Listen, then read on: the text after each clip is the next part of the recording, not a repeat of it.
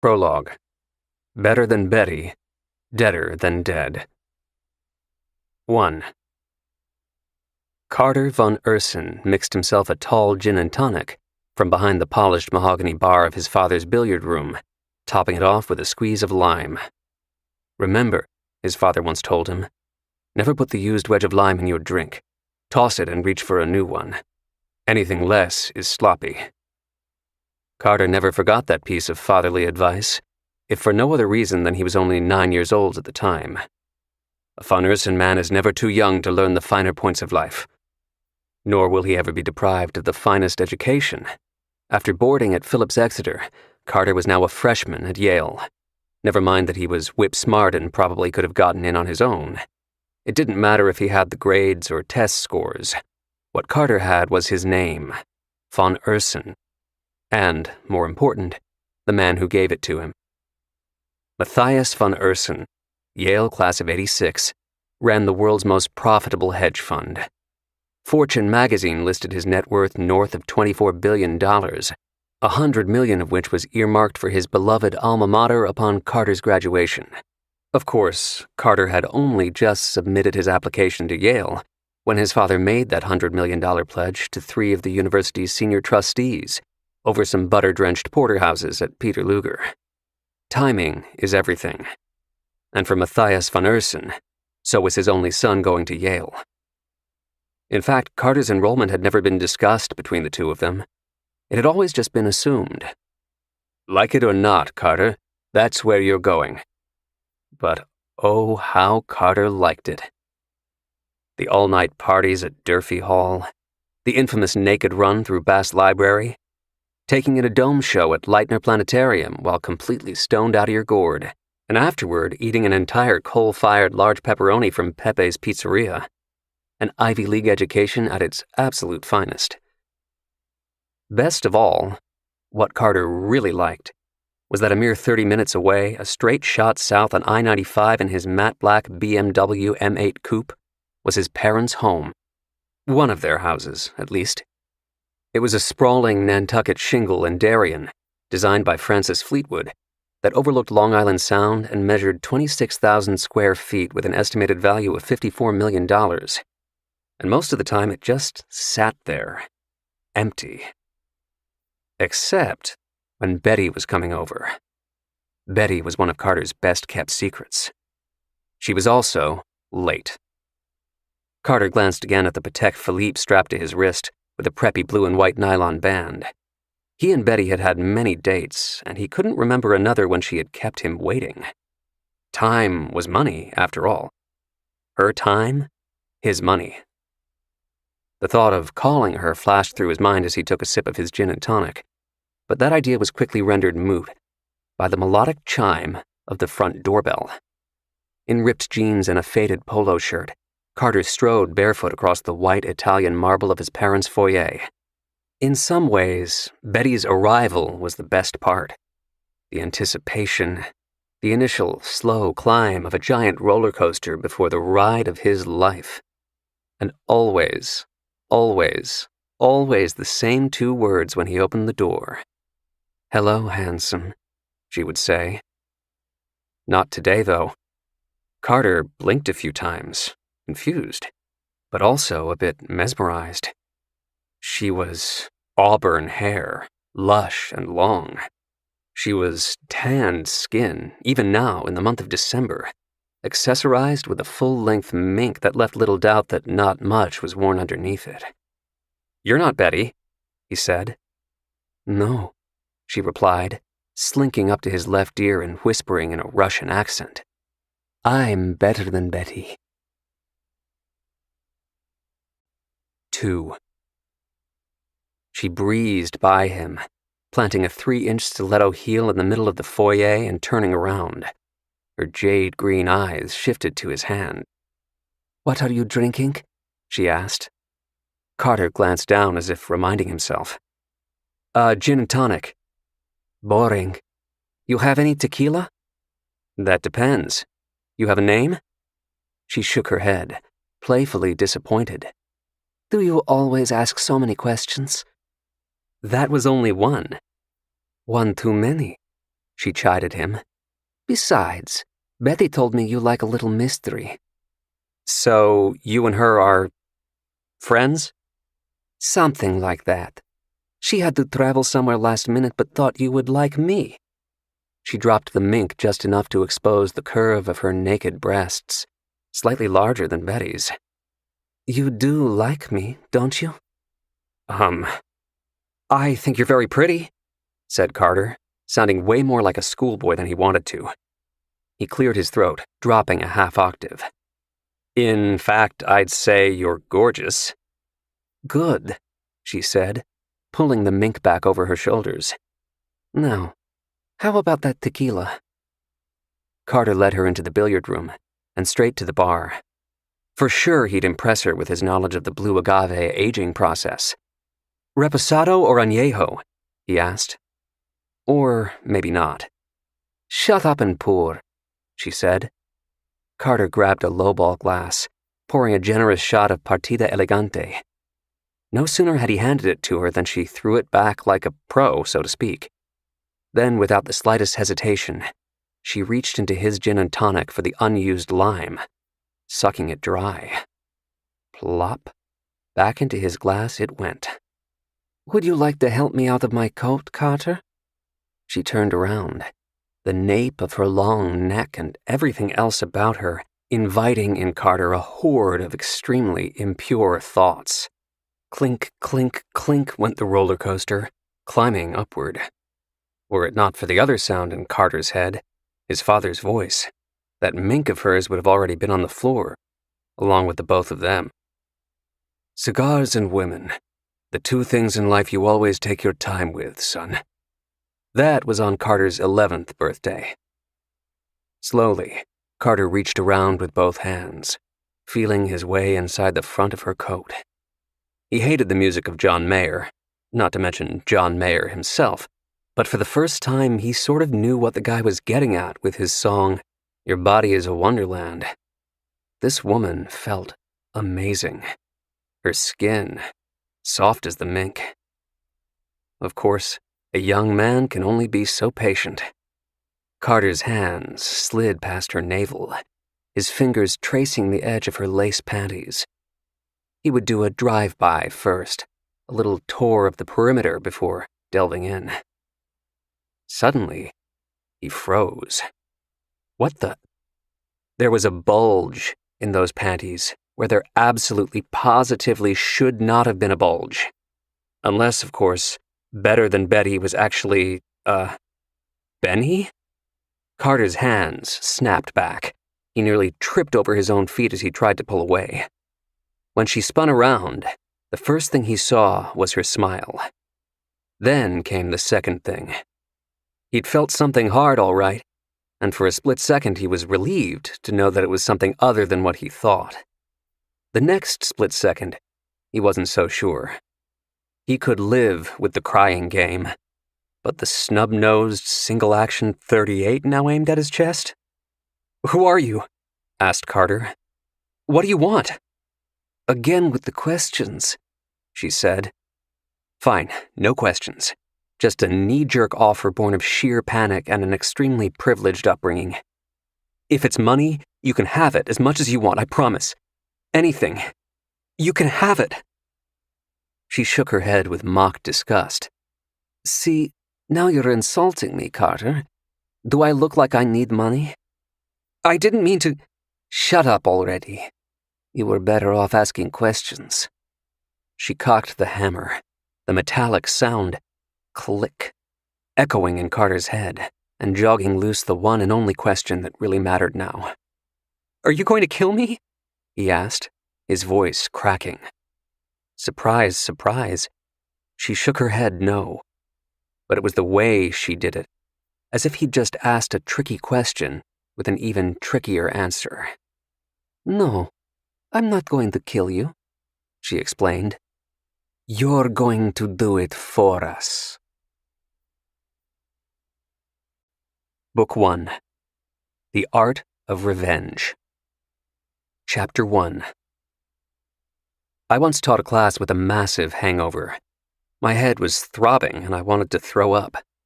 It wasn't my finest hour, but it wasn't my worst either. During another semester, pre-COVID-19, I'd caught the flu.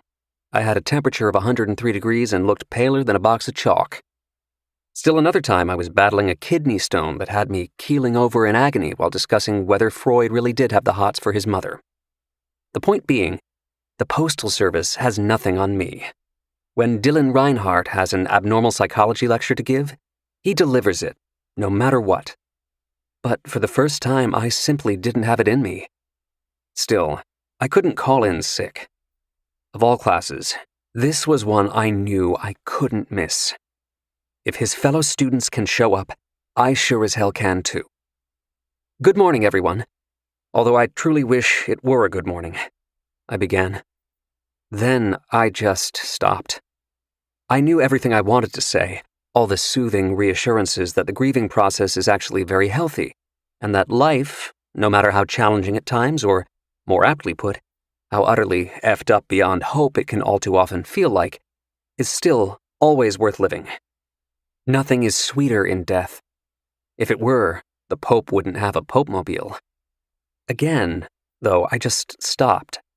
All I could do was stare helplessly at my students as they stared right back at me. I could see it in their eyes. None of us had this in us. Suicide isn't supposed to make sense. I knew that. Hell, I'd even written about it extensively in AJP, the American Journal of Psychology. But this, what Carter had done, truly made no sense at all. The kid wasn't born on third base. No, he had it even better. Carter von Ursen was born crossing home plate after hitting the walk-off home run to win the World Series, Game 7 no less. He was the son of a multi-billionaire and GQ model handsome. Literally, Carter had appeared only months ago in the magazine's September issue for a feature called The Young Men of the Ivy League.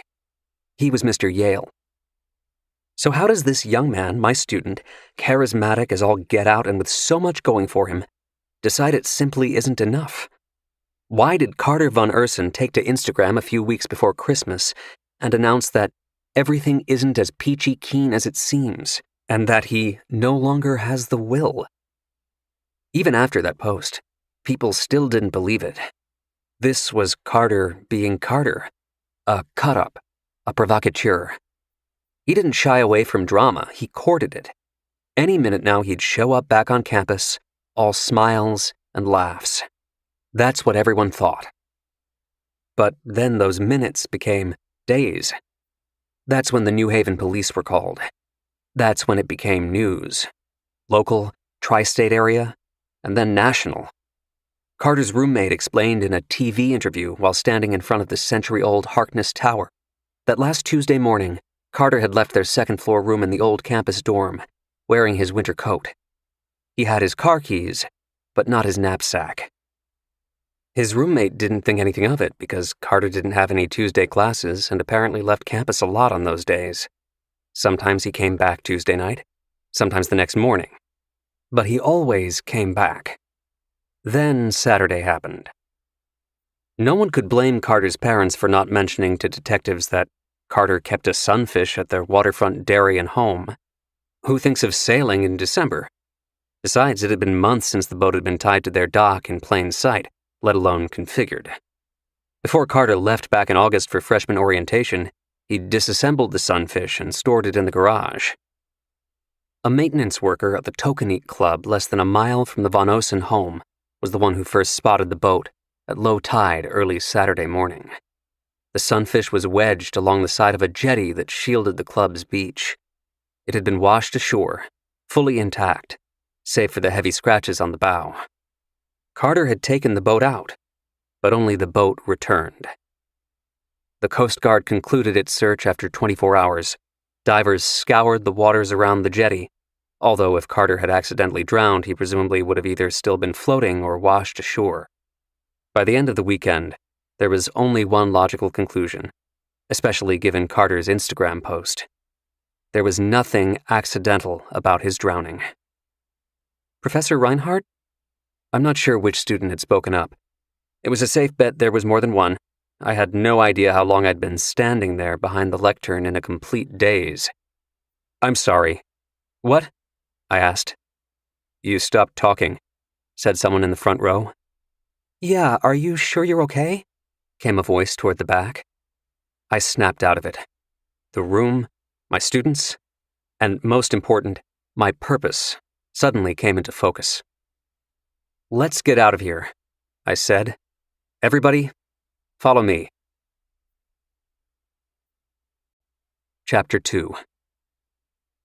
The Yale Professor Handbook is decidedly unclear on the topic of spontaneous field trips. Come to think of it, it's decidedly unclear whether there's even such a thing as the Yale Professor Handbook. If so, I certainly haven't read it. Besides, it's not as if I were taking the class rock climbing or bungee jumping. We were merely heading over to Woolsey Rotunda, which serves as the entrance to Woolsey Hall, the largest auditorium on campus. Even as we trudged in from the cold, though, none of my students knew why we were there. That's how I wanted it. "Everyone, please spread out," I said.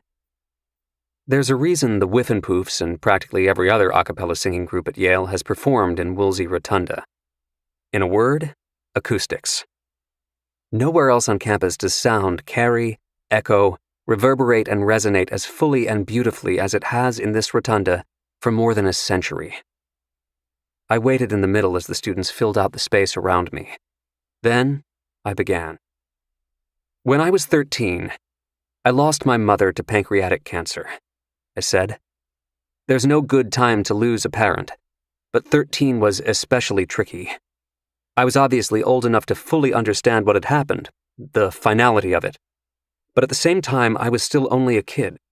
I hadn't lived enough to really know how to process death. All I knew was how much it hurt. And here's the tricky part. All I wanted to do was make that pain go away. I remember two things about the guy on the other end of the phone the night I called the suicide hotline. The first was his name, Doug. Doug talked to me for more than an hour, and at no time did he ever tell me that I shouldn't kill myself. Everyone who calls that number has reasons for doing so, and although I didn't realize it at the time, the main reason isn't that you want to kill yourself. It's that you're searching for someone, anyone, to give you a reason not to. And simply being told, "Don't do it," isn't reason enough. So that was the second thing. Doug never told me that night what I should or shouldn't do. His job wasn't to give me a lecture, which is why we're here instead of back in class. What suddenly dawned on me while looking at all of you, so soon after Carter's suicide, is that words just aren't going to cut it today. How can you make sense of something that makes no sense? You can't. You shouldn't. So today I say to hell with saying the right thing. To hell with saying anything at all. With that, I gave my class a resounding explanation for why we'd marched across campus. Acoustics. At the top of my lungs, I let go with the loudest, nastiest, most primal scream I'd ever unleashed. Half of my students were startled. As for the other half, I downright scared the crap out of them, but an amazing and wonderful thing happened as the sound of my scream engulfed the entire rotunda, the echoes seemingly weaving in and out and all around us. One by one, they started to join in. Primal screams from younger lungs, even louder and, yes, angrier than mine. The angrier, the better. Let it all out. That was the idea. Then it can't eat you up from the inside. When the echoes finally faded, the rotunda once again returning to silence, I looked around and smiled. Satisfied. "Class dismissed," I said. "See you all next week." Chapter 3. T.S. Eliot had it all wrong about April. Cruel my ass. Clearly the dude had never tried riding a motorcycle round trip from Manhattan to New Haven in the month of January. Or February, for that matter. The deepest into winter I can usually still ride my bike is December, and that's only if I catch a week early on before the mercury truly plummets. Even then I have to layer up like the kid from A Christmas Story. "Is that a 62 or a 63? Came a voice over my shoulder. I was standing in the parking lot near Ingalls Rink, affectionately known as the Whale. about to strap on my helmet after climbing into my insulated clutch pants. Actually, it's a 61, I said, before fully turning around to see who was doing the asking. Not that looking at him told me much. The man standing before me was wearing a black, full-length cashmere coat and a Vineyard Vines baseball cap pulled down tight just above the eyes, which were covered by oversized sunglasses. Whoever he was lying low. A 1961 Triumph TR6, he said. I don't actually own one of those. Good for you. There was so much to unpack with that line I didn't know where to begin. I don't actually own one of those? And that condescending tack on in light of the fact that I did, good for you? As if the natural order of the universe had somehow been upended by my owning something that this guy didn't? Only, that's what tipped me off as to who he was. The connotation of immense wealth combined with the strong sense that I'd heard his voice somewhere before. This was Carter von Osen's father, in the flesh. He wasn't talking to the press in the wake of Carter's suicide, but they'd shown news clips of past interviews. He stepped toward me. I'm Matthias von Osen, he said, making it official. I removed my riding gloves so we could shake hands. Dylan Reinhardt, I said. Yes, I know. I know you know. This is hardly an accidental meeting, is it? Not a chance in the world. I'm very sorry for your loss, I said. Thank you. I appreciate that. Actually, that's what brings me to campus, albeit incognito, he said. I was hoping you and I could speak privately for a few minutes. I glanced around. There wasn't another human being within 100 yards. Far be it from me to point that out, though. Not to Matthias von Osen. He was the genius, the Nostradamus, the mad Hungarian of Wall Street, according to the litany of articles and features extolling his mastery of the financial markets. The man was the titan of all hedge funds. In other words, Matthias von Osen didn't just manage risk, he controlled it. Shall we head back to my office? I asked. No need. Von Osen quickly signaled with his hand. All the privacy we could ever want came rolling up to us from behind a row of parked cars. A black, stretch limousine. Except this was no ordinary prom night limo. This was a Mercedes Maybach Pullman, the ultimate ride for the chauffeured set. I'd never seen one in person. In fact, I could have sworn I'd read they weren't even available for sale in the United States. A brilliant U.S. marketing strategy, if there ever was one. The driver stepped out, but his boss waved him off. Von Osen opened the door for me, then walked around to get in from the other side. And like that, we were sitting side by side in roughly $700,000 worth of comfort. So why don't I feel the least bit comfortable? The reason was as clear as the stress and anguish etched on von Osen's face, even behind the cap and sunglasses. He was about to ask me a question that I couldn't answer. He was a father on a mission. It was only natural. Carter's suicide post on Instagram was short on specifics. Very short. Von Osen was now talking to anyone and everyone on the Yale campus who could possibly help him understand why his son would take his own life. Friends and acquaintances, professors and administrators. I was simply next on his list. Or maybe not. Von Osen turned to me, removed his sunglasses, and got right down to it. My son didn't kill himself, he said. Chapter 4. Carter's alive?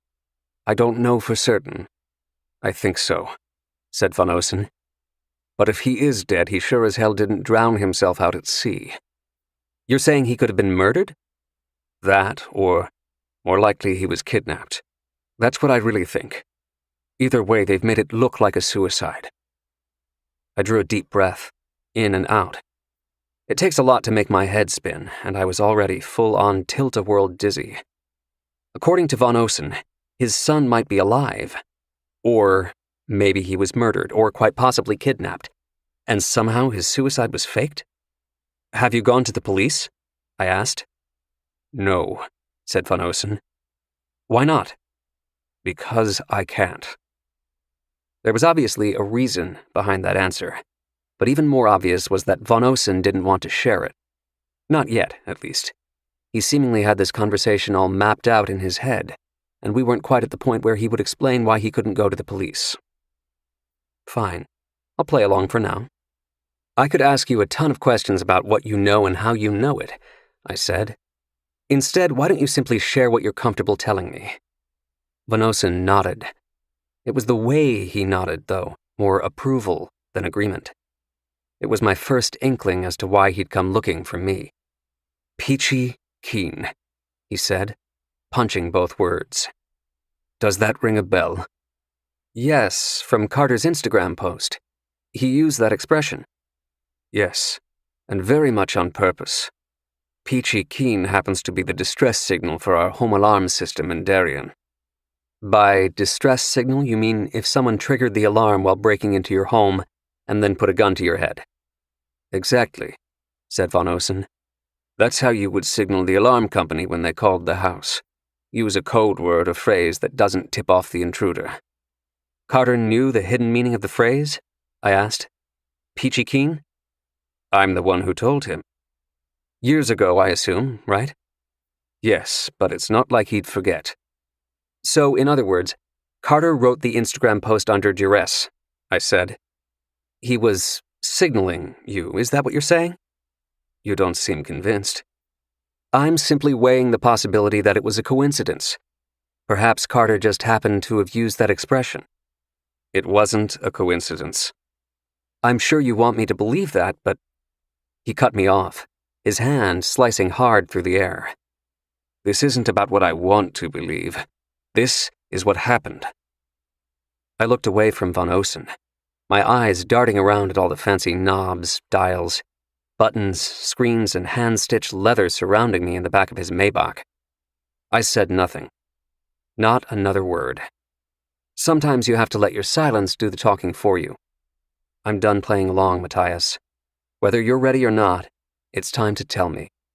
Why can't you go to the police? Everything he'd told me so far about Carter's disappearance kept coming back to that one question. I knew it, and so did he.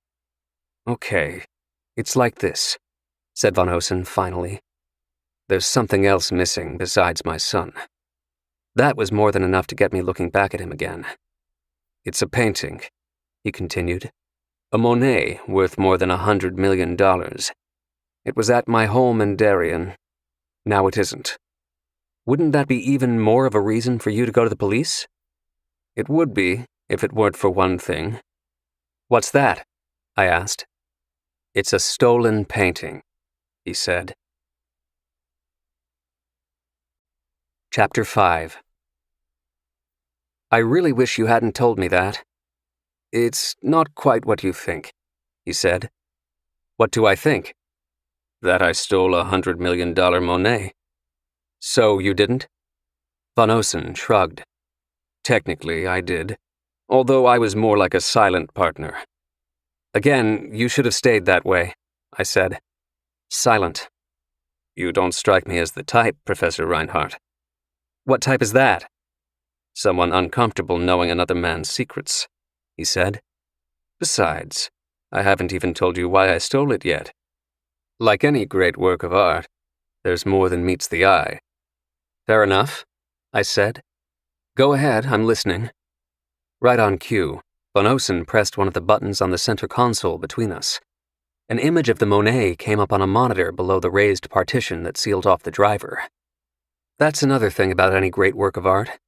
You usually know the artist just by looking at it. Woman by the Seine, he said. 1866. Unsigned, but it hung in Monet's studio in Giverny before he sold it. There's a photograph to prove it. I leaned forward, taking a closer look at the stunning image of a woman in a white crinoline-domed skirt. She was shielding the sun with a parasol, a Monet staple, near a bench along the Seine River in Paris. At least, one could assume it was the Seine. Beautiful, I said. It truly was. I've never seen this one before. Most people haven't. For more than half a century, it was hanging in a private room in the Hungarian Parliament building in Budapest. So it was owned by the Hungarian government? Funny you should ask. he said. They certainly claim it was. You know differently? I do. And they do, too. They'll just never admit it publicly. Is that why I've never heard about this? The theft of $100 million Monet would certainly make a newspaper or two, I said. Yes, to put it mildly. Part of the reason was surely embarrassment, but the main reason they kept it under wraps was to avoid the unwanted scrutiny it would have attracted. How the painting was originally obtained. Let me guess. Although by this point it was hardly a guess. The combination of the Hungarian government and the sketchy lineage of a painting in their possession, even the most casual student of World War II history could probably put it together. Nazis, I said. Yes, said von Osen. The painting was looted by the Third Reich during the occupation of Hungary in 1944. After the war, it quietly ended up in the hands of the Hungarian government. Only it was never theirs to own in the first place. Precisely, said von Osen. How do you know, though? Because it belonged to my great-grandfather. He bought it, and it was taken from him. So, you reclaimed it, I said. Only now it's disappeared along with your son. That's why I think Carter's still alive. It's not enough that they got the painting back. I'm being punished. Taxed. I suspect soon I'll be contacted about a ransom. And that's if I'm lucky. You really think the Hungarian government is behind this? My art collection is valued at well over $1 billion, and the only painting taken is the one that no one knows I have. If you're right, someone must have known. Which is why we're having this conversation, he said. I need you to find whoever that someone is, and when you do, you'll also find my son. There it was. Confirmation of what I suspected.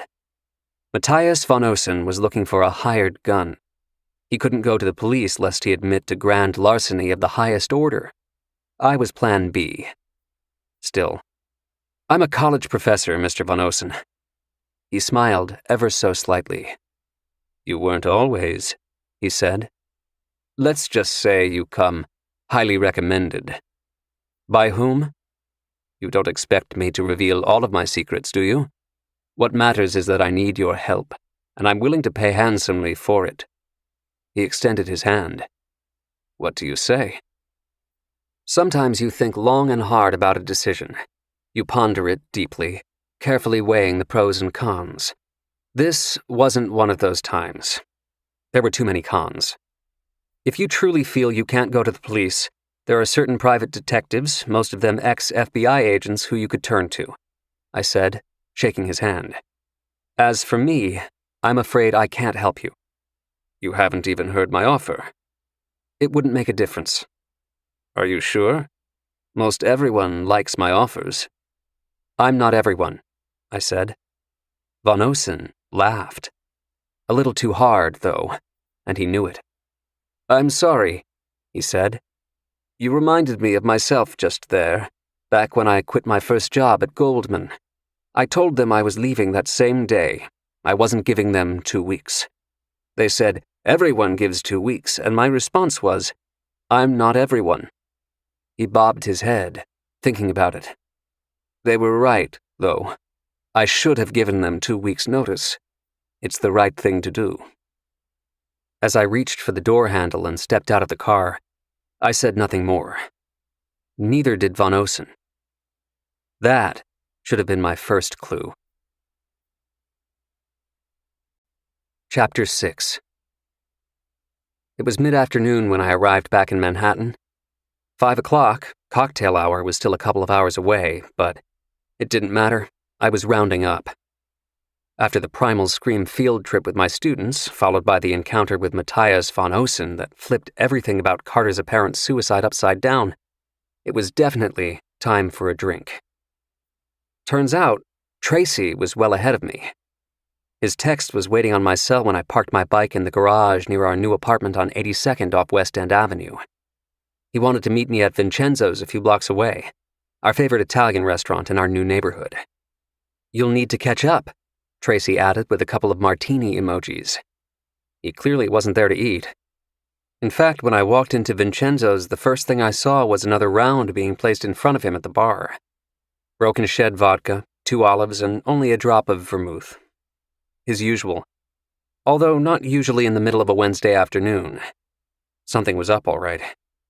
First things first, though. Where's our daughter?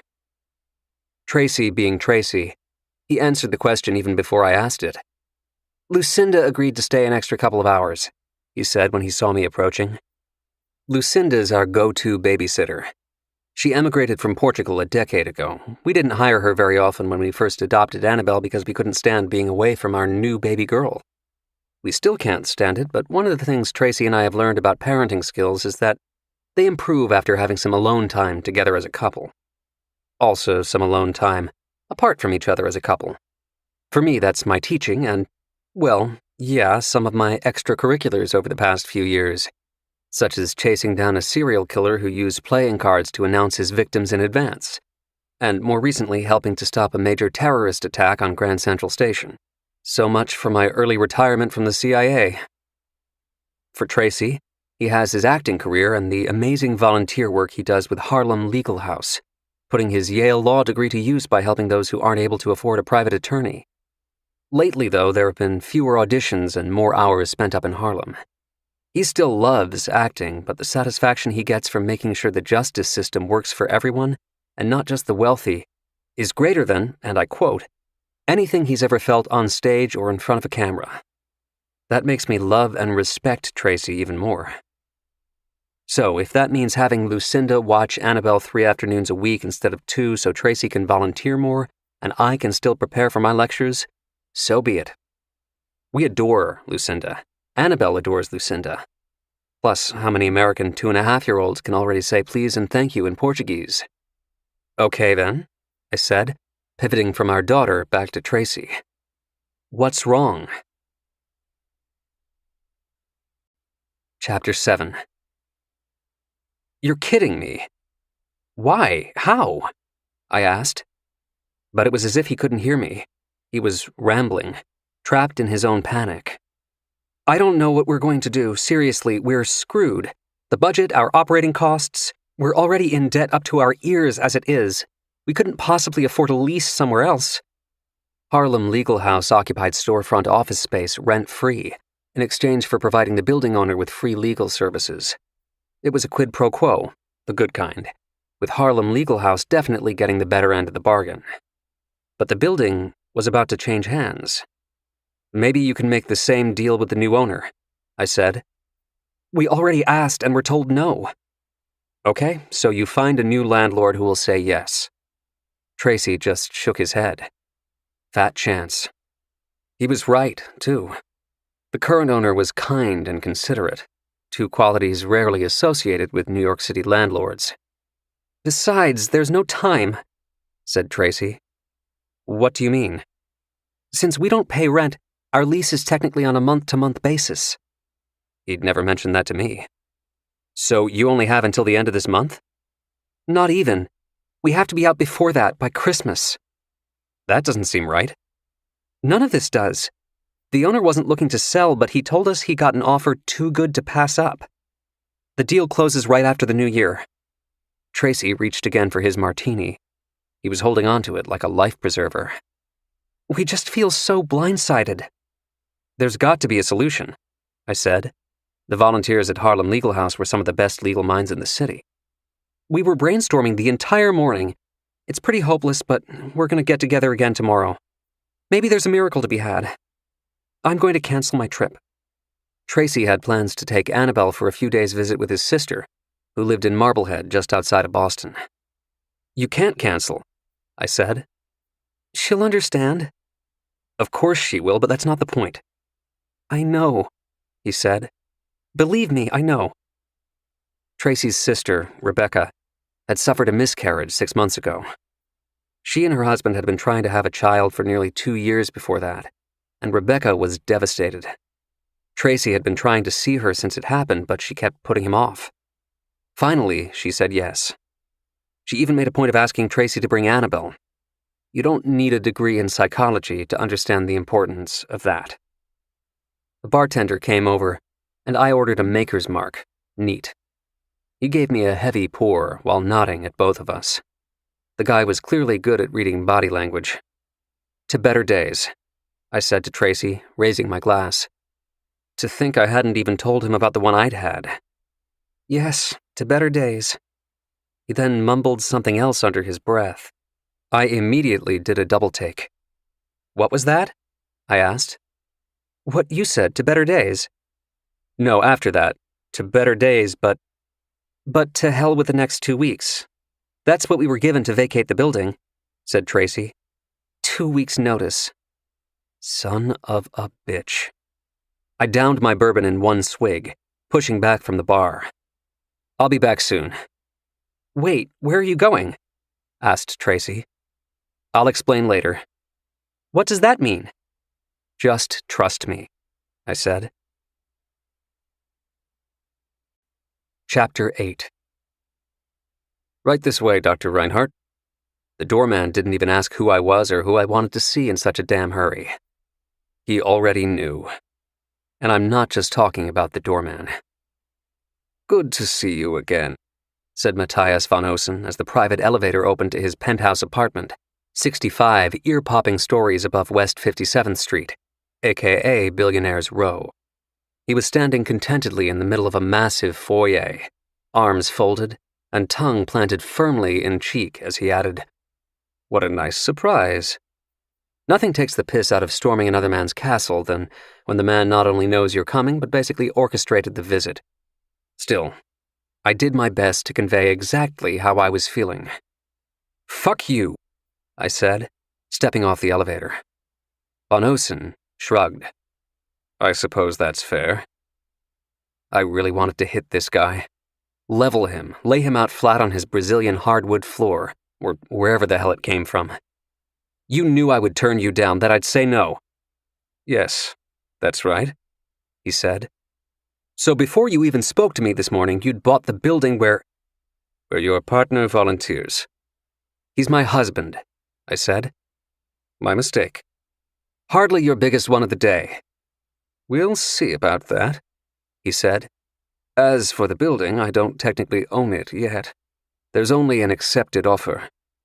One that's too good for the current owner to pass up, apparently. I told you earlier, people tend to like my offers." "Good. Now I want you to rescind it." "And I want you to find my son. I believe this is what's called a standoff." "I can think of another name for it," I said. "Front page news." "You're not going public with what I told you, Dylan. May I call you Dylan?" "That depends. May I call you a prick?" "You'd hardly be the first," he said. "And you're not going to the press because you know the difference. Not helping me get Carter back is one thing. Doing something that could harm him is another." He was right. We both knew it. Talking to the media would put Carter at further risk, assuming he had indeed been kidnapped. What I needed, though, was for von Osen to see the light. "Yes, let's talk about doing harm," I said. "You're shuttering a legal aid center. Do you hear me? A legal aid center." "It doesn't have to be that way." "You're right, it doesn't. So why do it?" "You're here right now, aren't you?" "Yeah, and you're lucky we're just talking." "You'd like that, wouldn't you?" he said. "Taking a swing at me?" "It's more than crossed my mind." "What's stopping you?" "You're not worth it," I said. "An ironic turn of phrase." He glanced over his shoulder at his $50 million apartment, give or take, as if I needed any reminder of how wealthy Matthias von Osen truly was. "Desperate men do desperate things, Dylan. You're a father. You must be able to understand," he said. "That much I do, but not what you've done here." "You still haven't heard my offer. How much I'm willing to pay." "I told you it wouldn't make a difference," I said. "I don't need your money." "I know you don't. That's the whole point." "What is?" "Why you're going to find my son and bring him home to me," he said. "What's more, you're going to do it without my paying you a dime." That's when von Osen finally told me his offer. Damn if I didn't accept it on the spot. Chapter 9. The air was dense with imminent snow as I walked outside Von Osen's apartment building. I texted Tracy, asking where he was. I knew I'd get a quick reply. He had to be wondering where the hell I'd run off to. TJ's, he texted back. Tracy had given up on the afternoon martinis and was making a quick trip to Trader Joe's before heading home to relieve Lucinda. By the time I caught up to him, he was in the bread aisle.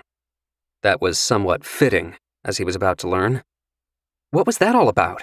He asked. Where were you? Where'd you go? I went to see Matthias von Osen. It took him a moment. Matthias von Osen? You mean... Yeah, the hedge fund guy, I said. His son was the one from my class. I went to his apartment down on 57th. Tracy knew about Carter's suicide. I'd told him about it as soon as I'd found out. Even if Carter hadn't been my student, the story was all over the news. Tracy squinted. That's where you rushed off to? You never even mentioned you knew his father. I don't, I said. Or at least I didn't until earlier this morning. He came to see me on campus. The more I explained, the more confused Tracy became. I couldn't blame him. Why? He asked. Was it something about his son? He thinks Carter is still alive, that he didn't kill himself. Why would he think that? This answer wasn't about to help. He has his reasons, I said. Cue the eye roll. In other words, you're not going to tell me, said Tracy.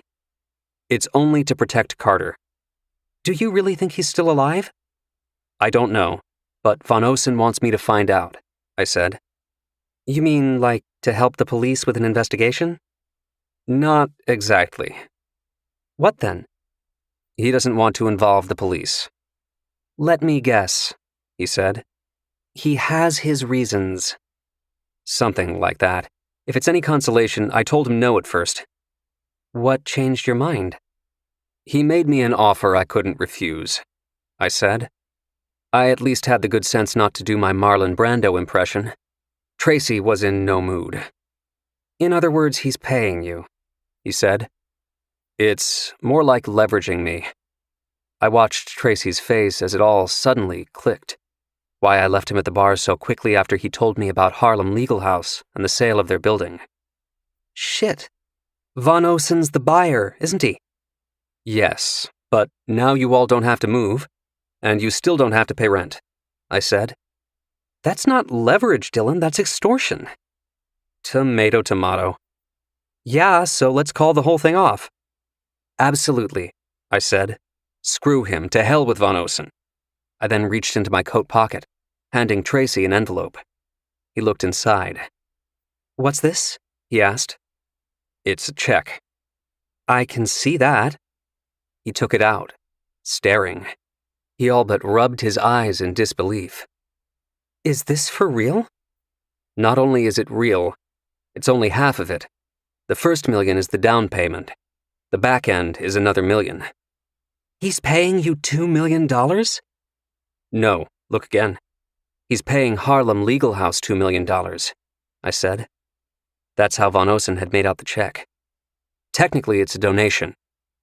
That's insane. Or maybe he's just a desperate father who also happens to be a multi-billionaire. I get it, said Tracy. I really do. This is all about his son, and he'll go to whatever lengths and spend whatever it takes. That doesn't make it right, though. I agree, it's messed up, I said. Then again, so is the justice system for poor people, right? That's the whole mission of Harlem Legal House, to right that wrong. Ask some of your clients how they'd feel about an extra $2 million in their corner. I watched Tracy mulling it over. It wasn't so much that I had to talk him into this. I simply had to give him enough time to make peace with it. What am I supposed to tell the board? He asked. You tell them the good news that you've struck a deal with the new owner of the building. It's the same deal you had with the old owner. Crisis averted. And the $2 million? Let's wait until we have all of it before you mention anything. In the meantime, go see your sister as planned. What about you? What about me? You've agreed to help find a man's son who everyone thinks is dead. Do you even know where to start? I already have, I said. Chapter 10. I wanted to spend the next morning with Annabelle, some one-on-one time before she and Tracy headed up to Massachusetts to see his sister. 4+ hours is a lot of time to be strapped in a car seat, so the plan was to bundle up and get her plenty of fresh air beforehand. For Annabelle, that meant going to her new favorite place, the Central Park Zoo. After a full trip around all the exhibits, with Annabelle happily out of the stroller and tramping through the fresh snow for most of the visit, we landed on a bench by the sea lions. That's where I'd told him to meet me. "We're just going to wait a little bit for my friend, sweetheart. He should be here any minute," I said. Annabelle hardly minded. A fox, a giraffe, a hippopotamus, an iguana. She was on my lap and fully engrossed in the A to Z animal picture book I'd bought her at the gift shop, although she was having a heck of a time turning the pages with her mittens on. When I tried to help her, she all but swatted my hand away. Score another one for the movement against helicopter parenting. "I do it, Daddy," she assured me. "I do it." A minute later, he arrived, wearing a bulky overcoat, a wool trapper hat, and one of those ski masks with cutouts for the eyes and mouth. "You look like you're about to rob a 7-Eleven, I said. "Can't help it," said Julian. "We Brits don't like the cold." It wasn't that cold, but I was fairly certain the ski mask was serving a dual purpose for my old friend. Warmth, yes, but also anonymity. Just in case. Of course, the trick to being known as one of the world's most gifted and feared hackers is not to be known at all. Only a handful of people on the planet could pick Julian Bird out of a lineup. Thankfully, Vladimir Putin wasn't one of them, nor were any members of ISIS, Al-Qaeda, Hezbollah, Hamas, Boko Haram, or the Taliban. Julian had wreaked havoc on all their hidden bank accounts over the years, in addition to either blocking or intercepting the bulk of their online communications. They'd all love to kill him, if only they knew who he was. The fact that I did was rooted in my CIA days stationed in London, back when Julian was with MI6. After I left the agency, he soon joined it, with MI6's permission, naturally. In return, the Brits got a guarantee of better shared intelligence, plus access to some advanced spyware out of a certain Silicon Valley lab disguised as an academic software developer. "My apologies for running late," he said. "No worries. You're the one doing me the favor," I said. "As usual." "Yes, that is true, isn't it? Plus, you actually left your Batcave and braved the weather for me." "How could I say no? I finally get to meet this gorgeous little lady." He pulled up his mask, flashing a huge smile. "Hello, Annabelle. I'm Julian." "Beard," she said, pointing. Toddlers love to cut to the chase. Julian truly did have an epic beard these days. It wasn't long, but it was big and bushy. "Do you want to touch it?" he asked, leaning forward. Annabelle patted away on his beard with her mittens, laughing as Julian made one funny face after another. "Who needs the animals?" I said. "Yeah, about that," he replied. "Who goes to the zoo in winter? I didn't even know it was open." "Are you kidding me? This is the best time. Isn't that right, Annabelle? What was your favorite animal we saw today?" She raised her hands in the air. "Snow leopards." "Little-known fact," I said. "The snow leopards actually have heated rocks in their exhibit. They're more fun to watch in the winter." "I'm sold, Professor," he said. "Let's go look at the leppies." Annabelle was immediately on board. She raised her arms again. Yeah. Wait, I said. "Ah, yes. Business before leppies, huh?" Julian pulled his mask back down over his face and took a seat on the bench next to me. Reaching into his coat, he handed over an envelope. "Here you go," he said. "So, you were able to do it?" I asked. "Of course I was able to." "You said it couldn't be done." "I always say that. Then I go ahead and do it." I looked down at the envelope, feeling the flash drive between my fingers. "I can't thank you enough. Just buy me a Ferrari one day and we'll call it even," he said. "In the meantime, be extra mindful on this one." "How do you mean?" "The certain endeavors we engage in, the things we do, people like us. As risky and dangerous as it all is, it never really plays out in public. We never have to deal with that Added component, he said. You mean sunlight? Yes, as it were. Sunlight. I understand what you're saying. Do you? Julian leaned forward, placing a hand on my shoulder. Because if this Von Osen kid ends up dead on your watch, my old friend, it's a whole different kind of exposure. Chapter 11. Elizabeth remembered when she was Pluto. The planet, not the Disney character. It wasn't that long ago. She'd transferred into the elite field unit of the Joint Terrorism Task Force, JTTF, in Lower Manhattan, the only agent ever not to be handpicked by the task force chief, Evan Pritchard. He wasn't happy about it. But Evan Pritchard knew better than to butt heads with the mayor.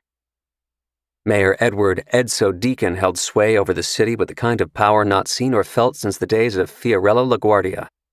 If Deacon wanted his young and pretty detective, Elizabeth Needham, transferred into the JTTF from his personal security detail, for reasons that he had zero intention of sharing, then, damn it, no one was going to stop him, including Evan Pritchard. Elizabeth got the job. Her getting the most high-profile assignments, however, was another story. She'd arrived only days before the attempted Times Square bombing, so much for easing into things. But when the follow-up attack on Grand Central Station was thwarted and the terror cells eradicated, it was no longer all hands on deck at the JTTF. The natural pecking order resumed. Elizabeth was the rookie, the newbie, the most distant planet in Pritchard's solar system. Pluto. That was then. This was now. While Pritchard was demanding, caustic, and sometimes a flat-out son of a bitch, he was also fair. His unit within the JTTF was first and foremost a meritocracy. The harder you worked, the more you rose in that pecking order, and no one worked harder than Elizabeth. Pritchard took notice. As sure as gravity, she began being pulled in to assist on the most high-profile assignments. He even had her move desks so she'd be closer to his office. Why bother dialing an extension when all you have to do is scream? Needham, get in here. This morning was no different. Elizabeth rose from her chair at the sound of Pritchard's booming voice, taking the short walk to his office. It was before 8 a.m., and he knew she'd already be at her desk, even though most of her fellow agents weren't at theirs. Needham, he bellowed again. He sounded like James Earl Jones with a megaphone. One day he might actually say please, muttered Pritchard's assistant, Gwen, as Elizabeth passed by. Gwen, short on height and long on chutzpah and sarcasm, had been with Pritchard for decades. His hours were her hours. Don't count on it, Elizabeth muttered back, adding a wink. Elizabeth entered Pritchard's office, taking a seat in one of the two metal folding chairs in front of his massive U desk. The chairs were purposefully old and unpadded. A hard reminder, literally, that no agent should ever feel too comfortable in front of him. What are you working on, Needham? He asked. Pritchard knew what all his agents were working on, all the time. Elizabeth was half tempted to point that out. The other half, which included her brain, thought better of it. I'm on that offshore gambling thing, she answered. You mean Rabbit's Foot? It wasn't a question, but a reminder. Pritchard wanted field unit operations to be referred to by their official name. Order and consistency was paramount to the former land component commander from Desert Storm. He never once referred to that operation as that freeing of Kuwait thing. Yes, said Elizabeth, correcting herself. Rabbit's Foot. Who are you partnered with? Again, Pritchard already knew the answer to the question he was asking. Sullivan, she said. Anything to share? Nothing yet, although that might change by the end of the day. Turkish intelligence is finally cooperating. The purpose of Rabbit's Foot was to track large payouts by offshore gambling sites to shell companies possibly set up by terrorist groups. While the vast majority of operations that ran through the field unit of the JTTF were based on actionable intelligence, there were occasionally those that fell under the heading of speculative intelligence, otherwise known as a hunch. Instinct. Elizabeth watched as Pritchard leaned back in his chair. She was certain he was about to ask her how she and Danny, Agent Sullivan, were able to pull the end run around the Turkish Minister of Finance, who'd been adamant about not sharing private banking information for suspected shell companies based in his country. But that's not what Pritchard asked. He had a different question, a real doozy. "So, Needham," he said, folding his arms. Pritchard always had his sleeves rolled up tight to his elbows. "Are you sleeping with anyone these days?" Chapter 12. Elizabeth blinked a few times, stunned. For sure she'd misheard him. Only she was more sure she hadn't. "You know you're not actually allowed to ask me that, right?" "Yes, and yet I still did," said Pritchard. "Imagine that." Elizabeth had some very definite opinions about dealing with men in the workplace, and not all of what she believed was exactly feminism-friendly. Context mattered a great deal. So did intent. But at the end of the day, the great Aretha Franklin said it best. RESPECT. The only way a guy ever truly crossed the line with Elizabeth was when it was clear he didn't respect her. That wasn't the case with Pritchard. He didn't give a damn about your skin color, religion, where you were from, or even what pronoun you used. If you were extremely dedicated and an asset to the team, then he would always have your back. But this was pushing it, to put it mildly. He really just asked if I'm sleeping with anyone? Elizabeth figured her best response after his doubling down on the question was a hard stare. She crossed her arms in return, saying nothing. "Okay, let me rephrase that a bit," Pritchard said finally. "Are you currently dating someone?" "No, I'm not dating anyone at the moment." Not that that was really any of his business either. "Why do you ask?" "Sullivan," he said. "What about him?" "You know what." "I'm not following," she said. "Of course you are." He was right. She was following. Elizabeth knew exactly what Pritchard meant and, as clumsy as it was, why he'd asked her such a personal question. You didn't get to be the chief of the JTTF's field unit without having a sixth sense. Or sex sense, as it were. "You think Danny and I are dating?" "No, I don't," he said. "But I see the way he looks at you around the office." "How's that?" "The same way you look at him."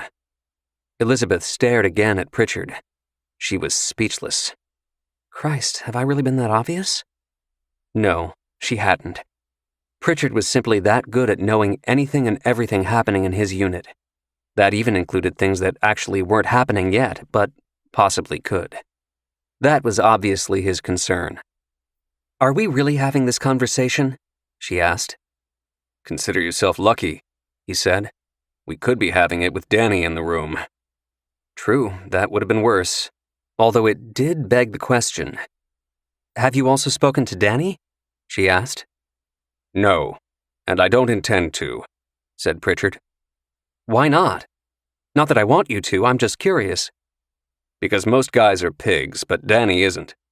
Nothing's going to happen between you and him unless you want it to happen." "So you're telling me to make sure it doesn't?" "Yes, that's exactly what I'm telling you." "Does it make you feel any better to know I haven't had a serious boyfriend in more than 5 years?" "No, it makes me feel sorry for you, Needham," he said. "Get a life, will you? But just don't do it with anyone here in the office." Pritchard leaned forward, resting his thick forearms on the giant desk. "There's only one thing worse than two of my agents sleeping with each other, and that's when they stop sleeping with each other. Do you get what I'm saying?" "Yes," said Elizabeth, nodding. She stood up to leave. "Where are you going?" She sat back down, the metal chair beneath her feeling even harder now. "I thought we were done." "I wish we were, but I got a call late last night from the mayor. In case you didn't know, I really hate late-night calls from the mayor," said Pritchard. "You're not going to like this one either." Chapter 13. The only thing Elizabeth knew for sure was that the call had something to do with her. Anything beyond that was a blind guess. A few possibilities flashed across her mind. More than a few. "The esteemed Mayor Deacon wants to borrow you," said Pritchard. That, Definitely wasn't one of them. Borrow me? What does that mean? He wants you to work on something for him. What is it? He wouldn't say, and trust me, I asked. More than once. I was actually hoping that you might have an idea, he said. You clearly don't. You talked him out of it, though, right? You explained that I was neck-deep in an assignment? And he explained in return that the reason he needed you wouldn't interfere for long with anything you were involved with here. It's short-term. How short? I tried to pin him down. A day, few days, a week. He wouldn't say for sure, but he did promise me it wouldn't be long, said Pritchard. In fact, he used the words, I promise. He's a politician. Yes, I'm well aware of that. How do I tell him no? She asked. You don't, he's the mayor. He's not my boss. He's not even your boss. Elizabeth recognized the look Pritchard was giving her. She used to get it a lot when she first joined the field unit. There was a certain watching a dog chase its tail vibe to it. No matter how much you've earned your stripes here, Needham, and you sure as hell have, you still would have never set foot on this floor were it not for Deacon. I know it, you know it, and most important, he knows it. He also knows he can make my job even harder than it already is. So if that egomaniac of a mayor wants to borrow you for some short-term assignment, I'm not going to be the one to tell him no, he said. You're free to tell him if you want to, but that's the irony. If you were dumb enough to turn him down, you'd never be facing this situation in the first place. There was a reason Evan Pritchard was a successful and highly decorated wartime commander. He knew how to pick and choose his battles. What time does he want me at his office? Asked Elizabeth. He said there'd be a car waiting for you out front at 9:15 sharp.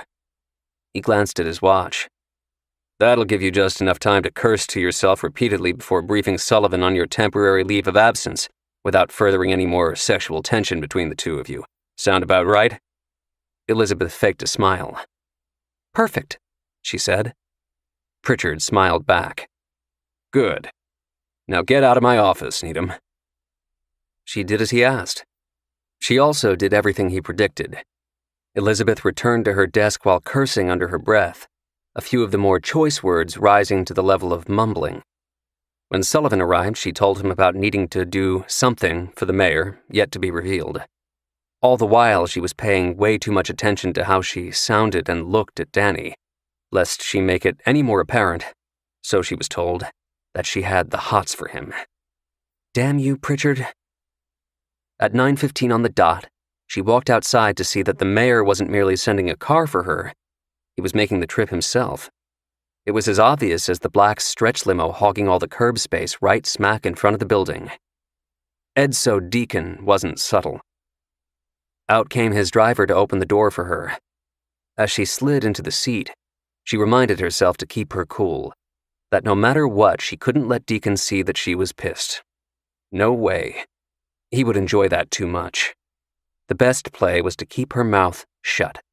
Nothing but her best poker face. Elizabeth took one look at the man sitting next to her, and suddenly, all bets were off. It wasn't the mayor staring back at her. Deacon wasn't even in the limo. You've got to be kidding me, she said. Chapter 14. I flashed my very best smile. Hey, partner. The art of persuasion is only about 80% actual persuasion, what you say and do. The other 20% is about making sure you have a captive audience. I told the limo driver only one thing ahead of time. After you open the door for her, get your tail back behind the wheel as fast as possible and drive. Which is not to say that it was beyond Elizabeth to do a tuck and roll from a moving vehicle, but I liked my odds. She would at least stick around and hear me out, although not without getting a little miffed at me first. What the hell's going on? She asked. I could kill you right now. Perhaps miffed was being way too kind. I've noticed over the years that Elizabeth's eyebrows tend to scrunch up when she's ticked off. The more ticked off, the more scrunched. They were pretty damn scrunched. Sorry, I said. This was the only way. The only way for what? That's what I'm about to explain. Wait, did Deacon put you up to this, whatever this is? Actually, it's more like the other way around. I did once save his life after all. He's doing me a favor because I need you to do me a favor. I thought it was a pretty good segue. Surely she would want to know the favor. Nope, not yet. Why are we in a limo? She asked. That was in case Pritchard happened to be watching. He's not in on this? Pritchard, hell no. So, in other words, you lied to my boss. That's what you're telling me? Technically, it was the mayor doing the lying, I said. But hey, the good news is you don't have to deal with Deacon. He's not involved with this either. I caught myself. Well, he's not involved beyond getting clearance from Pritchard to borrow you and then letting me borrow his personal limo. Great. So instead of being pissed just at the mayor, I get to be pissed at both of you, she said. And where are we going right now? It feels like I'm being kidnapped. Funny you should mention kidnapped, I said. She was about to say something more when I cut her off. I was running out of segues. Can I please just tell you what's going on? For the next 20 blocks or so, I explained everything leading up to my pulling in front of her building in a limo. There was no editing, no minor sins of omission, and certainly no protecting the privacy of a multi-billionaire. Everything Matthias von Osen had told me, from Carter and his prostitute, to his use of peachy keen in his Instagram post, to the painting stolen from the Hungarians and possibly their stealing it back, I told Elizabeth. You either trust your partner or you don't. I really need your help, I said. She didn't doubt my sincerity, just my sanity. You're crazy, she said. Do you know that? What if Pritchard finds out? He won't. The guy's like a Jedi master. He can find out anything, she said. He even knows all about my sex life or lack thereof. I shot her a look. Who's the crazy one now? What on earth are you talking about? Never mind. The mayor was very clear to Pritchard. Under no circumstances can he force you to tell him what you're needed for, I said. Of course, knowing Pritchard, he already asked you this morning if you knew anything. He did? And you didn't have to lie. Is that really supposed to make me feel better? I slouched in my seat. Maybe you're right. Maybe this was a mistake, I said. The more I think about it, it's not as if I really can't do this on my own. Seriously? A psychology professor using reverse psychology? Yeah. Is it working? No, not even a little, she said. But remind me again how much von Osen is donating to Harlem Legal House. $2 million. Elizabeth nodded slowly.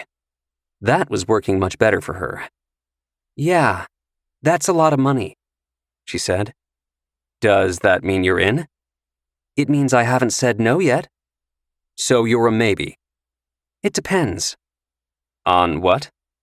For instance, you still haven't told me where we're going. Where does this genius plan of yours begin? She asked. Where else but at the beginning? The day Carter von Osen disappeared, so did his girlfriend for hire, I said. You mean the prostitute? I was trying to be politically correct. So says the man who just kidnapped me. Fine, that's where we're going, I said. You and I are off to see a prostitute. Great, said Elizabeth. My morning keeps getting better and better. Chapter 15. When we rolled up to the corner of East 65th Street and 3rd Avenue on the Upper East Side, it occurred to both of us that prostitute was perhaps not the right term after all. A gentleman's escort seemed more accurate, an expensive one at that. There are apartment buildings in the city, and there are luxury apartment buildings. This was definitely the latter. Even the doorman's suit was nicer than mine. At the security desk, a guy in a guard's uniform gave us a look that all but screamed retired cop. Elizabeth did with him what I couldn't do. Flash a badge. On the 28th floor, we stepped out of the elevator and into a large foyer. A vase on the pedestal table in the center of the space held an arrangement of freshly cut flowers, mostly hyacinths. Their violet-blue color matched the vertical stripes of the wallpaper lining the hallway. The address Julian had given me brought us to the last door on the right. A corner apartment. Again, I let Elizabeth lead the way. Not only did she have the badge, She had the better job title for the task at hand. Within seconds of her knocking, we heard footsteps approaching on the other side of the door. Elizabeth didn't wait to be asked who we were. "I'm Agent Elizabeth Needham," she said, before holding up her badge in front of the peephole. "Are you Paulina?" "Yes," came her voice. "Could you please open the door? We need to speak with you." There was a pause. Pauses are fine, just so long as they're not followed by footsteps walking away from the door, or worse, running. Neither was the case. A deadbolt snapped, and like that we were standing in front of a tall and slender blonde wearing a pair of sweatpants and a white t-shirt. Her hair was pulled back, she had no makeup on, and the heavy framed glasses she was wearing looked straight out of Revenge of the Nerds. Still, she was absolutely, positively stunning. "Come in," she said. She had the Russian accent of someone who'd clearly been working over the years to get rid of it. Detectable, but only barely. She didn't inquire who I was, which meant Elizabeth didn't have to introduce me. Perfect. I'd gone over the questioning back in the limo. I would never ask Elizabeth to follow a script, just her instincts. But there was one particular question I needed posed to Paulina Czerniewicz, and it had to come before any others. "Have you heard from Carter von Osen since his suicide?" I watched carefully as Paulina processed the implications of what Elizabeth was asking her. I wasn't so much waiting for the answer, at least not the one she'd put into words. I all but expected her to pretend she didn't know who Carter was. No, what mattered was the answer she'd give before even opening her mouth. The body language, the squint of recognition on hearing Carter's name, a sudden tensing of the shoulders when the brain, in a fit of panic, tells her to lie. All the unmistakable signs that she was hiding something about Carter's disappearance. Come on, Paulina. Show me what you've got. Only, her eyes didn't narrow. Her shoulders actually relaxed. Paulina Czerniewicz had nothing to reveal, except relief. The kind you can't fake. "Oh, thank God," she said. Chapter 16. 1. She knew Carter, that was clear. 2. She hadn't heard from him since he disappeared. Also clear.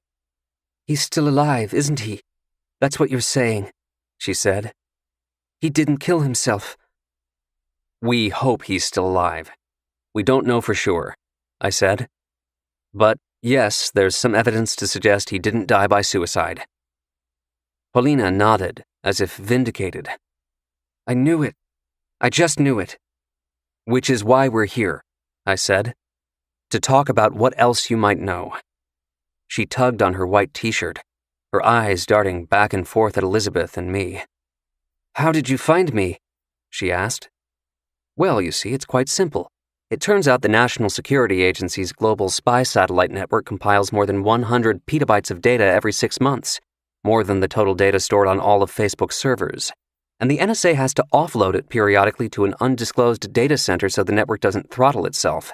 This network is the virtual equivalent of Fort Knox using 256-bit encryption.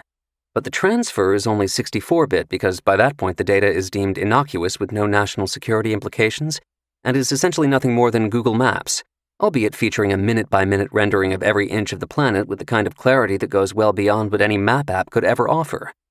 For instance, the vehicle identification number on the black Range Rover HSE registered to your name and address, Paulina, that you've been driving to the Von Osen home in Darien, Connecticut, latitude and longitude north 4134, west 732845, for a hell of a lot of Tuesday afternoons. Of course, 64-bit encryption is nothing to sneeze at in terms of data security, unless you happen to be one of the world's foremost, if not the most gifted hackers. God bless you, Julian. That was a little lengthy for an explanation, so I tightened it up a smidge for Paulina. "We found you," I said. "That's all that matters." "You need to be straight with us about Carter von Osen," said Elizabeth. "You want to help us find him, don't you? Bring him home safe?" "I do. Believe me, I want to. But there are certain things I can't tell you," she said. I took that as my cue to be blunt. "Like his paying you for sex?" Elizabeth shot me a look that said, Geez, you really do need my help, Professor Tactless. What he means, Paulina, is that we don't care about your profession, she explained. That's not why we're here. You were possibly the last person to see Carter before he disappeared, I said. We need to know more about the time you spent with him this past Tuesday afternoon. Did he act any different or say anything strange? Something you might have picked up on? No, said Paulina. No? Nothing at all? I asked. Take a minute to think it over. There had to have been something. She didn't take a minute. She didn't need one. I wasn't at his parents' house last Tuesday. I wasn't with him. Where were you? Asked Elizabeth. I was here in my apartment. Is that something you can prove? I'm telling you, said Paulina. I wasn't there. And I'm asking you, said Elizabeth, can you prove it? What more do you want? She balled her hands into fists, frustrated, angry. I wasn't with him. It wasn't me. I looked at Elizabeth. Elizabeth looked right back. Paulina looked at both of us, realizing what she'd just revealed. It wasn't me. Shit, she said. Chapter 17. If it wasn't you at the house, then who was it? I asked. I don't know, she lied. Her shoulders had tensed up so much her t-shirt looked as if it were on a hanger. Try again, I said. She started walking away. I need to sit down. That was a good sign. People always sit for confession. Paulina's living room looked like a page out of the Restoration Hardware catalog. There were big pillows on top of giant sofas, set off by a huge glass coffee table with assorted knickknacks arranged just so. She sat. We all sat. Elizabeth and I said nothing. We only stared, waiting her out. Eventually, Paulina started talking. I was supposed to be with Carter last Tuesday, she said. What happened? I asked. He canceled. Or at least I thought he did, she said. I got a text about 2 hours beforehand. She beat us to the punch. And yes, I saved it. She reached for her cell in her sweatpants, bringing up the text. We knew she wasn't about to hand over her phone, so Elizabeth and I got up to read it. Betty, it's C. Friend's phone. Dropped smine, shattered. Gotta get new ASAP, so need to cancel today. Cool? Wait. Who's Betty? I asked, reading the text again. That's the name I use with him, she said. I'm Betty. Does he know your real name? Asked Elizabeth. It's funny.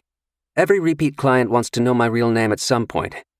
They think it makes them different, like we have a real connection or something. Carter never asked me. Not once, she said. Had he ever canceled on you before? I asked. She smiled slightly, as if I'd hit on something. Never. I sat down again, but Elizabeth remained standing. She was pacing. She was hooked. The excuse about his phone breaking sure made it convenient for someone else to have sent that text, she said. Yes, but someone who also had to know who Betty was, I said.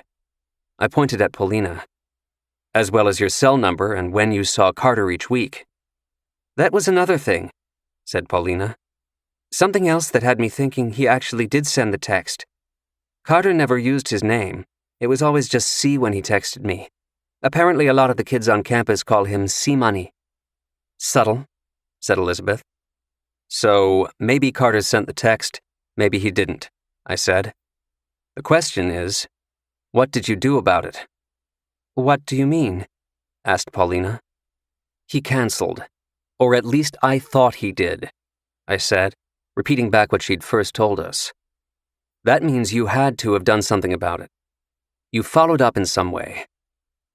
Again, Elizabeth and I just stared at Paulina. I drove out to Darien, she said finally. I get it, said Elizabeth. You were suspicious.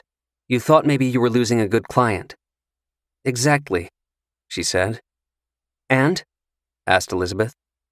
And I saw his BMW in the driveway when I got there.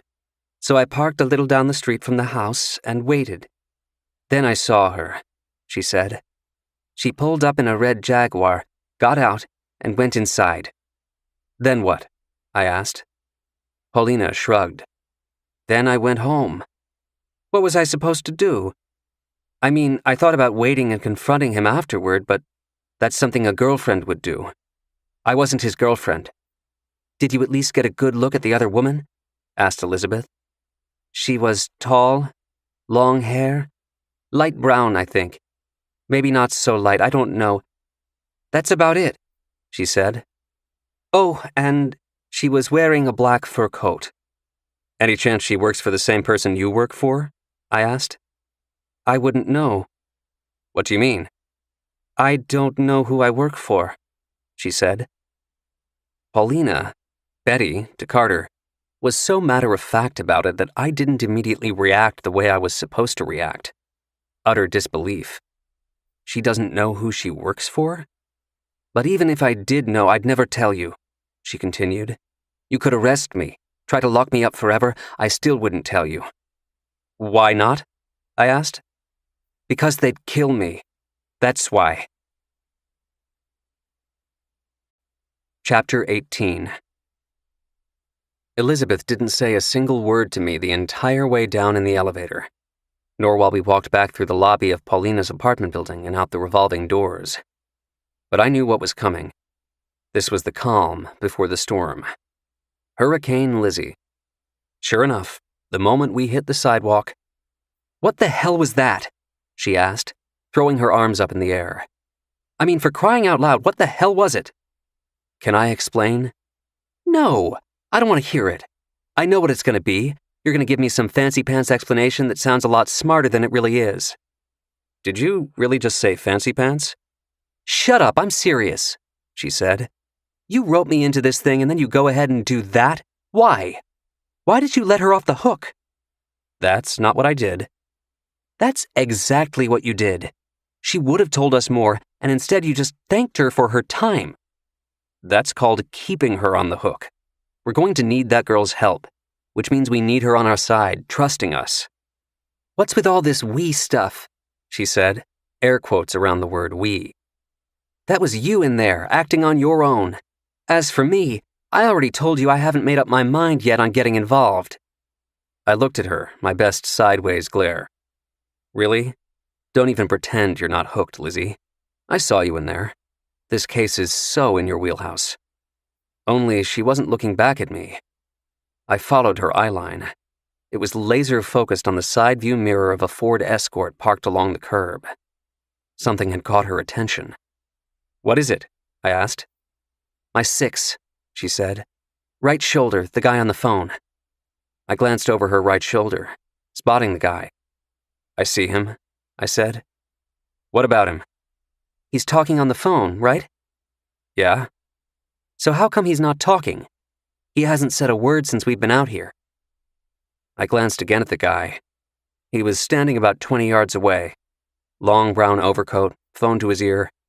Maybe he was just listening to whoever was on the other end of the line. That would explain why his lips weren't moving. But it didn't account for his eyes. For a split second, they locked onto mine.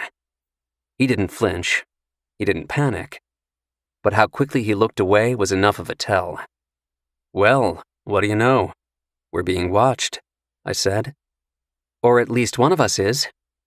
That made more sense. Any reason why it's you? I asked. Maybe, she said. What about you? Your past has a funny way of never letting go. You've noticed that, huh? Elizabeth gave another look at the side view mirror on the Ford Escort. He's still there. What do you want to do? 2 options, I said. 1, separate and see which of us he follows. That would be smart and sensible. What's the second option? This, I said. Chapter 19. I immediately took off, sprinting straight at the guy. Screw smart and sensible. Sometimes you just have to go with expedient. I thought he would run away. I was sure he would run away. Cue the action music from every cop show ever. This had Street Chase written all over it. Only the guy didn't budge. It wasn't so much that he froze, more like he'd made a split-second decision, His odds were much better if he stood his ground. It stopped me dead in my tracks. I pulled up 10 feet in front of him and ignored how crazy I must have looked as I walked the rest of the way. I got up right in his grill. "Do I know you?" I asked. He squinted, lowering his phone. "Excuse me?" "Because you seem to know me," I said. "What are you talking about?" I pointed at his phone. The screen was black. One of the tricks of pretending you're on a phone is to actually be on the phone. He turned to walk away, but I stepped in front of him, blocking his path. "Get lost, asshole," he said. "I would if it meant you'd stop following me." "Who says I'm following you?" "Oh, so maybe I'm the lucky one," said Elizabeth with perfect timing as she walked up to us. "I'm not following you either," he said. "Man, you're really not good at this," I said, shaking my head. "When she shows up, you're supposed to act as if this is the first time you're seeing her. Who is this strange woman suddenly talking to me with this even stranger guy? That's your play. Instead, you just admitted you've already seen both of us together. Total rookie mistake." "Listen, I don't know who the hell either of you are, but—" "Maybe this will help," said Elizabeth. She did more than flash her badge. She all but shoved it in his face. "Now that we have that established, it's really important from this moment on that you don't bullshit us. Do you understand me?" There was nothing outwardly menacing about the guy. He looked average. Actually, he looked a little less than average. A bit of a schlub. The before photo in a diet plan ad. "I'm not following you," he said, looking Elizabeth square in the eyes. "Then we're back to me," I said. "I'm the one you're following." "I'm sorry, I don't recall seeing your badge," he said. "No, that's right. You didn't see it. That's because you already know who I am and that I don't have one. If you thought there was a chance, you'd never hit me with a cocky line like that," I said. "Human nature, pure and simple." "I'm afraid he's right," said Elizabeth. "And trust me when I tell you how much it pains me to admit that Dr. Reinhardt is right about anything. He's one of those Ivy League professors, total fancy pants. Then again, you probably already know that too. Behavioral psychology, so annoying. It's like he's living rent-free inside your head." "Yeah, but I still don't have a badge," I said.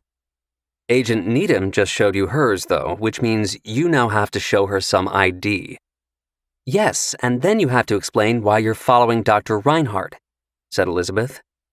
"Tell him what happens if he doesn't," I said. She gave him a quick head to toe. "He looks like he knows." "You should tell him anyway. How long can you detain him for? Is it 36 hours? I asked. "No, it's 48 hours, she said.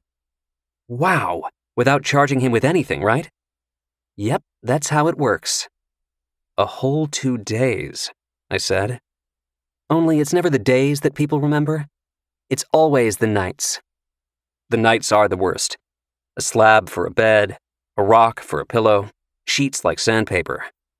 "Who said anything about sheets or a pillow?" "You get the picture," I said, smiling at the guy. 0 stars on TripAdvisor. This wasn't good cop, bad cop. This was crazy agent and the nutty professor. It was also damn effective. The guy didn't know what else to do, except start talking. Chapter 20. Okay, I get it," he said, palms raised. "Only it's not what it looks like. I mean, it is what it looks like. I am following you, Dr. Reinhardt. But he didn't ask me to." "He?" I should have known. "He, as in Matthias von Osen?" "Yes, I work for his firm." "As a private detective?" I asked. No, it's nothing like that," he said. "Like I told you, Matthias doesn't know I'm doing this." "So why are you doing it?" asked Elizabeth. He reached into his pants pocket, removing a sterling silver business card holder. I'm pretty sure the last time I saw one of those was when I was watching Christian Bale in American Psycho. "Here," he said. Elizabeth and I were both handed a card. Raised lettering, nice texture. It even had a watermark. Richard Landau, Chief Compliance Officer, Van Osen Capital Management. "I've known Matthias for more than 25 years. We were at Yale together. I'm the closest thing he's ever had to a real friend, and I've never seen him so distraught." Landau folded his arms as if he'd somehow made everything crystal clear for us. In a way, he had. Just not in the way he intended. "Are you protecting him or yourself?" I asked. "Both," answered Landau. "He's convinced his son is still alive, and the only thing he told me was that he's hired a college professor to find him. No offense." "None taken," I said. "What more do you need to know?" "For starters, that you actually know what the hell you're doing." I nodded at his business card. "So, this is about compliance, so to speak?" "It's more than that," he said. "Our fund is worth more than $140 billion, and every penny of it rests on the reputation and good judgment of one man." I got it. In other words, Matthias von Osen can't be seen as delusional or in denial. "And I shouldn't have been seen at all," said Landau. "You're right, Dr. Reinhardt. I'm not good at any of this." "What would happen if Matthias were to discover that you were following me?" I asked. "To be honest, I don't know. But I wouldn't want to find out."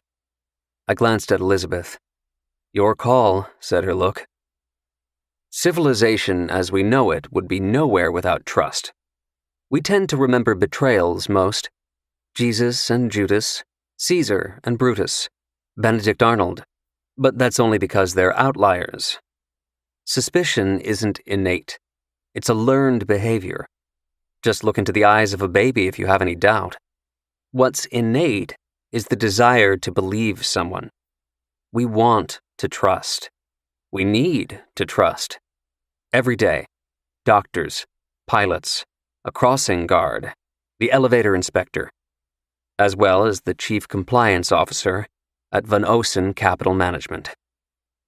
What did Richard Landau possibly have to gain by lying to us? The answer seemed to be nothing. So as I shook his hand, confident that his amateur private detective days were over, I truly couldn't know for sure. I'd just been played. Chapter 21. How do you tell a man that his son was engaging the services of a prostitute once a week in his home? If the man is Matthias von Osen, you apparently don't use an expression like engaging the services. "Do I look like a fucking choir boy, Dylan? Carter was banging a hooker here, is that what you mean?" "Yes, that about sums it up." "The point being, this woman was here the day he went missing?" "Actually, no," I said, standing in the massive kitchen of von Osen's mansion in Darien. "She apparently wasn't here. Someone else was instead." "Who?" "A tall brunette in a red Jaguar," I said. "That's all I know about her so far." Von Osen had made the trip out to Connecticut, as I'd asked, to show me where he kept his $100 million Monet. Now I was bringing news of a mystery woman, and the hope that maybe something in the house could lead us to her quickly. The next NSA download was still weeks away, according to Julian, which meant so was that red Jaguar's VIN. That was too long to wait. "When we first talked, you mentioned the alarm system here," I said. "But I don't see any cameras." "No, my wife thinks security cameras are tacky. We compromised on motion detectors along the perimeter," he said. "Any room with a window or door to the outside has one." "What about your neighbors?" "What about them?" "Do they have a view of your property?" I asked. "I spent about $1 million on trees to make sure they don't," he said. The unintended effect of that flashed across his face. He frowned. "I suppose I'm really paying for that privacy now." "It was a long shot anyway," I said. "The off chance of a witness, someone who saw the woman here. Besides Carter, that is." "How do you know about this woman in the first place?" I told him about Paulina, Carter's Betty, and how she was basically duped by the tall brunette in the red Jaguar. "At this point, I have no reason to think she's lying." "I'll give you one," he said. "She's a prostitute. I'll give you another. If she's been to the house multiple times, she probably knows the layout." "Speaking of which," I said, "how about showing me around?" When I'd first arrived, I followed Von Osen directly from the foyer into the kitchen. I'd basically seen only 2 rooms in the house. That left a mere 24 more to cover, give or take, including the one where he kept the Monet. "It was in here," he said, leading me into his second-floor study. I looked at the only wall in the room that wasn't floor-to-ceiling bookshelves. Practically every square inch was covered by paintings. There was no space to be had for the Monet. Unless... "Have you already hung something in its place?" I asked. "As if one could actually replace a painting like that," he scoffed. But he knew what I meant. "No, it was never hanging on any wall." He walked across the room, opening a door. I went over and took a look. "This is where you kept it? A closet?" A nearly empty one at that. There were a few file boxes stacked in one corner. Nothing more. "I didn't need to look at the painting to appreciate it," he said. "All that mattered was that the damn thing was in my possession."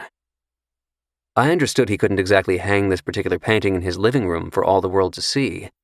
Still, for some reason I expected him to show me a secret room behind those bookshelves or some other exquisitely hidden place within the house, where he and only he could marvel at his conquest. Maybe I've seen too many Bond movies. "Did Carter know about the painting?" I asked. "Of course not," said Von Osen. "I don't mean the specifics of how you got your hands on it. I can't imagine you would have told him that," I said. "But it's not like it was under lock and key here. There's a chance he saw it at some point." "I suppose." "It wasn't boxed up or anything, was it?" "No. It was wrapped in one of those blankets that moving companies use." He paused for a moment. "I know I just said I didn't need to look at it, but yeah. Okay, from time to time I like to take a peek." One of the fascinating things about the human brain is that it often processes information without telling us. We seemingly have thoughts that come out of nowhere, but the reality is that they always come out of somewhere. They're triggered by one thing or a collection of things that we've previously seen or heard, touched, tasted, or smelled. I'm sure my eyes saw the telescope by the window when I first walked into the room. I suspect I maybe even saw that it wasn't aimed out the window as one would normally expect. Instead, the lens was turned around. It was facing inside the room. A little strange, if you thought about it, but I hadn't. Not until Von Osen uttered the words, "Take a peek." That's all it took. Like a robot on autopilot, I walked over to the telescope and peered through the viewfinder. "Holy shit," I muttered. Von Osen was convinced that Carter had intentionally said peachy keen in his Instagram post as a way of signaling him. He was sure of it. I was less so. But not anymore. Carter had sent another signal. Chapter 22. "That's one smart kid," said Elizabeth. That was an understatement. Carter had trained the lens of the telescope on a row of books, with one of the books pulled forward slightly from all the others. Behind it, on the shelf, was a lowball glass that smelled like tequila, and on the glass were the fingerprints of the tall brunette in the red Jaguar. The book Carter had chosen? The Glass Menagerie. The only thing Carter couldn't know, it was safe to assume, was whether Ingrid Dombrov had a record. That was her name, the tall brunette in the red Jaguar. Then again, Ingrid was a call girl with a proclivity for kidnapping. Or even worse. As gambles go, her having a record was like Bruce Springsteen playing Born to Run in concert anywhere in New Jersey. It was a pretty safe bet. "Yep, that's definitely one smart kid," I said. I stared across the table at Elizabeth. We were in the back booth of a Greasy Spoon in the financial district, only a few blocks from Wall Street. I didn't know why she wanted to meet all the way downtown, but she was helping me, not the other way around, so I didn't ask. She'd gotten an old friend from her NYPD days to lift the fingerprint off the glass. It wasn't as if she could run it through the JTTF lab. From there, it was a simple records check. Ingrid Dombrov had been arrested a year earlier for drug possession. And like that, we had a name and address. Or at least one of us did. Elizabeth hadn't given me the address yet. Is there a reason you're not telling me where she lives? I asked. Sort of, she said. It's a bit complicated. No, it isn't. I was thinking she was still a bit conflicted about how involved she wanted to be. That was fine, I'd give her space. You give me the address and I'm on my way. You don't have to come along. Easy as that. We were interrupted by our waitress, coffee pot in hand. She didn't ask if we wanted refills or even look at us. She just poured. Elizabeth waited for the waitress to walk away before leaning in. It turns out that red Jaguar isn't owned by Ingrid Dombrov. Okay, so what was I missing? The arrest record had all the information needed. Name, address, even a telephone number. Still, to know Elizabeth was to know there was a reason she was telling me this. So, who owns the Jaguar? I asked. According to a speeding ticket Ingrid got a few months ago, it's registered to an LLC called VOG Enterprises. The member information isn't public, but I did a little digging. VOG stands for Vladimir Oleg Grigoriev. Do I know him? You're about to, because the only way you're getting to Ingrid Dombrov is through him. So he's her pimp, for lack of a better word? He's a lot more than that. He's a pahan, she said. I knew the word. A pahan is a crime boss in the Russian mafia. Elizabeth began counting off on her fingers. He's also a weapons dealer, money launderer, and, yes, he oversees a very exclusive escort service. How is it that you know all this about him and he's not locked up? Because there's one other thing, she said. It was the way she said it. Shit, don't tell me. She told me. He's an FBI informant. I'm guessing a valued one, I said. She nodded. A very valued one, which is saying a lot these days. Newton's third law of motion states that for every action there is an equal and opposite reaction. If Newton were alive today, though, he probably would have added an asterisk to the law that read, "This does not apply to U.S. counterintelligence, especially with the Russians." Given their meddling with our elections, the game had changed. For every action, there's now a completely unequal and overwhelming reaction on our part when it comes to informants. We try to turn every Russian on the planet who has any link to Moscow. Because that's the American way. Go big or go home. As for me, I was apparently going to go meet Vladimir Grigoriev. His apartment is across the street, said Elizabeth. That explained the diner choice. Is he expecting us? I asked. He's expecting you, she said. Not me. So, you're waiting here? I'm not waiting at all. I'm on special assignment for the mayor, remember? I couldn't blame her. Spa day? I wish. Just a little Christmas shopping. I'll never tell. That reminds me, she said. Our being here right now, you and me? We never were. It wasn't hard to read between the lines. You're not the one who set this meeting up with Grigoriev, are you? Nope. Can you tell me who did? Nope. Fair enough, I didn't push. Someone was clearly doing her a favor, a delicate one at that. I didn't need to know who it was. Thank you, I said instead. Don't thank me yet. Grigoriev is a borderline psychopath with a god complex. So he's every Hollywood agent. I'm serious, she said. Anyone willing to betray his own country, Mother Russia, no less, is willing to betray anyone. Whatever you do, don't drop your guard around this guy. Chapter 23. I still didn't have Ingrid Dombrov's address when I walked out of the diner, but I did have Grigoriev's, and that was the only one I needed. Was he connected somehow with Carter von Osen's disappearance? All I knew was what Elizabeth knew. Trying to go through one of his girls to find out the truth would be like putting a big fat target on my chest. That's simply how the Russian mafia operated, especially with a pahan. Shoot first and don't even bother asking questions. The fact that he was also a protected FBI informant meant that he might even get away with it, too. May you live in interesting times, goes the old saying. The pat-down didn't happen in the lobby. After announcing myself to the young doorman, who looked at me dubiously as if to ask, Are you sure you want to do that, dude? When I told him I was there to see Grigoriev.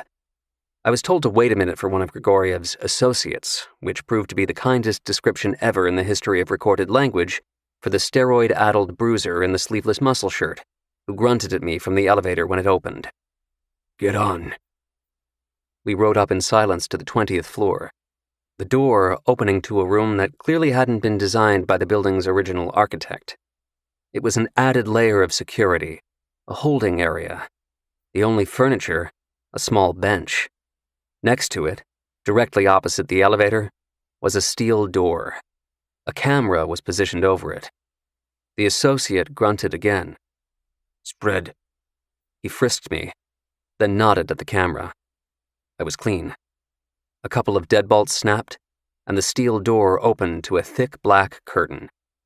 Welcome, Dr. Reinhardt, said Vladimir Grigoriev from behind the curtain. My apologies for the security. Occupational hazard, I'm afraid. I'd come to see the wizard. Accordingly, when the curtain drew back, he wasn't what I expected. The accent was a bit rough, but everything else about him was polished, right down to the wingtips. They shined like mirrors. In fact, if it weren't for the neck tattoos extending up from the button-down collar of the shirt he wore under his three-piece suit, Grigoriev could have been a fellow professor in the English department at Yale. Thanks for seeing me, I said, trying to hide my surprise. He motioned for me to follow him to a large living room with two big leather couches facing each other. There was no coffee table or anything else in between. Please, he said, pointing at one of the couches. Like a talk show host, he waited until I sat down before he did. He folded his legs and didn't waste any time. I understand you want to ask me about one of my employees. I suppose that was one way to describe her. Her name is Ingrid Dombrov, I said. Jade. Excuse me? She goes by Jade, he said. What about her? There was a certain look on his face when I'd said her name. It was as if he sensed she was the one I'd be asking about. Do you know who Matthias von Osen is? I asked. Of course, said Grigoriev. A very, very rich man. But I've seen the news about his boy. He killed himself, yes? Very sad. Yes, a tragedy, I said. The reason I'm here is that Ingrid, Jade, as you say, was at von Osen's home in Connecticut with his son the day he disappeared. Grigoriev squinted. He definitely wasn't expecting that. In fact, he seemed genuinely confused. Are you sure about that? Very much so. A security camera outside the house showed her arrival in a red Jaguar, I said.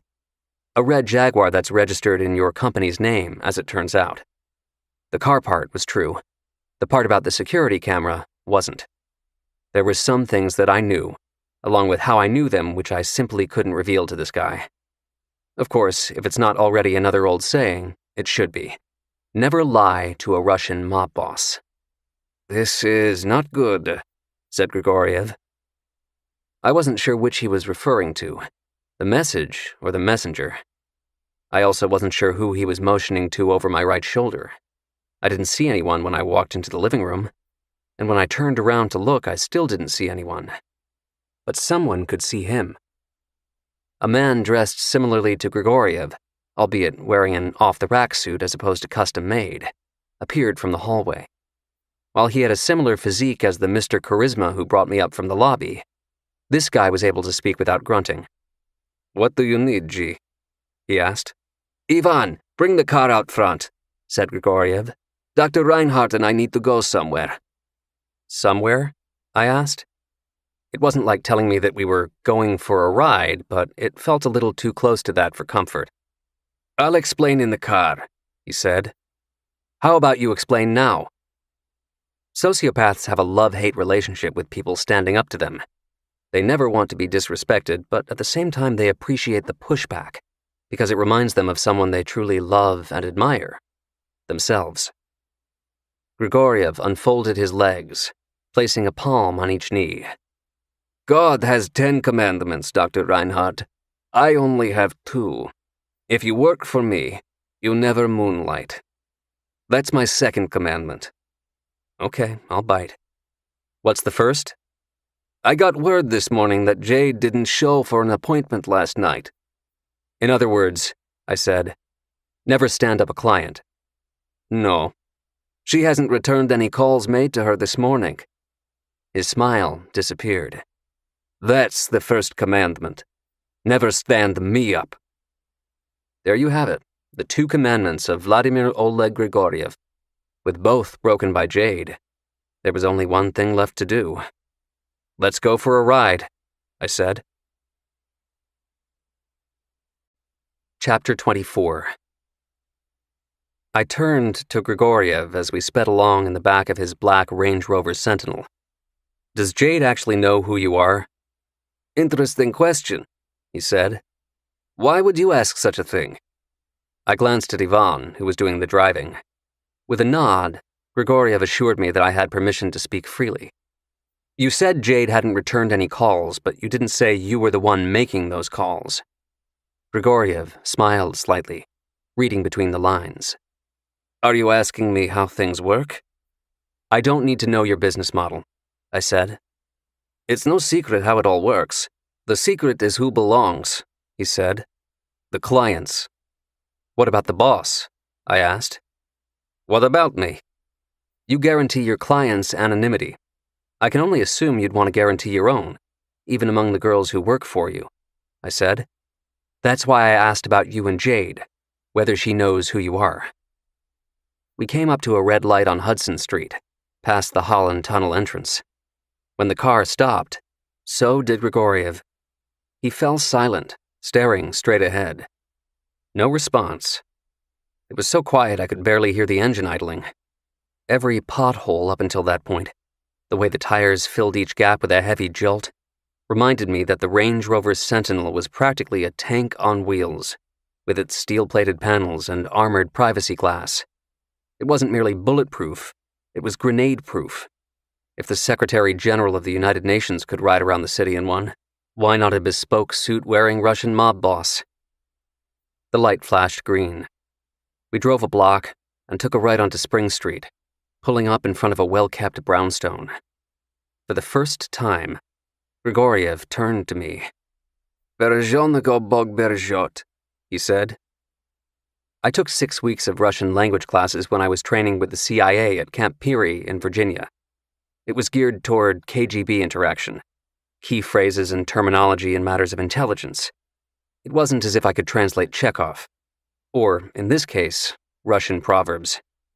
Still, I took a stab at it. Something about God and keeping? Grigoriev nodded, impressed.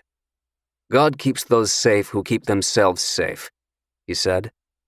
With that, he'd answered my initial question. He'd also confirmed what I suspected, how things worked.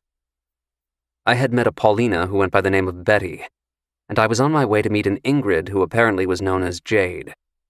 Both Betty and Jade worked for Grigoriev. They just didn't know it. Except, that was about to change for Jade, and I didn't have a good feeling about it. I followed Grigoriev, along with Ivan, out of the Range Rover and up the steps to the brownstone. There was a row of apartment buzzers to the left, but I was the only one looking at them. Ivan casually took out a key, and in we went. After a flight of stairs, Ivan reached for a second key in front of apartment 2A. He also took out a 9mm Makarov, and in he went. Alone. No knock, no doorbell. Just the element of surprise, immediately followed by a woman's scream. Grigoriev took that to mean all clear. He walked inside like he owned the place, which he clearly did. Jade must have known it too. Her scream was still echoing, but she was otherwise silent as I fell in behind Grigoriev. As soon as I was inside the apartment, he closed the door behind us. "Hello, Jade," he said. "Do you know who I am?" She thought for a second, terrified. "Yes. No. But yes," she answered in a thick Russian accent. Safe bet she hadn't been in the States for too long. After Carter had canceled on Betty, she'd seen Jade from a distance, walking into the Von Osen house in Darien. She'd described her as tall with brownish hair. She was spot on. Jade was indeed a tall brunette. Up close, not surprisingly, she was beautiful. She was also going somewhere. Grigoriev saw it even before I did. There was an open suitcase, half packed, on the couch behind her in the living room. He motioned to Ivan. Ivan was the last to see the suitcase, but the first to do something about it. He walked up to Jade and pressed the barrel of his Makarov hard against her left temple. Grigoriev folded his arms. "Are we taking a trip, Jade?" Chapter 25. Jade wasn't going anywhere. She stood, rigid, a lamppost, frozen in a pair of black boots, black jeans, and a black turtleneck.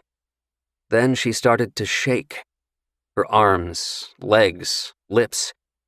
She began to ramble, desperately trying to find a way to explain herself. There was no playing dumb, no holding back. Nothing cuts to the chase more quickly than having a gun to your head. "He threatened me," she said. He told me I'd be deported if I didn't do it or talked about it to anyone. I was scared. He said nothing was going to happen to the boy. I swear, I didn't know they were going to kill him. I swear." "Wait, he's dead?" I just blurted it out. I couldn't help it. How could I? Grigoriev turned to me. If looks could kill. This was his show, not mine. More to the point, Jade was his property. Hell, everything was his property. The apartment, the building. I was his guest. My role was to observe, not interfere. "I'm sorry," I said. "It's just that—" He cut me off with a raised palm, turning back to Jade. "Is the kid definitely dead?" he asked. She blinked a few times, surely trying to figure out the dynamic between the man who owned her and whoever the hell I was. In the meantime, she wasn't answering, and that didn't sit well with Grigoriev's man, Ivan. He jammed his Makarov harder against the side of her head. "He asked you a question." "I don't know, I'm not sure," she said. "I thought he was dead because of what I saw on TV, how he had killed himself. The only thing I know is that he didn't kill himself, not by choice." Tears were streaming down her cheeks. They were real. "I don't want to go to jail." "So that explains the suitcase," said Grigoriev. He gave a quick nod to Ivan, who lowered his gun. "Now tell me this thing you did for your client." This was the moment, what I'd come for, and I was hanging on every word as Jade explained. She was clickbait, as in the click of a lock, and Carter von Osen voluntarily opening the door to his parents' home in Darien. She had a role to play. Scare the kid to death, and have him announce on the internet that he planned to kill himself. "Then what?" asked Grigoriev. "Then I was done," she said. "As soon as it posted on Instagram, 2 men arrived in a van. They told me to leave." Grigoriev turned to me again. "Did you get what you need?" At least, that's how I interpreted the look. I pressed my luck. "May I ask her one question?" He shrugged. "Конечно," he said. That was covered on day 1 of Russian class at Camp Peary. Casual KGB speak. "Yeah, sure," he'd basically told me. I had the luxury of not having to introduce myself to Jade. She didn't need to know my name or why I was there. All I had to do was ask the question.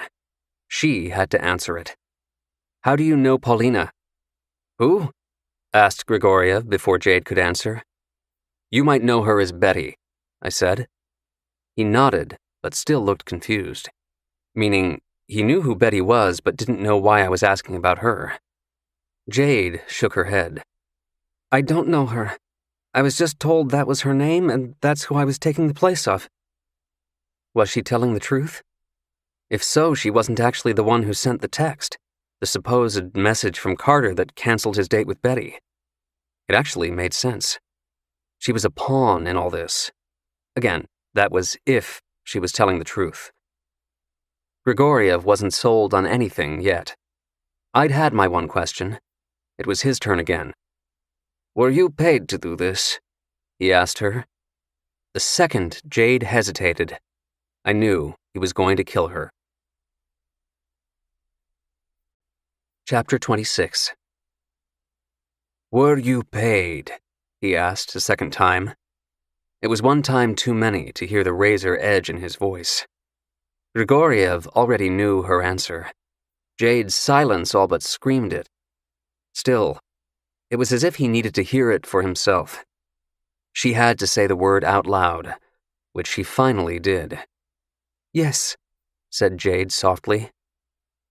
The longer Grigoriev stared at her, the more I could feel the room begin to spin out of control, the ground shifting beneath my feet. "Dr. Reinhardt, would you please step outside?" he asked.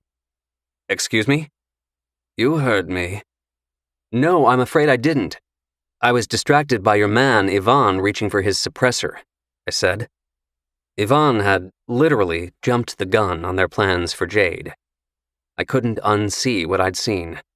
Not that Grigoriev really cared.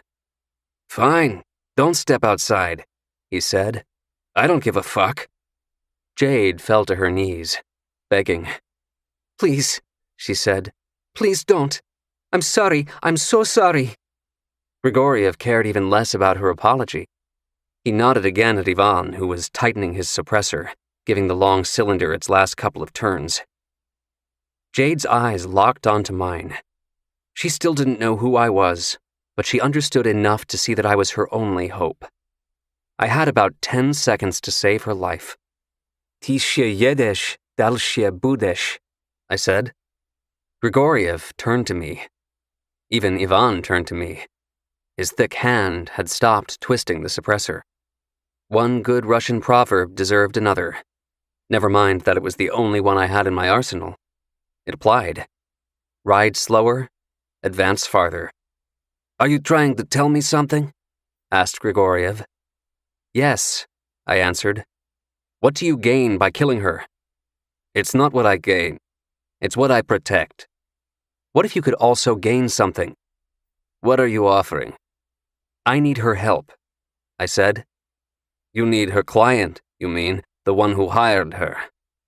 "Yes, and she's the best chance I have to get him." "Again, I ask," he said, "what do I get in return? What are you offering?" "You tell me," I answered. "Are you handing me a blank check?" "You don't need money." "You're right, I don't," he said.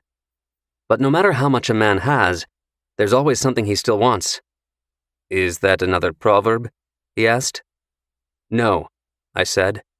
"It's a promise." "And you think you're the man to give this to me, whatever it might be? Even if you could, why the hell would I trust you?" "Because you're alive because of me." Grigoriev laughed hard. "How do you figure that?"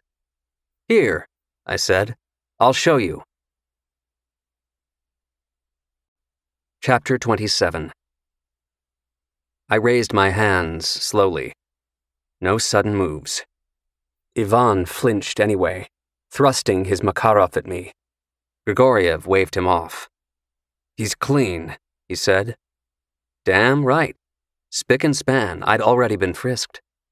"Just reaching for my wallet," I said, tucking a hand in my breast pocket. I pulled out my wallet, removing what I wanted to show him. A card. Of course, Grigoriev couldn't read it from where I was standing. He motioned impatiently for me to bring it to him. "Whatever you do, don't drop your guard around this guy," Elizabeth had warned me. Right advice, Lizzie. But you warned the wrong guy. I walked over, giving Grigoriev the card. That's all it took. His eyes and trigger finger were now occupied, and in 2 seconds he was going to realize that he was looking at an expired coupon for a gym membership at Crunch Fitness. But I didn't need the whole 2 seconds. All at once I threw one arm around his throat, yanking his body against mine as a shield while I reached for the semi-automatic pistol he had holstered underneath his suit jacket. I'd spied it when we first sat down to talk. Before Ivan even knew what was happening, he had the business end of a short-frame Glock 29 aimed at his chest, while his boss blocked him from any chance of getting off a clean shot at me. "Drop it," I told Ivan. I knew he wouldn't, not right away. Not until he danced with the death wish devil in his head. He glanced at Jade, trying to figure out how fast he could train his Makarov back on her. Not fast enough, was the answer. Go ahead, be a hero, I said. You never know. I could always miss. It wasn't quite reverse psychology, more like a reminder that I was a mere 10 feet away from him. I wasn't going to miss. Ivan knelt and placed the Makarov on the floor. I told him to kick it forward, then toss the keys to the Range Rover. Are you sure you've thought this through? Asked Grigoriev, resigned to my chokehold. He was standing perfectly still. Hell no, I said. Where's the fun in that? Off my nod, Jade scooped up the keys and the Makarov and got behind me. But not before a parting swipe at Grigoriev. Mudak, she yelled at him. Asshole. It's a black Range Rover parked in front of the building, I told her. Start it up for us and get into the back seat. I'll be trailing you by a minute. Okay, she said. Only she wasn't moving. What is it? I asked. You expect them just to stay here like idiots once you leave? I'll have a head start, I assured her. Wait, where are you going? She wasn't heading out the door. She instead disappeared down a hallway. Within seconds, she returned holding 2 pairs of handcuffs. I would have been more surprised were it not for her profession. Fittingly, the cuffs were lined with black velvet and had pink fur over the chains. Tools of the trade. Catch, she said, tossing 1 pair to Ivan. She was smart enough not to try and put them on him, which was not to say he was going to do it himself. The cuffs hit smack against his chest and fell to the ground. His arms never moved. Seriously? I said. Ivan looked at his boss. Grigoriev's neck had just enough space at the crook of my elbow for him to talk. Prosta сделай, he said, invoking the Nike slogan in Russian. Just do it. Ivan put on the cuffs. As soon as he did, I turned the gun on Grigoriev, placing the barrel on the back of his head. Your turn, I said. That won't be necessary. Leave. I won't be coming after you, he said. Not today. What about tomorrow? Tomorrow's another day. I removed my arm from his neck and gave him a push toward Ivan. Wrong answer, I said. Put him on. Loop him around Ivan's. I was fairly certain that making Grigoriev put handcuffs on himself was even worse than meddling in his business affairs. There's not enough rubles in the world to repair a Russian man's pride. Sure enough, you're going to have to kill me before I do that, he said. I believed him. So did Jade. Without my saying a word, she walked over to her suitcase, zipped it up, and made a beeline for the door. I fell in line right behind her, although never once turning my back. Out the apartment, down the hallway, down the stairs. I didn't kill Grigoriev. He didn't come after me. But tomorrow was another day. Book 2. The Meek Shall Inherit Nothing. Chapter 28. A sudden jolt of attraction mixed with a slight twinge of guilt. That's what Elizabeth felt when she originally met Agent Danny Sullivan. It was the day after the attempted Times Square bombing. The entire JTTF building was in full panic mode, and yet the first thought to cross her mind while shaking his hand was that he was a really good-looking guy. If Ryan Gosling had a brother, she thought to herself. She couldn't help it. She was only human, and the thought was like a doctor's tap to the knee. Pure reflex. They'd become friendly as fellow agents, but never outwardly flirted, which in a way was a form of flirtation because, as their boss Evan Pritchard had picked up on, they certainly were attracted to each other. There were the occasional stealth glances during group briefings and staff meetings, and if Elizabeth leaned a little to her left while sitting behind her desk, she could see Danny at his desk. His profile, at least. She liked his high cheekbones. She didn't know much more about him beyond what would normally be on his resume. That and a few other tidbits picked up from conversations with other agents. Danny was in his mid-30s and graduated from Middlebury, where he played hockey. He joined the FBI after deciding that the analyst training program at First Boston wasn't for him, nor was any other career in finance. He certainly had the head for it, just not the heart. That was maybe the most attractive thing about him, as far as Elizabeth was concerned. His desire to make a difference. Every agent possessed that to some degree, but Danny seemed to embody it, except not loudly. He had this undercurrent of determination, an aura about him. Those who worked with him always seemed to pick up their game. It was infectious. All the more reason why Elizabeth was dreading his call. She was sure it was coming. She'd let him down. Well, technically, Dylan had let both of them down. Dylan's call was why she knew Danny's was only a matter of time. "Where are you?" she'd asked Dylan, standing outside of the Montclair boutique in Soho. She needed a new winter coat, a would-be Christmas gift to herself. She pressed the phone harder against her ear. She could hear a whooshing sound. Movement. "Are you in a car?" "Yeah." If he was doing the driving, he was driving fast. "Where are you going?" "I'm not telling you," said Dylan. "What? Why not?" "Because whoever did you the favor and arranged that meeting with Grigoriev is going to be asking you where I am. This way you won't have to lie. You don't know." "Shit," said Elizabeth. "Yeah, it didn't go so well." Dylan quickly told her what happened. "So the girl's with you?" she asked. "Best if I don't tell you that either." But that was as good as a yes. "I'm going to need another favor," he said. "You've got to be kidding me." "If only I were." "Who's your friend who arranged the meeting?" "That's not fair, Dylan. You know it's not." "What I know, what I need to know, is how many people want the girl dead right now. Is it just Grigoriev?" "Are you really asking me that? Who do you think my friends are?" "Grigoriev is more valuable to the Bureau than the girl, that's all I'm saying." "What about you?" "What about me?" "Think about it. The only person Grigoriev wants to kill more than the girl right now is you." "Don't worry about me," said Dylan. "I'll be fine." "No, you won't." "Yeah, you're probably right. But it sounded pretty good, didn't it?" Chapter 29. Elizabeth got the call from Danny less than 20 minutes after she hung up with Dylan. News travels fast. Bad news even faster. So much for her Christmas shopping. She'd been sitting and staring at her phone in a Starbucks, waiting for Danny's number to pop up. She hated Starbucks. She hated the tone of his voice even more when she answered. "We need to talk," he said. "I know."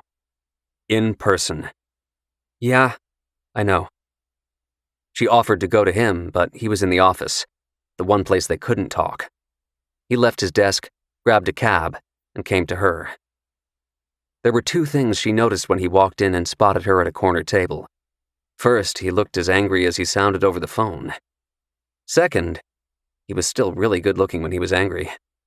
"So you already spoke to Dylan," he said, sitting down across from her. "And you've obviously spoken to Grigoriev," she said. "I'm really sorry. This is all my fault." "You're right. It is." But he could only keep his stone face for a couple of seconds. He shook his head, even cracking a slight smile. "Damn," he said. "You're really hard to be mad at. It's not fair. You suck, you know that?" It was the nicest thing anyone had said to Elizabeth in years. At least, it felt that way to her. "Thanks for coming to meet me," she said. "And I really am sorry." "It's no more your fault than mine." "No good deed, right?" "Yeah.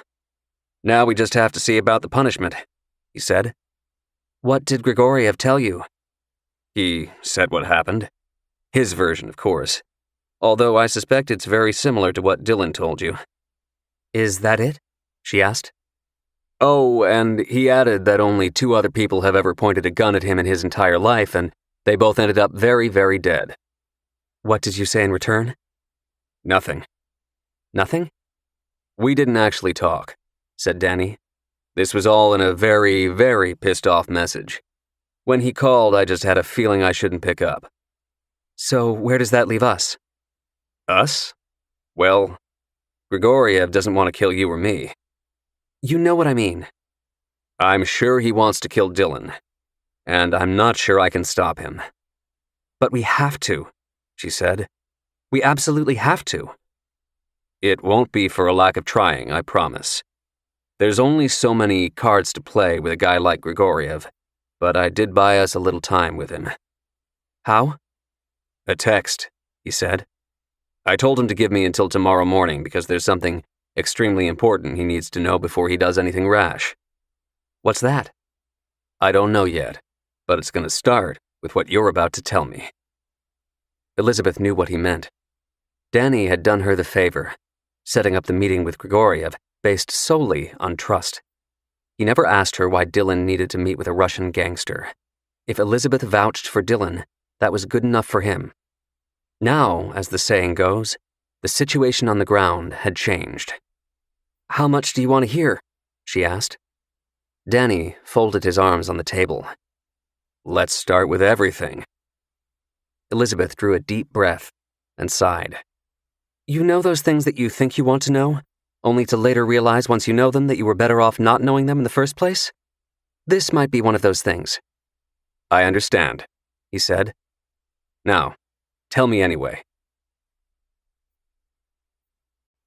Chapter 30. I drove out of Manhattan as fast as I could, and kept right on driving. It was me and a high-priced call girl on the lam in a stolen, bulletproof Range Rover that belonged to a Russian mob boss, who surely wanted to kill us both with extreme prejudice. Forget finishing my next book. This had TV series written all over it. Of course, in the TV series, the call girl would surely have a heart of gold. In real life, she was a bit surly, and apparently had a bladder the size of a garbanzo bean. I need to pee again, said Jade. Seriously? We just stopped a half hour ago. I have to goddamn pee. What do you want me to do? You could start by showing a little more gratitude, I said. She huffed. I said thank you at the gas station. Thank you for stopping. I was talking about back at your apartment. Jade fell silent for a few seconds, the only sound in the car belonging to Steely Dan and Ricky Don't Lose That Number on the radio. You don't want to call nobody else. He's going to find me, said Jade. No, he won't. He finds everybody. You didn't even know who Vladimir Grigoriev was before today. I knew enough. I heard stories, she said. Wherever you're taking me, he's going to find me. I hadn't told Jade where we were headed. I hadn't told anyone, not even Elizabeth. I wasn't merely covering my tracks. I was eliminating them. I'd removed the SIM card from Jade's phone and disabled the GPS on the Range Rover. I had also yanked out the fuse for the emergency call button. As for any aftermarket tracking device, I was 99.9% confident there wasn't one hidden anywhere on the car. The reason was simple. You don't get to be a Russian mob boss in the United States without knowing that the FBI and NSA have easy access to them. As for my biggest concern, I'd caught a break with Tracy taking Annabelle to his sister's house in Marblehead. I didn't know Grigoriev's next move, but I didn't want him looking for leverage with loved ones if he couldn't find me. I glanced over at Jade. I'd tried calling her by her actual name, Ingrid, when we first started driving, but she told me not to. Why? I asked. Because I don't want any of this to be real, she said. A few miles later, I took the next exit off I-91 and pulled into a McDonald's so Jade could use the bathroom. I'm going to grab a soda, I said as we pulled into a spot. Do you want anything? Yeah, a large Diet Coke. Why don't we make it a small? I said. It took her a moment. Small bladder humor. Yeah, that's probably a good idea, she said. There was even a hint of a smile. It's going to work out, I said. You're going to be okay. I hope you're right, she said. And thank you for back at my apartment, saving my life. You're welcome.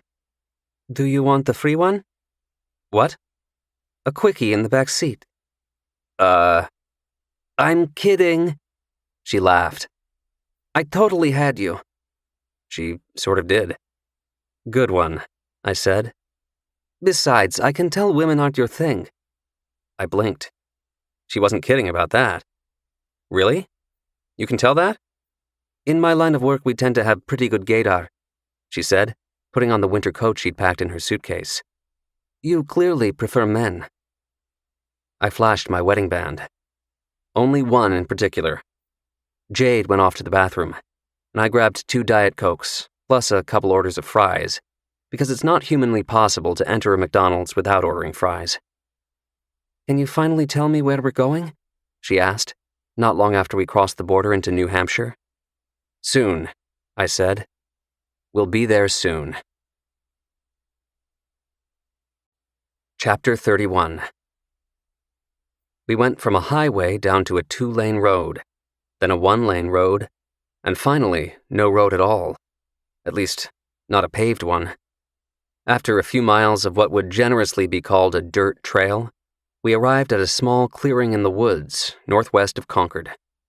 Whose cabin is this? Asked Jade. It belongs to Josiah Maxwell Reinhardt, otherwise known as my father. He built it himself about 20 years ago. Jade only heard one word of that. Your father? Don't worry, you'll be in good hands. She peered out the window again. It's the middle of nowhere, I'll give you that. She reached for the door handle. Not so fast, I said. Hold up a second. Why? Because he might blow your head off, I said. That's why. I hadn't tipped off my father that we were coming. Some jams you have to explain in person. So the odds that he had his Winchester 101 shotgun aimed at us at that very moment were somewhere between a sure thing and a damn sure thing. Cracking the window a couple of inches, I waved what was the best I could do for a white flag. Nothing says don't shoot quite like a McDonald's napkin.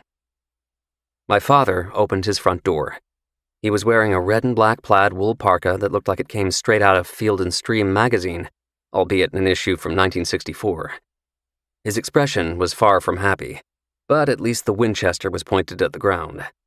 A far friendlier greeting came from Diamond, his trusted Vishla, who immediately sprinted toward me and planted his front paws on my waist the second I stepped out of the car.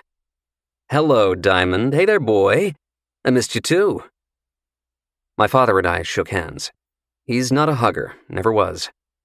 Turning, he gave my very attractive 5'10" traveling companion a once-over, head to toe. At least tell me she can cook, he said. Dad, meet Jade. Jade, meet my dad, I said. Perdun stari, Jade muttered under her breath. Not quietly enough. I should have given her the heads up that my father had far more Russian language training than I did. Did she really just call me an old fart? He laughed. I like her. Now tell me what the hell you're both doing here. It was a long story, all right, but I didn't dare shorten it. You don't cut corners with Josiah Maxwell Reinhardt, especially when you need a favor from him. We went inside, and over cups of kettle coffee at his pine kitchen table, I explained my working for Matthias von Osen, which led me to Jade and to the man we now needed to protect her from, Vladimir Grigoriev. Yeah, I know who he is, said my father. He's a rat for the Bureau. Which is not to say my father didn't value informants and double agents who gave him intel during his years as a CIA operative, but valuing people and respecting them don't always go hand in hand. Seems like everyone knew Grigoriev was an informant except me, I said. Who originally told you? My father asked. Elizabeth. You roped her into the mess? It wasn't a mess at that point, I said. I'm sure that distinction is doing her a lot of good right about now. He's had a soft spot for Elizabeth since the first day they met. It makes sense she would know, though. She was your introduction to Grigoriev? There was a middleman, or middlewoman. I'm assuming another agent at the JTTF. Elizabeth kept the name to herself. You'll need to change that. Believe me, I will. Still, there's no telling if Grigoriev will back off just because this other agent goes to bat for you. Do you have a plan B? Is that a question or an offer? My father turned to Jade. She'd been sitting silent between us, sipping her coffee from a chipped ceramic mug, her head on a swivel as if she were center court at Wimbledon. What could I possibly do to help? I'm just an old fart, right? Play nice, Dad, I said. She's had a long day. No, I deserved that, said Jade. Her listening to the back and forth with my father was clearly an eye-opener for her. You're helping me. I apologize. Thanks for letting me stay here. Na zdrowie, said my father. You're welcome. Chapter 32. I left Concord right after sunset and drove non-stop, straight back down to Manhattan, arriving at a 24-hour parking garage in Chelsea on the west side of the city, a few minutes after midnight. The attendant asked how long I intended to be gone, as I handed him the key to Grigoriev's Range Rover. About 10 hours, I lied. I was never coming back for it. The night temperature had sunk into the teens, and as I walked the few blocks over to Hudson River Park, I could practically feel icicles forming in my lungs. You know it's cold outside when your chance to thaw comes from walking into a hockey rink. You're late, said Elizabeth. The edge in her voice wasn't because I was late. She was now tasked with cleaning up my mess, or I should say her friend was. That only made it worse for her. Her headache was now his headache. He wanted to talk to you before his game started. The game had clearly started already. Are you sure he really needs to talk to me? I asked. Gee, maybe you're right. You're only asking him to save your life, so it's crazy to think he might actually want to speak to you first and see just how bad you screwed things up. Grigoriev was going to kill the girl, I said. I told you that. Elizabeth nodded, her voice softening. I know you did. We were standing near center ice by the team benches. New York City has tons of almost everything you can imagine except public hockey rinks. Ice time is at a major premium. The only thing crazier than the start times for many of the rec league games, especially at the Sky Rink at Chelsea Piers, are the players themselves. But that's hockey. You don't play it, you live it.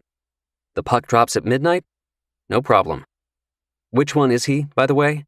I asked. Elizabeth pointed. Number 16. Right on cue. I watched as number 16 perfectly threaded the needle on a pass to a teammate crossing the blue line. He's good, I said. He played in college. Would have been drafted if he hadn't blown out his knee, she said. The way she said it, though. I shot her a look. Is there something I should know about you two? Don't even try it. Danny and I work together. That's all we do together. Danny, huh? On second thought, maybe you don't need to talk to him. Best of luck with that Russian mafia psychopath. I'm sure it will all work itself out on its own. I cooled it with the romance talk and resumed watching some hockey. I figured I'd have to wait until the end of the first period to talk to Danny, but as soon as he skated off the ice for a shift change, he came over. Danny, this is Dylan, said Elizabeth, in what was easily a candidate for the world's most redundant introduction. On a scale of 1 to 10, Danny, how bad did I screw up? I asked, not wasting any time. He needed even less time to answer. You a fan of Spinal Tap? Because this one goes to 11. I'm truly sorry for getting you involved, I said. Do you think you can smooth things over with Grigoriev? You stole his car, one of his girls, and you held him at gunpoint. Smooth things over? Well, when you put it like that. What I can tell him is this, he said. He'll feel good about killing you for a day, maybe even a few days, right up until some operative who he'll never see coming puts a bullet through the back of his brain. If he understands that, he might back off. Might? He's a Pakhan, Dylan. Ne nazrach, čo ty dumaš? That was definitely outside my grasp of Russian. What does that mean? I asked. It's the polite version of what Grigoriev might tell me in return, he said, that he doesn't give a rat's ass. Danny was watching me intently as we talked. The more he stared, the more I began to realize what he was doing. Why I was there. Why he wanted to meet me in person. Ask seasoned hostage negotiators what their biggest fear is on the job, and you won't be told it's the person or group who takes the hostages. Negotiators are trained for that. As long as they have a dialogue going, the odds are in their favor that innocent people won't get hurt. No, their biggest fear is what they can't control. That a hostage decides to take matters into their own hands. A preemptive strike. A hero play. In my case, that I would kill Grigoriev before he could kill me. That's what Agent Danny Sullivan was trying to gauge. He didn't want me making his job any harder than it already was. I wasn't ruling anything out. Never limit your options if you don't have to. But it wasn't my plan at the moment, and he needed to know that. "Danny, is there anything I can do to help you?" I asked. Anything at all? Only now I was staring back at him as hard as he'd been staring at me. "No," he said, reading between the lines. "But thanks for asking." "I'm the one who should be thanking you. You'll let me know once you've spoken to Grigoriev?" "Elizabeth will. You and I never talked." He glanced at Elizabeth, and then over at his team bench. There was a game to get back to. "That's my shift up next," he said. "But one last thing." "What's that?" I asked. "Grigoriev's girl. Is she safe?" "She is." "Good," he said. "No matter what, you did the right thing." Chapter 33. Before I left the rink, Elizabeth asked where I'd be spending the night. With a target on my back, it certainly wouldn't be at my apartment, so she offered up hers. She also asked when Tracy was due back with Annabelle. "Not until the end of the week," I said. "And thanks for the offer, but I've already booked a hotel." Not just any hotel. I had Jade make one call before I removed the SIM card from her phone. It was to the client who'd hired her to set up Carter Von Osen. Ironically, her freelance gig for the guy was the only reason she knew his cell number. "Every date I had with him was arranged through Mother Hen," she'd explained. That's what she called the booker, the woman who oversaw all the escorts. What about the guy's name, her client? "He told me to call him Vincent," she said. Maybe his name really was Vincent. Maybe it wasn't. Without a last name, it didn't really matter. What mattered was getting him alone, face to face. Dialing *67 before his number ensured that Jade's identity would appear as no caller ID. This had to be a message, not a conversation. She couldn't give him the opportunity to ask questions. No one answers a no-caller ID call. Straight to voicemail, it might as well read. Sure enough, after the beep, Jade quickly explained what had happened. "He needs to hear the panic in your voice," I'd told her. She'd been found out. Her boss, the man who runs everything, knew about her involvement with the rich kid's disappearance. That made her a liability. She feared for her life.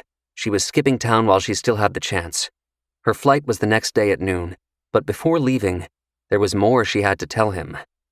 Important details. The devil is always in the details. She couldn't cover everything in a message, but the upshot was simple. The best way for Vincent to protect himself was by coming to see her. She'd left a room key for him with the concierge at their usual hotel. It wasn't safe for her to remain at her apartment. "Be here at noon," was how she ended the message. After that, she was leaving straight for the airport. "Don't call me back, just come."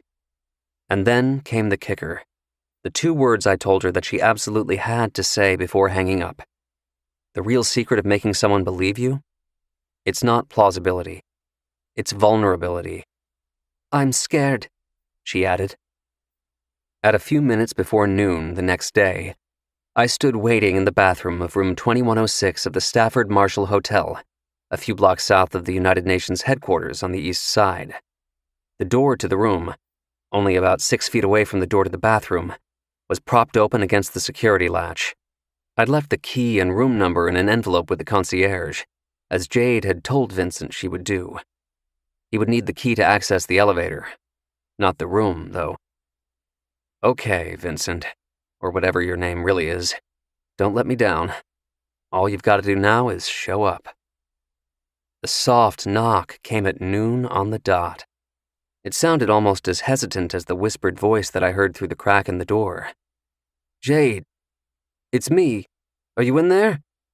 I waited, as he waited. He knocked softly again. Whispered again. When he got no response a second time, I heard the hinges creak. He was coming in. Chapter 34. There are exactly 42 muscles in the human face, and every one of his was shocked to see me. As soon as he'd walked past the bathroom, I came out behind him, loudly closing the door to the room. He spun around. I had him cornered. "Jade couldn't make it," I said. In a fight-or-flight world, most people choose to run. This guy couldn't. That was my plan. I had to hand it to him, though. His instincts said, fight. Of course, after handing it to him, I then had to punch his lights out. Only temporarily, though. One quick jab to the solar plexus as he charged me, followed immediately by a right hook to his jaw. The bare-knuckle training at Langley will almost always leave you standing over your opponent. "Just breathe," I told the guy as he lay flat on his back while sucking wind for dear life. He sounded like a busted accordion. "Just keep breathing. That's it. You'll be fine." The only purchase I'd made in advance of this meeting was a roll of duct tape for $4.49 plus tax. I looped it around his ankles a half-dozen times and then dragged him toward the bed, propping him up against it. Taking a seat in an armchair opposite him, I gave him another half-minute of recovery time while going through his wallet, which I lifted from the inside breast pocket of his slick Brioni suit. The bright red stitching on the label was hard to miss. Vincent Francella, read his New Jersey driver's license. Turned out he used his real first name with Jade. Who says romance is dead? He was finally catching his breath. "Sorry about the takedown, Vincent, but you sort of left me no choice." Who are you?" he asked. "You can call me Dylan," I said, since we were being honest about our first names. "I'm a friend of Matthias von Osen." Vincent had a lousy poker face. Those same 42 muscles screamed, "Oh shit," all at once. "Are you a cop?" he asked. "You should be so lucky. That would mean I wasn't allowed to kill you," I answered. I was bluffing, of course, but my poker face was a little better than his. I watched as Vincent's Adam's apple bobbed up and down. The proverbial gulp. "Where's Jade?" he asked. "Like I said, she couldn't make it. She's fine, for now, but you really got her mixed up in something bad. That's what you and I are going to talk about. Actually, you're going to do most of the talking." "I don't know anything," he said.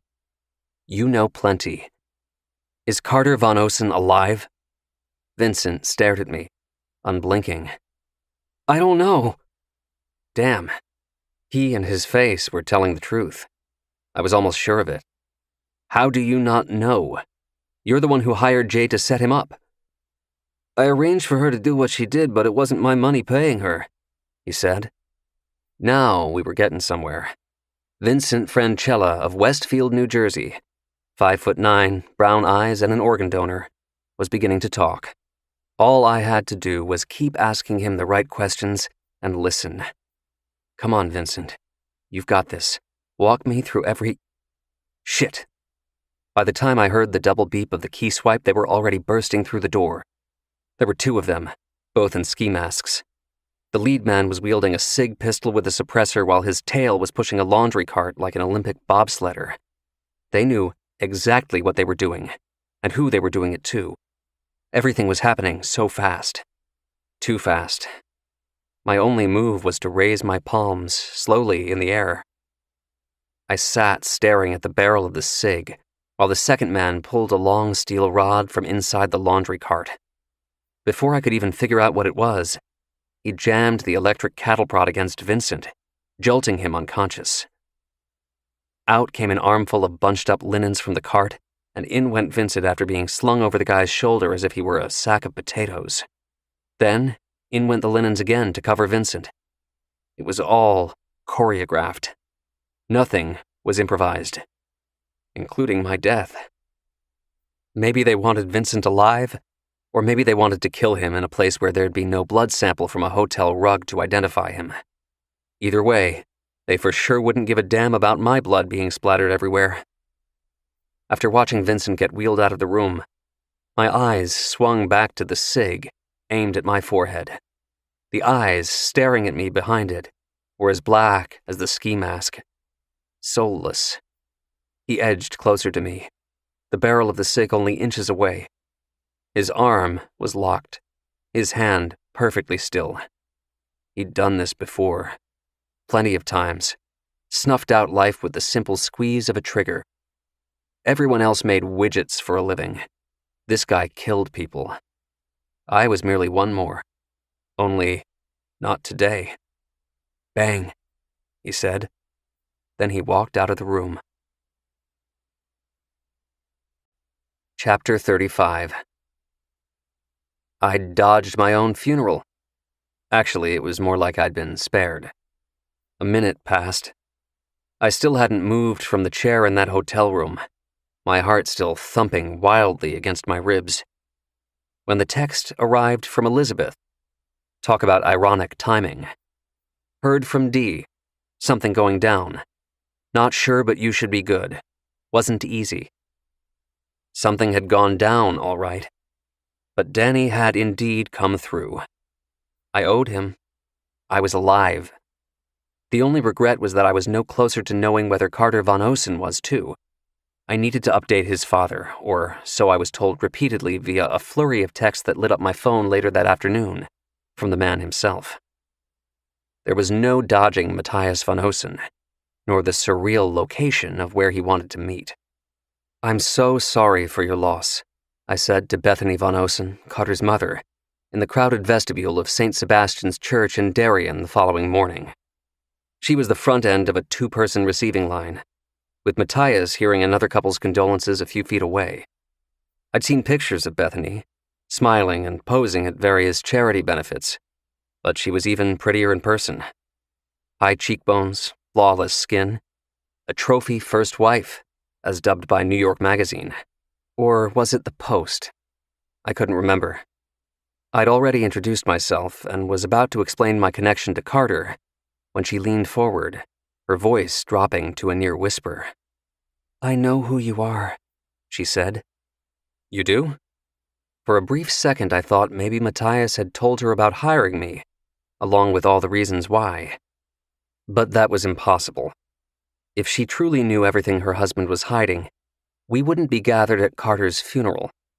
You don't bury your son when there's hope he's still alive. Of course, Matthias was doing just that. I understood, sort of.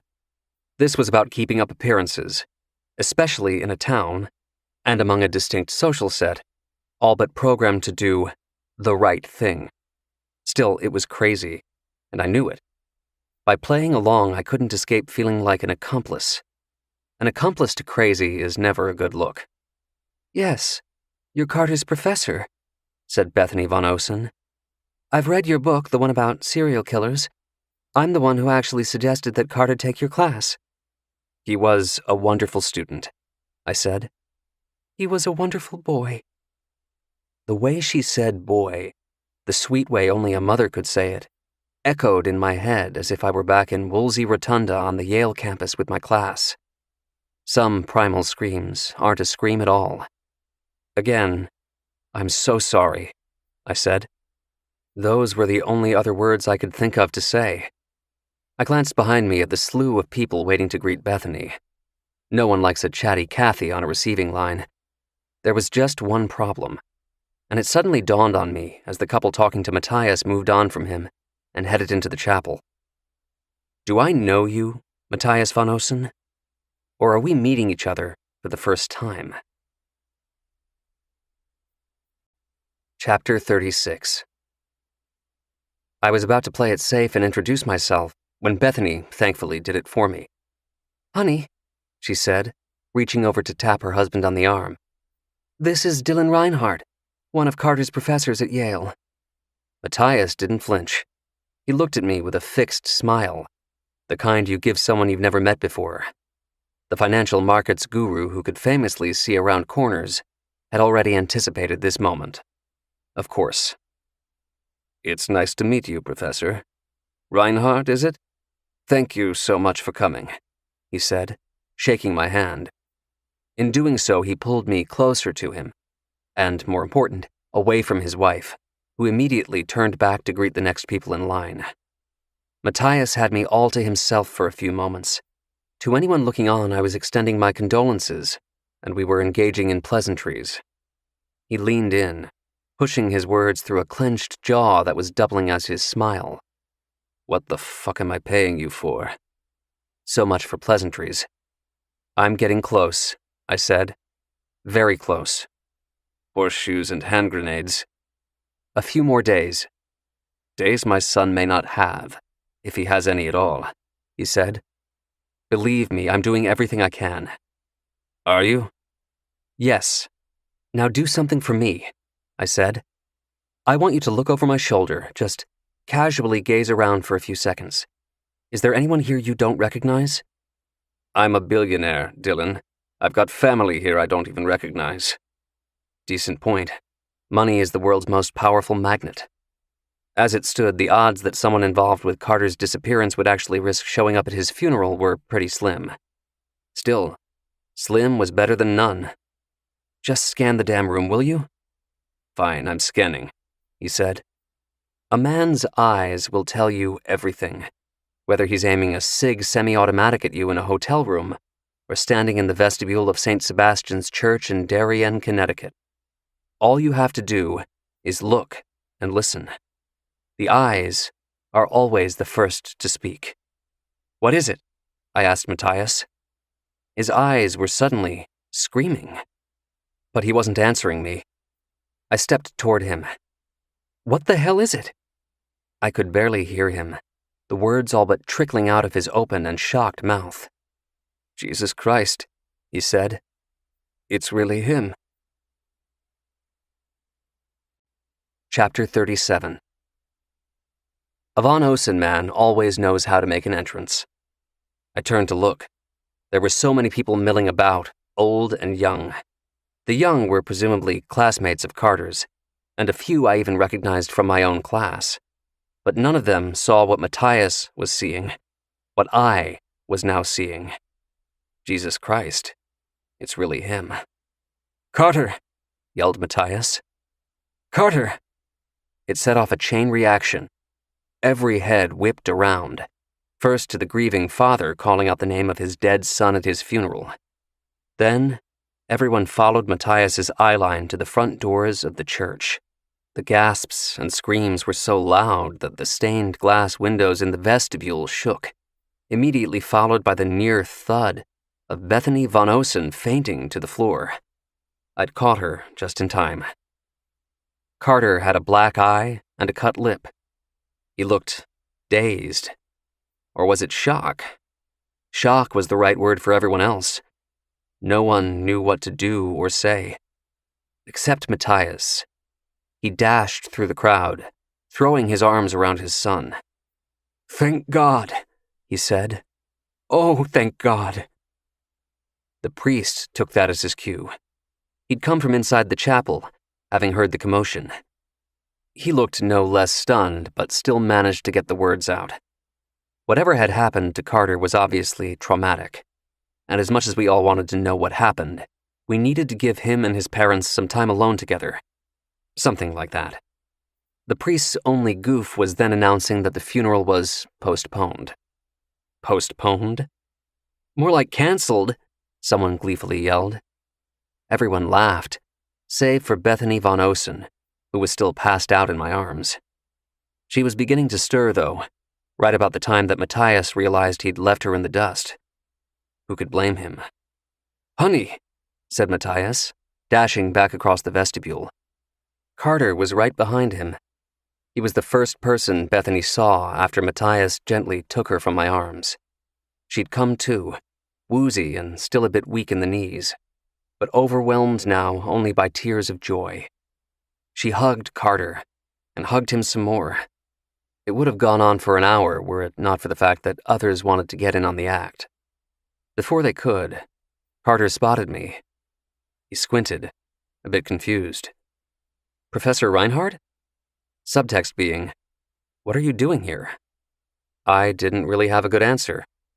Sure, he was one of my students, but it wasn't as if I knew him or he knew me outside of the classroom. Certainly none of his other professors had showed up.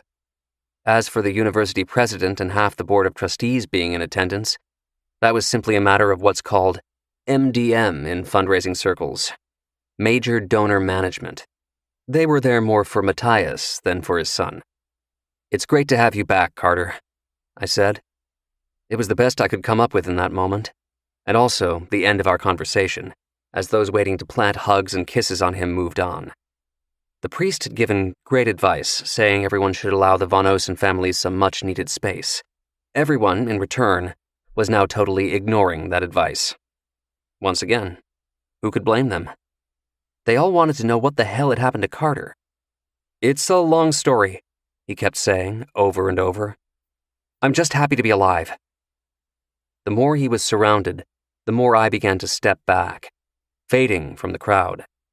I was just as curious as anyone, if not more so, to learn what had happened to Carter, but I also knew that this was hardly the right time or venue. As for who was most curious, that was surely Matthias. For now, he would be content simply to enjoy the moment. The miracle at St. Sebastian's. But as I turned to head out the door, it was Matthias's voice I heard calling my name. He'd slipped away from the crowd as well. He shook his head, smiling and crying. "I'm speechless. It feels like a dream." "You were right," I said. He was still alive. Matthias nodded. The smile was still there on his face, but I could tell that his brain, as usual, was already looking ahead. I was right there with him. Call it the elephant in the vestibule. Carter was back, but the Monet wasn't. "All I care about is that he's home and he's safe," he said. "I could give a shit about that painting now." "Good," I said. "Hopefully you won't have to." We both knew, however, just how much was riding on that one word. Hopefully. Chapter 38. A voice message from Elizabeth was waiting for me after I left the church. I listened to it from behind the wheel of my rented Toyota Camry, which stood out just a tad from almost every other car in the parking lot. I mean, I get it, Darien, you're one of the wealthiest towns in the country, but who drives a Lamborghini to a funeral? In the wake of the two guys bursting into my room at the Stafford Marshall Hotel and making off with Vincent Francella, I'd asked Elizabeth if she could flash her badge again. She probably would have protested more had I not hit her with my favorite Winston Churchill quote. "A pessimist sees the difficulty in every opportunity. An optimist sees the opportunity in every difficulty." "Ugh," she responded. "If I do this, will you promise to stop quoting famous dead people?" "Deal. No more quips from the dearly departed," I said. "In that case, I'll call you as soon as I have something." Hours later, she had it. "Okay, here we go," she said, kicking off her message. She'd gotten hold of the security footage from the hotel, tracking the two guys from the moment they arrived, which was right on the heels of Francella. I'd given Elizabeth a description of him. He was surely being followed. One of the guys stayed on his tail once inside the hotel, stepping onto the elevator with him just as the doors were closing. He saw where Francella got off, my floor, then got off on the next floor and hurriedly took the stairs down a flight. Meanwhile, the other guy headed to the laundry room in the basement, where he cattle-prodded a cleaning lady, took her master keycard, grabbed a linen cart, and met up with his partner outside my room. It was all very quick and clever. Even more proof that these two were far from amateurs. "I ran both guys through facial rec but got nothing," continued Elizabeth in her message. "Their sunglasses were too big. As for Francella, though, he has some interesting business ties." That was putting it mildly. Vincent Francella was head of commercial lending for the New York office of Banca Nazionale del Lavoro, based in Rome. What wasn't printed on his business card, according to Elizabeth, was his connection to organized crime. He was on an FBI watch list for suspected money laundering, and the only reason he hadn't been further investigated was that laundering cases involving possible links to terrorism always took precedence, and there were more of those cases than there were bureau agents to go around. "Oh, one last thing," said Elizabeth. "I checked the morgue and all hospitals. No Vincent Francella. Of course, that hardly means he's alive and well." That was for sure. I drove back into the city in silence, thinking about my next move. While Elizabeth had been scouring the hotel security footage, I'd been checking the doorbell camera Tracy and I had installed outside our apartment. Maybe I truly was safe from Grigoriev. Maybe I wasn't.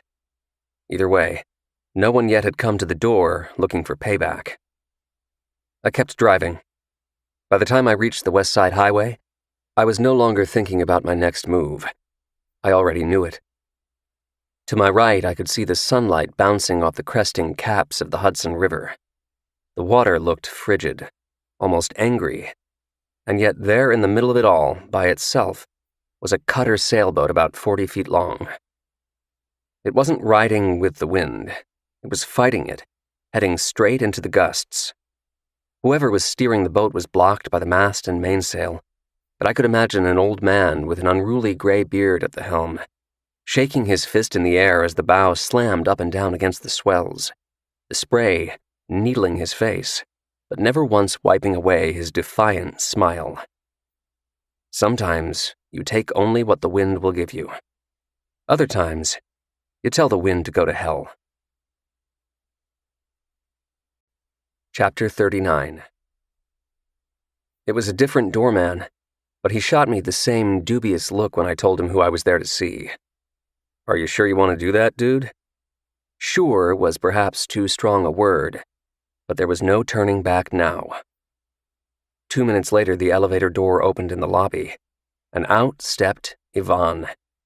He somehow looked even bigger than when I last left him, wearing furry handcuffs in Jade's apartment. "Hello, Ivan," I said. "Nice to see you again." I knew he'd be the one who'd come fetch me. I could practically hear him volunteering to Grigoriev. Insisting was more like it. Ivan shook his head at me. "You're a stupid man," he said. I followed him back onto the elevator. He hit the button for the penthouse and stared ahead in silence. About halfway up the building, he finally spoke. "I was told I'm not allowed to kill you," he said. "Not a scratch on your face. I guess today's my lucky day, huh?" Of all things, he laughed. Really loudly, too. Then he wound up and sucker-punched me in the gut so hard I thought my stomach had exploded. I doubled over, dropping to one knee. The only reason I didn't throw up was that I couldn't breathe. Ivan leaned down, looking into my eyes with sublime satisfaction as I desperately gasped for air. "Good," he said. "Not a scratch on your face." Ding. The elevator opened. I couldn't get to my feet, so Ivan grabbed me under both my arms and threw me out like a rag doll. I hit the floor of Grigoriev's security room with a thump before rolling onto my back. Staring down at me was the man himself. "You certainly have balls," said Grigoriev. "Brains I'm not so sure about." My being an idiot had quickly become a recurring theme. Grigoriev took a seat on the bench along the wall. Ivan frisked me, then stood guard in the corner, taking out his 9mm Makarov and twisting on the suppressor. It was déjà vu all over again. The only difference being that I had no move to make this time. Hell, I could barely move at all. It hurt just to talk. "What'd you do with him?" I asked. Grigoriev knew I was talking about Vincent Francella, but had no intention of answering my question. "Just be happy you're still alive," he said. "How do you know Danny?" "We have a mutual friend," I answered. If someone had given me 100 guesses as to what Vladimir Grigoriev was going to do next, I still wouldn't have come close. Not by a mile. Out of the blue, he stood up and began shuffling his shiny wingtips across the marble tile, back and forth, as if performing some soft shoe routine. Is he really dancing right now? Whatever it was only the warm-up act. The main attraction followed. I was suddenly treated to a full-throated rendition of George and Ira Gershwin's "Someone to Watch Over Me." I mean, he was really belting it out with his Russian accent. "Looking everywhere, haven't found him yet." Then, as quick as he'd started, Grigoriev stopped. "Did you know that Danny is a very good hockey player? For an American, that is." "I did know that," I said. Russians always like Americans more if they can play hockey. Grigoriev bobbed his head, as if sizing me up. I was still laid out flat on my back in front of him. You don't play hockey, I'm guessing. Do you, Professor Reinhardt? Or is it Agent Reinhardt? You can just call me Dylan, I said. And then you can tell me if Vincent Francella is still alive. He has a wife and kids. Is that supposed to make me feel something? He asked. Actually, yeah, it is. How do you think Vincent's wife would feel about his girlfriend, Jade? What would that something be? Not so good, right? She'd still want to know if her husband's okay, I said. Grigoriev thought for a moment. Yes, he's okay, he said. For now. Why? What could change later? You don't get to know that, he said. I figured as much. He turned to walk away. Wait. I reached into my shirt pocket. Here, this is for you, I said.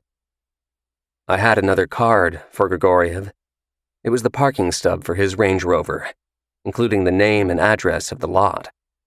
He nodded, taking the card. Ivan will show you out. And if you ever come back here again, I'll shoot you myself. You were going to kill her, I said. I had to do it. He nodded again.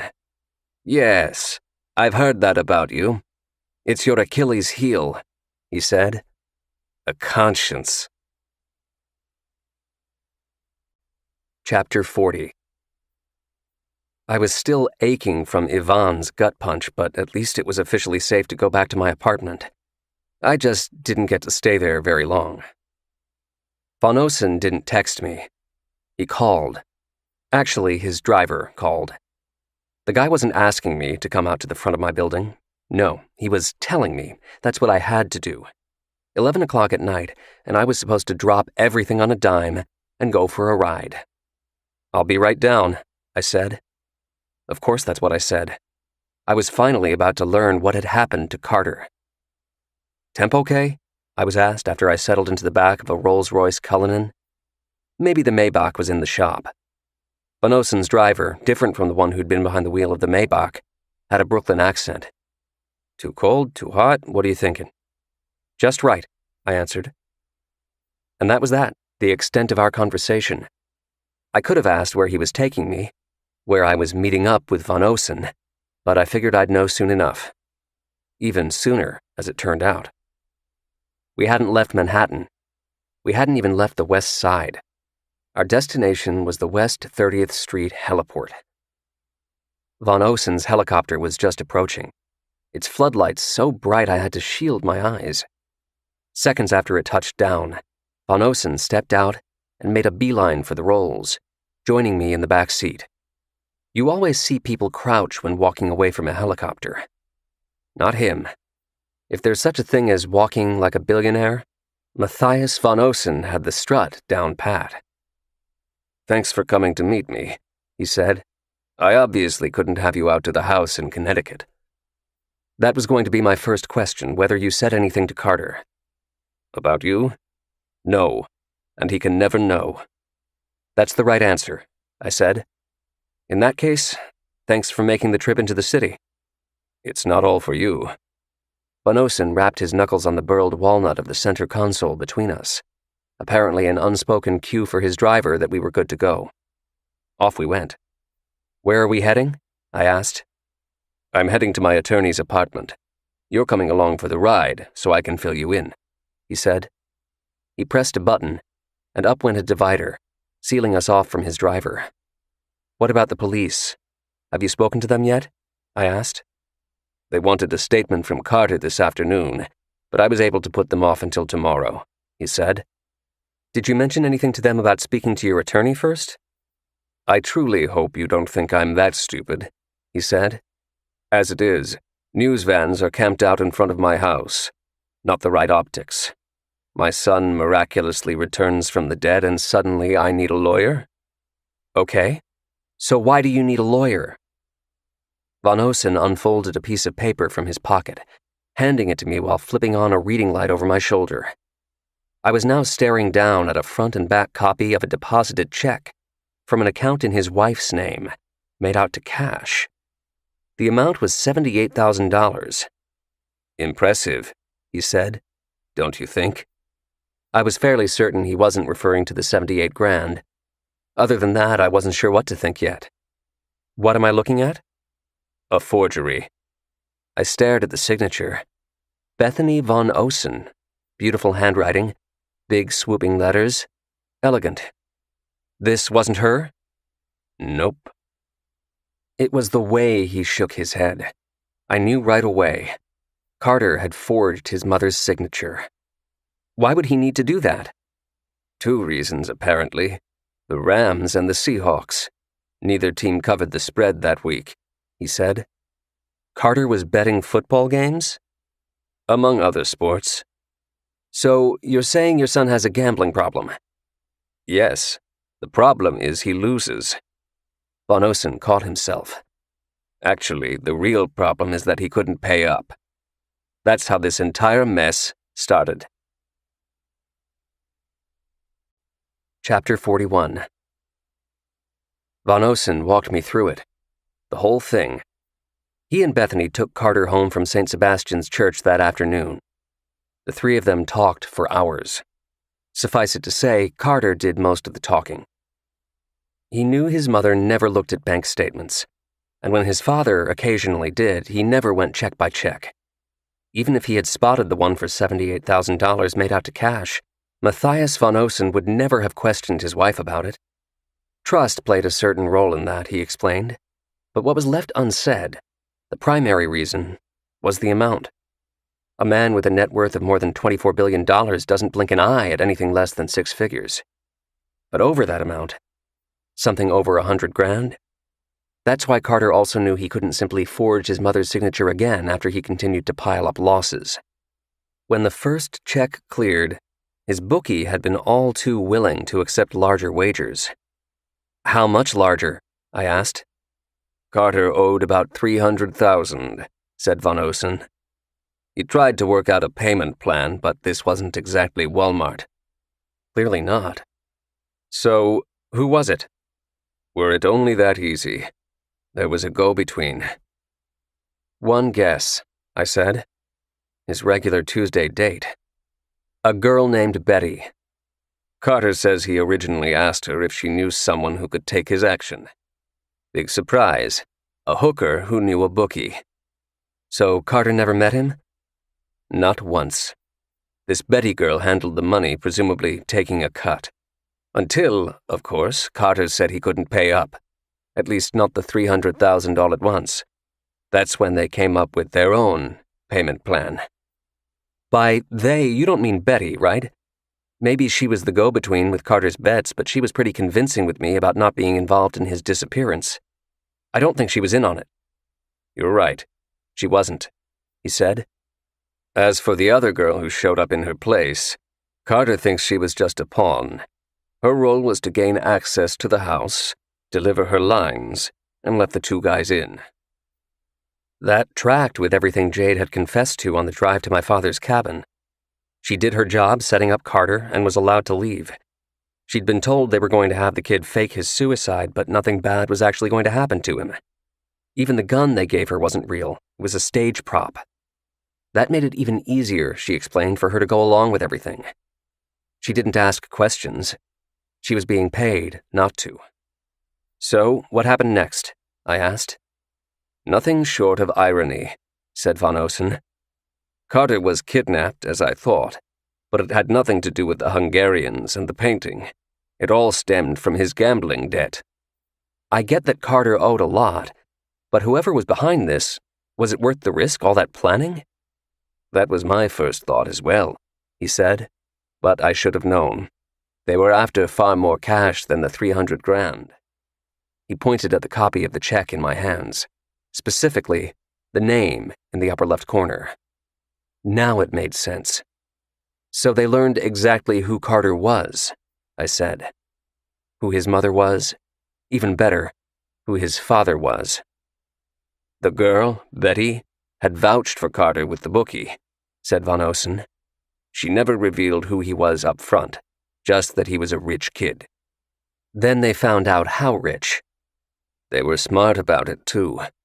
By having Carter die by suicide, as it were, there was no one for the police to look for except Carter.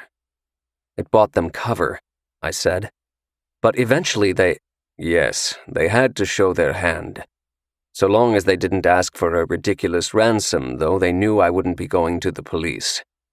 How would they know that? Because the only call I was ever going to receive was from Carter. That was their plan.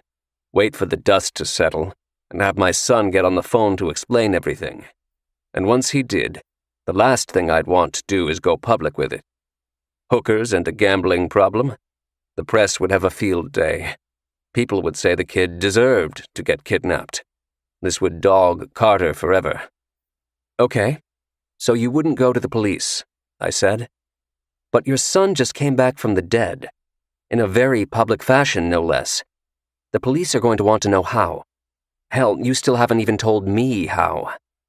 That's the problem, he said, slowly pinching his brow. I don't know.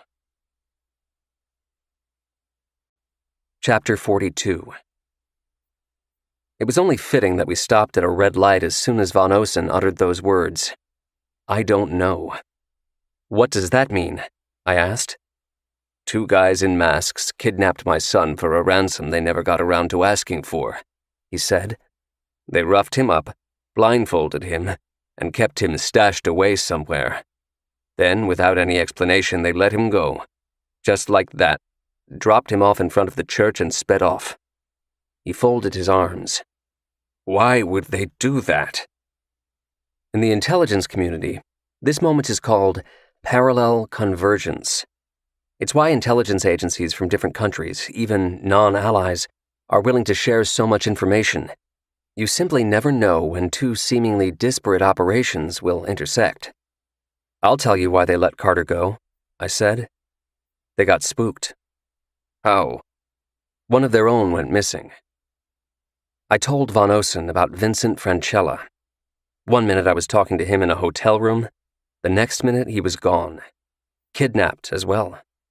I also told him about Vladimir Grigoriev, although I never actually said his name. All that mattered was what he was, not who. A Pakhan. A what? Asked Van Osen. Think Russian crime boss, I said, explaining how both Betty and Jade worked for him. So, this mobster's pissed that someone took advantage of a couple of his girls, and he lets it be known.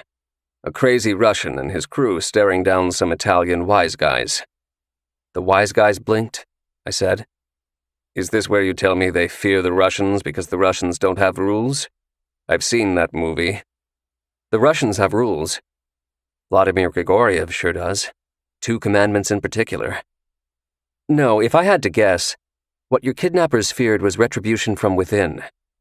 I'm not following, said Van Osen. Their boss, whoever he might be, I said. Everything about Carter's disappearance smacks of a job that was never blessed by, let alone shared with, upper management. As soon as Vincent Francella went missing, they panicked. They were afraid it was all going to lead back to them. Van Osen shook his head slowly. It wasn't disagreement. It was disbelief. What's wrong? I asked. It's all going to lead back to them anyway, he said. What do you mean? The painting? You said it yourself, this had nothing to do with the Hungarians. You're right. It didn't. Now I'm the one not following, I said. A 19-year-old rich kid owes $300,000 that he doesn't have. The 2 guys in masks show up to take him for ransom, and he tries to talk his way out of it. When that doesn't work, he tries to barter. He thinks to himself, what can I offer these guys in kind that my parents won't know is missing? That's when he remembers an old painting he once saw tucked away in a closet. He has no idea what it's worth, especially since it's unsigned. But if his parents own the damn thing, it has to be worth something. What did he have to lose? This is what Carter told you? Not at first. He never mentioned it when my wife and I got home from the church and sat him down. He'd already admitted to so much, he figured. Why make it even worse if he didn't have to? It's not as if we'd asked him about the painting. He assumed we hadn't noticed it was gone, he said. Only I had. Did you tell him why? How you knew it was gone, the whole history behind it? Absolutely not. Later, when I was alone with Carter, I explained that after he had posted his apparent suicide note, I had turned the house upside down looking for him, or at least some clue as to what had really happened. I simply couldn't believe that he'd killed himself. That's when I noticed the painting was missing. Von Osen sighed. When Carter heard that, that's when he confessed. I had to let that all sink in for a few seconds. In other words, Carter tried to settle a $300,000 gambling debt with a $100 million painting. Did you tell him it was a Monet? And to make him feel even worse? No, he'd be suicidal for real. What about what happened to it? Once his kidnappers got their hands on the painting, did Carter see it again? He didn't see anything. He was blindfolded, said Von Osen. He never even heard one of their names. But unless they're as dumb as rocks, they're right now in the process of trying to get the painting appraised. When that happens, the Hungarians are going to find out that their missing Monet has suddenly turned up in New York City. The art world is simply too small for that not to happen. But it probably hasn't happened yet, I said, which means we still have some more time, and hopefully a few more moves to make. Do you have any in mind yet? I will. Von Osen smiled. I would expect nothing less, he said, reaching into his pocket. What's this? I asked. Only I could plainly see what it was. An actual check, as opposed to a copy of one. He was giving me the back-end payment of our deal. Another $1 million made out to Harlem Legal House. My son is home safely. That's what I hired you for. Nothing more, he said. Your work is done, and I thank you. It wasn't entirely my work that got him back.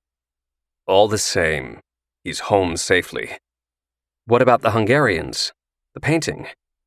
That's my problem now, not yours. You're only half right, I said. How is it your problem? I was referring more to Carter. He may be home, but with the painting still out there, I'm not sure about the safety part. You think he's still in danger? I'm not sure what to think, to be honest. This is more about a feeling. Clearly not a good one. Here, I said, handing him back the check. When that feeling is gone, you can give this to me again. Chapter 43. Von Osen lowered the divider to the front seat as soon as we pulled up to his lawyer's brownstone off Central Park West. I listened to the mechanical hum of the retracting glass as the back of the driver's head slowly appeared. Jimmy, please take Dr. Reinhardt home from here, Von Osen said. Jimmy nodded, and then waited until his boss was safely inside. We both waited. There's a time and a place for linear thinking. Sitting by myself in the back of a billionaire's Rolls-Royce at midnight struck me as neither. I'd given back Von Osen's check but held on to the copy of the one that Carter had forged to his bookie. Although bookie seemed too quaint for the guy. Whoever he was, his signature on the back of the check wasn't going to get me any closer to identifying him. In crayon, Annabelle could write her name more legibly. Of course, that was probably intentional on his part. Now what? The next logical move was using the bank ID code to identify the branch, then gain access to the bank's security footage based on the time and date, then rely on facial recognition software, then hope the guy's last known address was also his current address, then go have a nice chat with him, A to B to C and so on. But by D or E it could be too late. Slight change of plans, I told Von Osen's driver. Do you know O'Leary's bar in Midtown? Jimmy angled his rearview mirror slightly to make eye contact with me. Does an Irishman piss Guinness? I took that as a yes. 5 minutes later, I was probably the only person on the planet who ever stepped out of a $400,000 Rolls-Royce to walk into O'Leary's. Not that it was a dive. It's just that the place wore its nothing fancy appeal like a badge of honor. This is where you went to drink pints and whiskey and nothing else.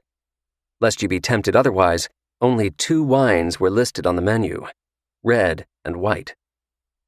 Holy crap, look what the wind blew in, said Alan Grimes, spotting me from the corner of his eye while holding court at the end of the bar. He shifted an unlit cigarette to his left hand, pointing at me with his right. "Gentlemen, may I present Dr. Dylan Reinhardt, one of the greatest living minds in the field of human psychology. And if you don't believe me, just ask him. He'll tell you so himself." That got a hearty laugh from the circle of red-nosed men listening in. I laughed too. It was funny. Alan Grimes may have had his detractors in some corners of the city, but no one ever questioned his sense of humor. "Can I talk to you for a minute?" I asked. That I wanted to do so privately was easily assumed. "That depends," he said. "On what? How much am I going to regret it?" Chapter 44. Alan Grimes was the man behind Grimes on Crimes, the long-standing and exceedingly popular column in the New York Gazette that chronicled everything in the city that helped keep mace purchases, gun permit applications, and criminal defense attorneys' fees at all-time highs. We'd first met through Elizabeth. Fittingly, her initial description of Grimes remains the best I've heard. His driver's license says he's 50, his libido thinks he's 20, and his liver is convinced he's Keith Richards. Way to nail it, Lizzie.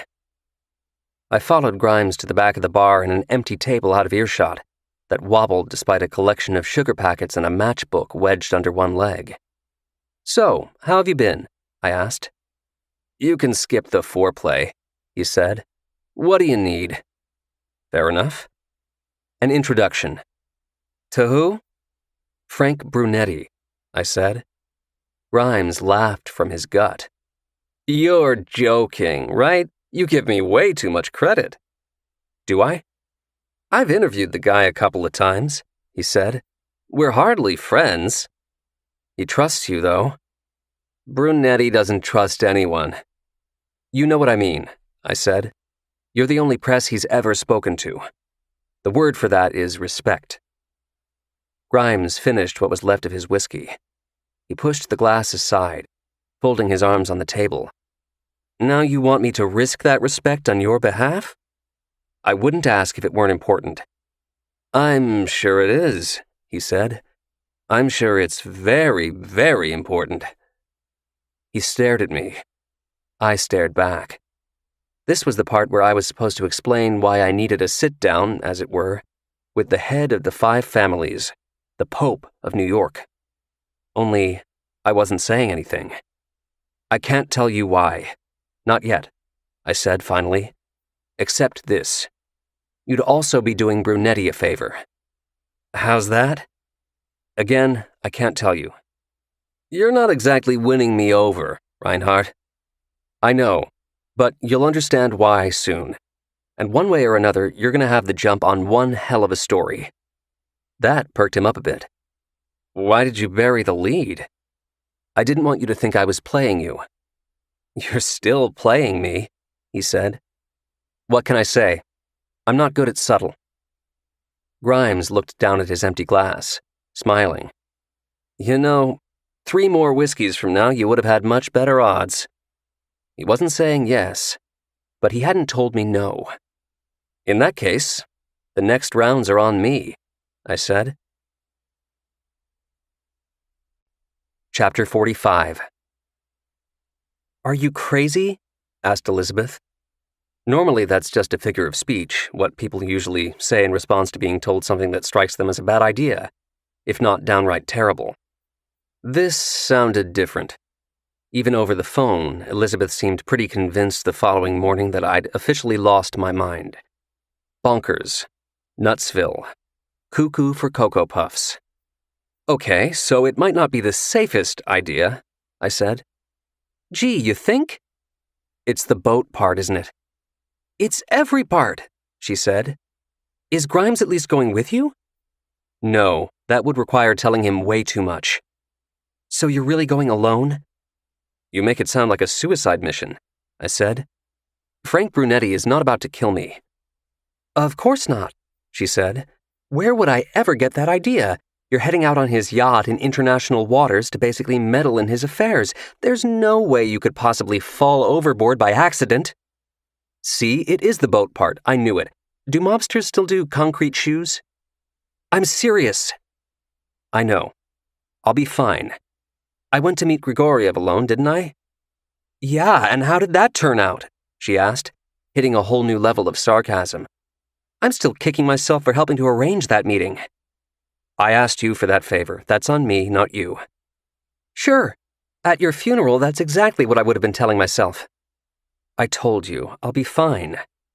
Yes, you will be, she said. Because I'm coming with you. What? No, you're not. You can't. Why not? You're a federal agent, for starters, I said. Does that prevent me from going on a boat? I don't know. Let's ask your boss. I'm sure Pritchard might have an opinion about this. It wouldn't matter what special unknown assignment you might be doing for the mayor. Pritchard would probably love it, she said. He hates Brunetti. She had a point. True power is when no one can touch you. And Frank Brunetti didn't have a single fingerprint on him. For decades, the FBI, not to mention the IRS and even the SEC, had all tried to take him down, to no avail. With the best legal and public relations teams that dirty money can buy, Brunetti had never so much as paid a parking fine. His was the kind of power that would seriously piss off a bureau division head, like Evan Pritchard. Still, it's not a good idea, I said. It's better than the idea of your going alone. Also, you have zero chance of talking me out of it. Zero, huh? Nada, she said. Zip. Okay, Lizzie. If you insist. Chapter 46. The only sure bets in life. Death, taxes, and mobsters worshipping Martin Scorsese films. Frank Brunetti's yacht was called Aces High. That made sense given that it was a licensed offshore gambling boat, but the true inspiration actually came from Brunetti's obsession with the movie Casino. As he explained to Alan Grimes, the boat was named after the talk show hosted by the character that Robert De Niro played. I've watched that flick 100 times, easy, Brunetti went on to say in the interview. I could only imagine how many times he'd seen Goodfellas. Welcome aboard, said the chief steward, or so read his shiny nameplate, as Elizabeth and I stepped out of the cold and onto Aces High a few minutes before it left from the North Cove Marina in Battery Park at exactly 8 p.m. That was another thing I'd read about Brunetti. Like Jimmy Hoffa, he was big on punctuality. There were roughly 80 to 100 people on board, all of us gathered in a posh stateroom with blue velvet curtains that had been converted into a bar and lounge, and, of course, a cozy, high-stakes casino. There were 4 blackjack tables, 2 roulette tables, and 1 craps table, all of which had to remain empty until we reached international waters 3 miles offshore. Everyone around us looked as if they had a lot of disposable income, although not necessarily any of it earned legally. Meanwhile, Elizabeth simply looked stunning. Check out the stairs. I'm the envy of every man here, I said, as she and I hung out in the corner, nursing our glasses of the champagne that had been passed around. She glanced down at her very form-fitting red dress. Too much? Just right, I assured her. Very Christmassy. So what's the plan now? We're doing it. You mean waiting? That's the plan? Grimes got us the meeting. We just don't know when it will be. Are we even sure Brunetti is on the boat? I'm not sure of anything right now, I said. But he's supposed to be. In other words, we're betting on the come. Wow, someone did her homework. It's a common expression. She cracked a smile. Okay, maybe I did a little light research on casino games this afternoon. Betting on the come, it's a bet you can make on a craps table. I'm impressed, I said. Did you also read that the game of craps has the smallest house advantage of all table games, with 1.41% on pass line bets, or 0.606% if you combine it with a standard free odds bet? With one look, Elizabeth made it very clear that she 100% didn't care. I don't get this whole attraction to gambling thing that people have, she said. There's too much risk. So says the woman who basically risks her life for a living. That's different. Is it? I nodded at the craps table. No matter how big you lose over there, you're still only losing money. Great, she said, letting that sink in.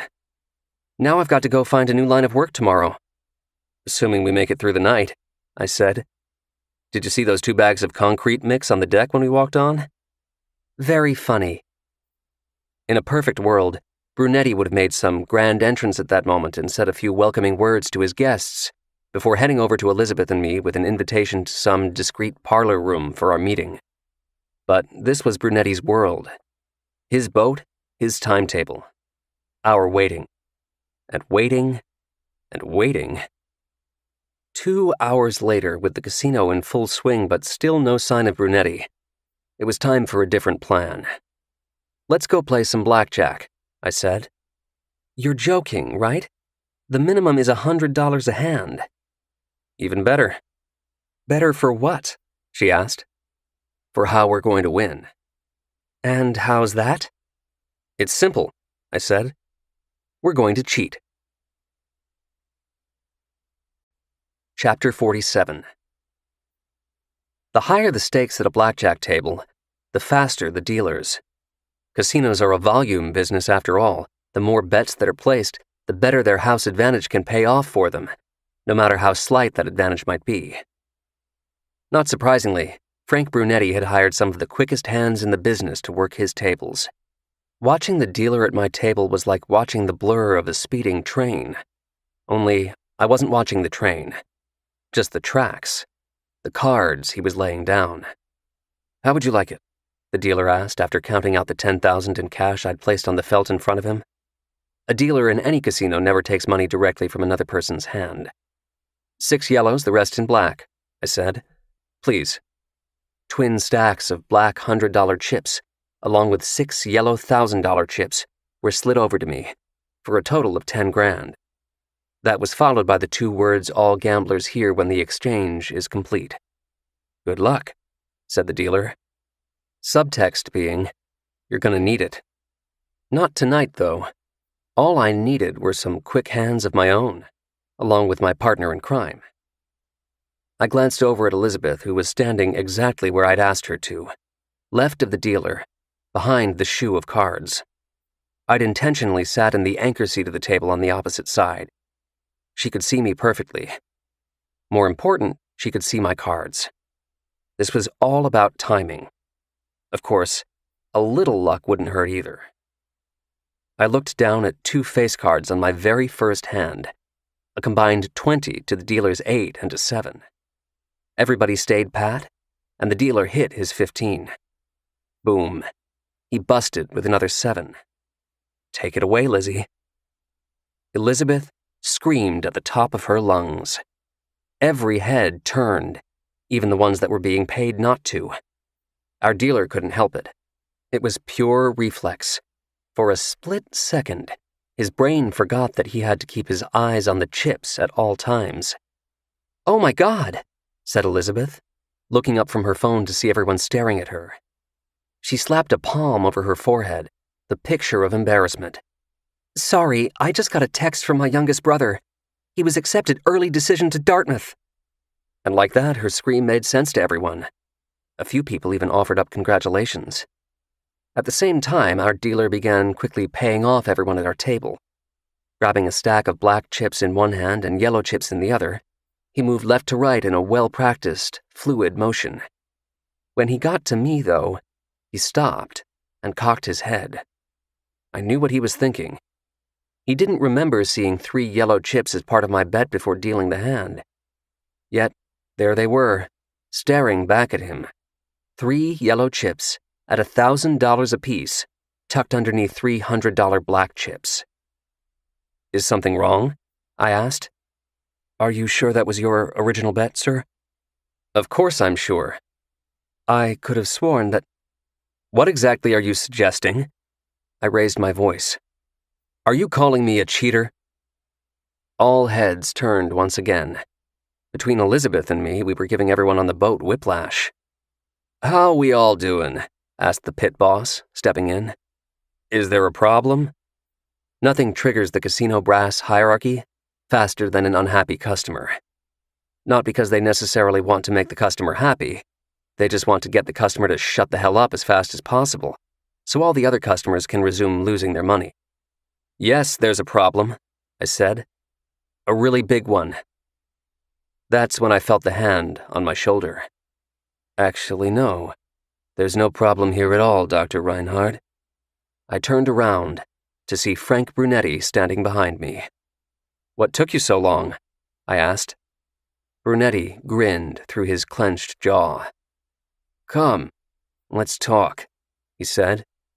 He nodded at Elizabeth. And bring along your pretty accomplice.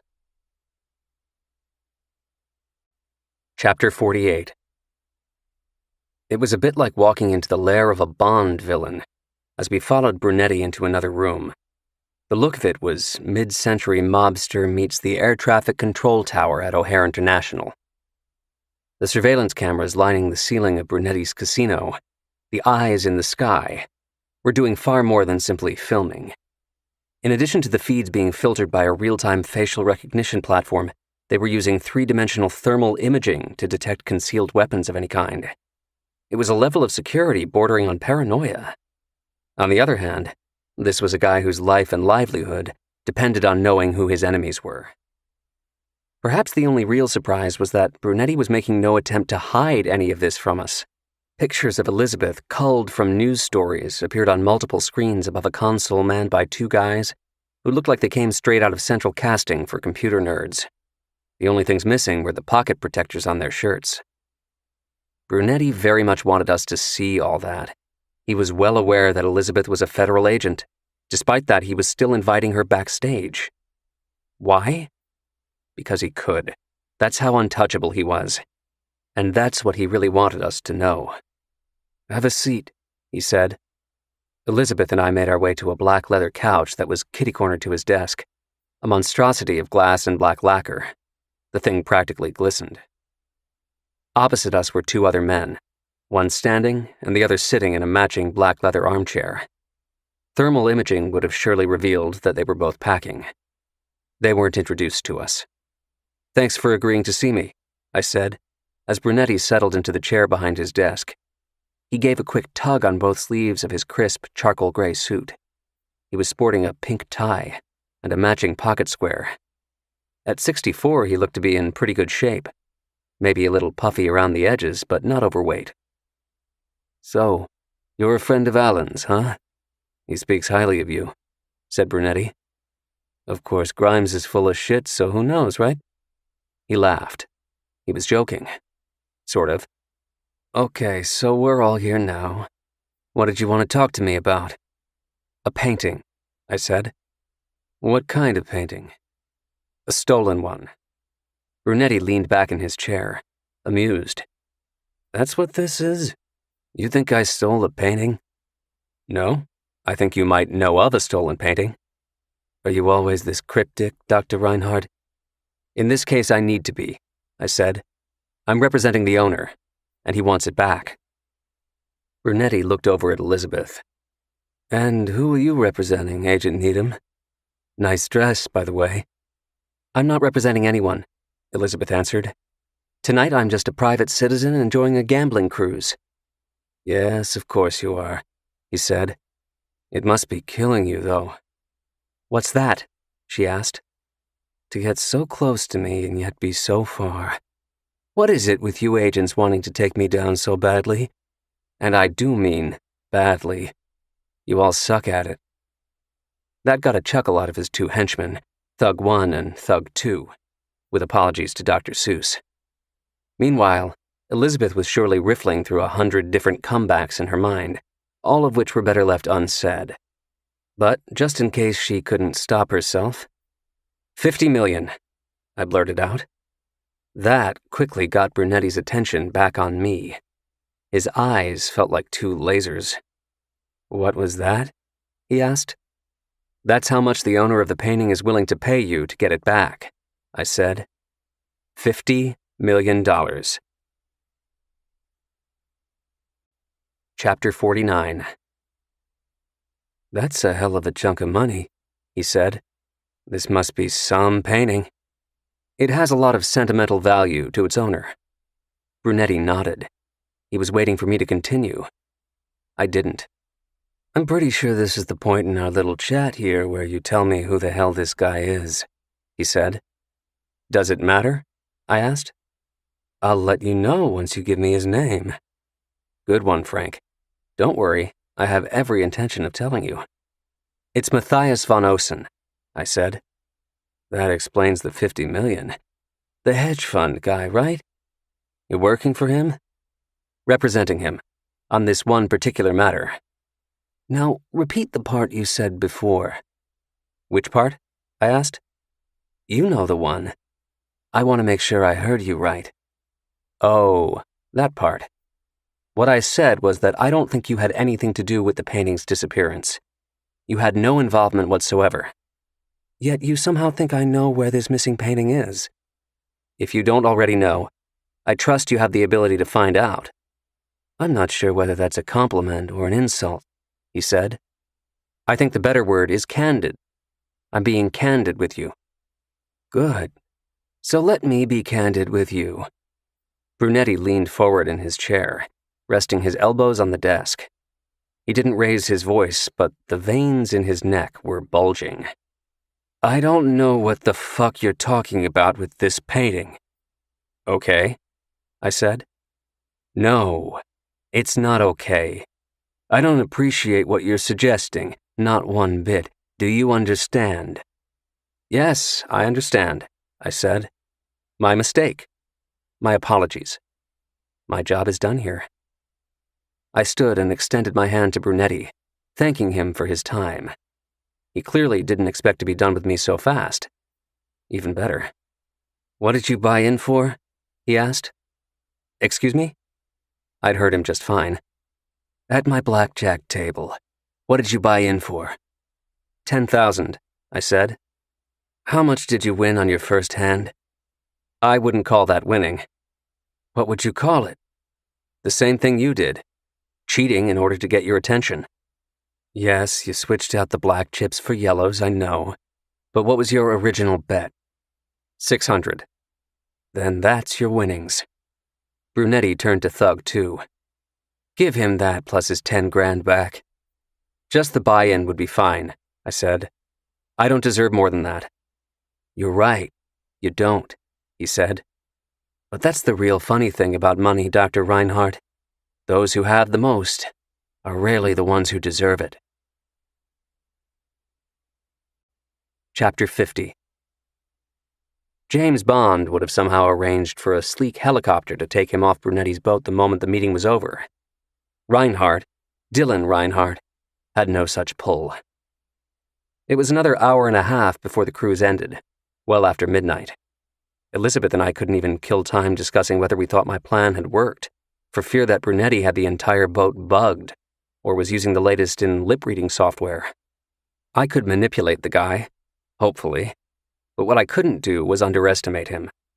Now what? Asked Elizabeth once we were off the boat. I glanced down at my phone. Now we wait another 2 minutes for your Uber driver to show up to take you home. His name is Jackson, and he has 4.94 stars. You know what I mean. Yes, I do. And I also know what you're thinking. Men always think they know what a woman is thinking. They never do. You're thinking you want to be the one agent who finally brings Frank Brunetti down, I said. Okay, maybe you know this one time. I get it, he's a smug son of a bitch who more than has it coming to him. So let me help you bring it, she said. That's not what I'm trying to do. This is just about a painting. Why can't it be about both? For starters, it could get you fired, or worse.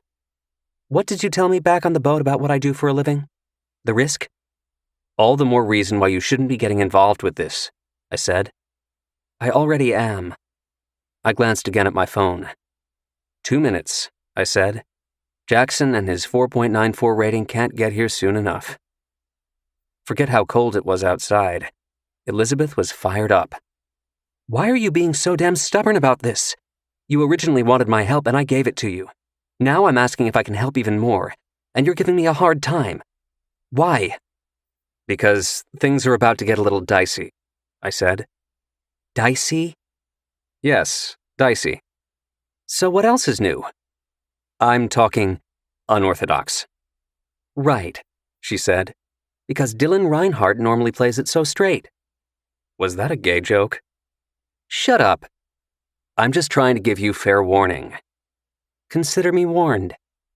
I chuckled. I couldn't help myself. Elizabeth was about to figure out what was happening. I was counting on her all along. Our ride's here, I said. Are you ready, partner?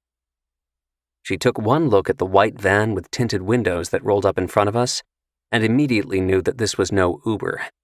The giant logo on the side read Mr. Fix-It, framed by a wrench and hammer. Nice touch. Julian lowered his driver's side window, flashing a toothy grin beneath his Manchester United cap. He always sounded a little more British when he was excited. Who's up for a bit of mischief? He asked. Chapter 51. Who would have thunk it? The best way to break into the Hungarian consulate is not to break into the Hungarian consulate. You break into a Hungarian bakery instead. Are you guys sure this is going to work? Asked Elizabeth. Absolutely not, said Julian. I wish he'd been kidding. He really wasn't sure. We were parked across the street from Esther's Pastries on the Upper East Side, home of all things sweet and Hungarian, according to the shop's Facebook page. As for Julian's intel, that came from what was commonly referred to in the CIA as the HAB file. If you were on the agency's radar and did anything on a habitual basis, it was noted in the HAB file. For instance, the Hungarian consulate in Manhattan ordered a breakfast pastry assortment each morning from Esther's. Of course, that didn't explain why we were about to break into the place. The specifics behind it were a bit complicated. Julian took a crack at it for Elizabeth's sake, but suffice it to say, he didn't exactly simplify things. You see, the entire Hungarian consulate has an STC rating over 50, while the ambassador's office meets every ICD 705 requirement, and the main conference room is a permanent skiff, complete with an RF-shielded door, he'd said. All of it with a straight face, no less. For anyone not possessing a PhD in advanced intelligence gathering, an RF-shielded door is one that prevents radio frequencies from getting in or out. These doors are commonly used with SCIFs, colloquial for SCIFs or Sensitive Compartmented Information Facilities, which are relied on by governments and anyone else with good reason to be paranoid to negate listening devices and eavesdropping. There are both permanent and temporary SCIFs, the latter usually erected when presidents and other high-ranking officials visit foreign countries and need to be assured of their privacy. Either way, all SCIFs must meet certain standards, including those mandated by Intelligence Community Directive, ICD 705. Requirements include having a sound transmission class, STC, rating above 50, a level of soundproofing sophisticated enough to mute your neighbor's Motley Crue CD at top volume. In short, the Hungarian consulate was like a big can of Raid. It was really good at repelling bugs. We couldn't just walk in the front door and hope to plant a listening device somewhere. But there was another possibility. A back door. Literally. The consulate had a loading dock that was serviced by a guarded alleyway. While the loading dock itself was rarely used, it had a separate door that was opened frequently by staffers taking cigarette breaks. That's how the pastries from Esther's came in at approximately 8 a.m., Monday through Friday. A delivery van would drop them off at the small gatehouse in front of the alley, and a guard would walk them back. That guard was supposed to use the front entrance of the consulate and have the pastries run through their X-ray machine like every other delivery, but that meant a much longer walk to the kitchen, which was right off the loading dock. That's what happens when routines become ingrained. People cut corners. And if those people happen to include a security guard at the Hungarian consulate, the CIA was going to know about it. Not that the U.S. government is habitually bugging foreign embassies on its soil. That would be crazy, right? Unheard of, rootin' tootin' Vladimir Putin nuts. But if we had to, it's good to know we could. Wink, wink. Okay, wait a minute though, said Elizabeth after taking all this in. You guys left out the most important part. She was right. We had. Chapter 52.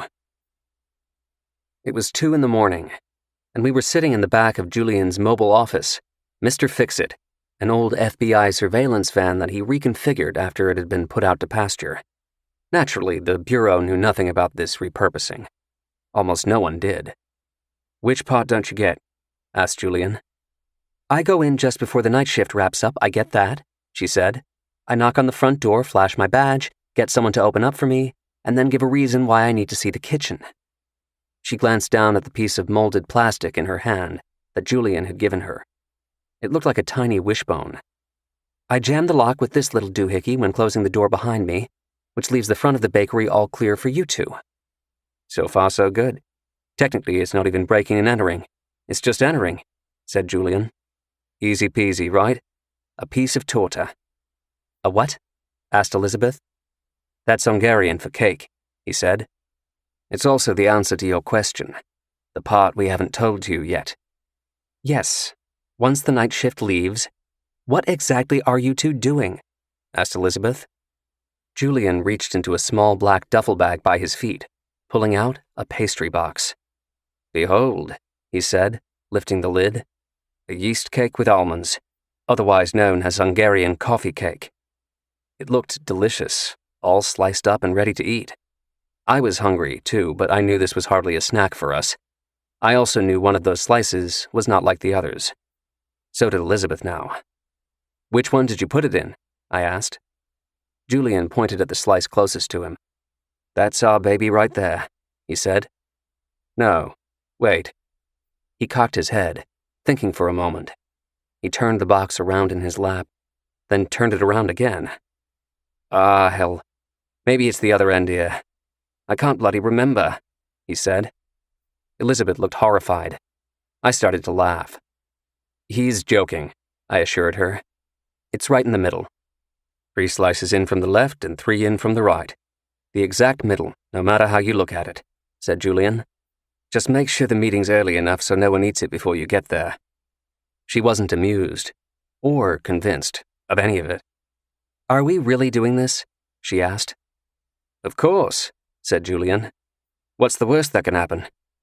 Someone discovers it and we all go to jail for espionage? She said. Julian shrugged. Yeah, that sounds about right. Elizabeth stared at me. I smiled back. Dicey enough for you? I asked. Book 3. You Ain't Seen Nothin' Yet. Chapter 53. Charlie Rexon had committed economic suicide. At least that's how most of the townspeople of Hensonville in upstate New York had pegged it. Some of them had even said as much to his face. And among those, a few managed to insert another adjective between you've committed and suicide. It rhymed with trucking. But Charlie didn't care. He'd owned his gun shop in Hensonville for more than 30 years and had already squirreled away enough money to retire comfortably. Not that his healthy 401k was the main reason he did what he did. No.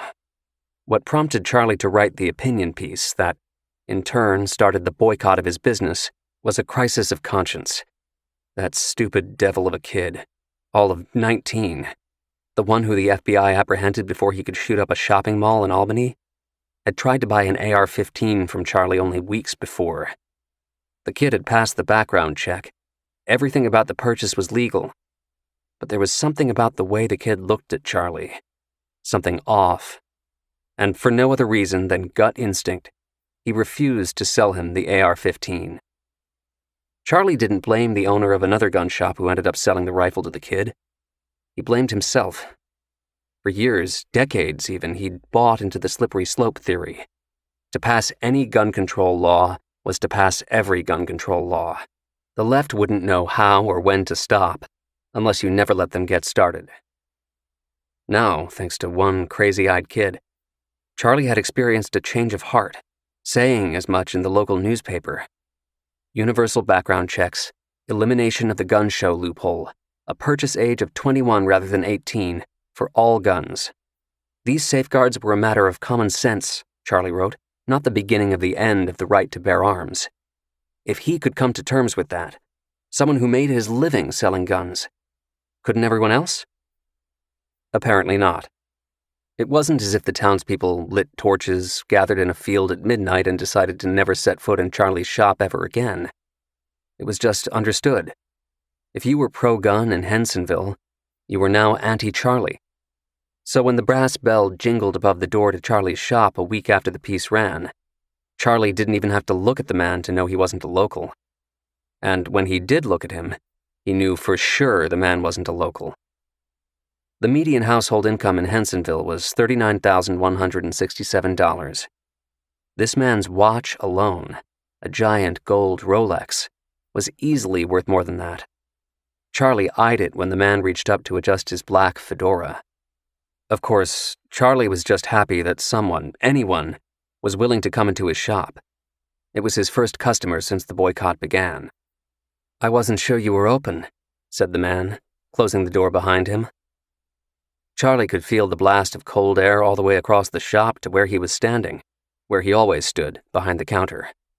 The forecast had predicted snow that night. Only a few inches, though.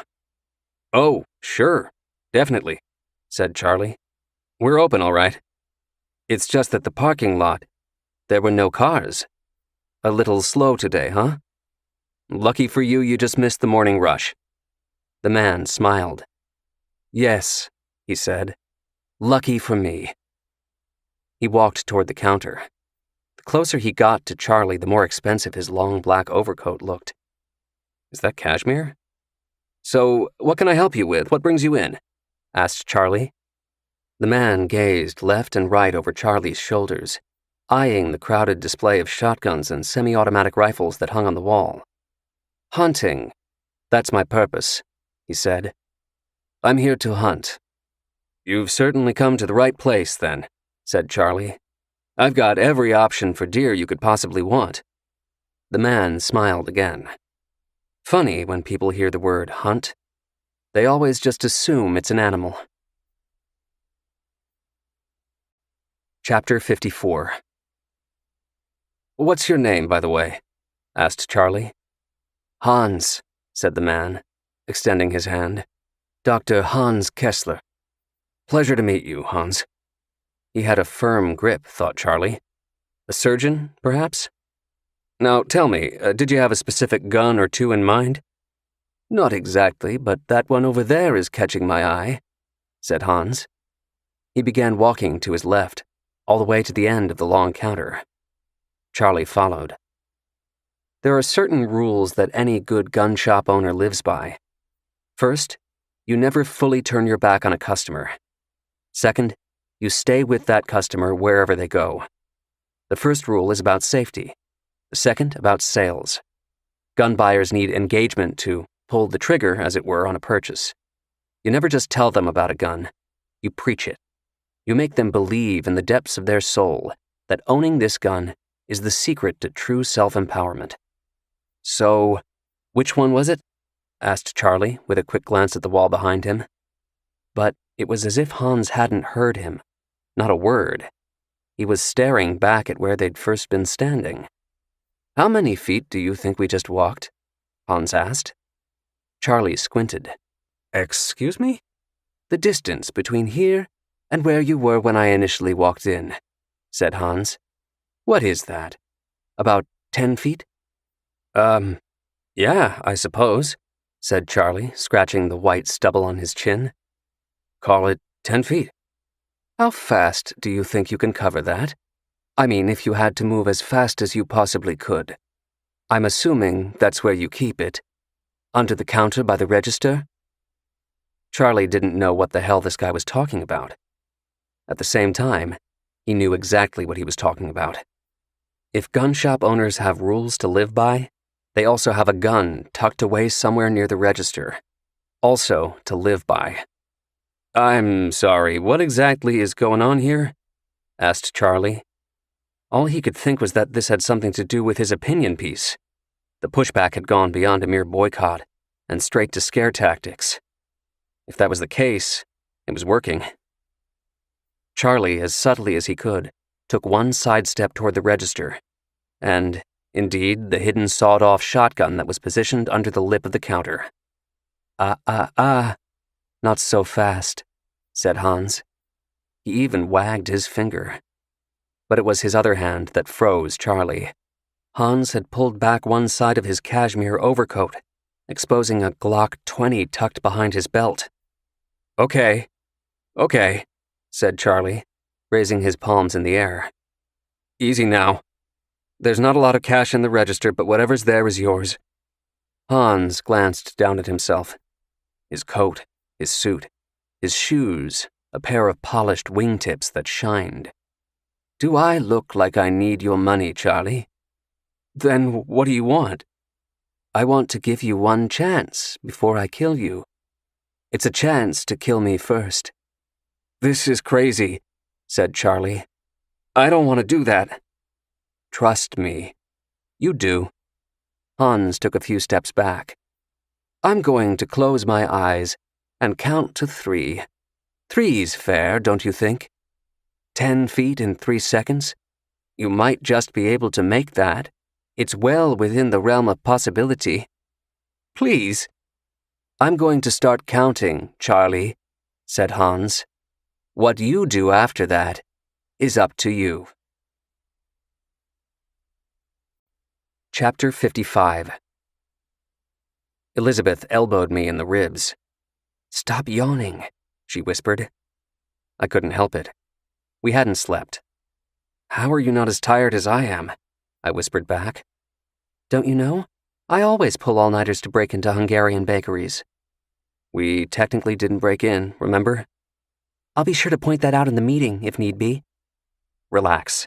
This is going to work, I said. We're halfway home. We just need to stick the landing. I'm pretty sure the captain of the Hindenburg said the same thing. Good one, I said. Max Pruss, by the way. What? He was the captain of Hindenburg, that was his name. Max Pruss. Elizabeth's eyes nearly rolled out of her head. It so figures that you would know that. That's not a compliment, is it? Shh. Here she comes. The two of us had been waiting, side by side on a small couch, in a reception area on the top floor of the Hungarian consulate on East 52nd. A young female receptionist with a pixie haircut sat at a desk across the room, fielding calls one after the other via headset. The red, white, and green from all the Hungarian flags flanking her blended perfectly with the Christmas tree and other holiday decorations that all had the tired look of having been trotted out of a storage closet once every year since the Nixon administration. Unlike the pastries from Esther's, Elizabeth and I had come in through the front entrance and passed through security. I even got the bonus full-body wand treatment from a guard after my platinum wedding band triggered the walk-through metal detector. That's how sensitive the machine was, and how thorough embassies and their consulates tend to be in major cities when it comes to screening. For good reason, of course. All the more reason we couldn't just waltz in with Julian's transmitter. What we could bring with us, however, was the audio jamming software that Julian had installed on our phones. If the walls of the consulate had ears, and surely they did, the software was able to mimic the effect of a Druid white noise generator, which creates a barely detectable level of audible distortion and reverberation that renders listening devices all but moot. Still, Elizabeth and I weren't taking any chances when we were alone anywhere in the consulate, including a reception area. In other words, even with jamming software triggered, we whispered softly as we waited. The wait was over. Here she comes, all right. Good morning, Agent Needham. I'm Dorian Laszlo, she said, thrusting out her hand with a locked elbow as we stood. Laszlo's title was Economic and Trade Commissioner. From her diction to her posture, to her crisp, wrinkle-free pantsuit, she had the air of a perfectionist. She was also the perfect point of entry for us. Dorian Laszlo had substantial authority within the Hungarian consulate, but not so much that would allow her instincts to get in the way of covering her ass with the powers that be back in Budapest. She also didn't have a personal assistant. That was important. It's very nice to meet you, said Elizabeth. Thanks for seeing us on such short notice. You did say it was urgent. I'm afraid it is. In fact, that's why I want to introduce you to Dr. Dylan Reinhardt. Dr. Reinhardt is a professor at Yale and the one who first alerted my office to the situation. Potential situation, I should clarify, I said. Yes. Again, that's why time is of the essence, said Elizabeth. I understand, said Laszlo. Let's head back to my office. We followed her down a hallway that featured photographs, in both color and black and white, depicting various highlights of Hungarian history over the last 100 or so years. The bigger the moment, the bigger the picture. The Hungarian Revolution of 1956, the Soviet Army officially leaving the country in 1990, Hungary joining NATO in 1999. Conveniently missing from the walls were some of the lowlights, particularly anything having to do with Hungary's role in World War II. Barbara Tuchman said it best: "History is the unfolding of miscalculations." After a left turn and a quick right, we arrived in Laszlo's office. It was a bit like walking into a pottery barn. All the furniture looked as if it had been focus group tested. Nothing was out of place either. The room was spotless. "May I offer you something to drink?" asked Laszlo. "A bottle of water?" "No thanks," said Elizabeth. "I'm good too," I said. What I didn't say was that in a few minutes I was going to change my mind and take her up on that water, or whatever it took to get Laszlo to leave her office, if only for a few moments. But first things first. Elizabeth and I glanced at each other. We were double-checking that we'd each turned off our Druid simulators, the audio jammers. "I did, Lizzie. What about you?" She gave me a quick nod. "Mine's off too. Let the show begin." Chapter 56. Laszlo motioned to the two upholstered guest chairs in front of her desk. They looked to be positioned at exactly a 45-degree angle. I could practically picture her with a protractor making sure of it. "As I said," began Elizabeth, wasting no time as we settled in, "Dr. Reinhardt came to us with this information, so I think it's best for him to walk you through it. Do you mind, Dr. Reinhardt?" "No, of course not," I said. I cleared my throat and scratched my chin, the picture of hesitation. "I do want to mention up front that I can't reveal the exact source of what I'm about to share, because that could possibly put that person in legal jeopardy." "I understand," said Laszlo. "I wouldn't want you to do that." "Not yet, you don't." "A few days ago, I was having dinner with a friend of mine who's very well connected in the art world, particularly with the top collectors. After a couple of glasses of wine, he mentioned that he'd been approached confidentially about brokering the private sale of a certain painting. I said, "So far, no big deal, right?" Laszlo nodded. "Right. You always know when you have someone hanging on your every word. They answer your rhetorical questions." I continued. "The reason my friend was telling me this story is that he was extremely conflicted. He was being offered an obscene amount of money in return for his discretion. This was no ordinary painting, it turns out. It has a history." I waited a beat. "A Hungarian history." I didn't even finish the next sentence before Laszlo knew the exact painting, along with the exact history. All it took was one word out of my mouth. Monet. She didn't flinch or nod. She didn't do anything to let on, except forget to breathe. Laszlo sat frozen, but her brain, behind her perfectly straight bangs, was surely furiously churning out various questions to ask. Two key ones in particular. Sure enough, she asked them both. Did we know who originally stole the painting from the Hungarian Parliament building in Budapest? And who was it who approached my friend about now selling it on the black market? "My friend doesn't know who originally stole it," I answered. As educated as he is about art, he didn't know the background of this particular Monet when he was first approached. Only afterward, upon doing some research, did he learn the whole story. I watched as Laszlo blinked a few times, digesting the subtext of my saying, "whole story." She clearly knew the circumstances of how the Hungarian government originally acquired the painting during World War II. Just like anything else having to do with her government's alliance with Nazi Germany, this definitely wasn't hallway material for the walls outside her office.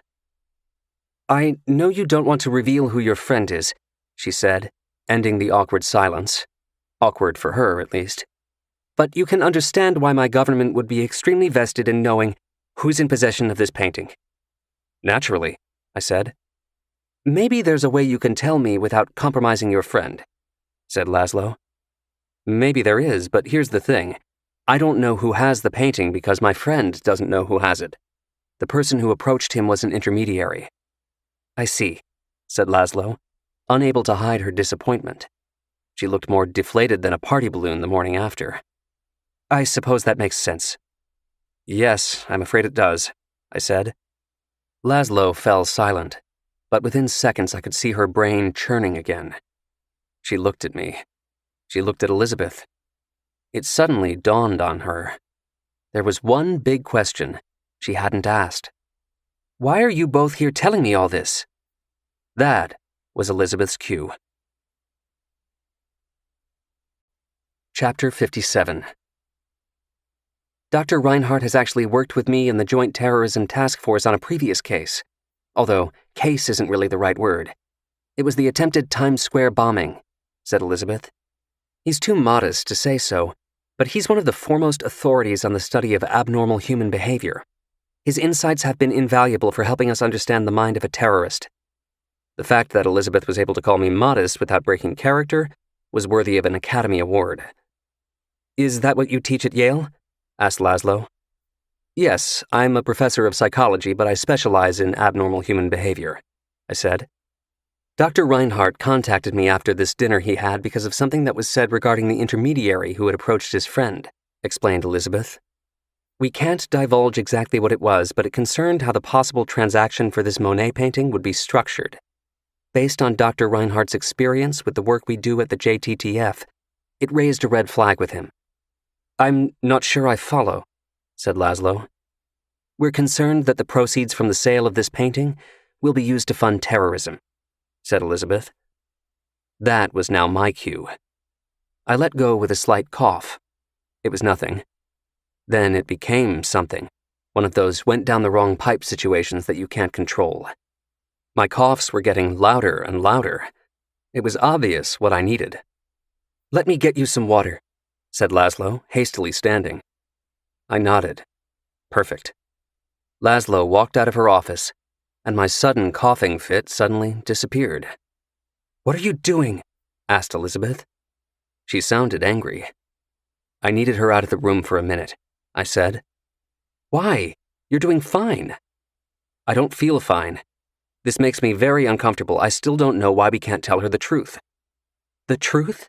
That a mob boss is the one who actually has their painting? We went over this.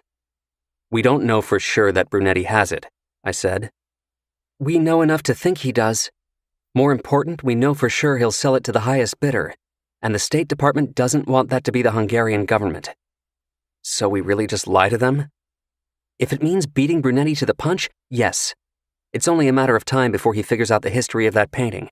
So we take the Hungarians out of the bidding before the process starts, she said. Exactly as I told you. You're that sure they wouldn't buy from terrorists? Yes. Why? I asked. Because this meeting is our warning to them. That's what we're doing here. Making it very clear there will be hell to pay, she said. I hope you're right.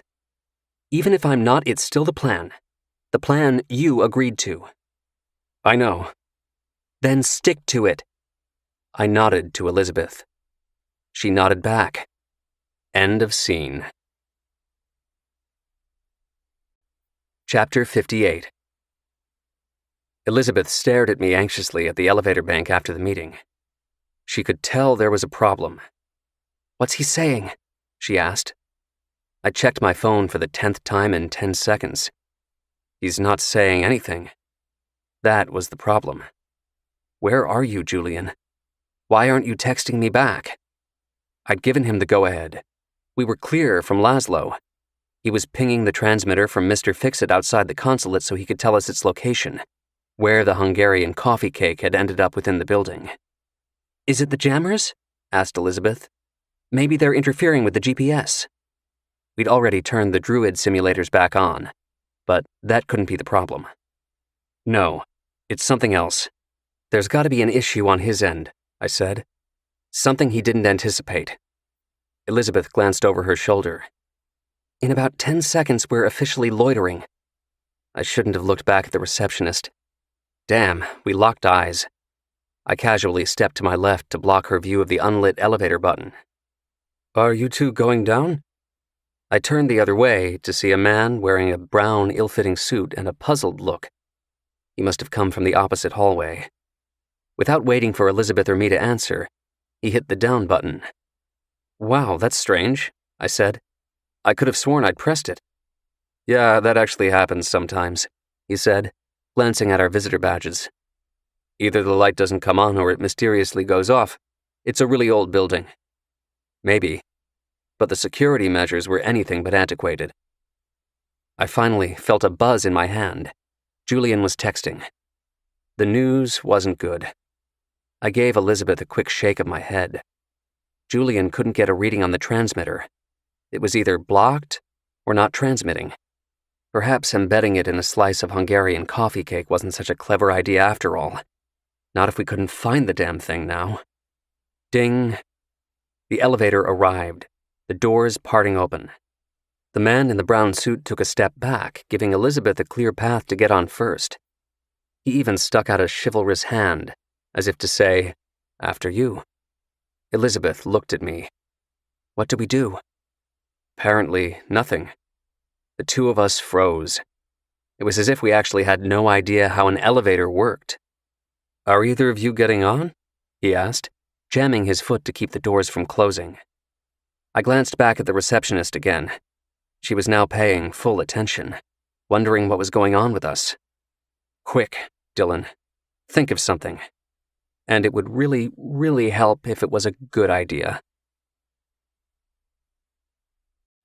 Chapter 59. There were cameras everywhere. We couldn't just be riding the elevator up and down, roaming around the consulate. Nor could we simply leave and say, "Screw the damn transmitter." Elizabeth and I had to find it before someone else did. This wasn't a gizmo we could explain away or deny. The trail would lead back to Esther's pastries, and more important, Elizabeth. I could never let her take the fall for me. Not ever. "Is everything all right over there?" the receptionist called out. Her voice was a bit nasally, but it was music to my ears. A good idea has a melody all its own. I spun around on my heels, heading straight for the reception desk. Elizabeth had no choice but to fall in line behind me.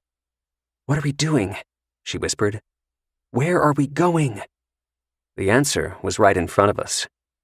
"Hi there, I'm Dylan," I said, giving the young woman with a blunt bob my very best Midwestern smile. Never mind that I was neither born nor raised in the Midwest. "I didn't catch your name when we first arrived." "I'm Cynthia," she answered. "No kidding. My favorite niece is a Cynthia." I turned to Elizabeth. "Isn't that right? I'm always telling you how much I adore Cynthia." "Yes, all the time," said Elizabeth, nodding with some quickly manufactured enthusiasm. "Definitely, all the time. So, Cynthia, I was hoping you could help me out. I'm on this antibiotic that I'm not supposed to take on an empty stomach, but I haven't eaten anything yet this morning. Do you know where I can get a muffin or pastry of some kind? The closest deli or bakery near the consulate?" Psychologists have long debated whether kindness is a learned behavior or an inherent human trait. What I've come to realize is that it's actually both. We all have the capacity for kindness, but that doesn't mean we always show it. Sometimes it requires the power of suggestion. Elizabeth and I watched as Cynthia thought for a moment, trying to make up her mind. Come on. You can do it." "I'm probably not supposed to do this," she said, glancing left and right before leaning in. "But the ambassador has pastries brought in every morning to the conference room. Follow me." Chapter 60.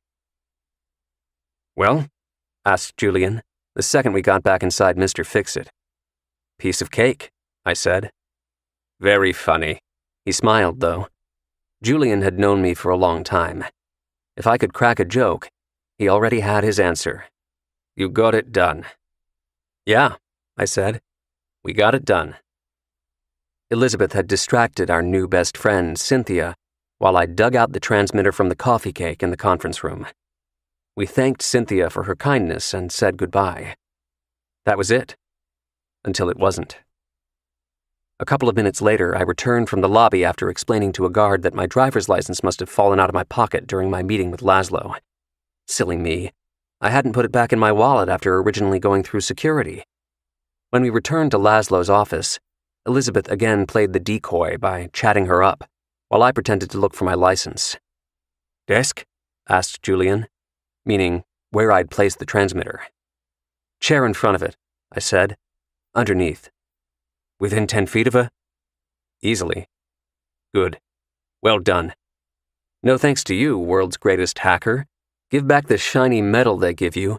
You're obviously slipping." "You wish," said Julian. "And it's not a medal. It's actually a shiny trophy." "Any idea what the issue was? Why were you blocked?" I asked. "Not for sure. I can't think of a jammer on their end that would block a GPS signal. But if they can firewall that..." Julian's voice trailed off. The silence that followed spoke volumes. "In other words," Elizabeth said, "all this might have been for nothing?" "I honestly don't know. Maybe 50-50 at this point," he said. "But we're about to find out." Julian turned to his laptop, only to stop halfway. "Wait. Where did you say they had the pastries?" "A conference room," I said. He snapped his fingers. "There you have it." "Have what?" "Element 82, he said. PB. He was right, he had to be. Lead-lined sheetrock? Exactly. Installed wall to wall, including the floor and ceiling. Across the entire building? Asked Elizabeth. Julian shook his head. Lead linings wouldn't make sense beyond a conference room. No one would be able to use a cell phone in their office. He squared up to his laptop. Our odds just got better.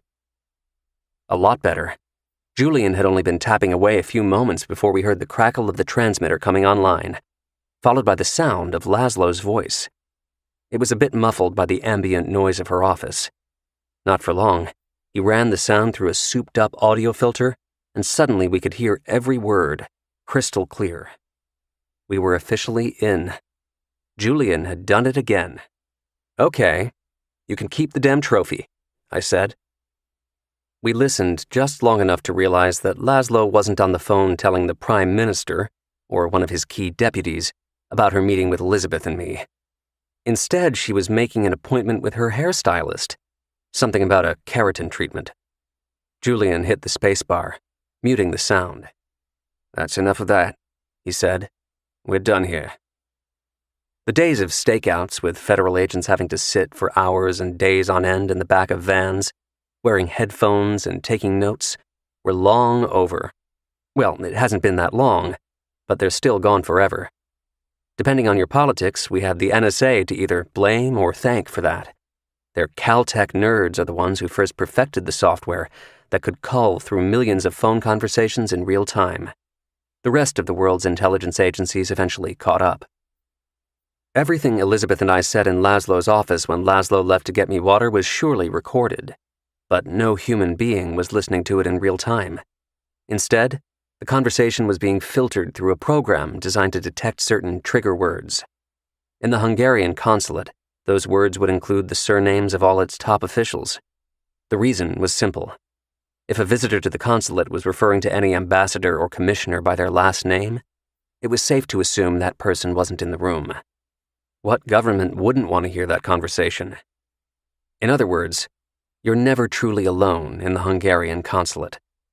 Which was exactly what the three of us were banking on. We were now using the same software to hear when Laszlo got the call from an intelligence official back in Hungary, telling her about the American federal agent and the Ivy League professor who were trying to mislead her and her government regarding a $100 million Monet, woman by the Seine, that was presumed gone forever. I was absolutely convinced that call to her would come. It wasn't a matter of if. It was only a matter of when. Chapter 61. I was running on fumes, desperately craving sleep. There's only so much morally justifiable subterfuge a person can engage in before needing to recharge the batteries. My plan was to grab a nap for a couple of hours, wake up and cook a 3-egg Western omelet, and then, when I'm good and rested and calorically satisfied, clean the apartment a bit before Tracy and Annabelle got home from Marblehead. I'd really missed them both. Yep, that was my plan. Unfortunately, Matthias von Osen had his own plan. No sooner had I arrived home when he called my cell. If only I'd let it go to voicemail. "Where are you?" he said, skipping any hellos. "Are you in the city?" "Yes." "How fast can you get to the Yale Club?" "Why?" "I'll tell you when you get here," he said. "A half hour, no later. I'm on a plane this afternoon." Then he did the most billionaire thing he could do. He hung up on me. I could have called him back and postponed, but I'd already seen firsthand how Matthias von Osen deals with rejection. Exhibit A, extorting me by buying the building that housed Tracy's legal aid office. I changed my clothes and grabbed a cab. When the Yale Club building in Midtown Manhattan opened in 1915, it was a place where a bunch of rich white guys could gather to feel extra smug about the fact that they attended Yale. Of course, times have changed. These days, the club is a place where a bunch of ethnically diverse persons of all backgrounds can gather to feel extra smug about the fact that they attended Yale. That's progress for you. "Yes, he's right over here," said the hostess. "This way." Von Osen hadn't mentioned whether he was in the tap room or the grill room in the club. Both served lunch, and while the more refined grill room would normally match his tastes, everyone knows that the tap room is the place to be around the holidays. Decked out with garland and poinsettias galore, with its bright red dining chairs and massive wood beams, the room was a sight to behold. It was as if Santa had designed a ski lodge. "There he is," said Von Osen, standing from his back corner table to greet me as I approached. He wasn't alone. "I'd introduce you to Richard here, but apparently you've already met." "How could I forget?" I said, shaking the hand of my one and only stalker.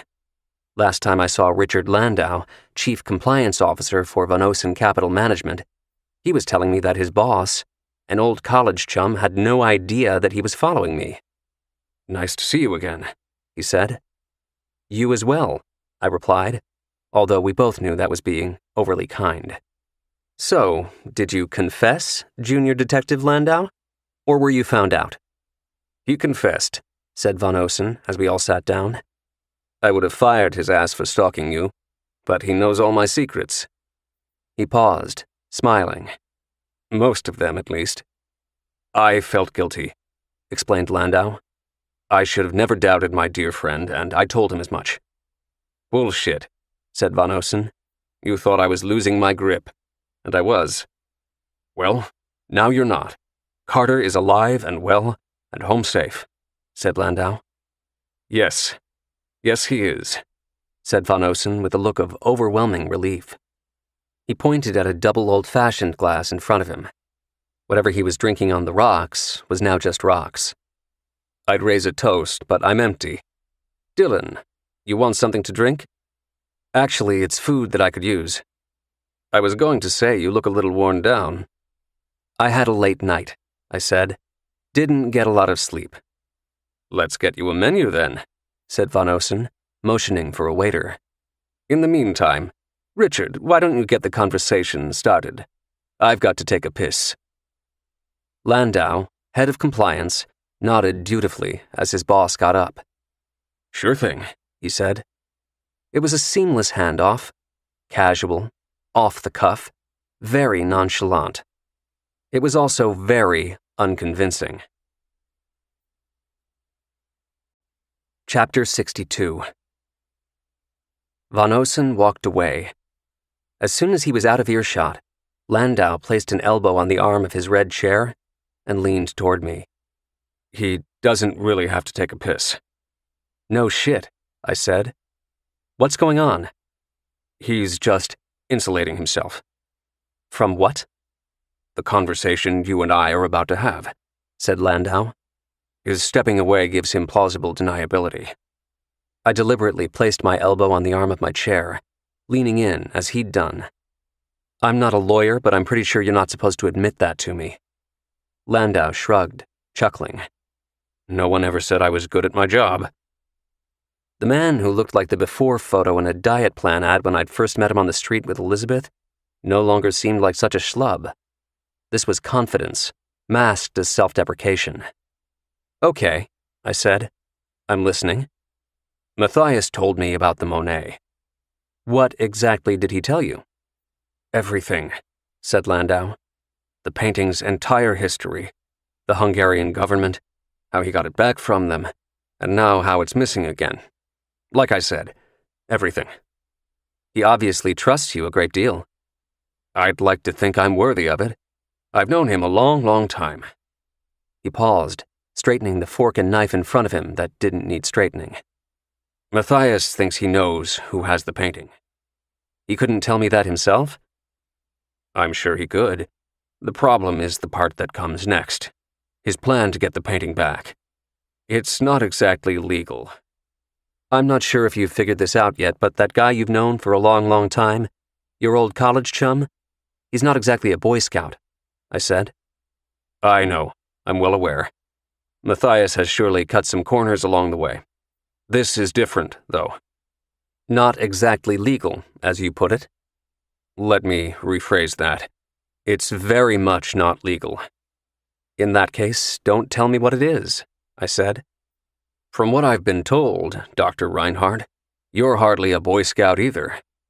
Yeah, but that's because I'm gay. I wasn't allowed in. Landau nodded. Touché. You don't even want to know the name? He asked. Who we think has the painting? Nope, not even the initials. Why not? That's easy, I said. Plausible deniability. The waiter returned with the menus. Here you go, gentlemen. I won't be needing one, I said. Give us a minute, please, will you? Landau asked, giving the waiter a forced smile. The second we were alone again, he started in with a revamped pitch. I cut him off with a raised palm. Where is he? Where's he watching us from? I asked. Landau knew better than to play dumb with me at this point. He sighed. The bar, he said. And you're supposed to give him some kind of signal, right? When we're done talking, yes. We're done talking, I said. Wave him over. He sighed again. This one was actually more like a huff. Within seconds, it was the three of us again. Matthias von Osen had hired me to find his son. Now that Carter was home, I was seeing to the damage that had been done, making sure that the boy would remain out of harm's way. Carter had been staying out of the public spotlight, and von Osen's lawyer had run interference with the police, stalling and muddying up their inquiry as only a $1,500 an hour lawyer can do. Ostensibly, we were all on the same page, or painting, as it were. So, what did I miss? Asked von Osen, settling back in his chair. I could have spent an hour bringing him fully up to speed. I could have explained why I didn't need his plan, or even his thoughts on who might have his Monet. I could have gotten a free lunch out of it, too. Did I mention I was starving? Instead, I cut to the chase. The bottom line. Sometimes in life, you fly by the seat of your pants. Other times, you know exactly what you're doing. It's like this, I said. How many millions are you willing to spend to buy your painting back? Chapter 63. Daddy D! Daddy D! Annabelle called out to me in the most wonderful, happy, sing-songy voice as I walked through the door. She ran as fast as her little legs would let her, jumping into my arms. I squeezed her tight, spinning her around. Anna B! Anna B! I've missed you so much. Did you miss me? Show me how much. She pushed her hands wide apart and giggled. This much. That's my girl. That's my Anna B. I spun her around again, showering her with kisses. Where's Daddy T? He's right here, said Tracy, coming around the corner. We formed an Annabelle sandwich as we hugged, which made our little girl giggle even louder. I'm so glad you're both home, safe and sound, I said. I think someone here was a little homesick, actually, so we got on the road earlier than planned this morning. Tracy gave Annabelle a few playful pokes to her belly. Isn't that right, Anna B? I'm afraid to ask, I said. What did she miss more, me or her toys? Well, to be fair, she does have some really great toys, he deadpanned. He lifted Annabelle from my arms. Hey, sweetheart, I have a fun idea. Why don't you go to your bedroom and get the squishy fishy that Aunt Rebecca gave you so you can show it to Daddy D? Annabelle nodded with a big smile as he lowered her to the floor. Off she scampered, disappearing down the hall that led to her bedroom. Tracy and I would now be alone for a minute, which was clearly what he wanted. Something suddenly didn't seem right. Or maybe I'm the one who doesn't seem right. "Are you okay?" asked Tracy, taking a step back. "You look absolutely exhausted." "I hardly slept last night," I said. It technically wasn't a lie, but the two of us had dealt with some major trust issues in the past couple of years, all because I'd hidden my CIA past from him for a long time. So I immediately felt guilty about letting him picture me tossing and turning in our bed, as opposed to what I was really doing, risking an international scandal by conspiring to bug a foreign consulate. "How about you? How was the trip?" I asked. "How's your sis?" "It was good," he said.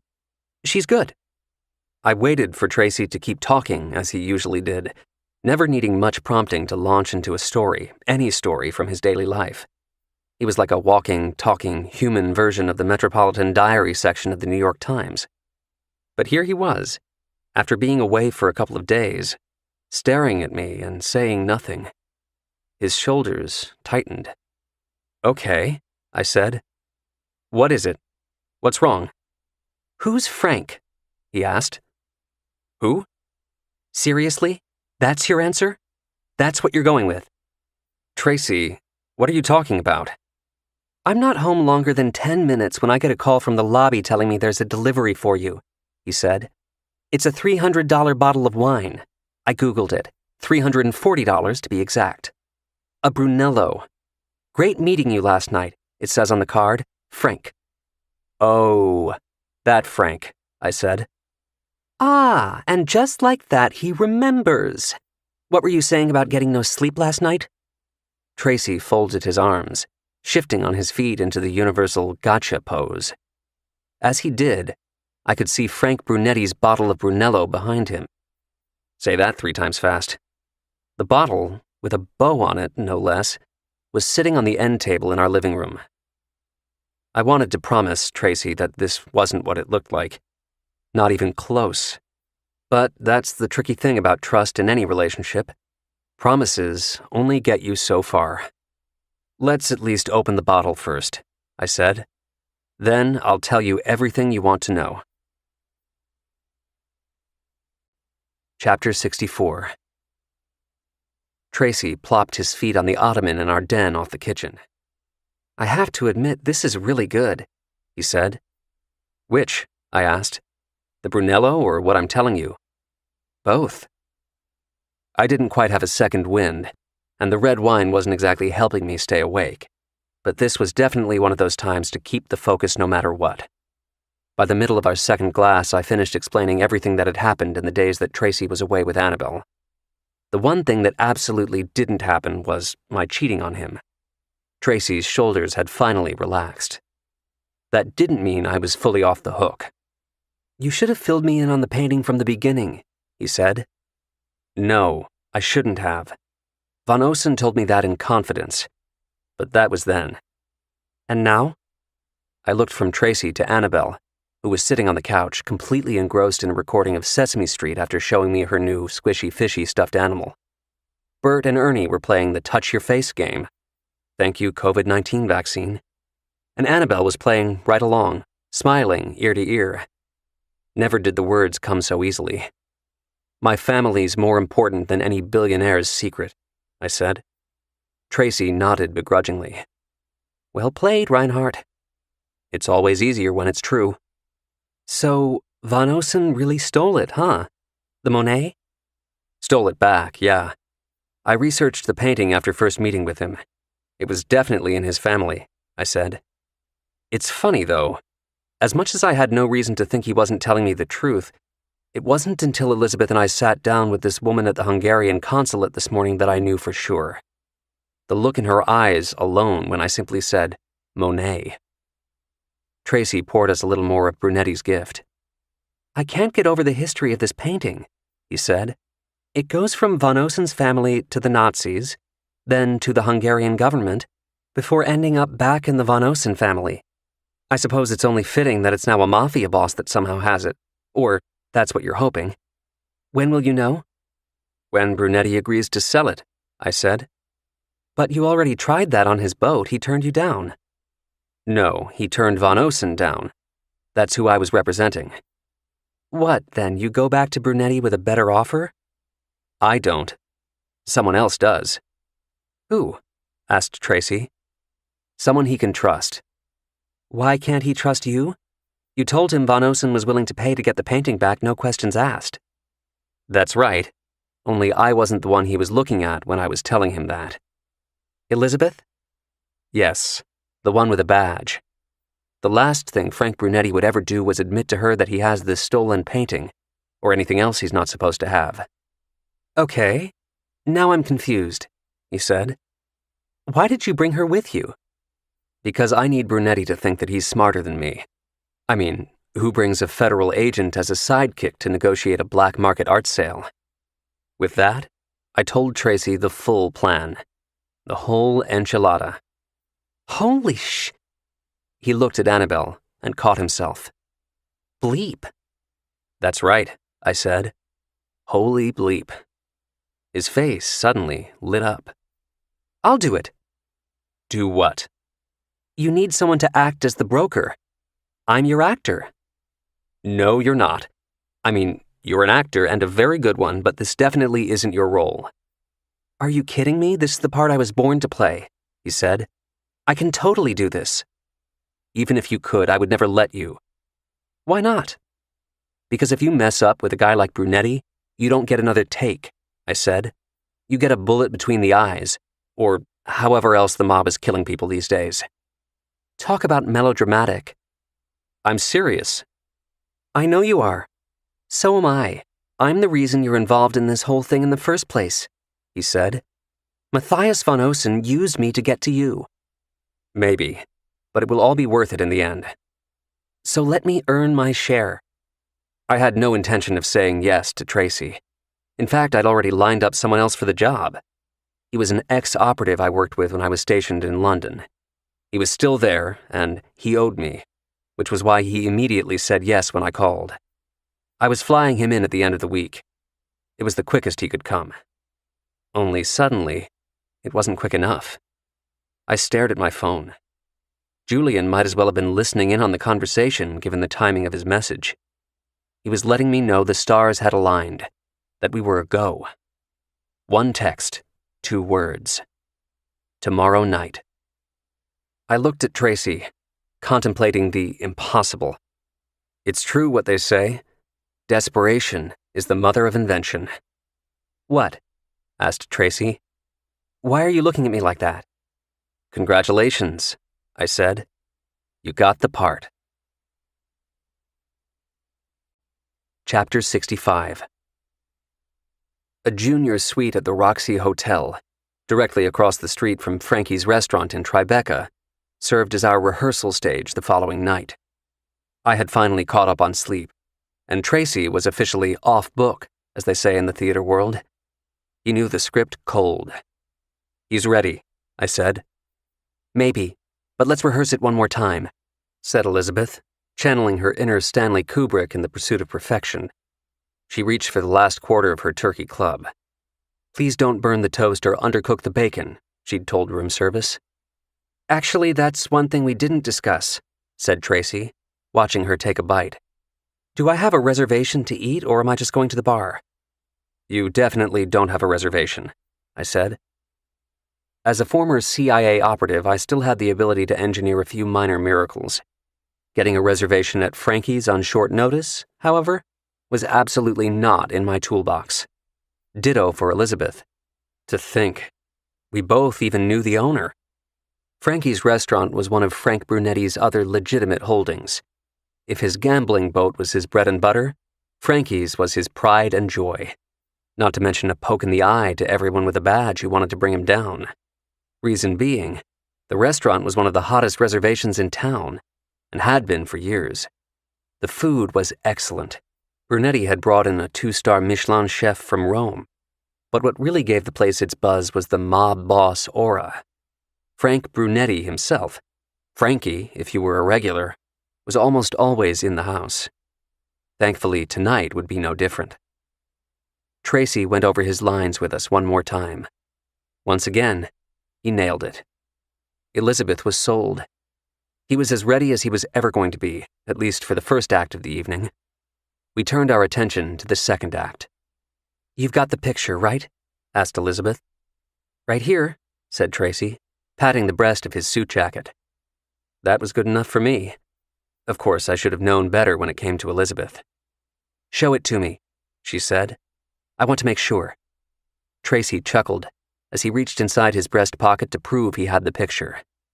"I know what you're doing," he said. "You just want to take another look at the guy." The guy was Agent Danny Sullivan, Elizabeth's co-worker. I'd only just met him face-to-face at the Chelsea Piers ice rink after the favor he'd done for me. Arranging a meeting with Vladimir Grigoriev had spectacularly backfired. Danny intervened with Grigoriev and basically saved my life. So how do I repay him? Ask him to do another favor, of course. But I knew he'd be on board. He was that kind of guy. Plus, it didn't hurt that he had the hots for Elizabeth. It was pretty obvious at the rink. And, yeah, given the way she was looking at the photo of Danny, the feeling was definitely mutual. Not that this was the time or place for me to point that out to her. As for everything Tracy knew about Danny, that was next to nothing. Tracy wanted it that way, too. I'm pretty sure it was a method acting thing. Stanislavski and Stella Adler all rolled into one. He wanted to think of Danny only in terms of the character he'd be playing. All he needed to know was what Danny looked like.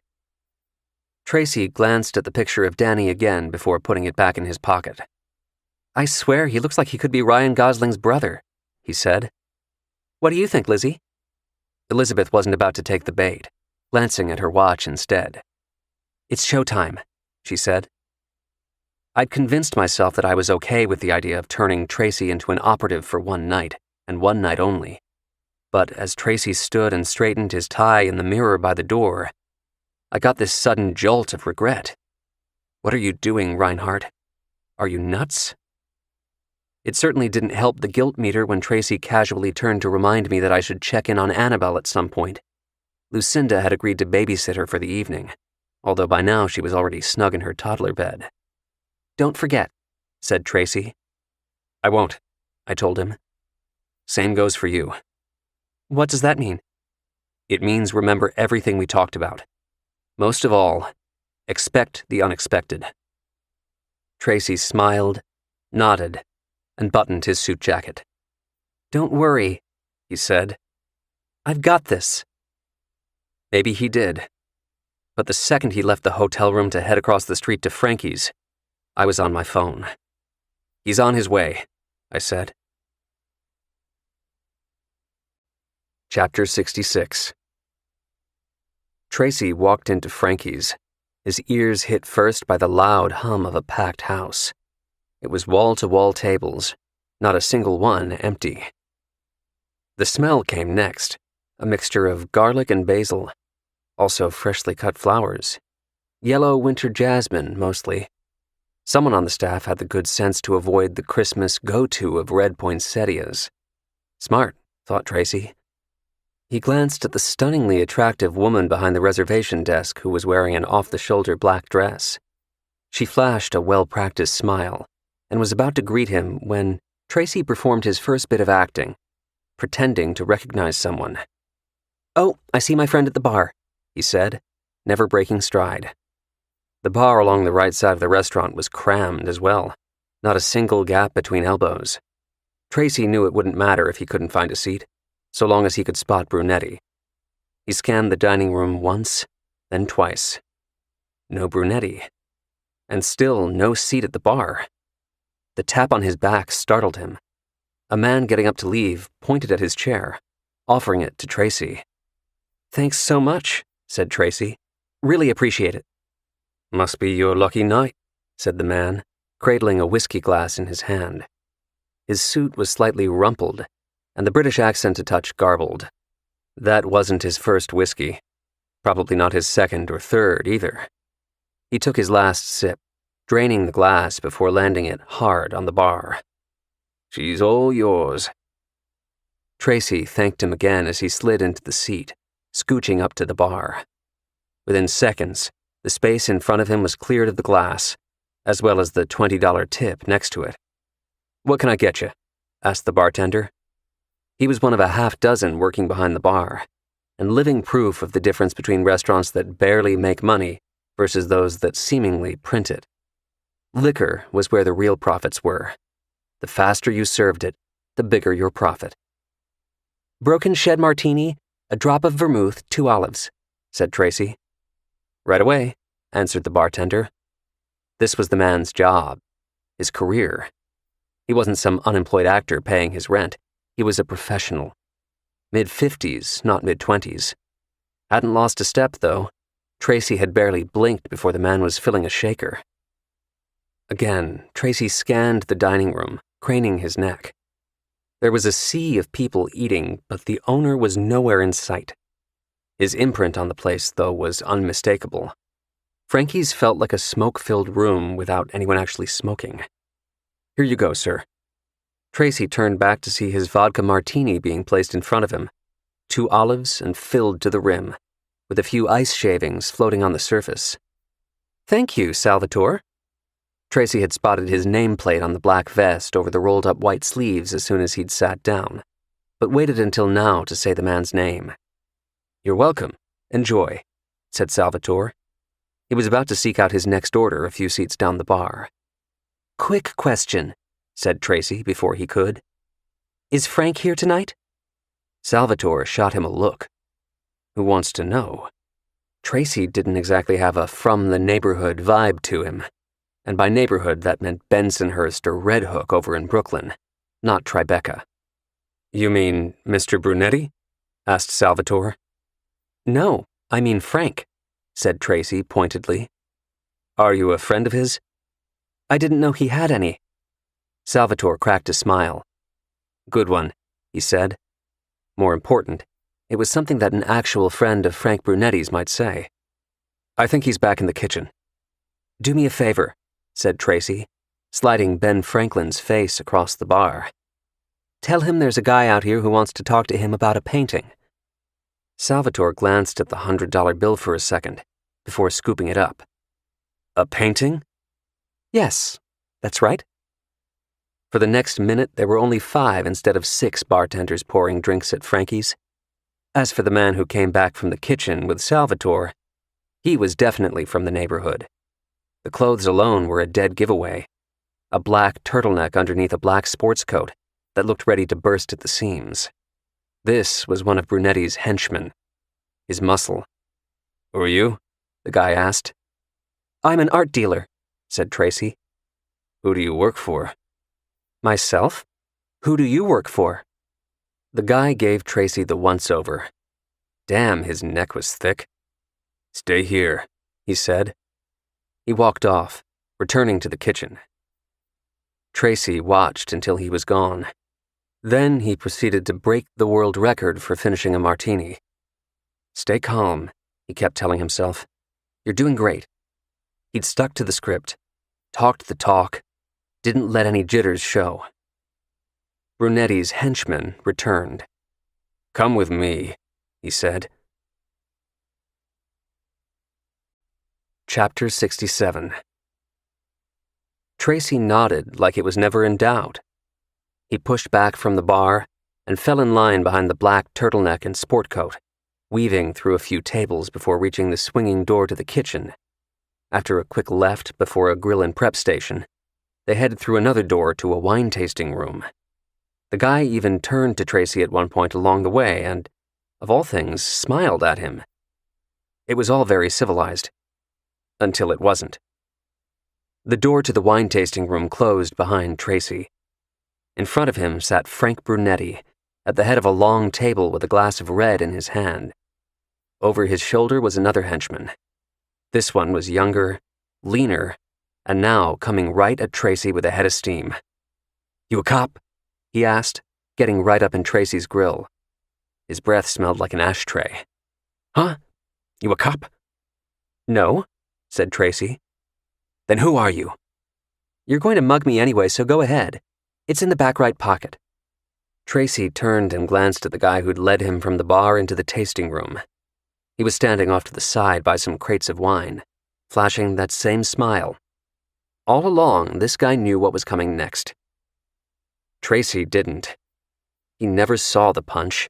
It came so fast and hard to his gut that by the time the pain kicked in, he was on his knees and falling flat on his face. He couldn't breathe. He couldn't move. It was as if his stomach were superglued to the floor. "Yep, you were right," said Ashtray Breath. "Back right pocket."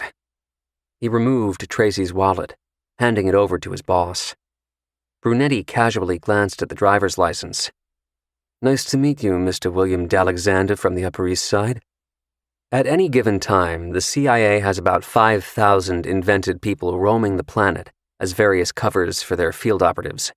They possess official passports and driver's licenses from all over the world and hold down every conceivable job, as evidenced by their made-up internet profiles, including social media posts. Mr. William D'Alexander was an art dealer now living in Manhattan, after years of managing a gallery in Sao Paulo. There was another gallery before that in Lisbon. All the information was there in plain sight, just in case Brunetti wanted to Google him at some point. In the meantime, Tracy still couldn't catch his breath from the sucker punch. Off Brunetti's nod, he was helped to his feet. Slowly, his lungs started to work again. Dylan had said it and said it again. Expect the unexpected. Tracy now nodded, as if nothing had happened. "What sucker punch?" "Nice to meet you too, Frank," he said. Brunetti cracked a smile. Full caps, not veneers. "What do you do, William?" "Call me Bill. I'm an art dealer." "Do you have a gallery, Bill?" "I used to. Not anymore." Brunetti thumbed through Tracy's wallet again. "Do you have a business card?" "No, not these days." "Why not?" "Let's just say I don't like paper trails anymore." Tracy stared silently at Brunetti, waiting for the subtext to land. It didn't take long. "Do black market art dealers actually refer to themselves as black market art dealers?" asked Brunetti. "I prefer the term facilitator." "And who are you facilitating for?" "All my clients are confidential." "Of course they are. That would only make sense. Now, would you mind removing your clothes?" "Excuse me?" asked Tracy. "Your clothes," said Brunetti. "Strip everything off." "You're not going to at least buy me dinner first?" Brunetti stared back at Tracy. There wasn't even a hint of a smile this time. "Do you really want that joke to be the last one you ever tell?" Tracy started taking off his clothes. Chapter 68. "Satisfied?" asked Tracy, down to his underwear. He swung his arms out wide, palms flat up to the ceiling. His stomach was still killing him, but he wasn't about to show it. "I'm not wearing a wire." "But you're still wearing clothes," said Brunetti. Tracy looked down at his boxers. "You're joking, right?" "Do I look like I'm joking?" "Okay, but I'm drawing the line at a body cavity search." Tracy dropped his boxers. The embarrassment of stripping completely naked for Brunetti and his crew in the tight confines of a wine-tasting room was mitigated slightly by the fact that Tracy, a graduate of the Yale School of Drama, had once performed in an off-Broadway adaptation of Equus, appearing nude on stage for 5 nights a week, with 2 shows on Wednesdays and Saturdays. But still. "Now are you satisfied?" asked Tracy, standing full Monty. "Shut up and put your clothes back on," said Brunetti. Only this wasn't the time to shut up. As Tracy began to get dressed, he launched right into the pitch. Everything about this deal, if it was going to happen, had to be quick. It was about impulse, not reflection, emotion, not intellect. Tracy needed Frank Brunetti to do one thing, and one thing only, with his offer, right on the spot. Turn him down. "You have a painting that a new client of mine wants very much to buy from you," said Tracy. "You're going to deny that you have it, but we both know you do. My client is willing to pay you $50 million for it, no questions asked. More important, there will be no paper trail. It's the cleanest deal you'll ever make, and the most money you'll ever make in a single deal." "What about you?" asked Brunetti. "What about me?" What's your cut from this deal? Or is that confidential as well?" "Funny you should ask," said Tracy. "Normally I wouldn't discuss my fee, but I'm going to make an exception, because God forbid you think I'm a fool for being here." He zipped up his pants. "My client offered me a choice. I could take a 5% commission on the back end, were the deal to happen, or a flat fee of $500,000 up front, regardless of whether the deal happens. Which one do you think I chose?" "I'm pretty sure you just told me," said Brunetti. "You're right. I did, Frank. May I call you that? Because frankly, I don't give a shit what you decide." "Of course you do," said Brunetti. "And of course I know who your client is. Von Osen's giving you a shot at this because his first guy fucked it up for him. If it makes you feel any better, you didn't fuck this up. You did everything you could. But you're still getting the same answer I told his first guy. No." "Are you sure I can't change your mind?" "What do you think?" It wasn't a question. "I think I gave it my best shot," said Tracy. "Exactly." Brunetti took a sip of his wine. "And what's a punch to the gut and a little loss of dignity in exchange for 500 large, right?" Tracy reached for his jacket off the floor, sliding both arms through the sleeves and giving a tug to both lapels. He was fully dressed again, ready to leave. "For what it's worth," he said, "I totally get it." "What's that?" asked Brunetti, handing back Tracy's wallet. "Given what I know about the painting, especially some of the rumors surrounding it, I wouldn't blame you for not trusting my client. I mean, how would you really know until it was too late that you weren't being set up? Besides, it's a beautiful painting. You should hold on to it." "I don't know what painting you're talking about," said Brunetti. "Right, of course," said Tracy with a wink. He turned to leave, mumbling something under his breath. "What did you say?" asked Brunetti. "Nothing." It was obviously something. "I was just talking to myself, that's all. No big deal." Tracy glanced at Brunetti's guys. He clearly wasn't leaving that wine room without explaining. "It's just that, well, it suddenly occurred to me that I was representing the wrong client." Brunetti put down his wine glass, edging forward a bit in his seat. "What is that supposed to mean?" "There's really only one buyer for that painting," said Tracy. "Who?" "The country that stole it in the first place. Who else?" Chapter 69. Tracy checked his watch the second he was outside of the restaurant. He was right on schedule. He didn't have to waste time hailing a taxi, either. Patrons of Frankie's aren't exactly the Ubering type, and every cabbie in the city knew it. 5 of them were lined up waiting along the curb. The taxi in the pole position edged forward before Tracy could even raise his arm. "The Guggenheim," Tracy said, sliding into the back seat. He immediately muted the sound on the annoying promo TV underneath the plexiglass divider and hit his speed dial for Dylan. The way Dylan answered, sounding so relieved, told Tracy just how much he might have been second-guessing everything. "We've got a seller," announced Tracy. He gave Dylan a full rundown, minus his getting punched and having to strip naked. Those were details for another day. Not tonight. Not during intermission. There was still a second act to go, and a buyer to line up for Brunetti. The only true buyer there was, as Tracy had convinced him. "Bravo," said Dylan. "I knew you could do it." "No, you didn't." "Yeah, you're right. I wasn't sure." They both laughed. They both knew the truth. If Dylan didn't think it could work, he never would have let Tracy get anywhere near a guy like Brunetti. "How's our little girl?" asked Tracy. "Lucinda said she needed 2 bedtime stories instead of 1, but after that she fell right asleep," said Dylan. Wait, hold on a second." "What is it?" "Elizabeth just got a text from Danny. He's asking how close you are." Tracy craned his neck, trying to see the next intersection.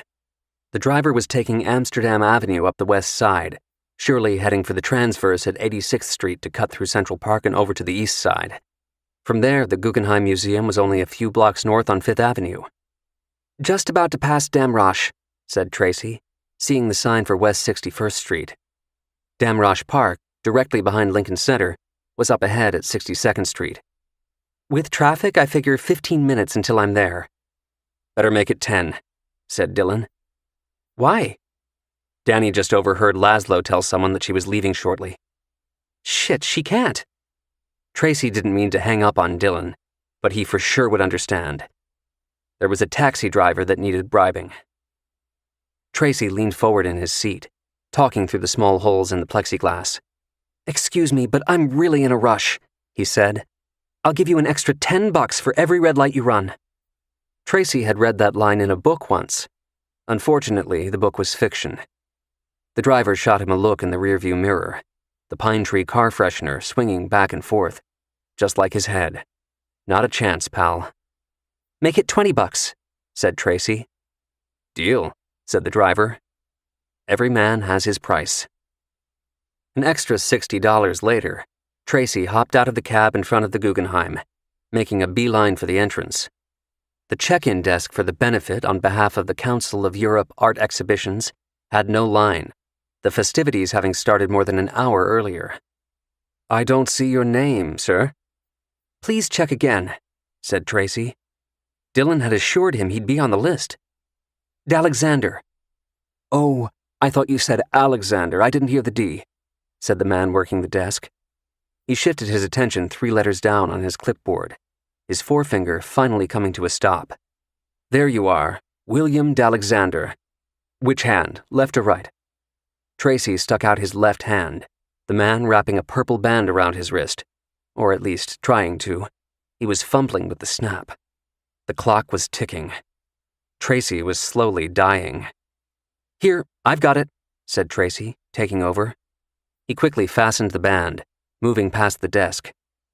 "Don't you want a program, sir? It has a map of everything, the exhibits, the food and bar locations." "No thanks," said Tracy, over his shoulder. There was no map for what, or who, he was looking for. There was also no time. Is she even still here? Chapter 70. The answer was yes, but just barely. Tracy was so intent on getting inside the atrium of the museum that at first he didn't even look at the small line of people gathered at the coat check who were on their way out. Of course, though, it made perfect sense. She'd wanted to leave. Even from the side, Tracy knew right away it was Dorian Laszlo. He'd seen plenty of photos of her, courtesy of Dylan. There were a half dozen alone on the website for New York's Consulate General of Hungary. Laszlo, the Economic and Trade Commissioner, was always smiling and shaking hands with some American business leader. The only picture that didn't look dated, though, was the one with her and a marketing executive from Gojo Industries, the makers of Purell. They were smiling and touching elbows. Tracy stopped on a dime. "Gordon, is that you?" All those photos of Laszlo were so Tracy knew who not to look at as he approached his old friend, Gordon, who just happened to be standing behind Laszlo in the coat check line. At no time could Tracy even glance in her direction. "Bill, I didn't know you were going to be here," said Danny, giving Tracy the combo handshake and hug. Tracy for sure didn't need to glance again at the picture of Danny Sullivan in his breast pocket.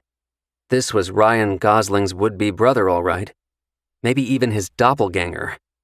Either way, Tracy could pick him out of a lineup. He literally just had. The original plan called for some chit-chat up front before getting down to business.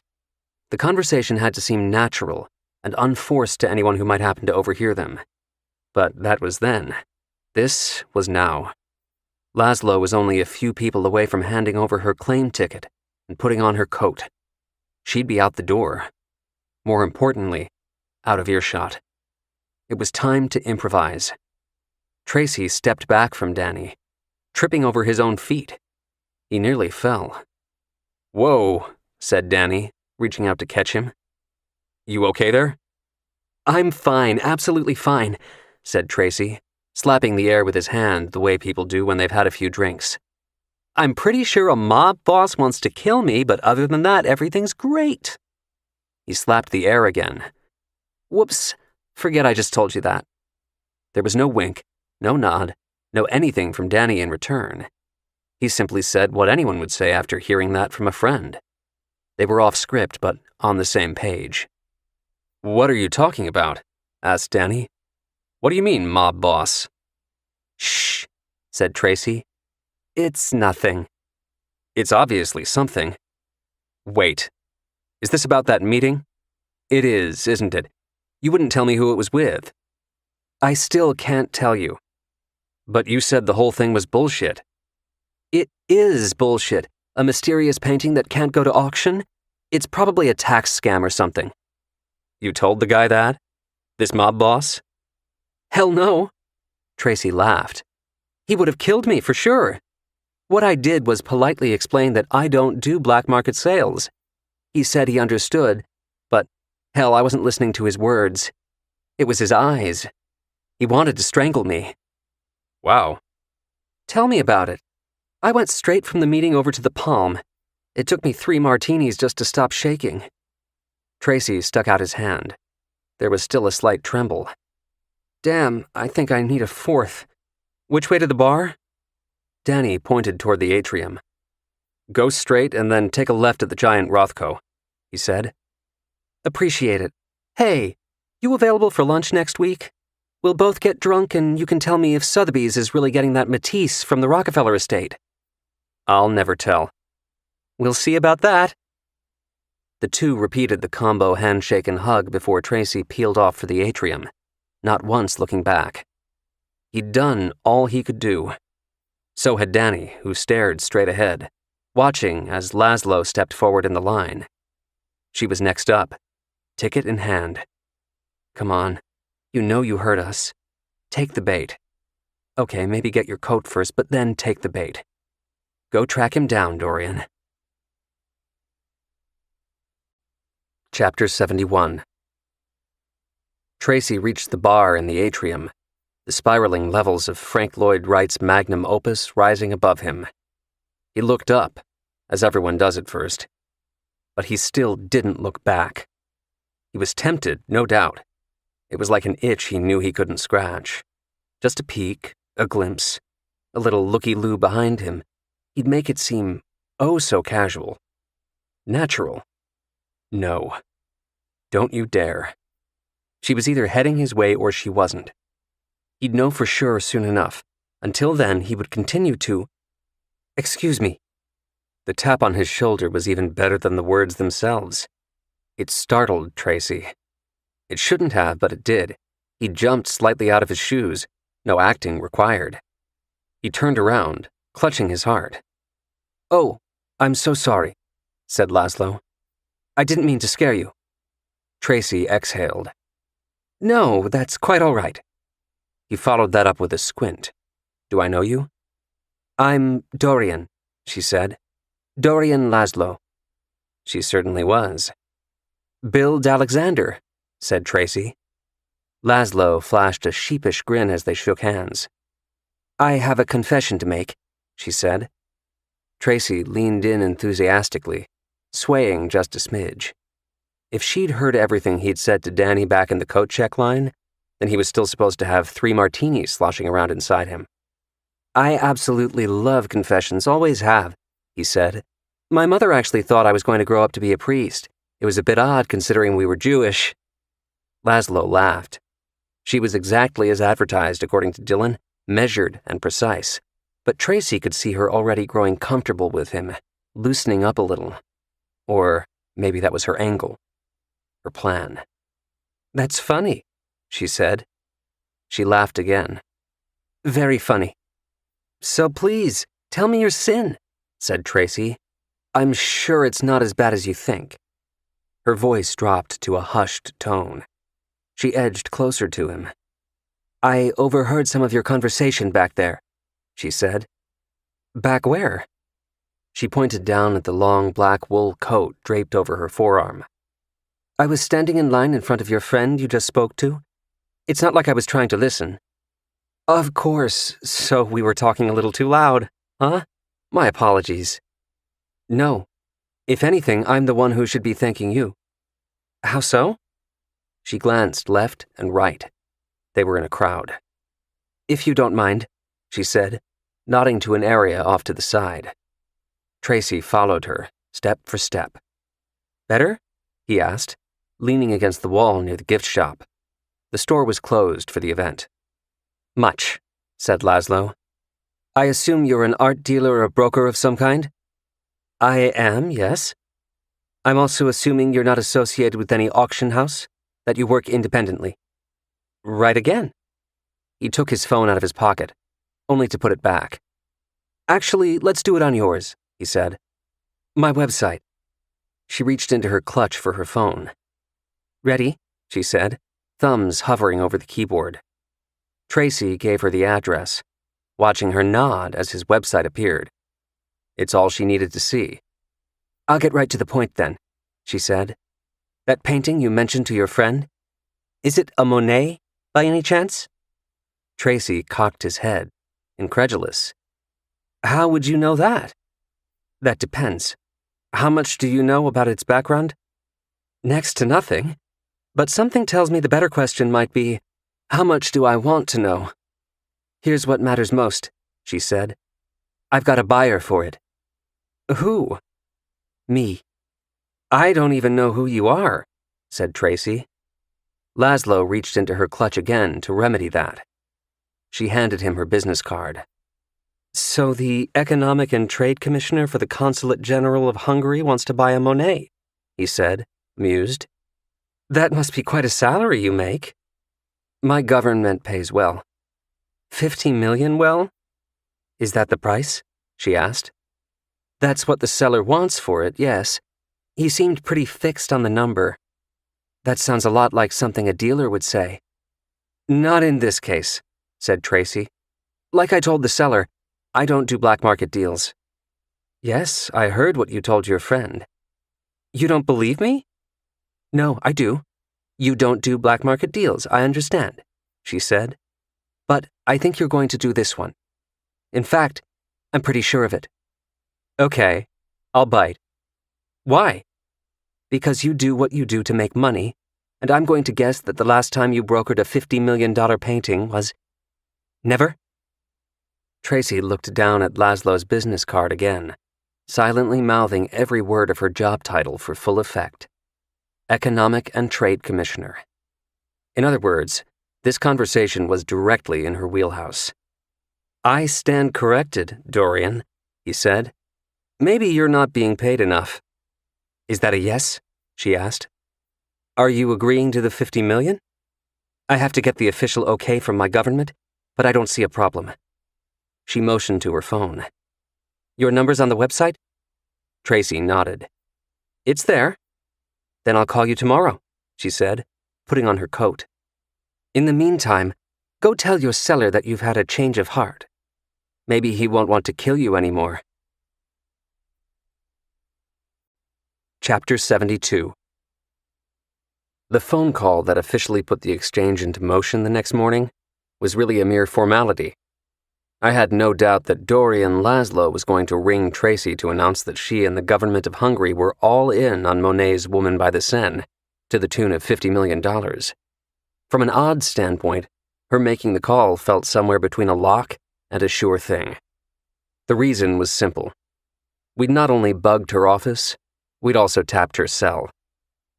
Tracy hadn't even returned from the Guggenheim before Laszlo had dialed the Hungarian ambassador to the United States at his home in Washington, D.C. She at least had the good sense not to say anything incriminating over an open wireless network. As for her unwittingly installing malware on her cell when she visited a certain art dealer's website while in the atrium of the museum, well, good sense only gets you so far. Julian's handiwork, a program he called Echoing, essentially hijacked the microphone feature on Laszlo's cell so we could hear every conversation she was having.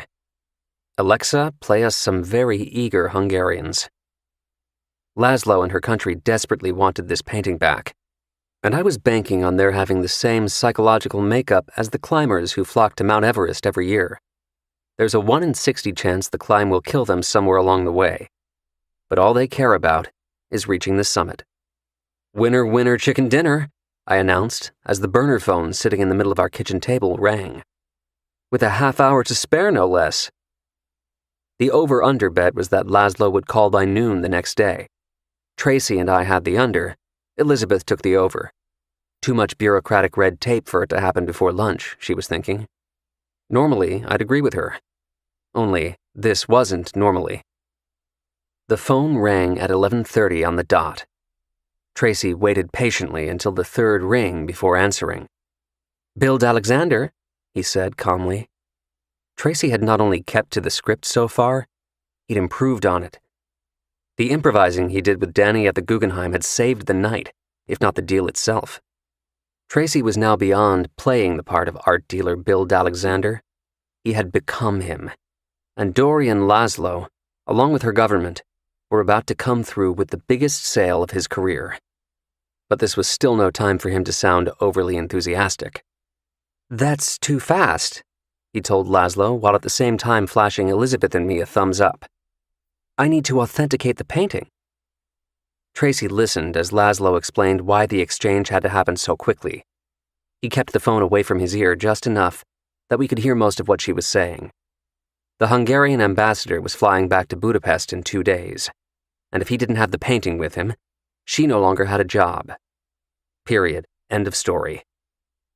The $50 million would be wired by her personally at the time of the exchange to whichever account Frank Brunetti wanted, so long as it was either Swiss or offshore, Caymans preferably. "I assumed as much," said Tracy. "I've already addressed it with the seller and he said no problem." As for authenticating the Monet, Laszlo explained that she'd be bringing along her own expert so as to expedite things. That seemed odd only because any reputable authenticator would need to spend considerable time analyzing a painting of this nature, as opposed to giving it a once-over, as it were. But then again, standing on top of Mount Everest must be one of the greatest feelings in the world, right? "So, your guy is that good, huh? He'll know that quickly?" asked Tracy. "Quick enough," said Laszlo. Tracy continued to play hard to get. "I don't know," he said, his voice trailing off. "What don't you know?" she asked. "I don't like the idea of us all standing around waiting for your guy to do in 5 minutes what should normally take at least 5 hours. Laszlo knew what Bill Alexander didn't, or supposedly didn't. The painting was authentic. She wasn't about to reveal that she'd been visited by an agent with the Joint Terrorism Task Force and an Ivy League professor named Reinhardt. Of course, what she didn't know was that those same two were listening in on this conversation. "I'd like to do the exchange at the consulate," said Laszlo. "That won't fly with the seller," said Tracy. "His painting, his choice. But in the interest of making both sides comfortable, I pushed heavily for a neutral site." "Fine," she said. "That's fair." He gave her the address. The meeting was set. It would happen in 2 days. Tracy was the picture of relief after ending the call. Laszlo was on board. No hitches. Then the concern kicked in. How quickly everything needed to fall into place. He looked back and forth at Elizabeth and me. "Can we actually pull this off?" he asked. I shrugged with all the confidence of a one-armed pole vaulter. "You mean plan one of the greatest art heists of all time in less than 2 days?" "Sure," I said. "I don't see why not." Book 4. The Masterpiece. Chapter 73. Carlos, from Queens, had an Uber driver rating of 4.75. What prevented him from having a perfect 5-star rating was probably the fact that he liked to chat up his passengers, not all of whom were necessarily in the mood to talk. But Carlos couldn't help it. He was a people person. Plus, driving around New York City all day long in an old Toyota Corolla for an average of $17.46 an hour was nothing short of monotonous. A little conversation went a long way in helping to pass the time. "What line of work you in?" Carlos asked, shooting a quick glance over his right shoulder. Usually, Carlos would wait until he made eye contact with the passenger via his rearview mirror before breaking the ice. But the guy he picked up in front of the Dominic Hotel in Soho was wearing mirrored sunglasses. He also wasn't answering. "Hey, Hans, you awake back there?" asked Carlos. "There's a Poland Spring there in the cooler by your feet if you want." Hans had a perfect 5-star passenger rating.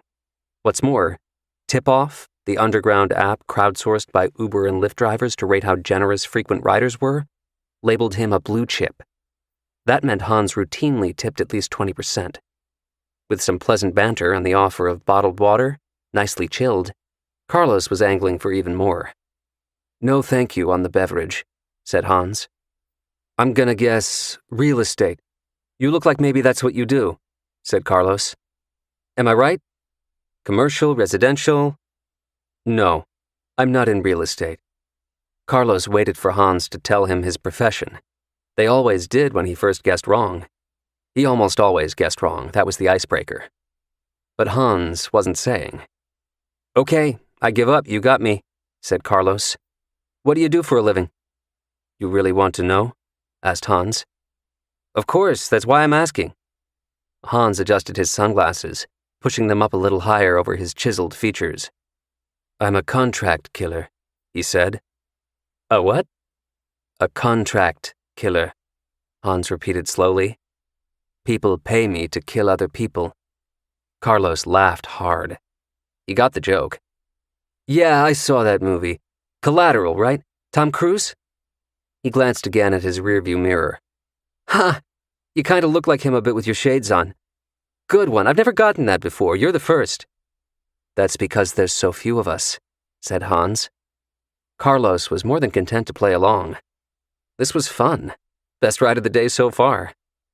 "Oh yeah, not a lot of you contract killers out there, huh? People would think otherwise. Your Hollywood loves to make movies about us. But you're a rare breed." "The rarest," said Hans. "More men have walked on the moon than do what I do." Carlos was loving every second of this. "Oh yeah? And how many's that?" "Men who have walked on the moon? The number's 12. "A dozen? Is that really true?" "I never lie." Carlos laughed again. "Yeah, me neither." Hans reached for the cooler by his feet, helping himself to a cold bottle of Poland Spring. He twisted the cap. Neil Armstrong, Buzz Aldrin, Pete Conrad, Alan Bean, Alan Shepard, Edgar Mitchell, David Scott, James Irwin, John Young, Charles Duke, Eugene Cernan, and Harrison Schmidt, he said. He took a long sip. "Holy shit, you actually know that? All their names?" "And not one of them ever did it twice." "What about you?" asked Carlos. "What about me?" "You're a contract killer, right? What's your number? How many have you killed?" 29, said Hans, without a hint of hesitation. He edged forward in his seat. "Although the number's about to change. That's where you're taking me right now. To see about number 30. "Ha! Just like Collateral," said Carlos, playfully jabbing a finger at his rearview mirror. "So I'm your Jamie Foxx, huh? Is that what I—" Carlos's finger suddenly froze, his last words left dangling. Hans had leaned back against his seat, stretching his arms out wide to expose the Glock 19 holstered underneath the shoulder of his suit jacket. "You never know in life, Carlos," he said. "You just never know." The two rode in complete silence for the remainder of the trip. Chapter 74. Always act like you have a tail, even when you think you don't. Hans got out at the corner of West 12th Street and 7th Avenue, walking 2 blocks north while taking advantage of a "Don't Walk" sign along the way to check his 6. Making a left on West 14th, he continued 3/4 of the way down the block toward 8th Avenue. After stopping to tie the laces of a wingtip shoe that didn't need tying, he arrived at the small, boutique luggage shop that was nestled in between a bank and a Walgreens drugstore. Blink and you'd miss it. Elder & Sons sold all the major brands: Samsonite, Travel Pro, Hartman, American Tourister, and had been in business for more than 30 years, somehow managing to stay afloat despite increasing competition from major chains like Macy's and Target, not to mention the endless array of online options. Amazon alone would seemingly have spelled doom for an independent shop that could never win or even compete in a price war. And yet, Elder & Sons endured. Perhaps it was the personalized service. The name didn't lie. Elder & Sons was indeed a family business. A father and his 2 boys, now in their 20s, neither of whom ever entertained any other pursuit while growing up besides luggage. For all the elders, luggage was their life. Their public lives, at least. "Can I help you?" Hans removed his sunglasses, smiling at the younger of the 2 brothers behind the counter. The older brother was tending to a customer over by the display wall. "Yes, I'm here to pick up a delivery," said Hans. "It was special ordered for me." "Of course. Wait 1 second, I'll be right back." The younger son of Elder & Sons disappeared behind a thick curtain, returning within a matter of seconds. "If you could come this way, please." Hans followed him back behind the curtain, through a small office, and down a set of rickety wood stairs to a stockroom. The man waiting for him there needed no introduction. Richard Elder handled all the money for the syndicate, although no one in the very small group actually referred to themselves as a syndicate. Just like no one in the group referred to Richard Elder by name. He was known only as the bookkeeper. After a nod to his son, who quickly turned to climb the stairs back to the showroom floor, the bookkeeper and Hans were alone. "It's been a while," said Hans. "Perhaps you should lower your rates," said the bookkeeper. "If you actually believed that, I wouldn't be here right now, would I?" It was a very good point. The best don't come cheap, and the bookkeeper knew it. He admitted as much by letting Hans's retort linger in the air a moment, before getting down to business. He opened the hard-shell briefcase that was resting on the workbench against the wall. Hans walked over to take a look. He knew immediately. "That's too much," he said, staring at the neatly stacked and wrapped bricks of $50 bills. "You're right. It's exactly twice as much as what was agreed to," said the bookkeeper, handing Hans a manila envelope. "There's been a slight change in plans." Hans removed the photo, which was attached to what was called a leg sheet. It detailed the comings and goings of the additional mark, possible venues for a clean hit. "2 for the price of 2? Asked Hans. "We wouldn't expect a discount." The bookkeeper pointed at the photo. "Do you know who he is?" "Better yet," said Hans. "Do you know who he is?"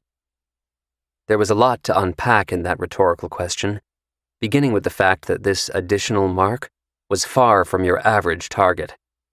Of all the people on this planet, 99.9% can be eliminated if handled correctly without any real fear of retribution. For the remaining 0.1%, the stakes are much different. Their connections run extremely deep, their circles tight.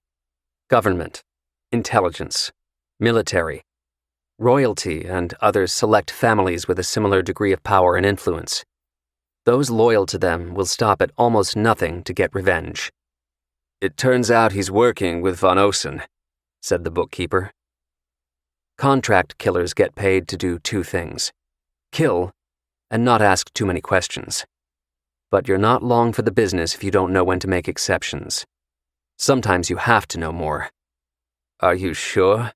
Hans asked slowly. What he was really asking was whether the bookkeeper was giving him first-hand information.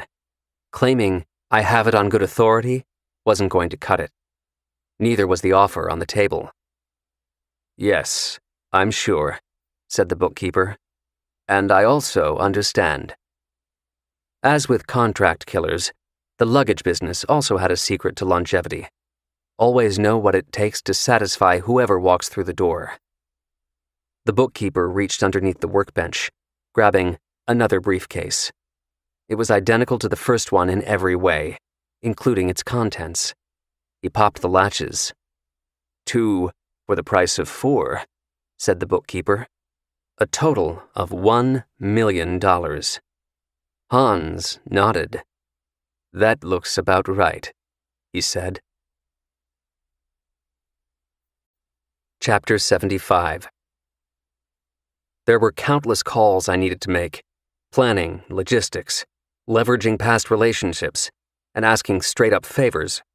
But the most important call was the one I wouldn't be making. It was the one I'd be getting. I was sure of it. It was never a matter of if, only when. What happens when you take a field trip without getting your permission slip signed? You get called into the principal's office. The fox rarely texted or emailed. That would mean putting it in writing, and writing meant admissible evidence. For the same reason, he never left voice messages. Then again, pity the operative who didn't answer right away when Landon Fox was calling. Shortly after reading Goodnight Moon to Annabelle and tucking her in, my cell lit up with his initials. I ducked into my office down the hall and answered.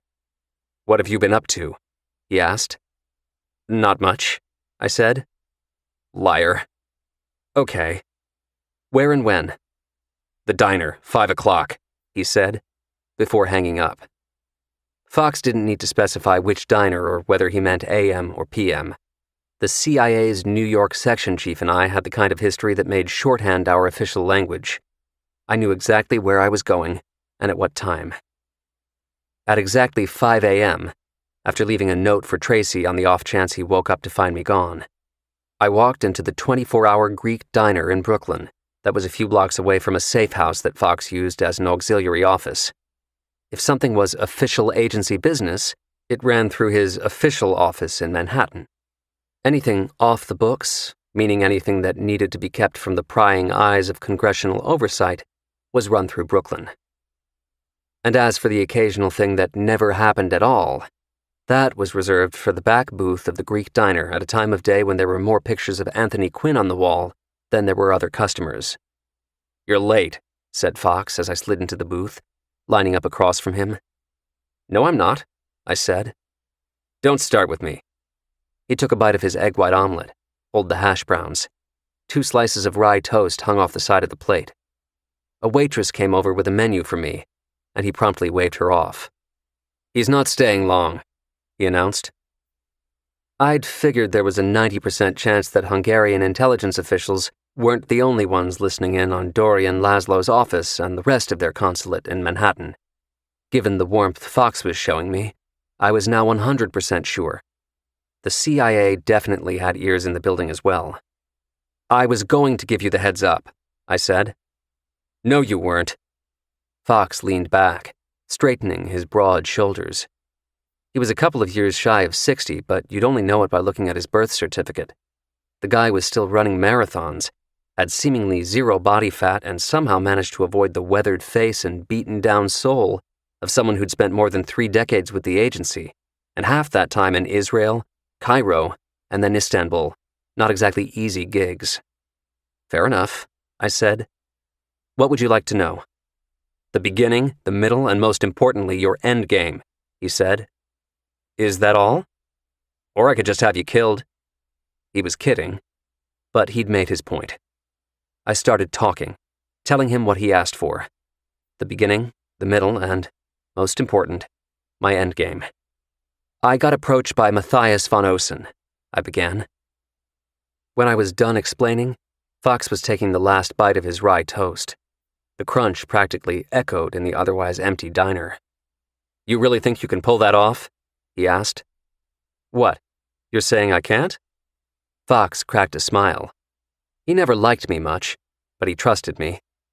"Modest doubt is called the beacon of the wise," he said. "Of all the Shakespeare to quote, you pick Troilus and Cressida?" "That's because it would be wasted on anyone else, Reinhardt." "Careful," I said. "That sounds dangerously close to a compliment." He pushed his empty plate to the edge of the table. "You told me the who, what, when, and where," he said. "What I want to know now is the why." One good Shakespeare quote deserved another. "I see your Troilus and Cressida and raise you the Merchant of Venice.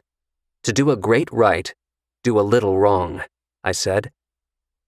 Fox could understand my wanting to protect Carter von Osen from the outset, but now I was potentially putting the agency at risk. He wasn't asking me about my motivations. He was ascertaining his. Why should he let me do this? We both knew why. A student of history, especially wars, Fox hated Nazis more than Quentin Tarantino did. Moreover, Viktor Orban's tenure as Prime Minister of Hungary since 2010 had been a major headache for U.S. intelligence. What I was proposing was the daily double of payback. It was worth the gamble. Fox folded his arms. "You know I can't give you my blessing, right?" "I don't want your blessing," I said. "I just want your blind eye." In some corners of government where words like protocol and transparency are still said with a straight face, there's no difference between getting a blessing and turning a blind eye. But for the likes of Landon Fox, those intel players who will take to the grave more secrets than a Park Avenue psychiatrist, the difference is night and day. Because it's never what you know. It's what someone else can prove that you know.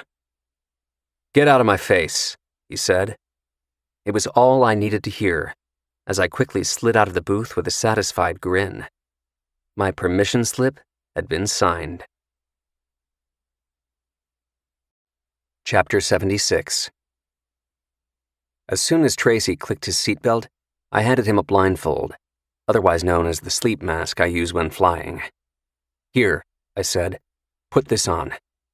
"You can't be serious," he said, giving me the look. I usually didn't fare very well against the look, but there was no backing down on this one. I didn't even flinch. "Trust me," I said. "It's the only way." "Who is this guy again?" asked Tracy. "I told you, he's a friend." "And why can't I know where he lives?" "You'll see," I said. Tracy held up his blindfold. "Was that supposed to be funny?"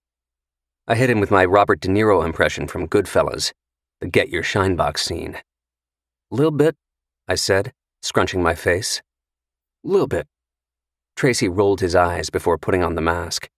He wasn't a fan of my De Niro impressions. "You got any earplugs as well?" We started the drive out to Fort Lee, New Jersey, in our old Jeep Cherokee that we always talk about replacing but never do. By the time we crossed the George Washington Bridge, Tracy stopped muttering how silly this all is, and seemed content to lean back and listen to the Tom Petty channel on the radio. Finally, after an excellent back-to-back set of Free Fallin' and American Girl, I pulled into an empty parking lot near a warehouse for a medical supply company that no one has ever heard of, primarily because it doesn't actually exist. Tracy reached for his blindfold as soon as I cut the engine. He couldn't wait to get the damn thing off. "Hold on, not yet," I said. "But we're here, right? The Batcave?" "Almost." I came around to get him from the other side of the Jeep, guiding him by the arm across the vacant lot to the security gate near the warehouse entrance. I knew the code for the gate, but there was no code for the steel door 10 feet behind it, and definitely not one for the second steel door waiting for us after that. Julian liked his privacy. For good reason. "Okay, we're good," I said, once we were all the way inside. Tracy took off the blindfold, his eyes slowly adjusting in the low light. "Hi, Tracy. I'm Julian." Even if Tracy still had the blindfold on, he would have made the connection based on the British accent alone. "Wait, you're the guy from the bar at Frankie's, the one who gave me his seat." "Yes, that was me," said Julian. "The one and only." "Only a little less drunk," said Tracy, realizing it was all an act. "Not as less as you might think," Julian assured him. He motioned for us to follow. "I've got a 17-year-old Nikita opened. Who's joining me?" "We'll pass," I said as we fell in line behind him. "I'm driving and Tracy needs to focus." "Speak for yourself," said Tracy. "Actually, as much as I hate to deprive a chap of a good Japanese pure malt, Dylan might have a point," said Julian. "We have a lot to cover." Any further objection from Tracy ended the second we turned the corner into Julian's office. Tracy looked around, mouth agape, at the mainframe computers, three-dimensional printers, and other gadgets, along with Julian's giant desk configured from the wing of an old Fokker Eindecker, the first German fighter plane. And surrounding it all were walls that doubled as seamless projection screens, carrying a live feed from Julian's latest hacking conquest, the newest Mars rover, Perseverance. It was as if we were standing on the red planet with a 360-degree view. "Holy shit," said Tracy. "Yeah, I get that a lot," said Julian. He scratched his beard. Come to think of it, that's not true. You're only the 7th person ever to see the inside of this place. Our friend, Agent Needham, was actually the 6th. Where is she, by the way? Watching Annabelle, I said. That's one overqualified babysitter, said Julian. Tracy was taking it all in. Everything. He turned to Julian. So, you were, my backup at Frankie's? Protection? A little George and Ira Gershwin? That's what I get for telling Tracy about Vladimir Grigoriev serenading me instead of killing me. Meanwhile, Julian, who had an IQ higher than the 145-degree melting point of palmitic acid, looked at me without a clue. George and Ira Gershwin? Someone to watch over me, I said. A song from one of their musicals. Clever, said Julian. A bit on the nose in terms of gay men stereotypes, but still very clever. He poured himself 2 knuckles of his $600 Japanese whiskey. Shall we get started? If we were truly going to pull this off, Tracy needed an extra pair of eyes and ears. But we could only get so close to him when the exchange happened. Julian's job was to bridge the gap. He went over to his desk, reaching for the already opened FedEx package. Do they work? I asked. That's why you guys are here, he said. We're about to find out. Chapter 77. Julian handed Tracy the package, leaving it to him to remove the slender rectangular case inside. The lid was on a tight, spring-loaded hinge. The lining inside was padded for extra protection. CIA labs often make duplicates of their experimental spyware, but rarely when given such short notice. This was a one and only. Tracy stared at the thick black frames. What are these, special Dick Tracy glasses? He asked. You're thinking of his wristwatch, I said. But Dick Tracy wore glasses like this too, right? He did, but it was the watch that was special. It doubled as a 2-way radio. Are you sure his glasses didn't do anything? I assume they helped him see better. Ha, very funny, said Tracy. You always make lame jokes when you're not sure about something. No, I don't. Yes, you do. Julian stared in disbelief at both of us. Bloody hell, you two really are married, he said. If it's any consolation, Tracy, these particular glasses happen to be very special. Go ahead, give them a try. Tracy put on the glasses slowly, as if waiting for some big reveal. There wasn't one. I think your definition of special might be different from mine, he said. Julian moved to the laptop behind his desk, pressing a couple of keys. Reach up to the frame around the left lens, he said. Use your thumb and forefinger to adjust how the glasses are resting on your nose. You know, like people do. Make it look natural. Boom. The second Tracy adjusted the frames, the walls of Julian's office changed. We were no longer on Mars. We were now looking through Tracy's eyes. Everything he was seeing, we were seeing.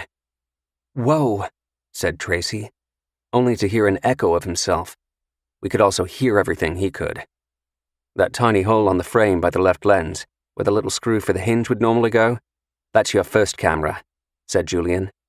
When it's on, it activates a microphone on the bridge of your nose. So I'm wearing a wire without having to wear a wire, said Tracy. Exactly. Better yet, we can also communicate with you. Julian grabbed a headset from off his desk, covering his mouth as he whispered something into the mic. I couldn't hear him, but Tracy could. Maxwell, he answered. No kidding, said Julian. He'd obviously asked what my middle name was. All these years and I never knew that. Dylan Maxwell Reinhardt. Wait, how is that happening? How am I hearing you? Asked Tracy. There's nothing in my ear.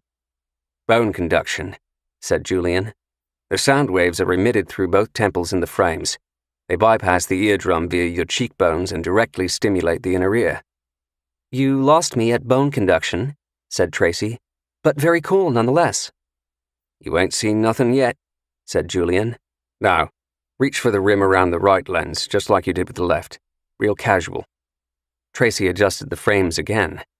We'd already left Mars, but it was now shades of the red planet again. What the? That's the second camera, on the right side, said Julian. Thermal imaging. That one even took me by surprise. I leaned over, staring into the frames. All that in a tiny hole? Yep. Julian stepped out from behind his desk. See anything interesting, Tracy? I spotted it right away amid the red-tinted outline of Julian projected on the wall. Tracy wasn't too far behind. He pointed at Julian's waist. You've got a gun tucked underneath your shirt, he said. Julian lifted his shirt, removing his Glock. The metal obstructs your body heat so you're able to see it underneath clothing. Tracy didn't seem as impressed as he should have been. He'd already jumped ahead. The ramifications. Wait, if someone in that room has a gun and I don't, how does this really help me? Because it helps us, said Julian. It lets Dylan and me know who's carrying in case you need to hit the panic button. What panic button? Asked Tracy. It's not actually a button.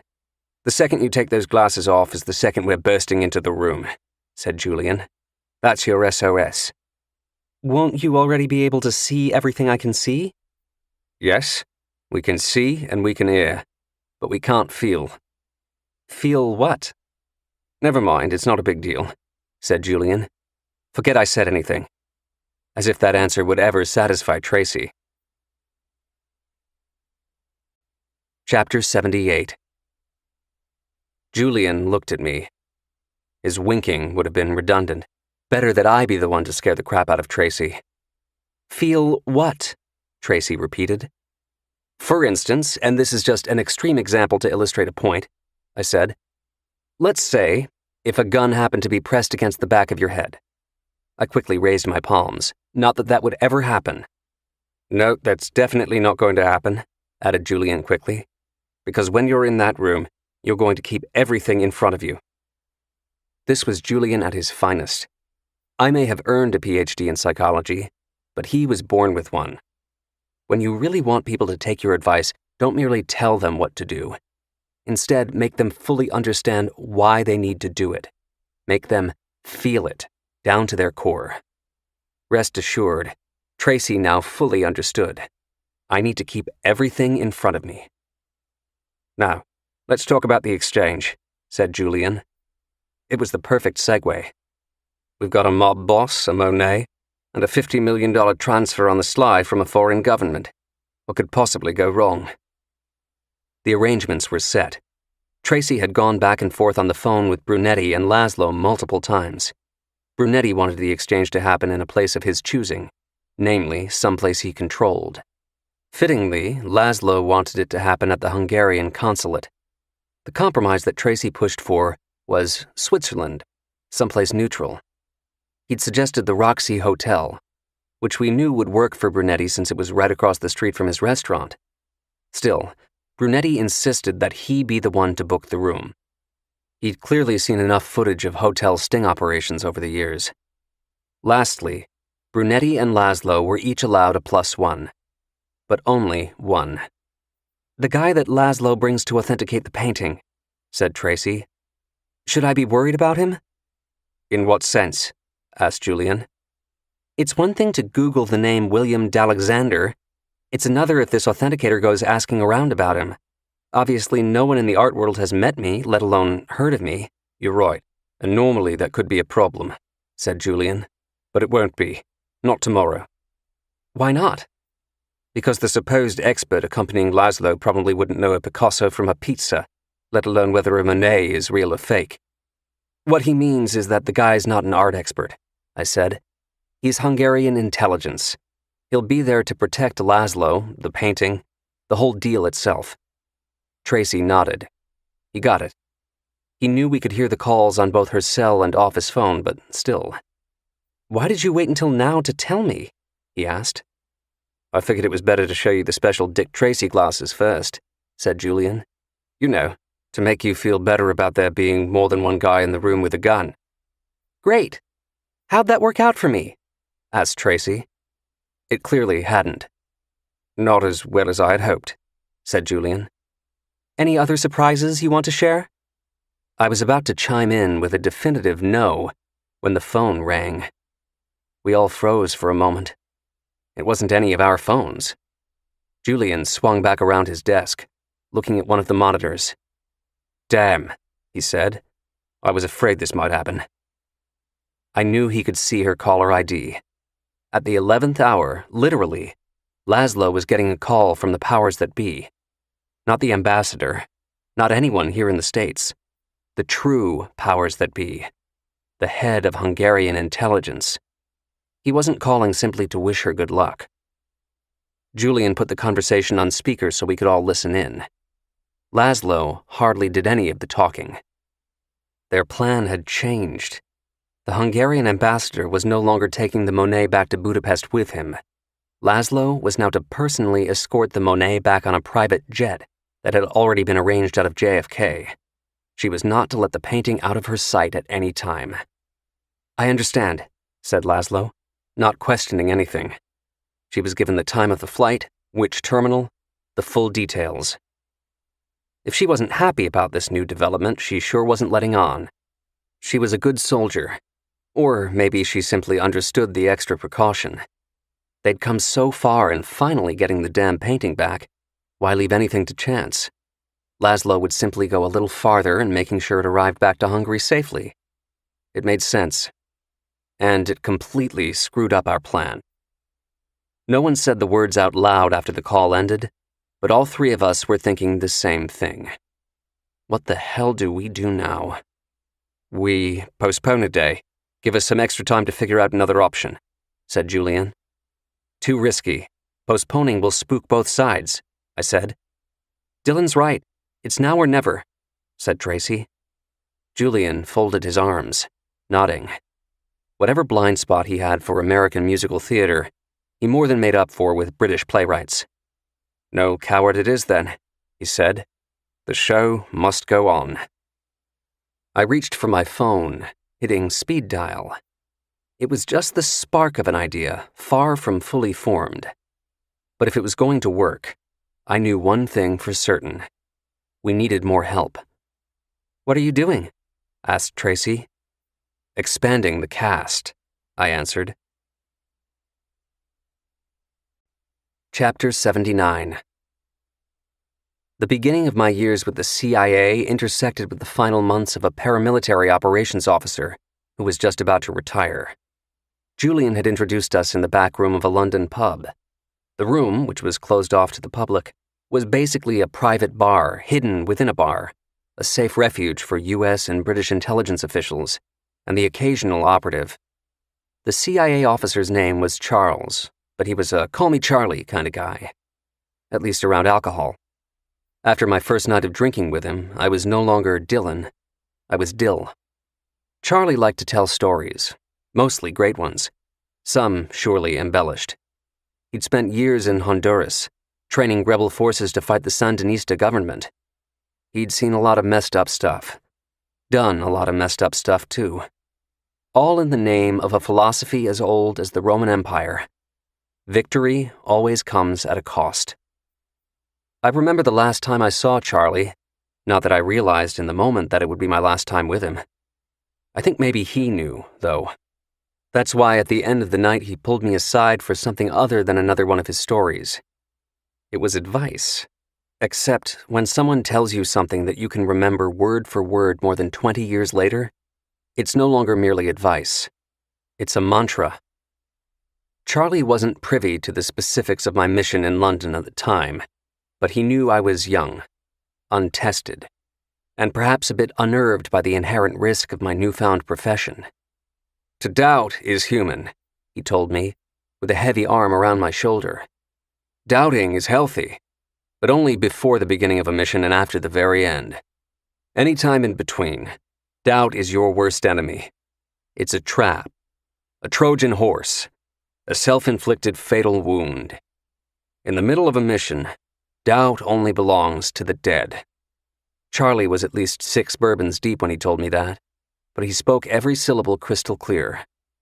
"Whatever happened to Charlie?" I asked Julian years later. Julian didn't know. No one did. I suspect that was by design. Charlie and his pension disappeared off the grid. In a related story, there are more than 100,000 islands in the world. "Wish me luck," whispered Tracy, as he approached room 1106 of the Roxy Hotel. From the stairwell by the 11th floor, I could hear him perfectly through my headset.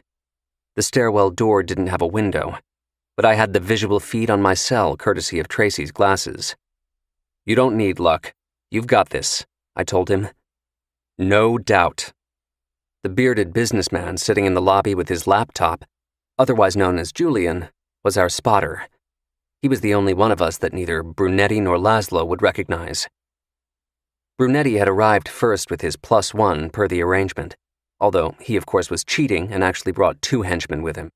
The second one remained in the lobby and tried to look as inconspicuous as a 6'4", 300-pound man possibly can. In other words, not very well. Anyone else would have panicked on seeing Brunetti show up without the painting, but not Julian. He assumed as much. Only after Brunetti checked in and went to his randomly assigned room to make sure there was no surprise waiting for him did his first henchman reappear in the lobby, exit the hotel briefly, and return with an oversized portfolio case. Minutes later, Brunetti gave the signal to Tracy by texting him with the room number. Tracy then texted Laszlo. To keep his Switzerland efforts intact, Tracy was to arrive second, in the middle, before the Hungarian delegation. "It's Bill Alexander," said Tracy, immediately announcing himself after knocking on room 1106. Brunetti's guy let him in. Tracy had switched to thermal mode on the glasses before the door opened, so we knew immediately. "Pistol, right hip," whispered Julian. "I see it," I said. Tracy walked through a foyer, past a dining area, and into a spacious living room. Brunetti was about to pocket $50 million, so the least he could do was spring for a suite. "Hello, Bill," said Brunetti. "How are you?" "That depends," answered Tracy. "Are you going to make me strip again?" "That won't be necessary." "Are you sure? I wore nicer boxers just for the occasion." "What you can do for me," said Brunetti, "is spread your arms out wide so Matthew here can see if you're ticklish." Tracy obliged, allowing a guy who seemed way too big for the name Matthew to give him a good old-fashioned pat-down. Matthew gave his boss a nod. Clean. Except Brunetti was now giving Tracy a strange sort of stare. "There's something different about you," he said. Tracy didn't hesitate.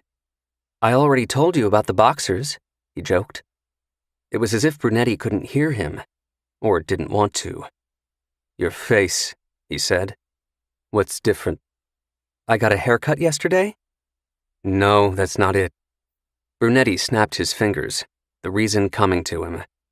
He pointed at Tracy. "Glasses. You weren't wearing glasses when we met." "Easy now," I whispered to Tracy.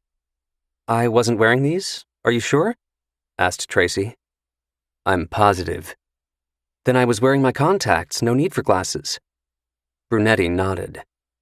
"They're nice," he said. "Those frames. Who makes them?" "Oh, shit." "Don't lie," I whispered. "Tell him you don't know." I'd already done the math in my head. 4 seconds to reach the door of the suite, 1 second to shoot the lock, another second to take down left-handed Matthew before he can reach for the holster on his right hip. Julian was suddenly in my ear. He could isolate his channel so it was just me who could hear him. "I know what you're thinking, mate, but not yet," he said. "Hold tight." I watched as Tracy glanced at Matthew before answering Brunetti. "I don't know who makes them," he said. "I barely even remember where I got them. I think it was one of those chains like Pearl Vision or something." "They usually put the name of the maker on the inside of one of the arms," said Brunetti. He reached his hand out. "Here, let me see them for a second." Chapter 80. My gun was out. I was going in. I was just about to push through the stairwell door and bolt into the hallway, when through my earpiece came the sound of knuckles on another door. Someone was knocking on Brunetti's suite. It couldn't be Laszlo. There was no way Julian missed her coming into the hotel. That was his main job at that point, spotting her. But if it wasn't her, whoever it was, the knock immediately changed the topic of conversation in the suite. There was no more talk of Tracy's frames. I looked back down at the camera feed on my phone. The glasses were still on his head. Tracy was watching Brunetti's man, Matthew, walk to the door. The guy's hand was hovering over the pistol on his right hip. He disappeared from the living room of the suite, only to reappear seconds later. "It's not her," Matthew announced to his boss, keeping a low voice. He'd obviously looked through the peephole. "It's a guy." The ire on Brunetti's face when Tracy turned to him. "You better explain fast. Real fast." "The authenticator," Tracy offered. "He and Laszlo, maybe they're arriving separately." "Or maybe something else entirely," said Brunetti, beginning to pace. He wasn't liking this. Julian was our eyes in the lobby. Tracy was our eyes in the suite. The only one with a view of the hallway was me. That is, if I was willing to risk opening the stairwell door to take a peek. Tracy beat me to the punch.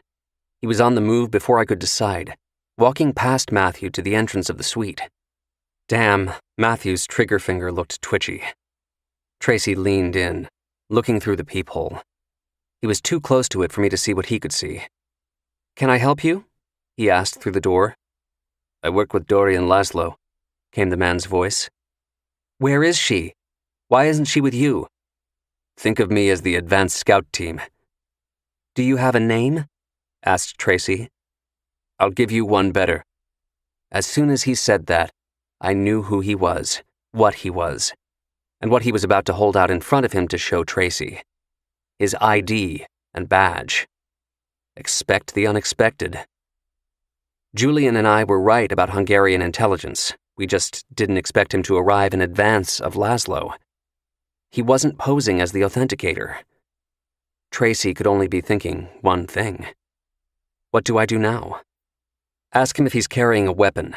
He's going to say no, I whispered. I waited and listened to the exchange. "I'm clean," said the agent. It was plausible. Advanced teams are often just a fancy way of saying guinea pigs. This was about Laszlo's safety, not his. Most important, it was about the deal going through. I continued in Tracy's ear. "Now go outside into the hallway. Don't look back at Brunetti for approval, just do it. I'm right here if something goes wrong." Thinking this agent wasn't carrying and knowing it were two different things. As soon as Tracy stepped into the hallway and hit him with the thermal camera, both Julian and I could see that the guy was telling the truth. "Ask him where his partner is," I said. It was like that scene with William Hurt and Holly Hunter in the movie Broadcast News. I'd say the words into Tracy's ear and out his mouth they would come. "What makes you think I'm not alone?" the agent asked. "Don't answer. Just stare at him," I said. The guy, of course, had a partner. He was simply weighing the pros and cons of admitting as much. The pros won out. "He's outside the hotel," the agent said finally. Tracy knew the next question. He asked it before I could even tell it to him. "And you're here to do what, exactly?" 1. Check the room. 2.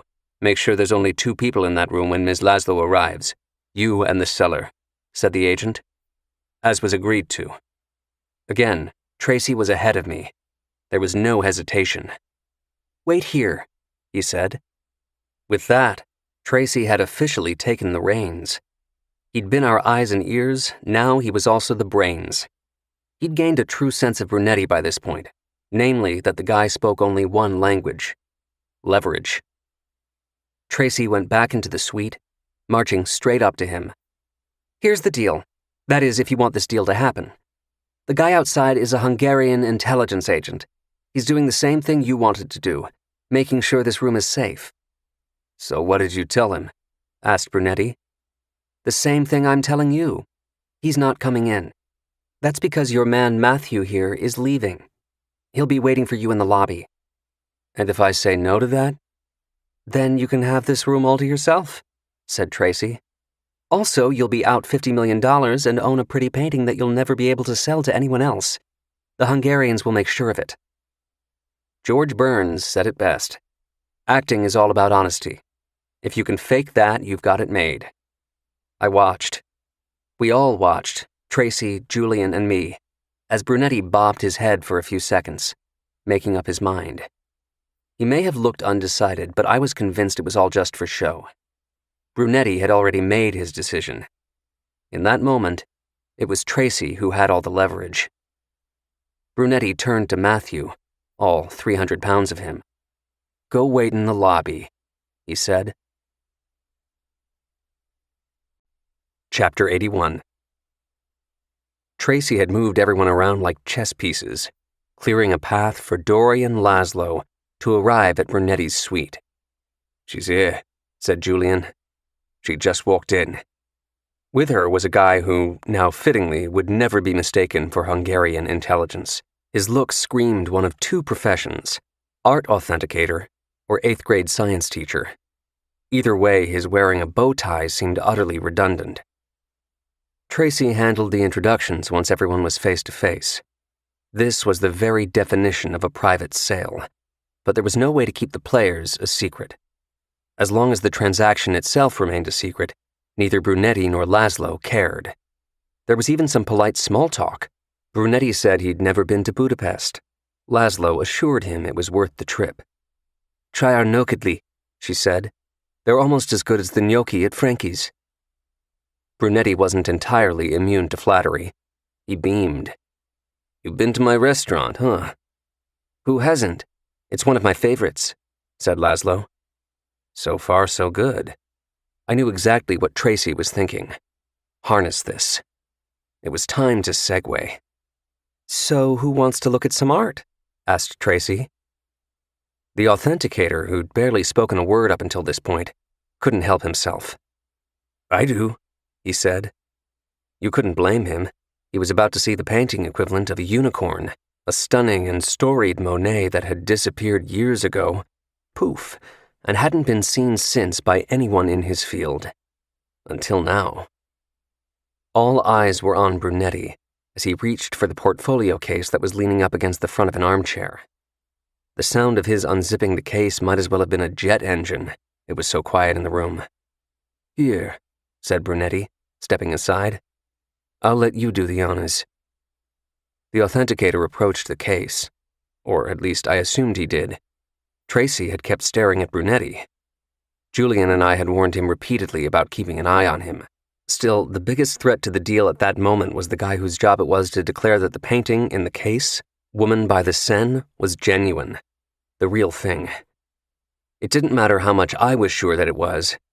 What mattered was what the man wearing the bow tie thought. I whispered once more in Tracy's ear, a verbal nudging so Julian and I could see what was happening. "The painting!" Tracy's head swiveled to the authenticator, who was unwrapping the Monet from a moving blanket, presumably the one that Van Ossen had kept it in. That was a good sign. I waited for the authenticator to take out a loupe or a black light or some other tool of his trade. Good thing I wasn't holding my breath. "Are you really just going to naked eye this thing, buddy?" Apparently.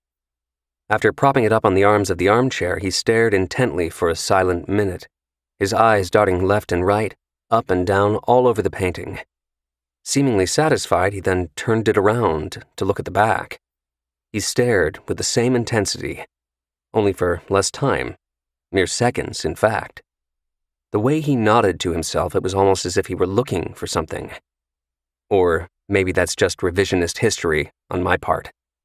Truth was, I didn't see the red flag coming until it was waved right in front of my face.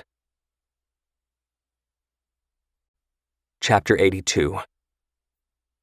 The guy in his bow tie didn't say anything while examining the painting, not a word about what he was thinking.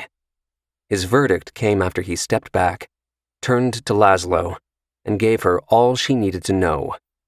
A simple nod. Although it's debatable whether a nod that triggers a $50 million transaction can really qualify as simple. Julian and I were beholden to Tracy and wherever he was looking, but as he took turns gauging the reactions of both Brunetti and Laszlo, it was Laszlo's expression that clearly stood out. She was elated, and as much as she surely wanted to play it cool, she couldn't.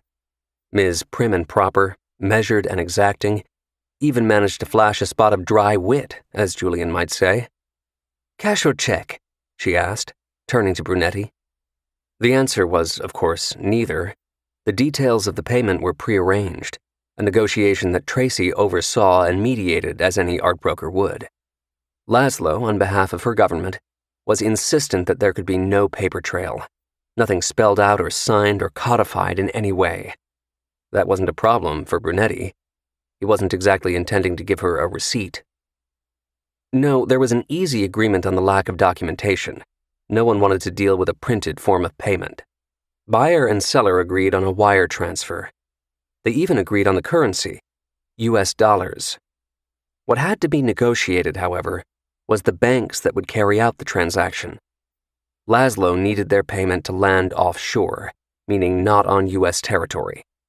In return, Brunetti demanded that no third-party bank be involved. He needed to be paid directly from the Magyar Nemzeti Bank, otherwise known as the Central Bank of Hungary.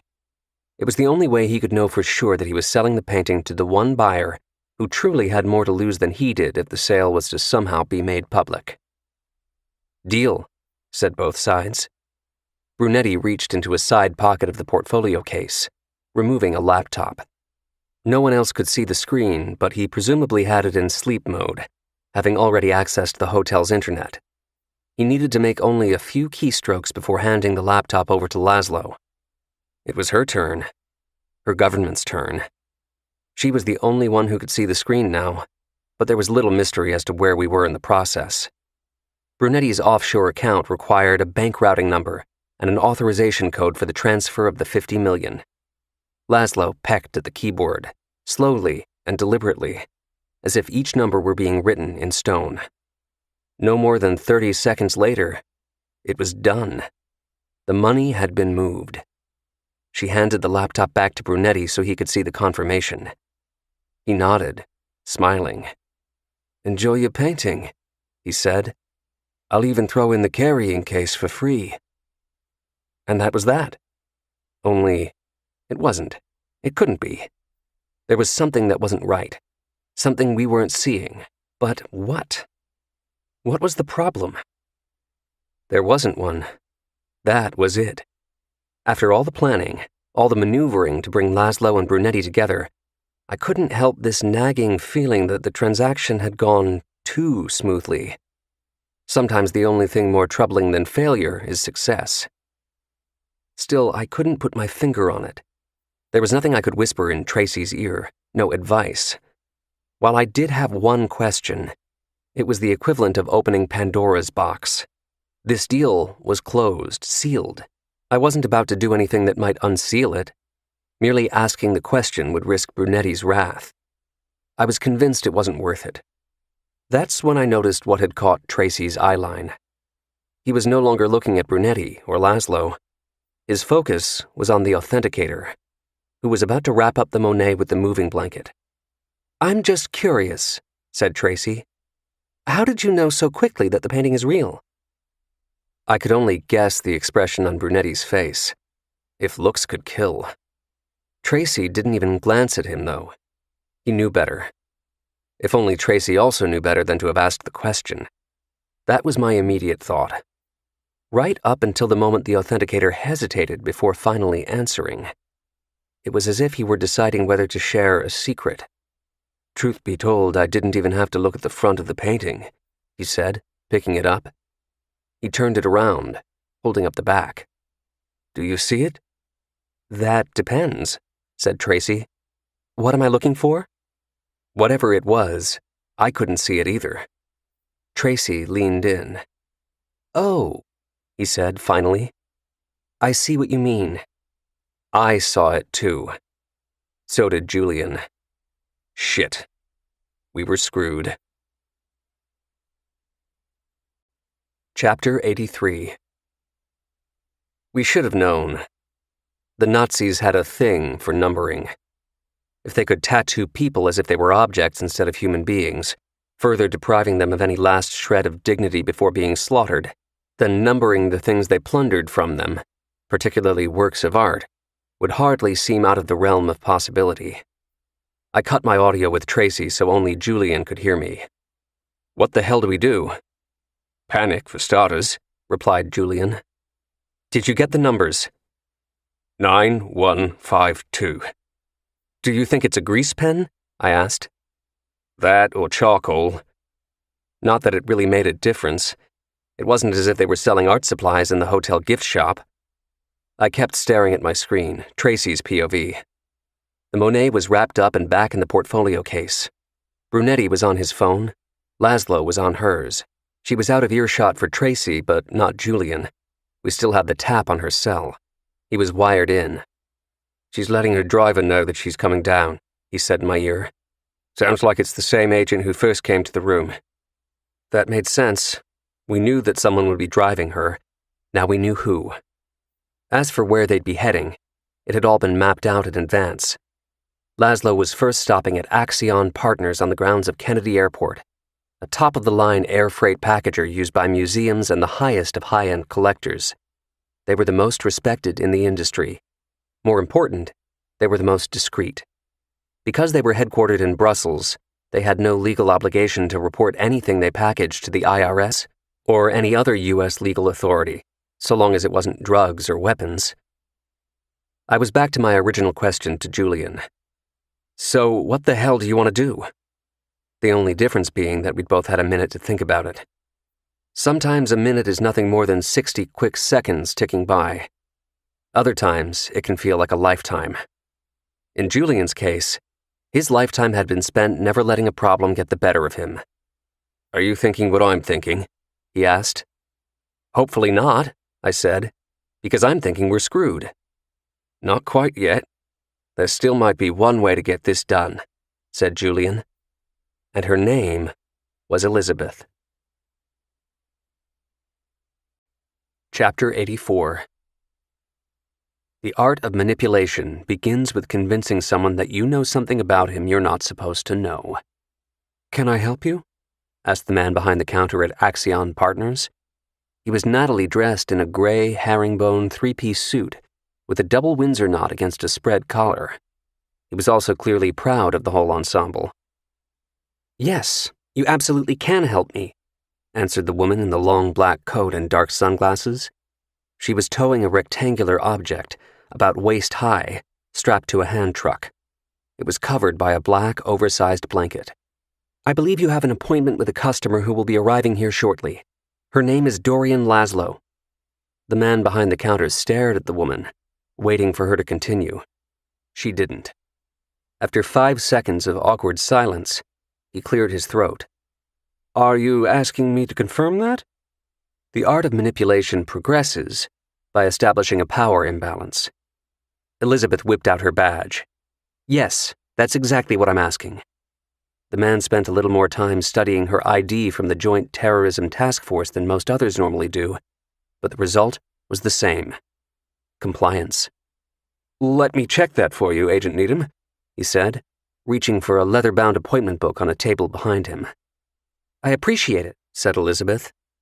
Now that you know my name, what's yours? Stewart, he said. He opened the book, his forefinger scrolling midway down the page before stopping. Yes, here it is. Dorian Laszlo, Artwork Packaging. I'm going to guess that there's also an asterisk or some notation for it being a rush job. Of course, this wasn't a guess at all. Stewart nodded. Yes, for a premium, we offer customers a pack-while-you-wait option. That's what Ms. Laszlo specified. Do you know what it is that she wants packaged? He glanced again at the appointment book. Like I mentioned, it's artwork.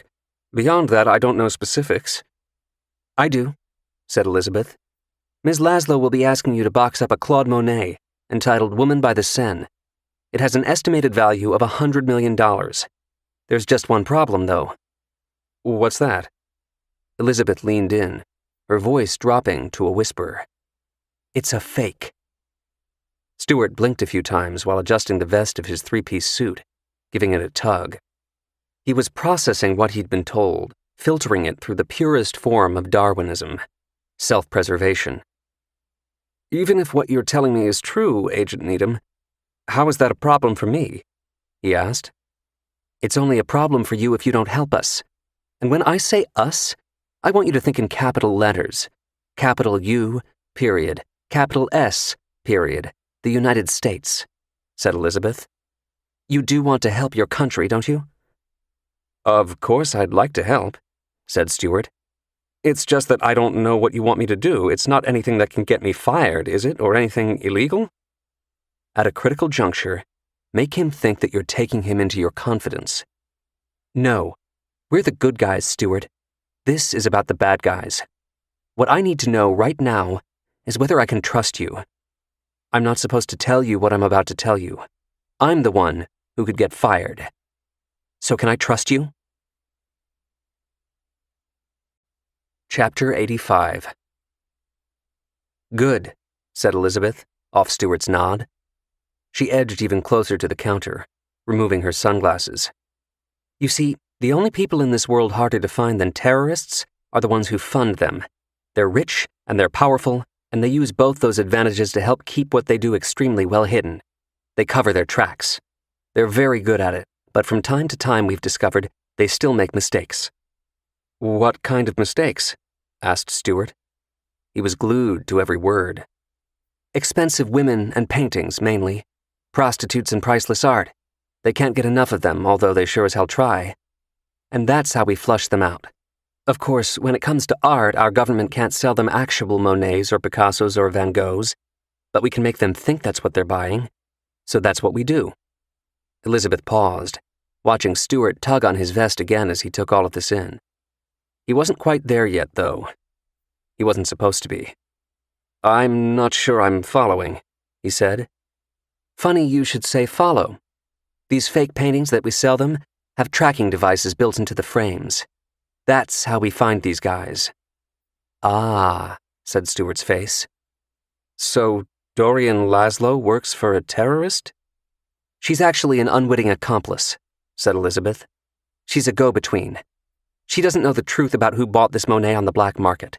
The problem, and why I'm here, is that we just got reliable intelligence that the buyer suspects something.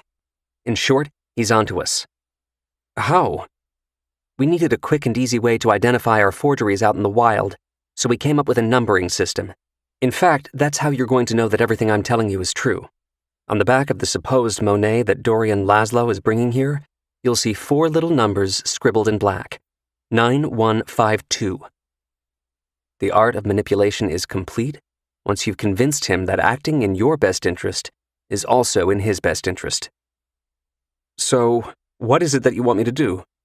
Tell me, I want to help, said Stewart. Elizabeth unstrapped the item on the hand truck. She lifted it to the counter, turning back the corners of the black blanket it was wrapped in. Do you recognize the packaging? She asked. Of course, said Stewart. It's ours. When did we do that for you? You didn't. Elizabeth took a step back, as if admiring it. But you could have fooled me, right?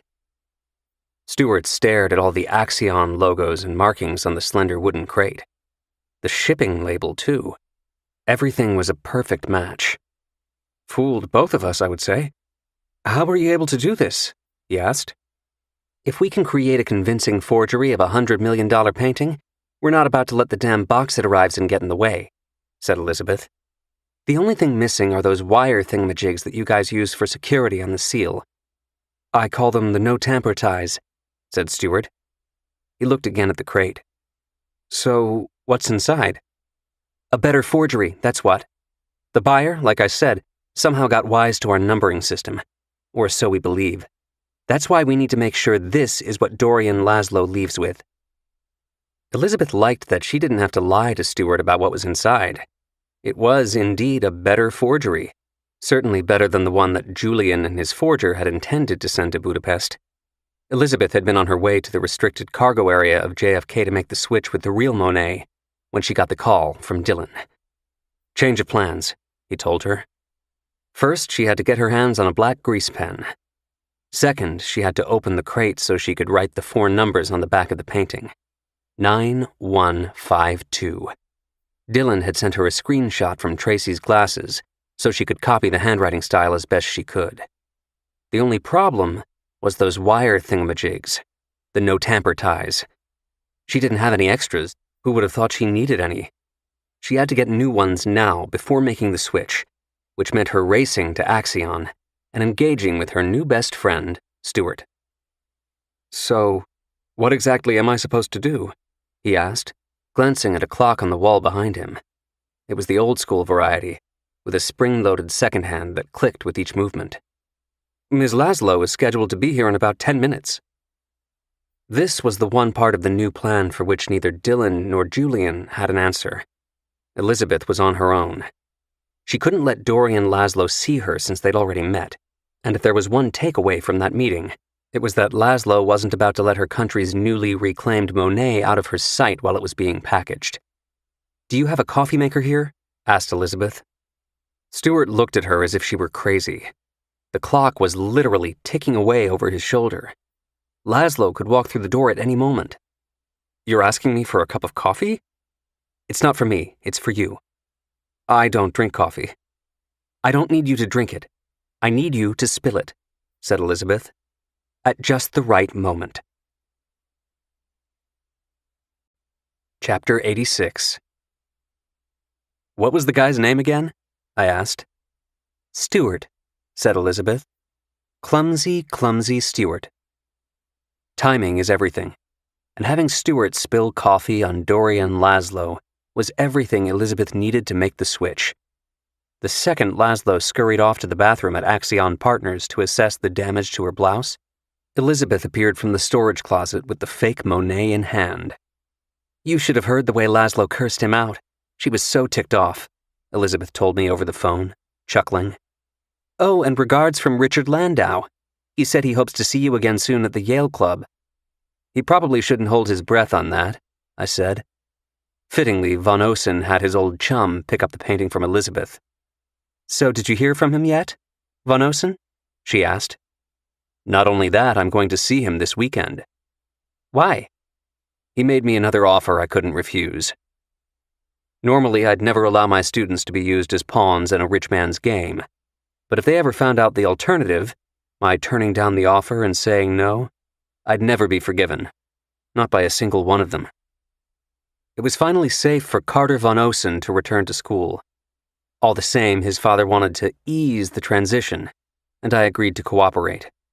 Mine would be Carter's first class back. Of course, postponing that class until the weekend, especially leading into the reading period before finals, would hardly be popular unto itself. I never would have done it were it not for the sweetener, the offer made to me by Matthias Von Osen.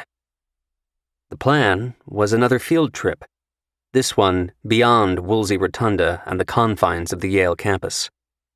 The entire class, 120 to be exact, boarded 2 luxury buses in New Haven on Sunday afternoon and headed into Manhattan.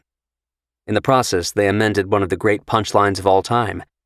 How do you get to Carnegie Hall? Practice.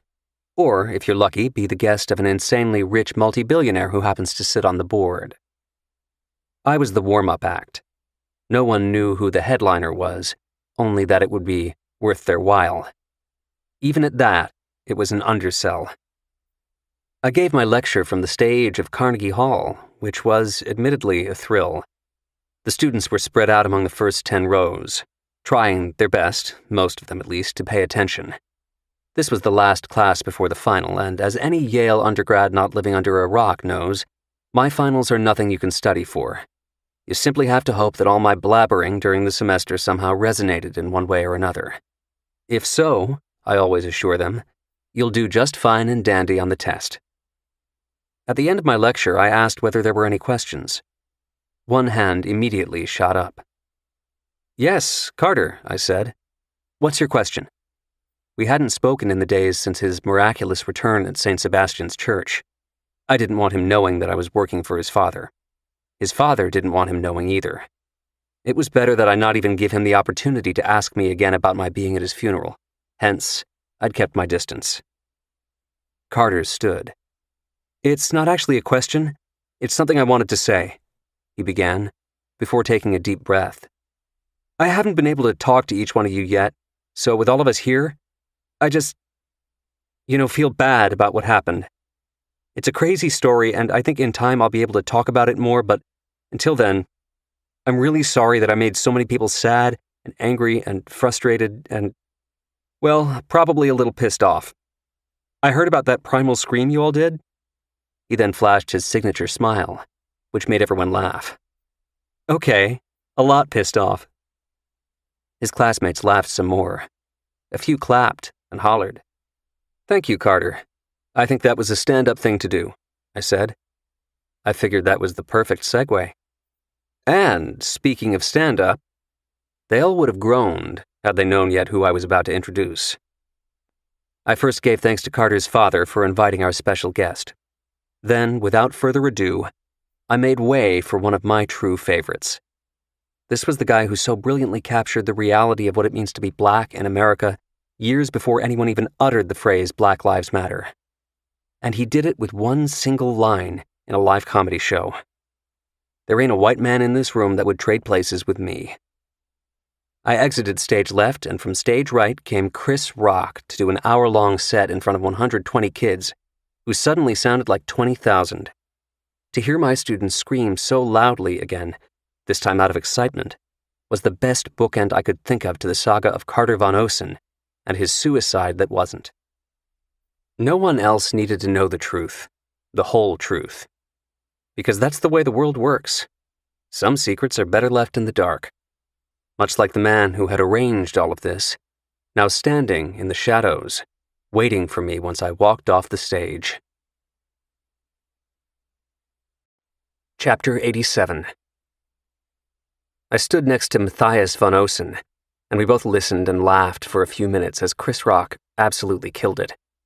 Playing to a small crowd, albeit in Carnegie Hall, surely brought him back to his club days. Eventually, there was an exchange to be had. I figured the faster we got to it, the sooner I could get back to enjoying the show. "So, are you at least hanging it on a wall this time?" I asked. "I'm not sure yet," said Von Osen. "I'll wait for the satisfaction of having it back to level off, and then see how I feel. I doubt it, though." He paused. "That still strikes you as odd, huh?" "No, not really. To each their own." Although that wasn't really the truth, it did seem a bit strange that he would keep this beautiful Monet wrapped in a blanket, stuffed away in a closet. Sure, he couldn't let others know he had it, but that didn't prevent him from hanging it somewhere in private, if only for his own satisfaction. Could a man like him ever possess a greater trophy? It was as if he could read my mind. "Have you ever been big game hunting, Dylan?" he asked. "I've been hunting, plenty of times, but never for what qualifies as big game," I said. "Never felt the need." "You're lucky." "Or maybe just not that wealthy." "You know that's not it. Given your field of expertise, or at least one of them, you probably understand the psychology behind it," he said. "Or, better put, the abnormal psychology." "Heads and horns," I said. "Try as some men might, you can't hang true satisfaction on a wall." Von Osen nodded his approval. "I told you from the beginning you were the right man for the job." With that, he reached for the inside breast pocket of his suit, removing an envelope. "My thanks again. It was always about my son, but you went above and beyond with the painting. Merry Christmas." I took the envelope, and this time I kept it. It wasn't sealed, but I didn't bother looking at the check. Von Osen watched as I tucked it away in my pocket. "What's with the smirk?" I asked. "The smirk is for the pleasant irony." "How do you mean?" "You don't want to at least look at it?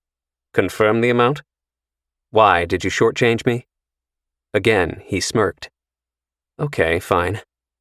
I peeked inside the envelope. Lo and behold, Von Osen had tacked on an extra $500,000 to the back-end payment. The check was for $1.5 million. "I added a 1% bonus off the sale of the Monet," he said. "It seemed about right. Even more so now. That's the pleasant irony. You returned the painting to me without first collecting what I still owed you. You trusted a guy to make good on a deal that was struck on anything but trust. That's impressive." "Or maybe I just know where you live," I said. "Some of your homes, at least." "Funny." He motioned to the stage. "Maybe you should be out there." "No, that's my greatest expertise of all," I said, knowing my limitations. "Interesting," said Von Osen. "Now ask me what's mine." I played along. The guy did just give me the biggest check I'd ever been handed. What was that I said about being a pawn in a rich man's game? Okay, what's yours? I asked. What's your greatest expertise of all? He smiled, a devilish grin. Knowing the limitations of everyone else, he said. Chapter 88. The single biggest decision Tracy and I ever made together was adopting a baby. Next to that, everything else, including our decision to get married, will always feel like a distant second. As for our most contentious decision, the one over which we're diametrically opposed and have spent countless hours heatedly debating and are still debating on an annual basis, well, that can only be a matter of the utmost seriousness, right? That's right. The all-important matter? When are we putting up the Christmas tree? For years and years, I've given in to Tracy's fairy tale New England, gag me with an LL Bean catalog tradition that's been carried down through generations of his family, which is to wait until Christmas Eve to buy and decorate the tree. Never mind that Tracy is actually the son of two born and bred Iowans. Somewhere in that McKay family tree, undoubtedly being tapped for maple syrup, must have been some Mainers. But this year was going to be different. I was making an executive decision, a unilateral overturn of my annual concession.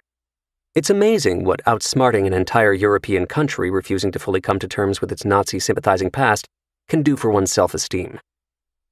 Or maybe it was the $1.5 million check burning a hole in my pocket since yesterday, and that I was going to hand over to Tracy for Harlem Legal House the second he tried to object.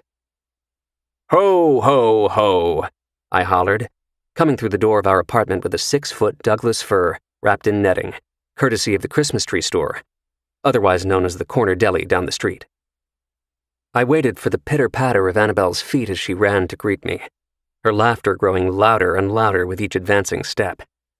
Instead, all I got was silence. Hello? I called out. They were supposed to be home. Tracy had told me as much before I left for Carnegie Hall. He was eager to hear about whatever conversation I'd had with Von Osen. I was eager to now tell him. They must have gone out for something, I thought. A last-minute trip to the market for dinner fixings. Since Tracy hadn't texted, he had probably left a note for me in the kitchen. But there was no note. I turned the corner of our foyer and put the tree in its stand. Someone was waiting for me on the couch in our living room. Legs crossed, arms folded, teeth gnashed. The ligaments around his jawbone were rippling up and down. You're not supposed to be here, I said.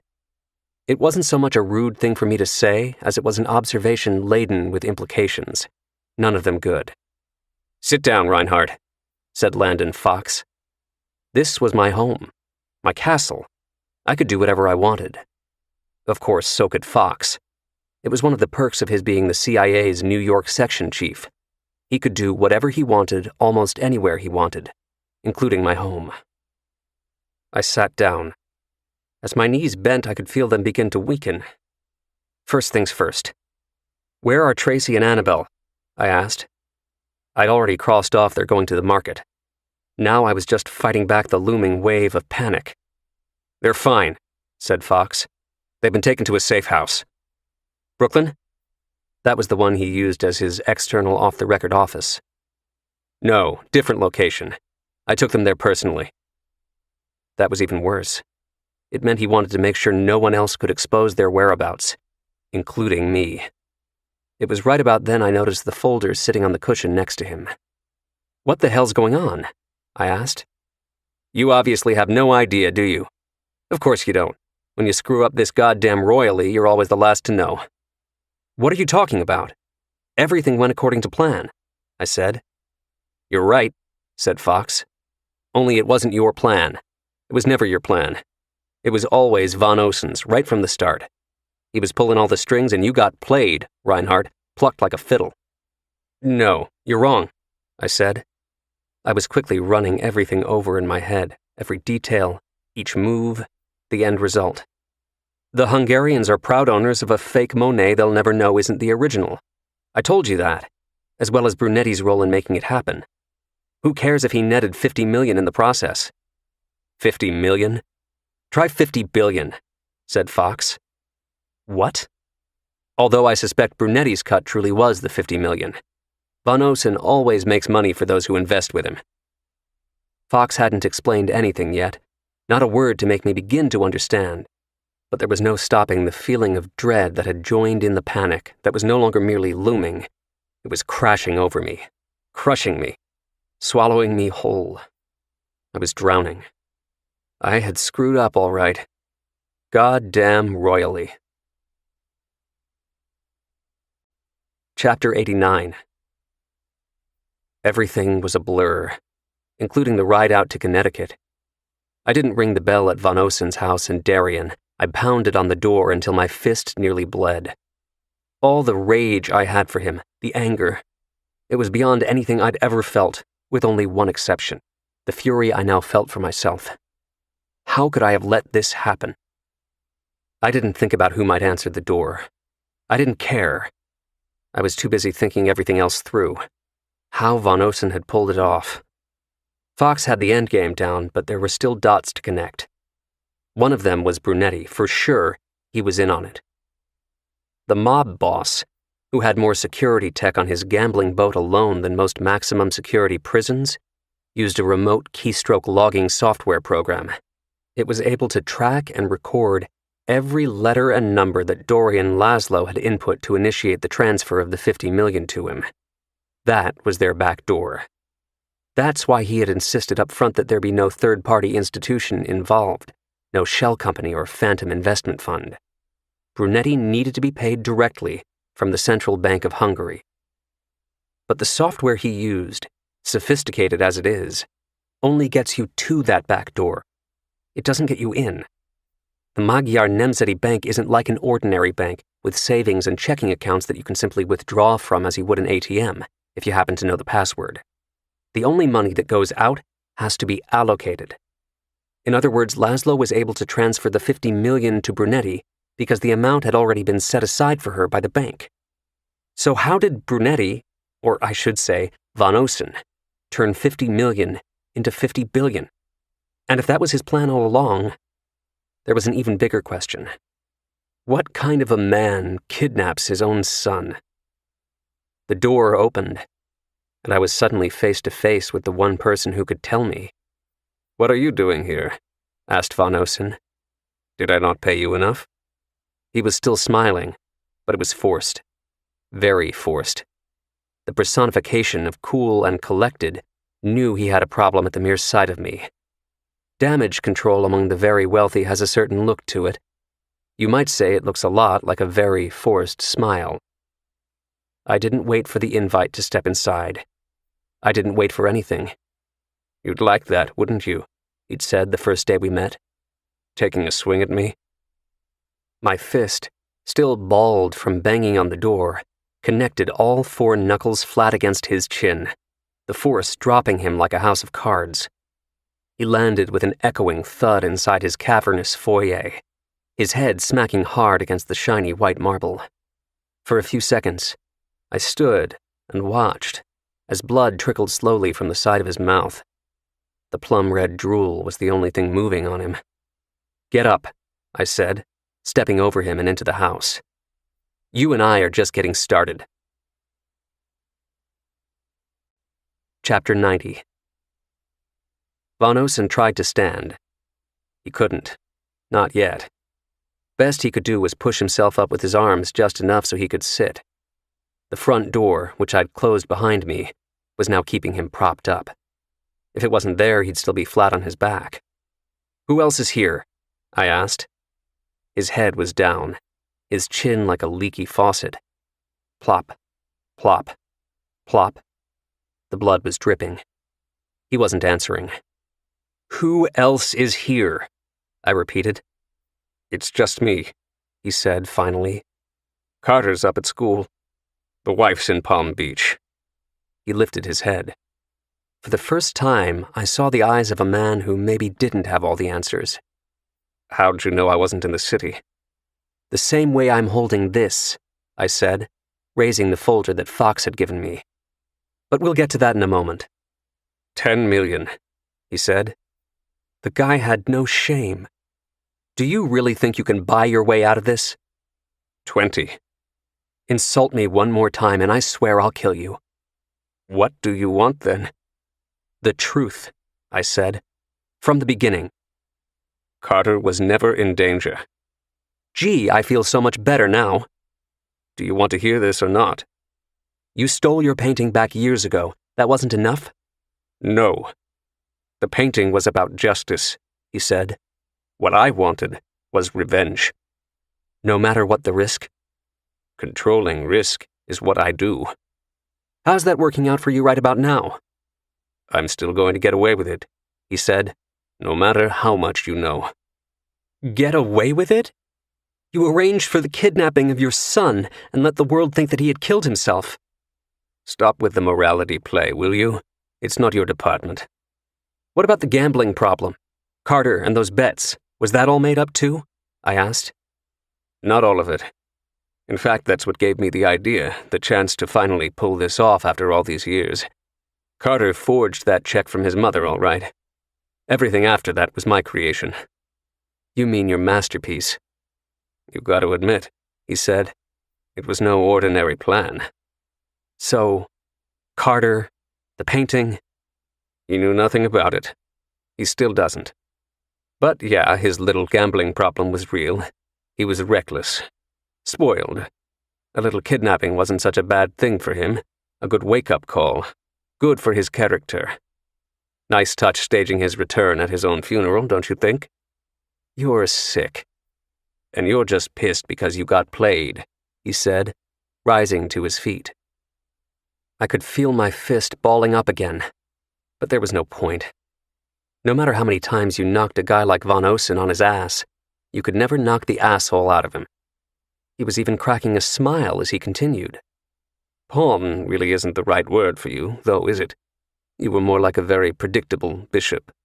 Or maybe a knight. To be honest, I haven't played chess in years. Not with pieces, you mean? Hey, you made all your own moves, he said. Each and every one was your decision.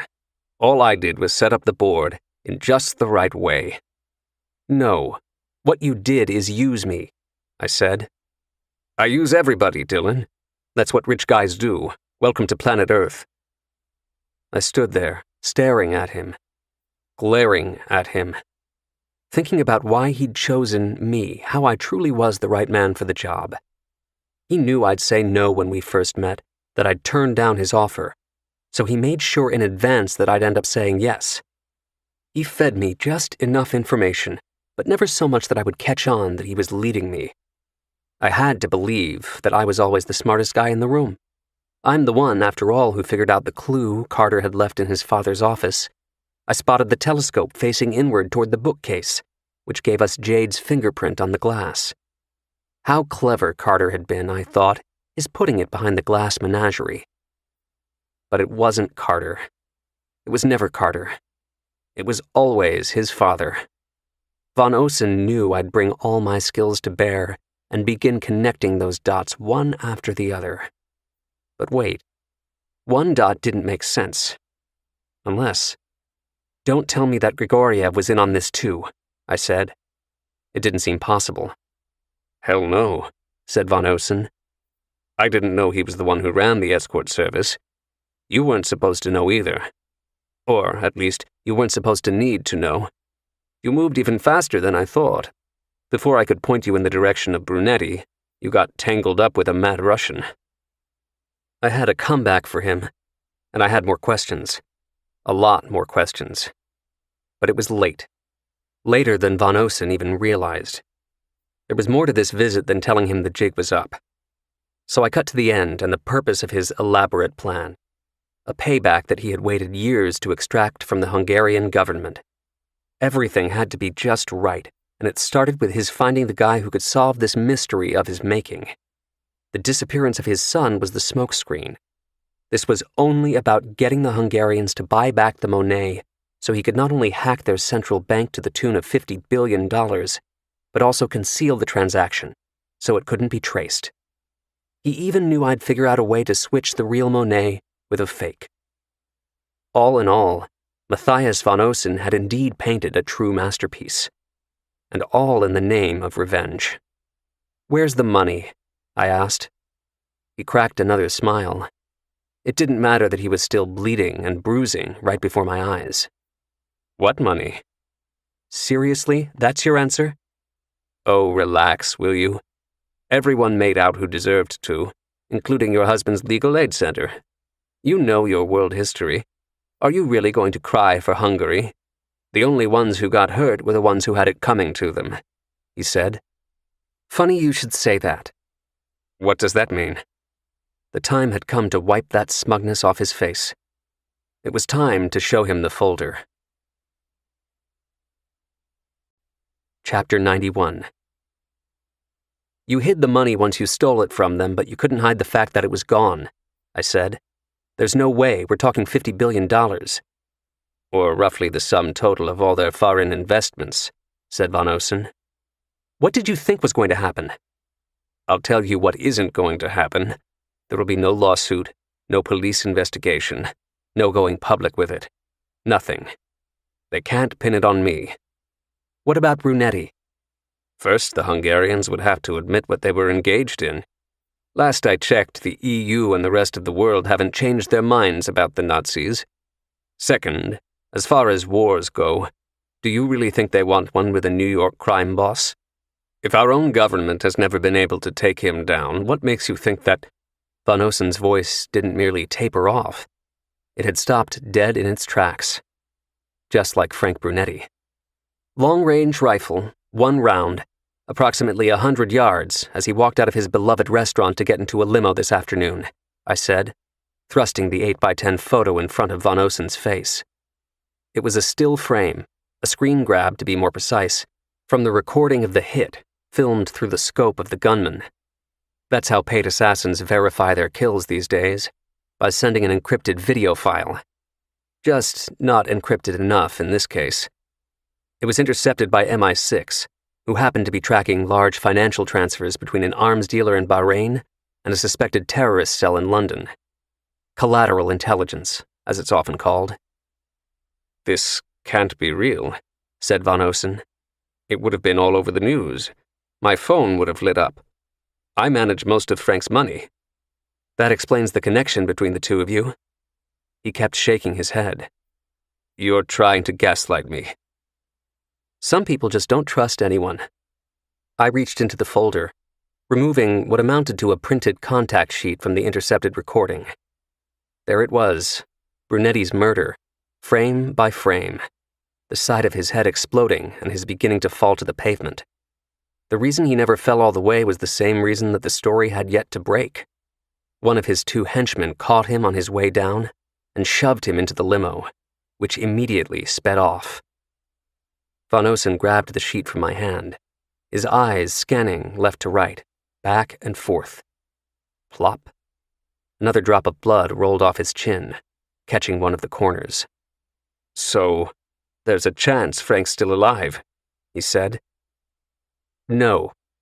The reason the world doesn't know yet about his death is that those under him know the repercussions. They're protecting their wallets. More important, they're trying to save their own asses. If anyone wanted to kill them, now would be the time.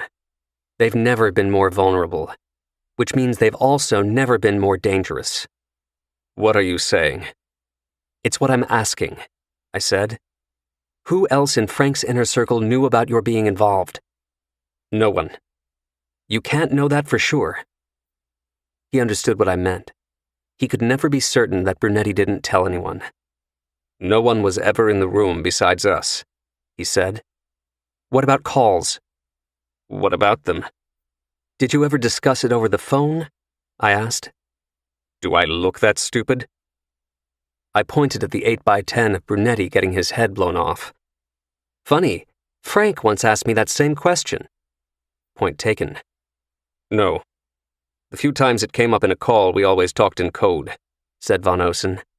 Anything important was discussed in person and in private. But, yeah, it's not impossible that he told someone. Which means it's possible they think it was you. Who killed him? More like arranged to have him killed, I said. Either way, same difference. Wait, you don't actually think that I... No, we know it wasn't you. You clearly draw the line at kidnapping and grand larceny. The question is, what do the Hungarians know? They shouldn't know anything, he said. Not about me. That's why I'm here. To keep it that way. Oh. For starters, getting you out of here, I said. Why would you need to do that? I had a good answer for him. But suddenly, somebody had an even better one. Chapter 92. Everything went dark all at once. The chandelier overhead in the foyer, the sconces along the walls, every single bulb around us inside the house and out. The power had been cut. I reached for my Glock. I had Fox to thank for that. I wouldn't have been carrying were it not for him. That was a deal-breaker, he'd said. If I insisted on bringing in Von Osen on my own, then I absolutely had to be armed. Of course, guns aren't of much use if you can't see what you're shooting at. Von Osen had his phone out before I could grab mine. He hit the flashlight. I repeat, guns aren't of much use if you can't see what you're shooting at. My head whipped left and right, my eyes desperately trying to adjust enough to make out any window in my line of sight. It was like Michael Corleone in his bedroom, when Kay asked about the draperies. Only she wanted to know why they were open. I was confirming that they were all closed. That's why the gunman wanted darkness, so he could see his target light up. Get down! I dove at Von Osen, decking him once again, this time to save his life. I was in the air, 2 bursts slicing past my ears overhead. Long-range ammo makes the most sinister sound. It's like the devil blowing out your candles. We both hit the ground. I spun, lunging for Von Osen's phone, which I'd knocked out of his hand. I killed the flash, caught my breath, and proceeded to give him the most obvious set of instructions I'd ever given anyone. Stay here, don't move. The generator, he said. It's going to kick in a few seconds. No, it's not, I told him. This wasn't amateur hour. I pushed myself up, slinging my back against the wall alongside the front door. The shots were so clean, the product of steady hands, that there was no sound of broken glass to follow. I had a living room to my left, another living room to my right. The rich are so damn redundant. I guessed left, edging my way to take a look outside. Kneeling at the first window I came to, I pushed the curtains an inch to see what I expected to see. Nothing. Pitch blackness, no movement. But someone was sure as hell out there. Maybe even a couple of someones.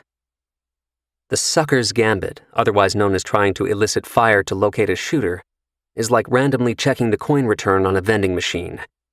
It rarely, if ever, pays off, but you still do it anyway. I held out my phone just below the window, snapping a curtain selfie with the flash on. Maybe the guy had a twitchy trigger finger. But not this guy. I listened to the silence. There was no shot, no sound of anything. It was my move again. Whoever was outside, we needed to keep him there until we had a plan.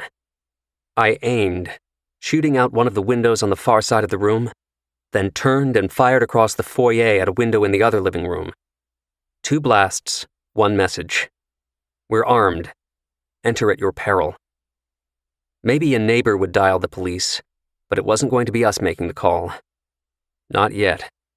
Only if we had to. Scaring this guy away wouldn't make the problem disappear. Whether it was today, tomorrow, next week, or next year, it was either him or Von Osen. As for me, I didn't have a choice. I was along for the ride. I turned back, edging along the wall. I had the plan now, what we had to do. We needed a vantage point. A balcony, if there was one, otherwise the attic. As close as we could get to a 360-degree view of the property, with only one way to reach us from inside the house. I reached the entrance to the foyer, whispering to Von Osen. "We need to get upstairs," I said. "The higher up, the better." Only, he didn't respond. He was gone. Chapter 93. You've got to be kidding me. It was bad enough that there was a guy outside who wanted to kill him. Now there was someone inside the house who wanted to kill him too. Me. If I could only find him. Where the hell are you, Matthias? Where did you go? And why? I knew my way to the kitchen from my first trip out to the house. I highly doubted he was just getting a snack, but it was as good of a place to start as any. Crawling on my hands and knees, I made my way across the foyer and down a wide hallway. Before I even reached the kitchen, I heard it, a low rumbling beneath me. An engine starting up. Shit. I scrambled to my feet, blindly turning every door handle I could see in my path. Bathroom. Damn. Coat closet. Damn. Finally, the winner, the stairs to the basement. I started down, phone out front, the light from the screen allowing me just enough vision to see the steps. What the hell is this? The basement was only another hallway, narrower like a tunnel. The sound of the engine was getting louder, revving. I started to run. A light hit me square in the eyes. 2 beams. Headlights. Von Osen was making his getaway. Over my dead body. I'd bolted out from the end of the tunnel directly in front of his path, the curled nose of a Ferrari screeching to a halt only inches from my knees. It was a standoff in the middle of a massive garage with a car collection that would make even Jay Leno jealous. They must have been worth $100 million, with each car more exotic than the next. At least the ones I could make out against the glare. Von Osen lowered his window. I lowered my Glock. We both know you're not going to shoot me, Dylan. Maybe I'll just shoot out your tires instead. His smug face returned. You're going to run out of bullets before I run out of cars. I truly hated this guy. But there was no time to dwell. The piercing sound of the home alarm system suddenly kicked in. It was the one thing the gunman couldn't cut the power to. He was in the house. Great. Peachy keen. Get in or get out of the way, barked Von Osen, hitting a button to open a double-wide garage door that was up a ramp after a quick right turn behind me. I stood there, still blocking his way, trying to think of another move to make. If there was one, it wasn't coming to me. Von Osen revved the engine, forcing my hand. The gunman was surely on his way down now. I got in. We sped off before I could even close the door behind me, the tires screaming against the polished pavement as we turned up the ramp. Hold on, he said, as we hit the lip of the driveway, the front wheels going airborne. They landed with a jolt, my head banging against the back of the seat before I could turn to look behind us. Where were the keys? I asked, as we skidded out onto the street. What? The keys, I shouted. Where do you keep the keys? Von Osen could hear me, although he hadn't arrived yet at why I was asking. Suddenly, he realized. Fuck. Yeah, that's what I was afraid of.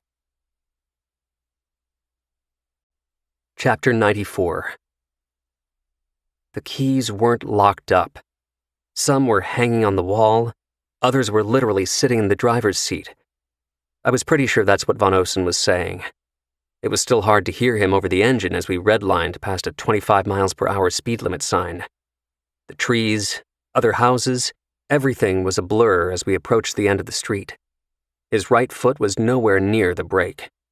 Stop sign? What stop sign? Also, where the hell are we going? That question got pushed to the back burner as I leaned forward to catch the angle of my side view mirror. Here he comes, I said. Von Osen glanced over his shoulder. Damn. What? He took the Stradale, he said. I knew my cars, but not all of them. I gave another look back, staring mostly at high beams. Is that also a Ferrari? Yup. What model did you say? An SF90 Stradale. What model is this? I asked. An 812 Superfast. Tell me that means it's faster. Nope. Seriously? Not only were we being chased by one of Von Osen's own cars, it was an even faster one. This wasn't Ford versus Ferrari, this was Ferrari versus Ferrari. Look out! I yelled. There were 2 SUVs crossing in front of us at a 4-way intersection. Von Osen swerved but never slowed, threading the needle as he zipped between them. The only thing louder than their horns blaring at us was the sound of our would-be assassin slamming on his brakes. "Turns." "What?" he asked. "Turns! Start making turns!" We'd bought ourselves a gap, a few seconds of spacing. Now it was all about sightlines and geometry. Right and left angles were our friends. Any straightaway was our enemy. Von Osen nodded. He got it. He'd also ponied up for a few Skip Barber racing school lessons, apparently, because his turns were near flawless. Trail, brake, late apex, full throttle. One corner after another, and then another. Lather, rinse, repeat. We were losing the guy, but that wasn't the same as having lost him. I looked at Von Osen when he bypassed the next turn, continuing straight. "What are you doing?" "There's a road up ahead on the right that leads to I-95, he said, with another glance at his rearview mirror. "He's nowhere in sight." "We need to keep it that way. Hold off on the turnpike." "Why? Now's our chance. We can shake him for good." Von Osen was famous for being able to see around corners, but it was only a figure of speech. Before I could explain, he took the right turn. It was definitely the wrong one. "Shit," he said immediately. "Exactly. What makes a professional killer good at his job? He thinks like his prey. Those same high beams that had been right on our tail were now staring us right in the face. He was about 50 yards away, idling right smack in the middle of the road, waiting. Von Osen instinctively reached to put us in reverse, but he was wrong again. I grabbed his wrist to stop him. "What the hell are you doing?" "It's what you're going to do," I said. "Gun it." Chapter 95. This wasn't the movies. I wasn't Thelma, he wasn't Louise. If this was a death pact, he needed a harder sell from me, and fast. "The guy came here to kill you, but he's not going to kill himself to do it," I said. I watched the light flick on behind Von Osen's eyes. He slapped both hands back on the wheel, squeezing them until his knuckles flashed white. Then he gunned it. They both gunned it. We were two Ferraris barreling straight for each other, going from 0 to 60 in 2-point-something seconds, which meant I had approximately a millisecond to tell Von Osen the one other thing he desperately needed to do. "Duck!" I knew what was coming at us besides 986 horsepower. Bullets. Lots of them. No sooner did we peel out than they started flying, shards of glass from the windshield raining over us from where our heads were supposed to be. I had one hand on the steering wheel, making sure both of Von Osen's hands stayed the course.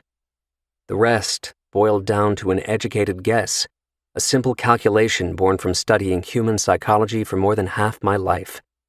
Left or right?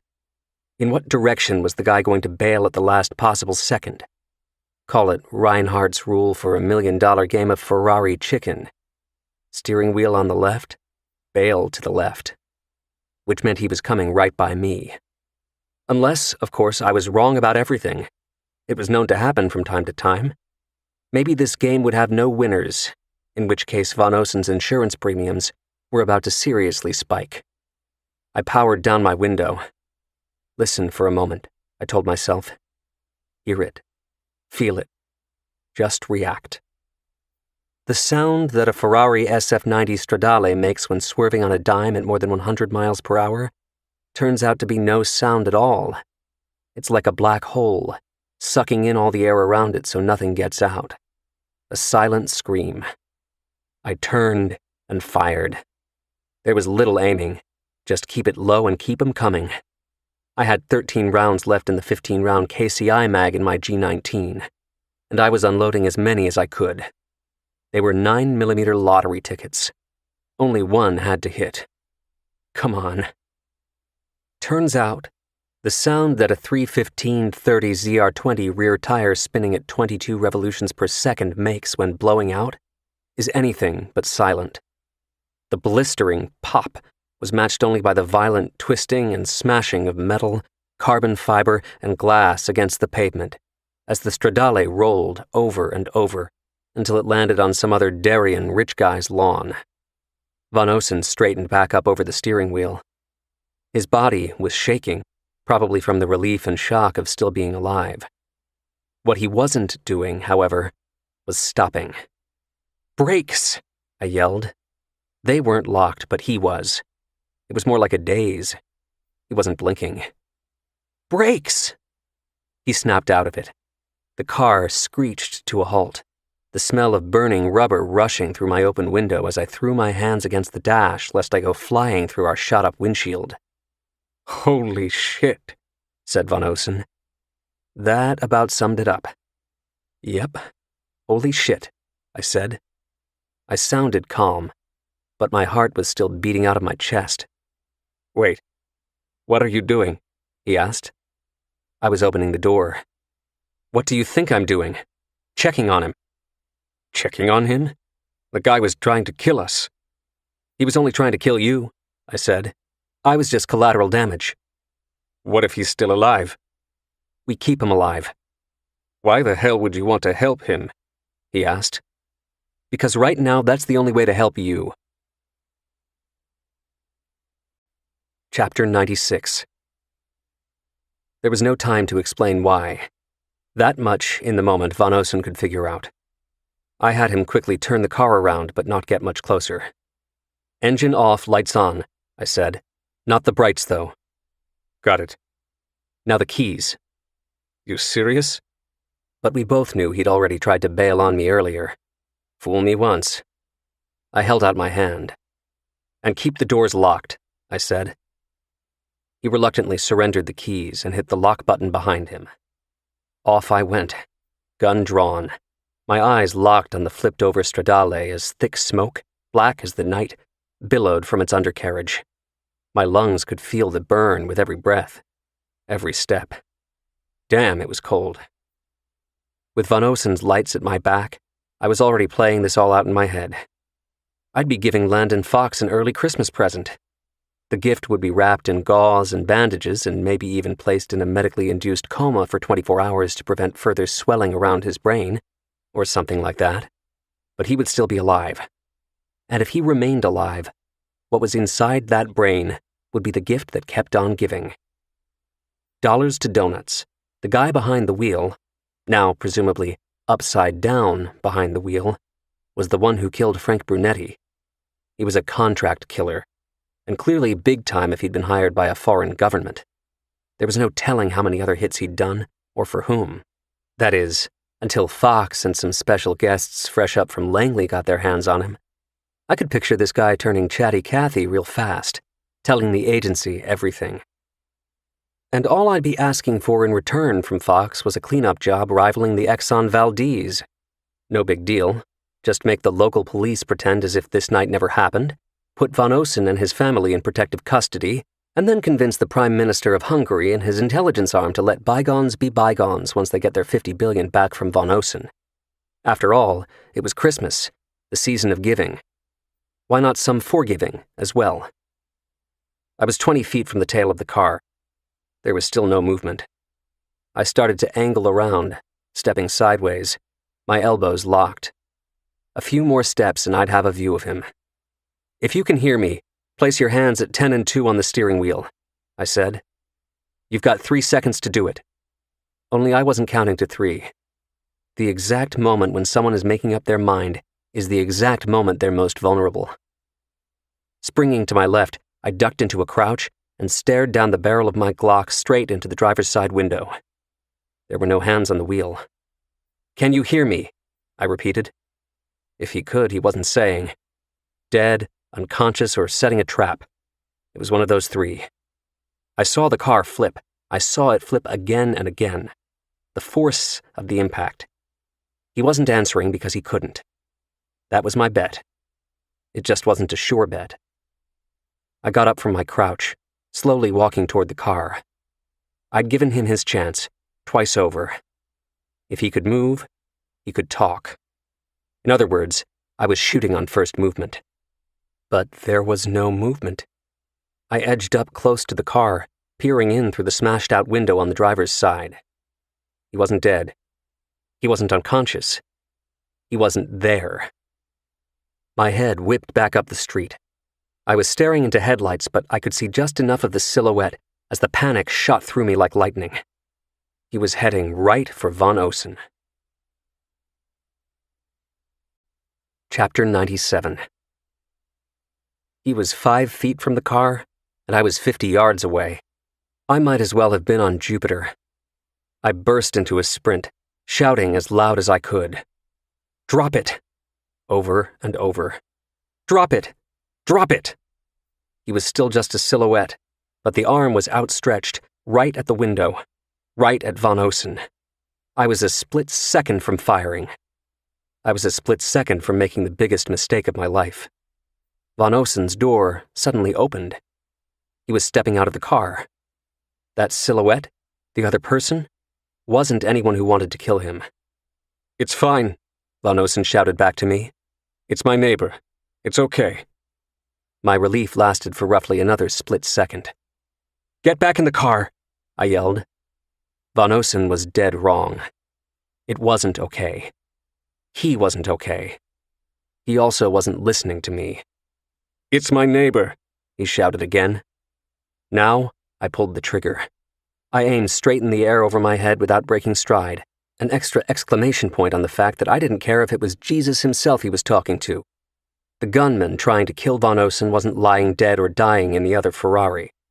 He'd either run off or taken cover nearby. If it was the latter, he was about to have another chance to get the job done. My shot echoed up and down the street, scattering any and all neighbors, including the one with Von Osen, who had ventured outside their multi-million-dollar homes after the sound of the crash to see what the hell had happened. I was fine hearing their panicked screams, so long as what I didn't hear was another shot in the wake of mine. Amid all the chaos, Von Osen had basically frozen, confused, bewildered, but worst of all, a sitting duck. I closed the gap between us, slowing down only enough so I wouldn't completely knock Von Osen over while shoving him back in his car. Slamming the door shut behind him, I nearly clipped a few of his fingers. Now I was the sitting duck. Only, it didn't feel like it. You ran off, didn't you? Or, more like, limped off. There's no way you survived that crash unscathed. I did a quick 360, taking one last look around before jumping into the shotgun seat. "What the fuck?" said Von Osen. "Drive!" He was finally listening to me. He popped the engine start and gunned it, shifting from first to third in a matter of seconds. By fourth gear, when we were at least a mile safely away, I told him to pull over. Then I enlightened him. The guy who wanted him dead was alive. Maybe not alive and well, but alive. What's more, we had to get out of there before the police showed up. Von Osen nodded. Never did a simple nod convey so much understanding. The man who never wanted to involve the police in the first place didn't need any further explanation. "What did you tell your neighbor?" I asked. "That I came home, heard a noise in the garage. Someone was stealing one of my cars, so I was chasing him. Not bad, right?" In my mind, I gave him an A for effort and an F for relevance. As in, at this point it didn't matter what the F he told his neighbor. "Perfect," I said. "Nicely done." Of course, he's no doubt wondering right now who the hell you were, why you were with me, and why you had a gun. I'm not sure how I'm going to explain that. Von Osen blinked a few times, as if rebooting his brain. "Shit. That's the least of our problems, isn't it?" "Yup." "So I take it we're not heading back to my house?" "Nope." "What if we just made a quick stop so I could—" "Whatever you think you need or want to do there, you don't," I said. "Where to then?" he asked. "You know that highway you wanted to get to so badly?" "Are we heading south or north?" "South," I said. Just like this entire night so far. "Also, you are done driving." "Why?"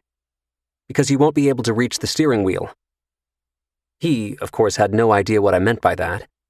I stepped out of the car and walked back to the trunk, waiting a few seconds for him to get the hint and meet me there. Once he did, all it took from me was the slightest tilt of my head. "Oh, hell no," he said.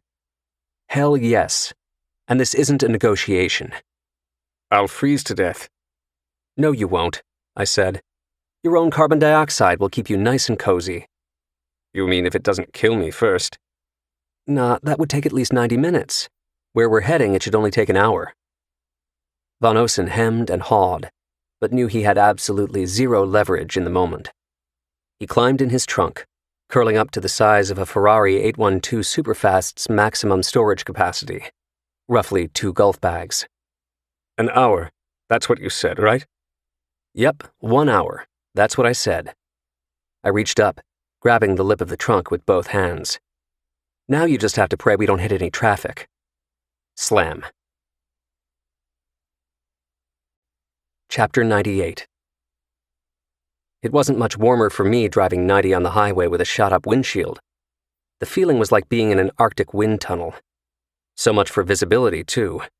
With the heat cranking, I kept having to crane my neck to see around the shattered glass and bullet holes. Every oncoming headlight was like a blinding kaleidoscope. As he'd done many times before, Julian greeted me at his office entrance, aka the steel door that was 10 feet behind another steel door that was past the security gate to a warehouse for a medical supply company in Fort Lee, New Jersey that didn't actually exist. "Here you go," he said, tossing me the pillowcase that I'd asked for via text. "And here you go," I said, tossing him the car keys. "What's this?" "Remember what you asked for when you met Annabelle and me at the zoo?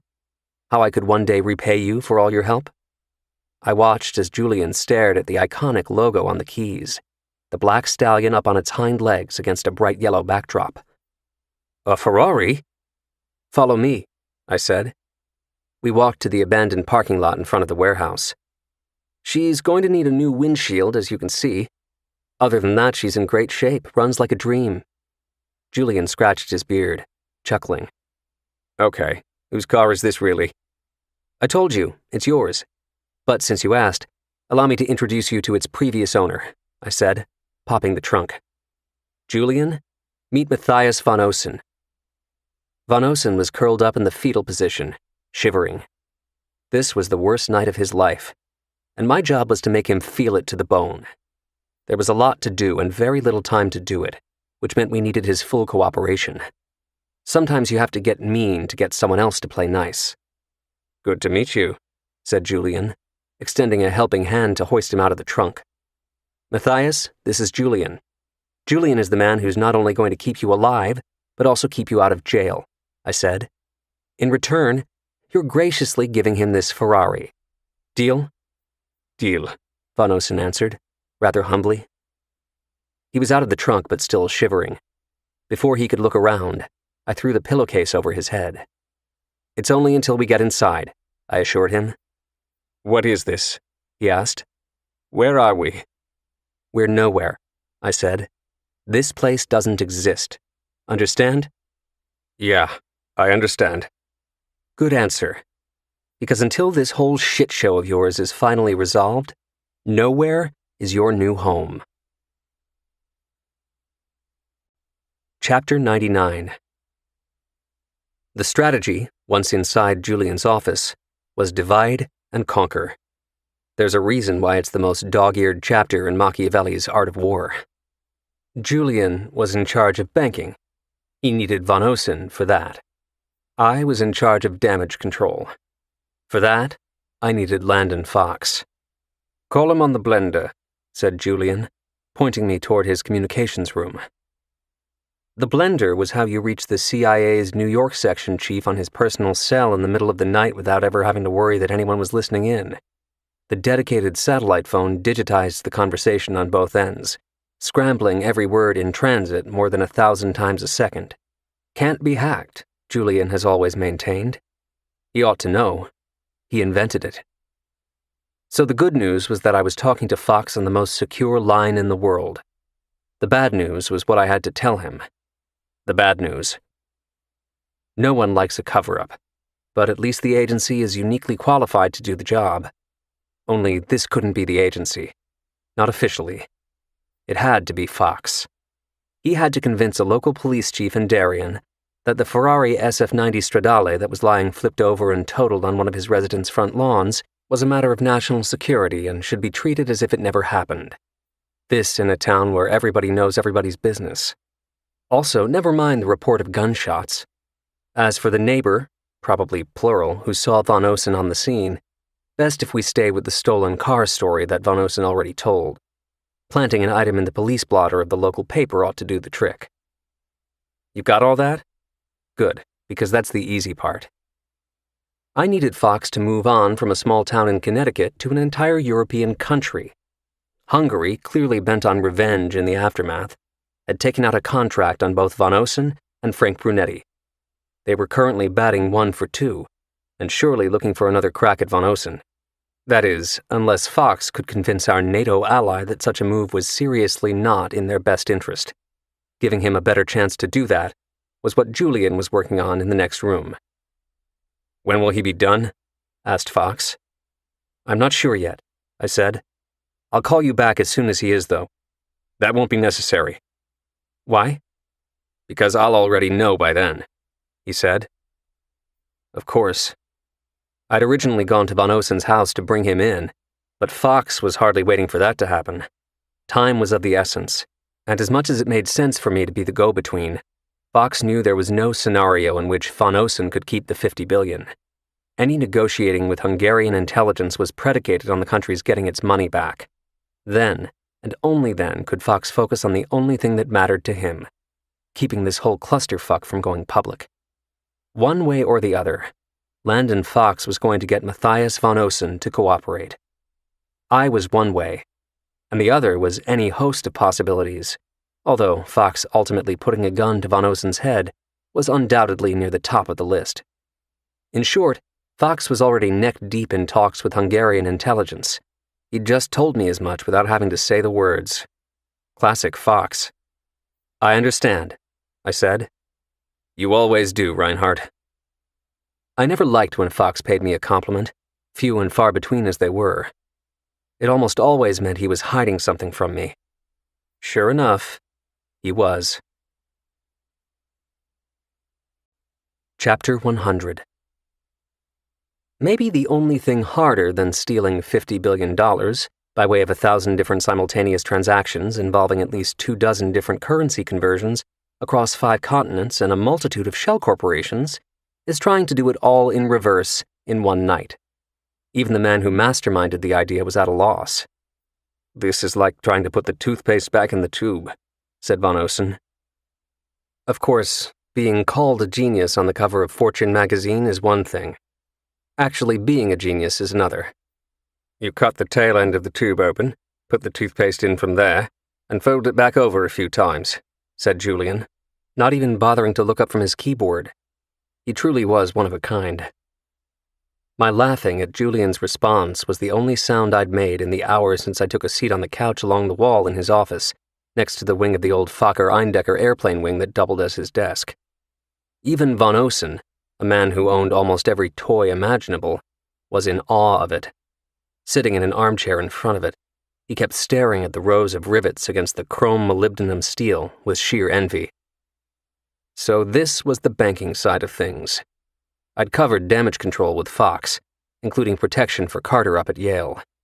I figured Van Osen's wife was well out of harm's way down in Palm Beach. Fox came through for Carter, via an operative who happened to be at Naval Submarine Base New London for a training exercise. He was promptly dispatched to nearby New Haven and the old campus dorm where Carter lived on the 2nd floor. As for keeping Matthias alive, returning all the money didn't guarantee anything. The only thing for sure was that not returning the money meant Fox would have no chance of getting Hungarian intelligence to call off the hit.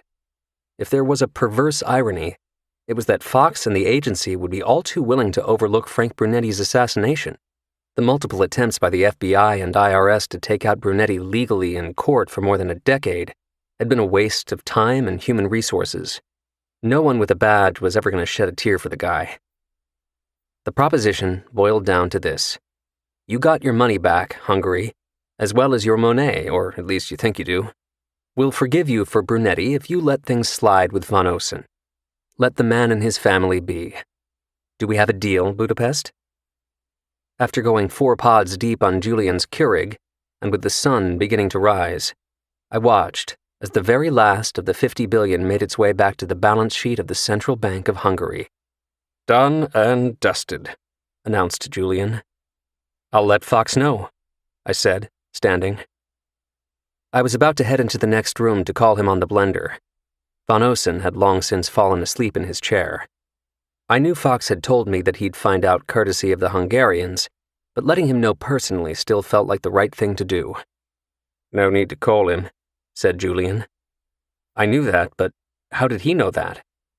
"Why not?" I asked. "Because he'll be here in a couple of minutes." Chapter 101. I didn't need to ask why. I knew why. I was sure of it. Fox couldn't yet guarantee Von Osen's safety.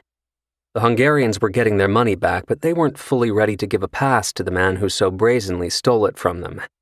Maybe they were trying to leverage the situation, bargain for some other concession. Maybe the hard feelings needed a little more time to soften.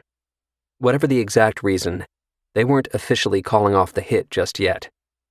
International diplomacy always happens at the cross-section of power and patience. That was the reason for Fox's visit. It was all about Von Osen. Like it or not, and for sure Fox didn't like it, he'd inherited a billionaire for a day or two. This still wasn't official agency business. He wasn't about to arrange a pickup. There'd be no delegating in the dark of night. He would see to this personally. That's how Fox rolled. That's why he was coming. Yep, I was sure of it, all right. And I was wrong. "Where is he?" asked Fox, the second he walked through the last of Julian's security doors. Of course he'd been there before. "He's in my office," answered Julian. At least, I think that's what he said. I was too busy staring at the folder in Fox's hand. Immediately, I had a bad feeling. His folders hadn't been boding well for me. "Let's talk anywhere but there, then," said Fox. Whatever this was, it wasn't for Von Osen's ears. We ended up in Julian's communications room, if for no other reason than the walls were lined with sound dampeners. Julian closed the door behind us. "What's going on?" I asked.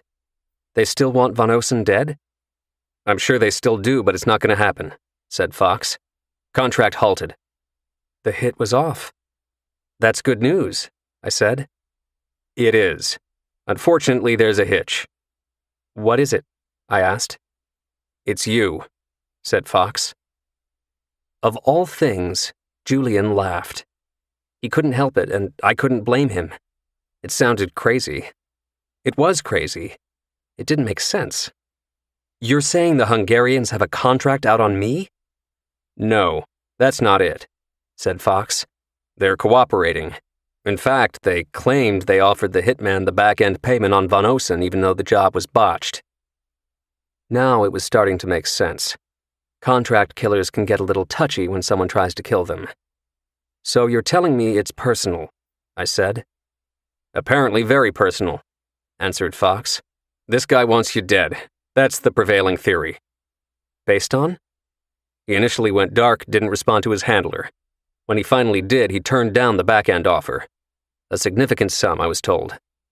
"You said it yourself. He botched the hit. He's a pro," I said. "He's not going to take the money." "Exactly." "So why the theory about me?" "This is why," said Fox, reaching into the folder. The picture was a screen capture from a security camera. Black and white, a little grainy, but it was clear enough. The timestamp was only a couple of hours earlier. I didn't recognize the man, but I sure knew where he was standing. It was the lobby of my apartment building. As if I needed any more proof, there were cuts and bruises on his face. The car wreck variety. "How did you ID him?" I asked. "I told you," said Fox. "The Hungarians are cooperating." "They sold the guy out?" "They provided a photo, but not a name. I ran him with facial rec through every intel file we have. Nothing. The guy's a ghost." I stared again at the picture. "But at least with his face." "Right," said Fox. Big Brother's always watching. "I was able to track most of his movements since he arrived in the country. He landed at JFK a couple of days ago, is staying at the Dominic downtown, and took a quick field trip upstate to procure the rifle and scope that killed Brunetti, as well as a few Glocks." "A purchase?" I asked. Gun laws in this country have more loopholes than a piece of knitting. but buying with a fake ID still remains a stretch. No, a robbery. Scared the shit out of the gun shop owner, too. Toyed with him. He likes to play games. So that's what Fox had, and it was more than enough. I didn't need a name to know that this guy didn't come to my apartment to call a truce. If he wants me dead, I suggest we give him a shot, I said. Fox nodded. I figured you'd say that. Which was all he needed to say in return. Fox hadn't come for Von Osen. He'd come for me. It's not worth it, said Julian, chiming in for the first time. He always knows how to pick his spots. Go be with your family. See your little girl. In other words, go into hiding. Let Fox dispatch an operative or two to track this guy down. Fine, I said. Still, there was one last thing I needed to know. I couldn't imagine that this guy got a good enough look at me at Von Osen's house in Darien. Even if he had, how was he able to ID me? I was about to ask Fox when it suddenly hit me. I already knew the answer. It explained why the Hungarians were cooperating. It wasn't from the goodness of their hearts. It was more like guilt. What is it? Asked Fox. He could read it all over my face. Panic. I turned to Julian. If he knows who I am, I said, my voice trailing off. It only took Julian a heartbeat. Oh, shit. Then he knows who she is, too, he said. Elizabeth. Chapter 102. The Hungarians didn't like getting played by Elizabeth and me. Not enough to kill us, but more than enough to make sure we didn't interfere with the killing of Brunetti and Von Osen. Security stills from our visit to the consulate had been shared with their hired gun. Now, they were being leveraged in the worst possible way. Come on, Lizzie. Pick up. Answer the phone. After 5 rings, I got her voicemail. Instead of leaving a message, I hung up and immediately called again. 5 more rings that felt like a lifetime. Call me as soon as possible, I said after the beep. Maybe she's still asleep, said Fox, looking at his watch. It's only 6:30. Only if it was Sunday, I said. She's up. She's definitely up. Julian looked at me. He could see my panic growing by the second. What do you want to do? No sooner did he ask than my phone rang. It was Elizabeth. Hey, sorry, she said. I was just pulling out some laundry from the dryer. It's early. What's up? Are you on speakerphone? I asked. She hates when people put her on speakerphone. Even more than I do. Yeah, I know. Do you mind? I just want to fold these sheets before they start to wrinkle. No, that's fine, I said. I need to talk to you, though. I can fold and talk at the same time, Dylan. Not over the phone. What's wrong? I need to tell you in person. Okay. How about lunch? The last thing I wanted to do was scare the hell out of her.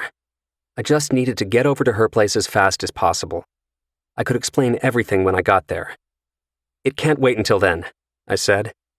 I'm going to come over now, okay? No, it's not okay. What's going on? I wasn't so much scaring her. Pissing her off was more like it. Frank Brunetti's dead, I said. Silence. She didn't respond. She didn't say anything. Are you there?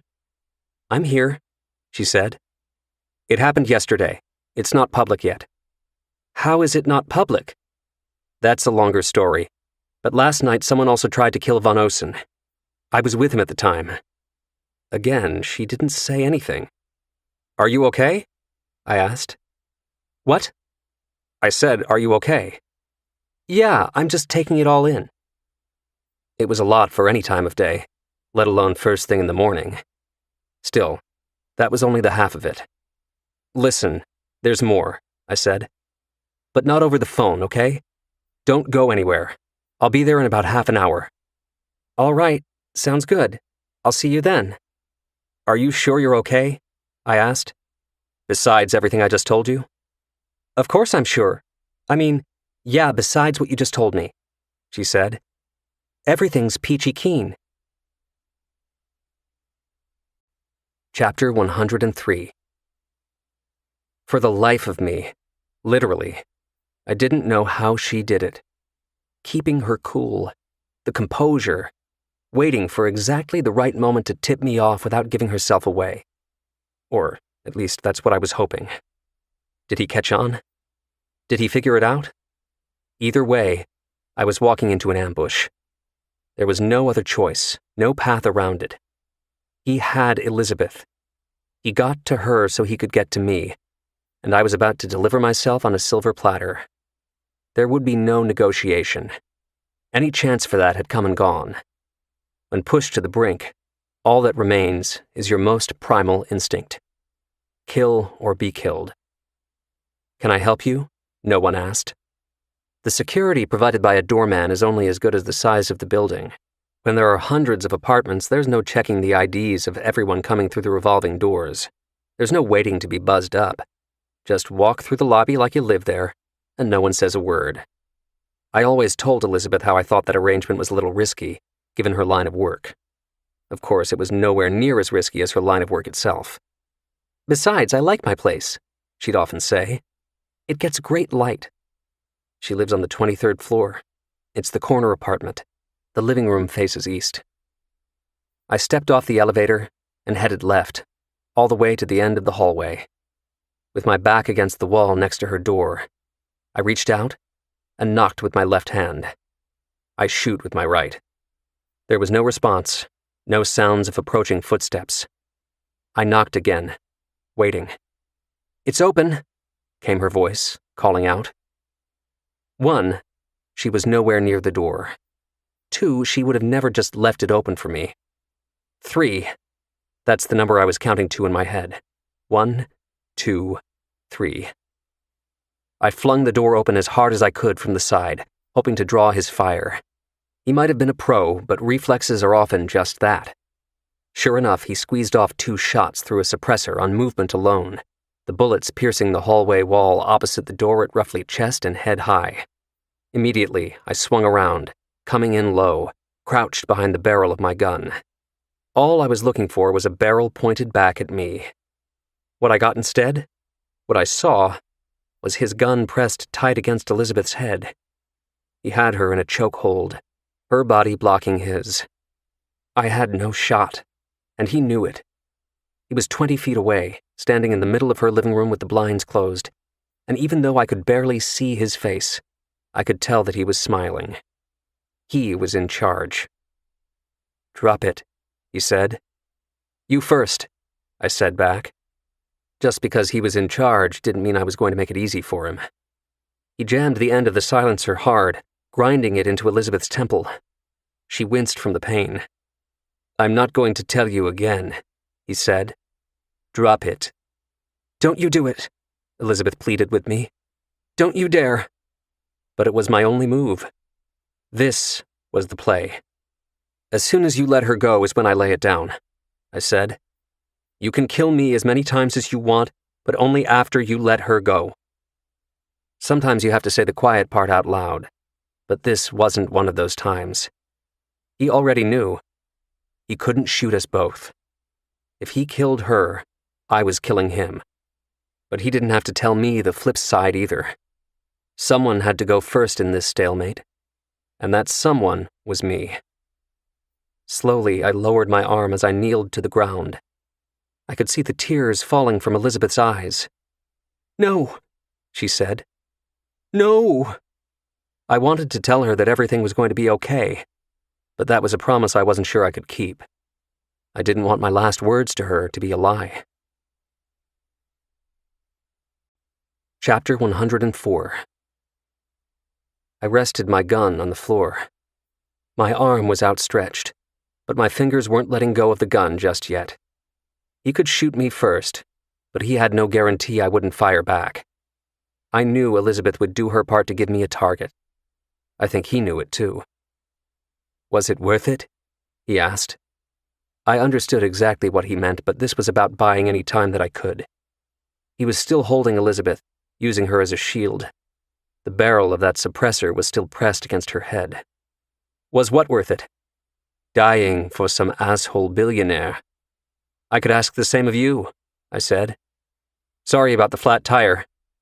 I watched as his smile, what I could see of it, widened. Still, as he shifted his feet, I could tell he was suffering from more than mere cuts and bruises. He was pretty banged up. He nodded. The things we do for money, huh? I promise you I was getting paid more, I said.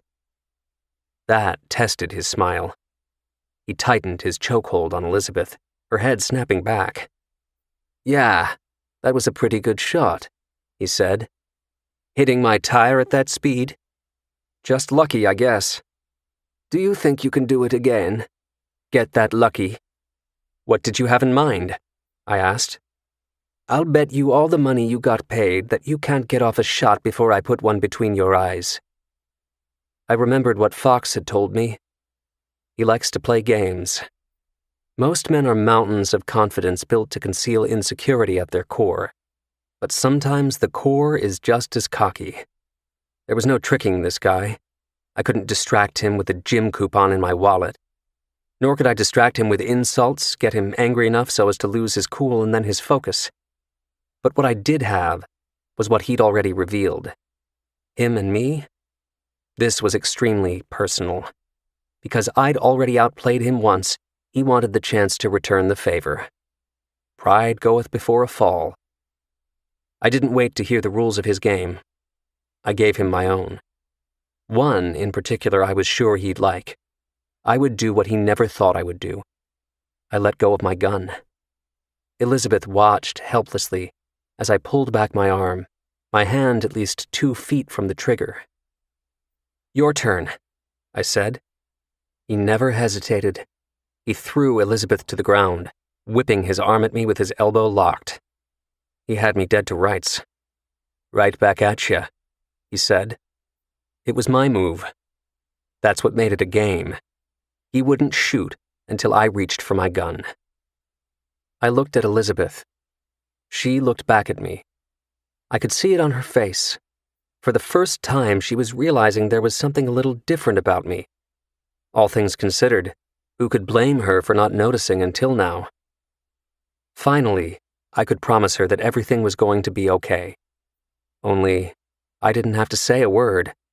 All I had to do was wink from behind my new glasses. She lives on the 23rd floor. It's the corner apartment. The living room faces east. Fire away, boys. Chapter 105. It took less than a second. The blinds barely even moved. More important, his trigger finger never moved at all. He dropped to the floor in a shower of blood. Fox took out his heart, the .224 Valkyrie cartridge entering through the back a few inches below the clavicle. As for exactly where on the head Julian's jacketed hollow point fired from his Bergara B-14 hit, the answer was somewhere. Suffice it to say, there wasn't much left of the guy's head for the coroner to make any determination. Not that an actual coroner would ever get anywhere near the body. Or the police, for that matter. After Fox and Julian took off their thermal headsets, which had a sync feed to my glasses, they packed up their rifles and vacated the otherwise unoccupied apartment on the 23rd floor of the building across the street. The super had let them in after Fox made a couple of calls. As for the cleanup crew, they were on standby. 99 out of 100 times, when you see a van for a carpet cleaning company driving around town, it's actually a carpet cleaning company. But that time, the one that pulled up in front of Elizabeth's building less than 30 minutes after the shooting, that was no carpet cleaning company. Although, they did roll up Elizabeth's living room rug to carry out the body. His alias was Dr. Hans Kessler. He had an American passport, a social security number, even an Uber account. As for his real name or anything else about him that was true, those details would take some additional digging. People in his profession spend their lifetime concealing their identity with layers of forged documents, misdirection, and a tenacious dedication to picking up every breadcrumb behind them that they might ever drop. Eventually, we'd find out more.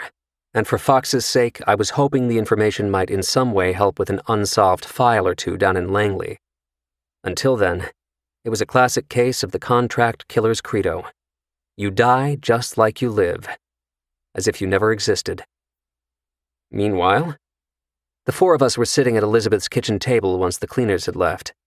She'd made a pot of coffee, and we were all partaking. "Cream or sugar?" she asked.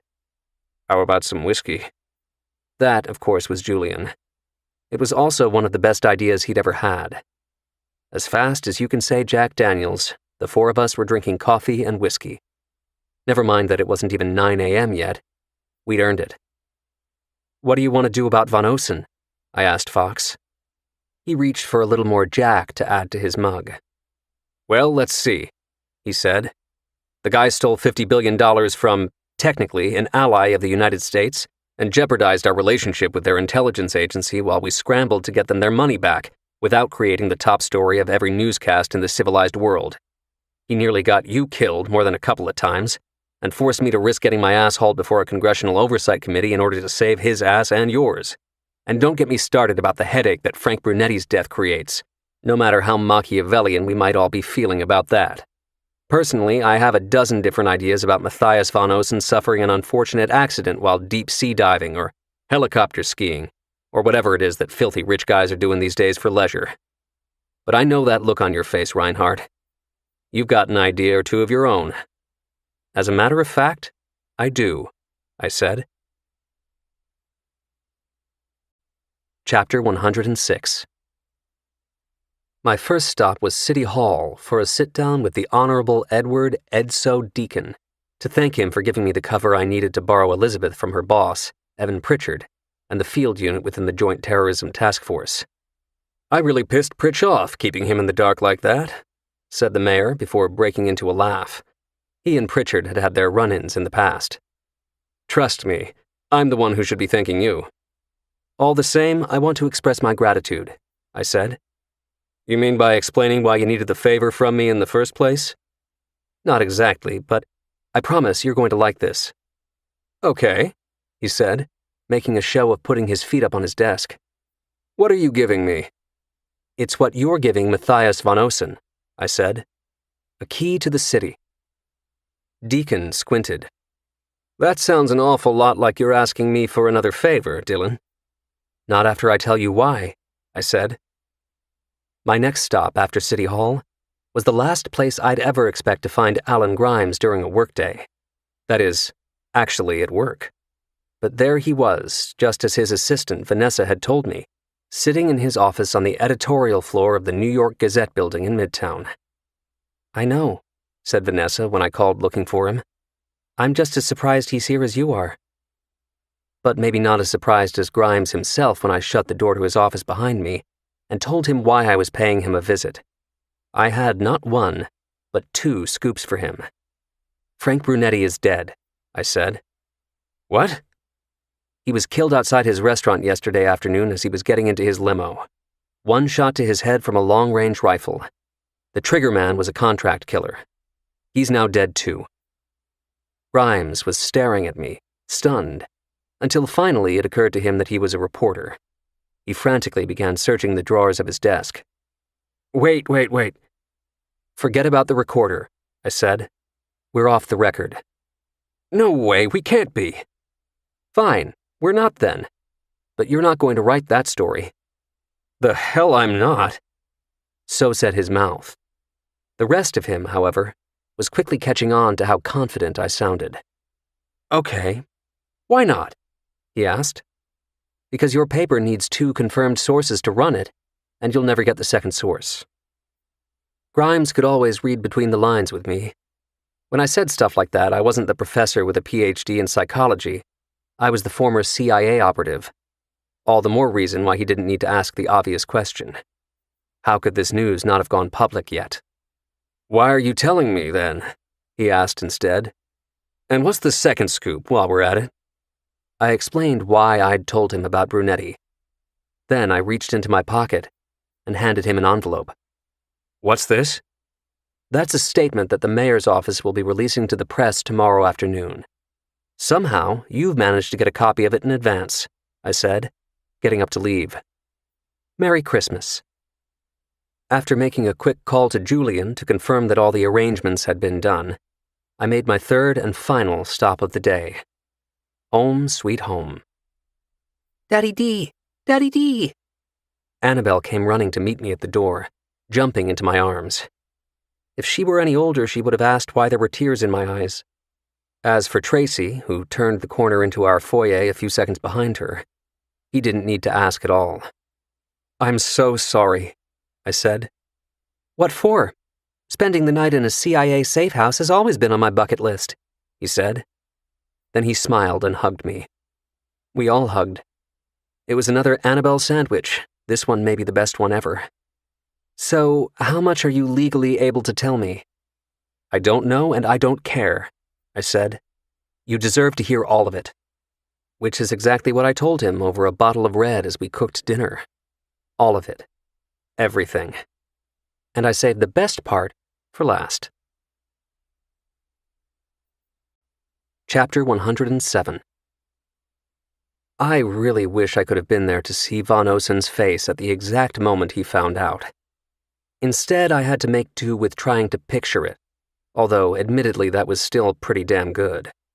I even mentally opened the window in our living room at one point, sticking my ear out into the cold to see if maybe, just maybe, I could hear Von Osen cursing my name at the top of his lungs from his palace apartment in the sky on Billionaire's Row. Of course, the real question wasn't whether he would throw a tantrum and curse my name. It was what, if anything, he would do next. My money was on his doing nothing, except smile for the cameras. That was what I envisioned, what he'd ultimately decide. In his otherwise lightning-fast mind, there would be a slow reckoning, that as far as a price to pay for all his crimes and misdemeanors, he was getting off on the cheap side. Of course, for a man worth $24 billion, cheap is a relative term. That next morning, Matthias von Osen woke up to learn, courtesy of the New York Gazette, that he had donated $2 billion to the city of New York to fund a new pre-kindergarten education program for low-income families in all 5 boroughs. Furthermore, this wasn't one of those spread out over 10 years donations. This was $2 billion, the whole enchilada, already paid in full to the city to fast-track major construction and massive hiring at the start of the new year. That was another moment I would have liked to have seen in person. Von Osen, in full panic mode, checking the balance of his numerous bank accounts, most of them offshore, that were indeed a total of $2 billion less than they were the day before. Funny thing about those wiring instructions he used to steal the money from the Hungarians, turned out they also worked in reverse. All it took was some tinkering from Julian, along with the proper routing numbers for the City of New York coffers, courtesy of Mayor Deacon. How did we settle on $2 billion as the amount? I figured $1 billion for each week's notice Von Osen initially gave Harlem Legal House to vacate their offices when he leveraged me into working for him. Yeah, that felt about right. It is my distinct honor to be awarding Matthias von Osen a key to the city this Friday, a city that he has so greatly enhanced for generations to come, thanks to his phenomenally generous donation, said Deacon as quoted in the article. This was according to the press release, a copy of which the New York Gazette has obtained in advance. Within an hour after the news broke, the mayor took to Twitter to further codify the transaction. A gift to more than 1 million children has been placed under the city's tree, he wrote, before adding that it was his honor to work personally with Von Osen on the arrangement. Politicians never miss an opportunity to get in a plug for themselves. All the better, though, to further leverage Von Osen. What was he going to do? Ask for the money back? Claim that there'd been some kind of mistake? No, not a chance. While $2 billion was a ton of money, his reputation would always be worth more. Lest there be any doubt, his 2-word text to me that same afternoon summed it all up. Well played. A Von Osen man always knows when to cut his losses. Who knows? Maybe he'll even hang that key to the city on his wall. For everything that's ever been written about the idea of justice, its meaning will never be something that you can fully understand through words alone. Its full definition will always be something you feel, in your head, in your heart, in your gut. My gut was telling me that justice had been served. Not perfectly, not permanently, but still just enough to feel it. I'd been played, manipulated, and for a good stretch outmatched. There aren't that many dumb billionaires in the world. Yet, in the words of the ancient Greek philosopher Epictetus, and at the risk of a serious eye roll from Elizabeth for quoting a famous dead guy, it's not what happens to you, but how you react to it that matters. In short, Van Osen had his masterpiece. In the end, I had mine. Epilogue.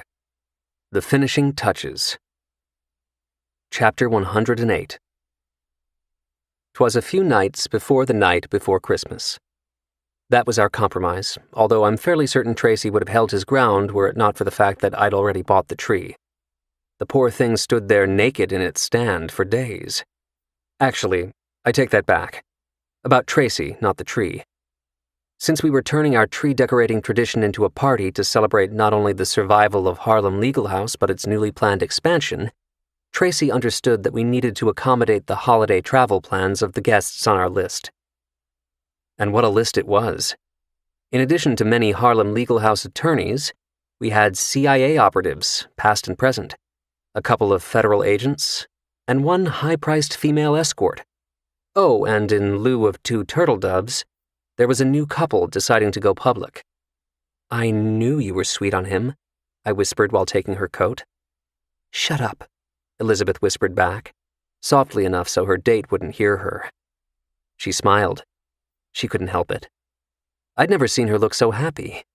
Come to think of it, I can't remember my being so happy for someone after I opened the door and saw her and Danny Sullivan arriving together. "Here, this is for Annabelle," said Danny, handing me a gift-wrapped box. "That's so nice, thank you," I said. "You didn't have to do that." Elizabeth leaned in. "Wait until he tells you what he got her. You'll wish he hadn't." I shook the box, but that was just for show. All I had to do was think back to the night I first met Danny at the sky rink at Chelsea Piers. "What's wrong with ice skates?" I asked. "Exactly," he said, giving Elizabeth a nudge. "She acts like I got her a Barbie meth lab or something." Elizabeth rolled her eyes and laughed, and I immediately knew. These two were meant for each other. Speaking of couples, "Wait, who's that with your dad?" asked Elizabeth, looking over my shoulder. "Is that who I think it is?" It was. Josiah Maxwell Reinhardt had driven down from New Hampshire with his house guest, Ingrid, whose days as Jade working for Vladimir Grigoriev were officially over. I'd love to report that my father miraculously talked her into a new line of work, but that's a Disney movie that's probably not going to get made. He did, however, take her hunting and teach her how to make his infamous squirrel stew, which thankfully doesn't actually contain squirrel. The name derives from his making huge batches at a time and storing it, like nuts, for the winter. "That's right, you never met Jade," I said, following Elizabeth's eyeline to the strange juxtaposition of my father standing with a very tall and very beautiful Russian woman in her mid-20s, as they chatted with Julian. "You only met Betty." For the record, Paulina, Carter's Betty, his standing Tuesday date, was also no longer working for Grigoriev. Her unconditional release, along with Ingrid's, was granted without much fuss by Grigoriev once he was made aware of the connection between my entanglement with him and the demise of Frank Brunetti. The criminal underworld is a zero-sum game, and the loss of an Italian mob boss with a firm grip on the 5 boroughs meant a significant gain in power for the Russian Pakhan. Letting 2 of his girls go their own way was the least he could do for me, as was returning Vincent Francella safely home to his family in New Jersey. I hoped Francella's days of hookers and hotel rooms were over. "Come, try the eggnog," I said. "I made it myself, it's absolutely horrible." Elizabeth and Danny joined the party, and soon all of us began decorating the tree. Everyone took a turn hanging an ornament on a branch. I watched, enjoying every moment of it, while ever mindful of the irony. Suffice it to say, the man responsible for bringing us all together didn't exactly score an invite. Not that Matthias Van Osen would have ever been angling for one. If he never laid eyes on me again for as long as he lived, it would still be too soon for him. I would imagine that Julian, who was very much enjoying his new Italian toy, felt the same about Van Osen. There's nothing quite like a Ferrari to turn a near hermit into a man about town. Once he got the new windshield installed, Julian was taking that baby out for a spin on a daily basis. I should know. I joined him a few times to get another turn behind the wheel. "Okay, Annabelle. Are you ready, sweetheart?" asked Tracy, handing her the last ornament. We hoisted up our little girl as she raised the star she'd made from a paper plate, with a scissors assist from Tracy, decorated with silver glitter with a glue assist from me. As for the Cheerios that somehow managed to get mixed in with the glitter, that was all Annabelle. "Higher, Daddy D! Higher, Daddy T!" As Tracy and I lifted her higher, I couldn't help but think in that moment of how lucky we were. How lucky I was. The void in my younger years, created when my mother died, had been filled with family, friends, and purpose. I knew what it felt like to love and be loved. Best of all, the future was literally in my hands. Her name was Annabelle, and she was the greatest gift of all. Smiling and giggling, our little girl placed her star on top of the tree. It was sideways. It was off-center. It was perfect.